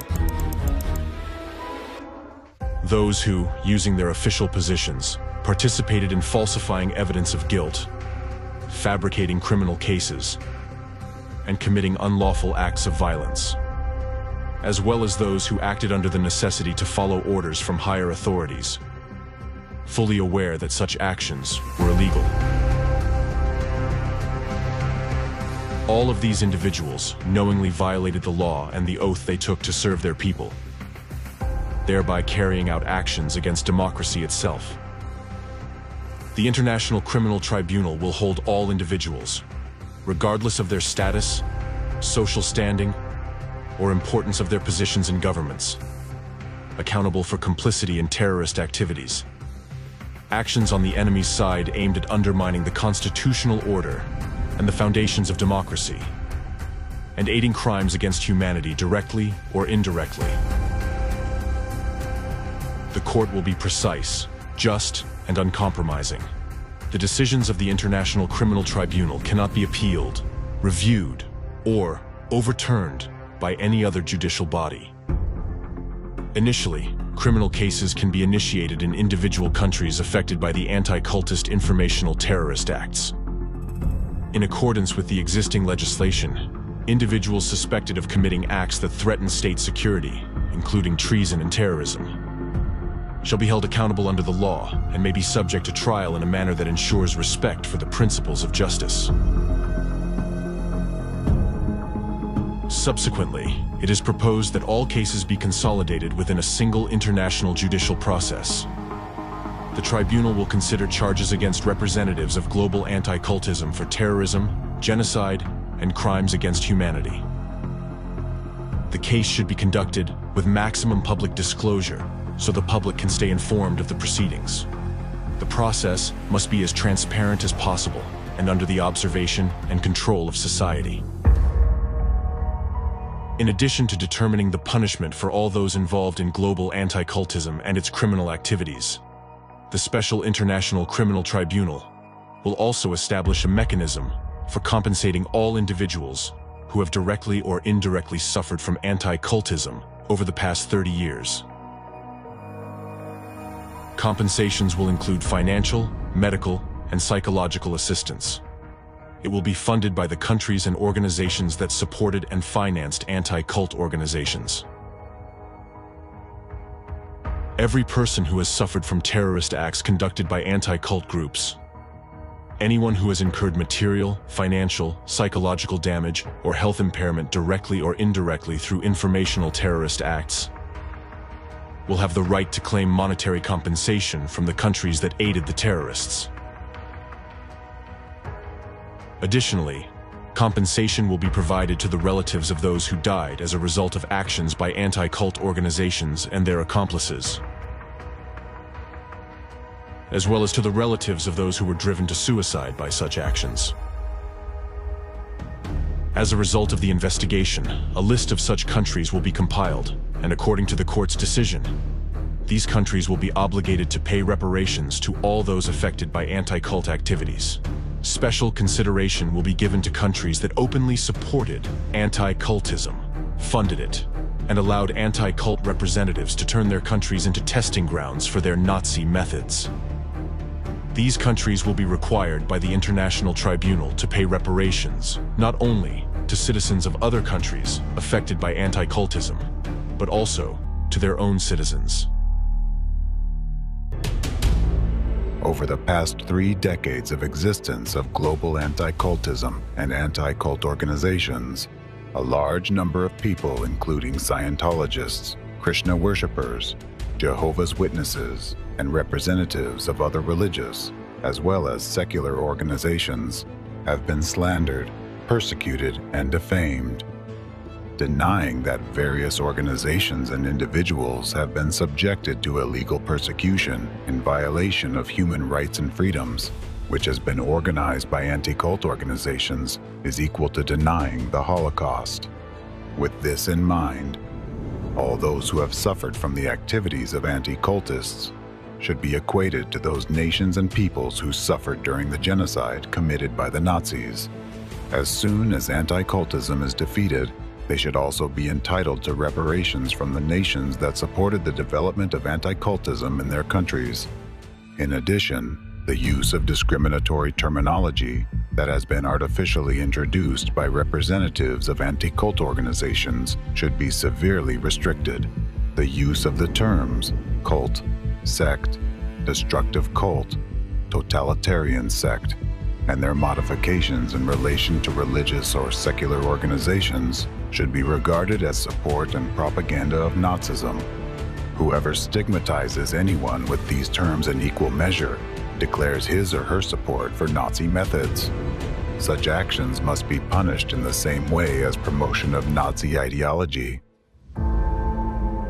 Modern anti-cultism embodies a new, even more insidious and brutal form of Nazism.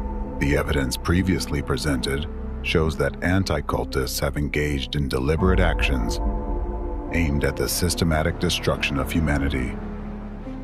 Given the current situation, where the most horrific terrorist acts of the 21st century are being carried out by media representatives, it is time to hold all those involved accountable for their years of destructive and subversive activities. All direct or indirect accomplices of anti-cultism deserve to be on the bench of the accused alongside those they worked for and whose orders they followed.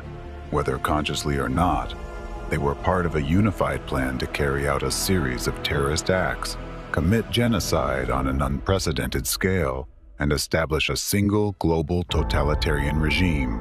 Additionally, the court will remain steadfast in its decisions if some individuals who publicly supported anti-cultists attempt to prove their innocence by arguing that they were manipulated and deceitfully involved in international criminal activities. It must be understood that in this case, accomplices of anti-cultism are as guilty as the accomplices of Nazism, who closed the doors of gas chambers in concentration camps and then released the gas. Any attempts by these individuals to gain recognition of their innocence are equivalent to declaring the accomplices of Nazism innocent. Those who, acting voluntarily or even under duress, opened the gas and murdered thousands of innocent people in gas chambers. Before the law, accomplices and sympathizers of anti-cultists are just as guilty as the journalists who committed informational terrorist acts, causing immense harm to humanity, their own countries, and their citizens. By doing so, they contributed to the destruction of freedom and democracy worldwide, thereby destroying our beautiful world and leading it into the abyss of tyranny and despotism. Therefore, all individuals involved in the case of anti-cultism, including all accomplices, must be held accountable under charges of participating in terrorist activities, committing terrorist acts, genocide, and crimes against humanity. The crimes of anti-cultism are unprecedented, excluding any possibility of leniency towards any of the participants. Additionally, as a necessary step before the commencement of judicial proceedings, measures must be taken to inform and notify the public about the trial. People need to be warned and made aware of the charges against each accused and the severity of their crimes. It is necessary for people to have a correct perception of the actions of the court and the bodies enforcing the court decision as being lawful and aimed at protecting humankind from a new form of Nazism. Therefore, people must be informed about the nature and scale of the entire criminal activity of the anti-cultists, which is directed against all of humanity, as well as the severity of the crimes committed under global anti-cultism. In this regard, the investigation results presented by Dr. Egon Shalakian are particularly valuable. This is the starting point that laid the foundation for the events unfolding now in the legal field. It made it possible to identify and defeat the hidden enemy that had been undermining the foundations of freedom and democracy for an unacceptably long time while remaining unnoticed, and henceforth, to ensure that this never happens again, preventive measures are necessary. Therefore, now more than ever, there is a need to create, at the lawful request of the people, a unified organization, SHIELD, with international status and special powers to stand guard over human rights. The goal of this global organization will be to protect freedom and democracy by any legal means available, anywhere in the world. We defeated Nazism, and we are close to victory over Anti-Cultism, but we do not know what we may face tomorrow. As humanity, we must be confident that no new, more insidious and invisible form of this evil will emerge in the future, and we must ensure that this phenomenon is permanently barred from our world. This international organization should serve as the instrument to act as the shield of freedom and democracy against all possible threats, ensuring that no activities aimed at undermining a stable and secure world are allowed. The SHIELD organization will have all the authority to stop any attacks on freedom and human rights. It will ensure that the law and judicial system work for the people, not against them. Once, right after the defeat of Nazism, we missed our chance. Even then, knowing and understanding how, at the instigation of the Anticultists of that time, the Nazis operated on a psychological level, how they implanted destructive images, and how they manipulated people's minds.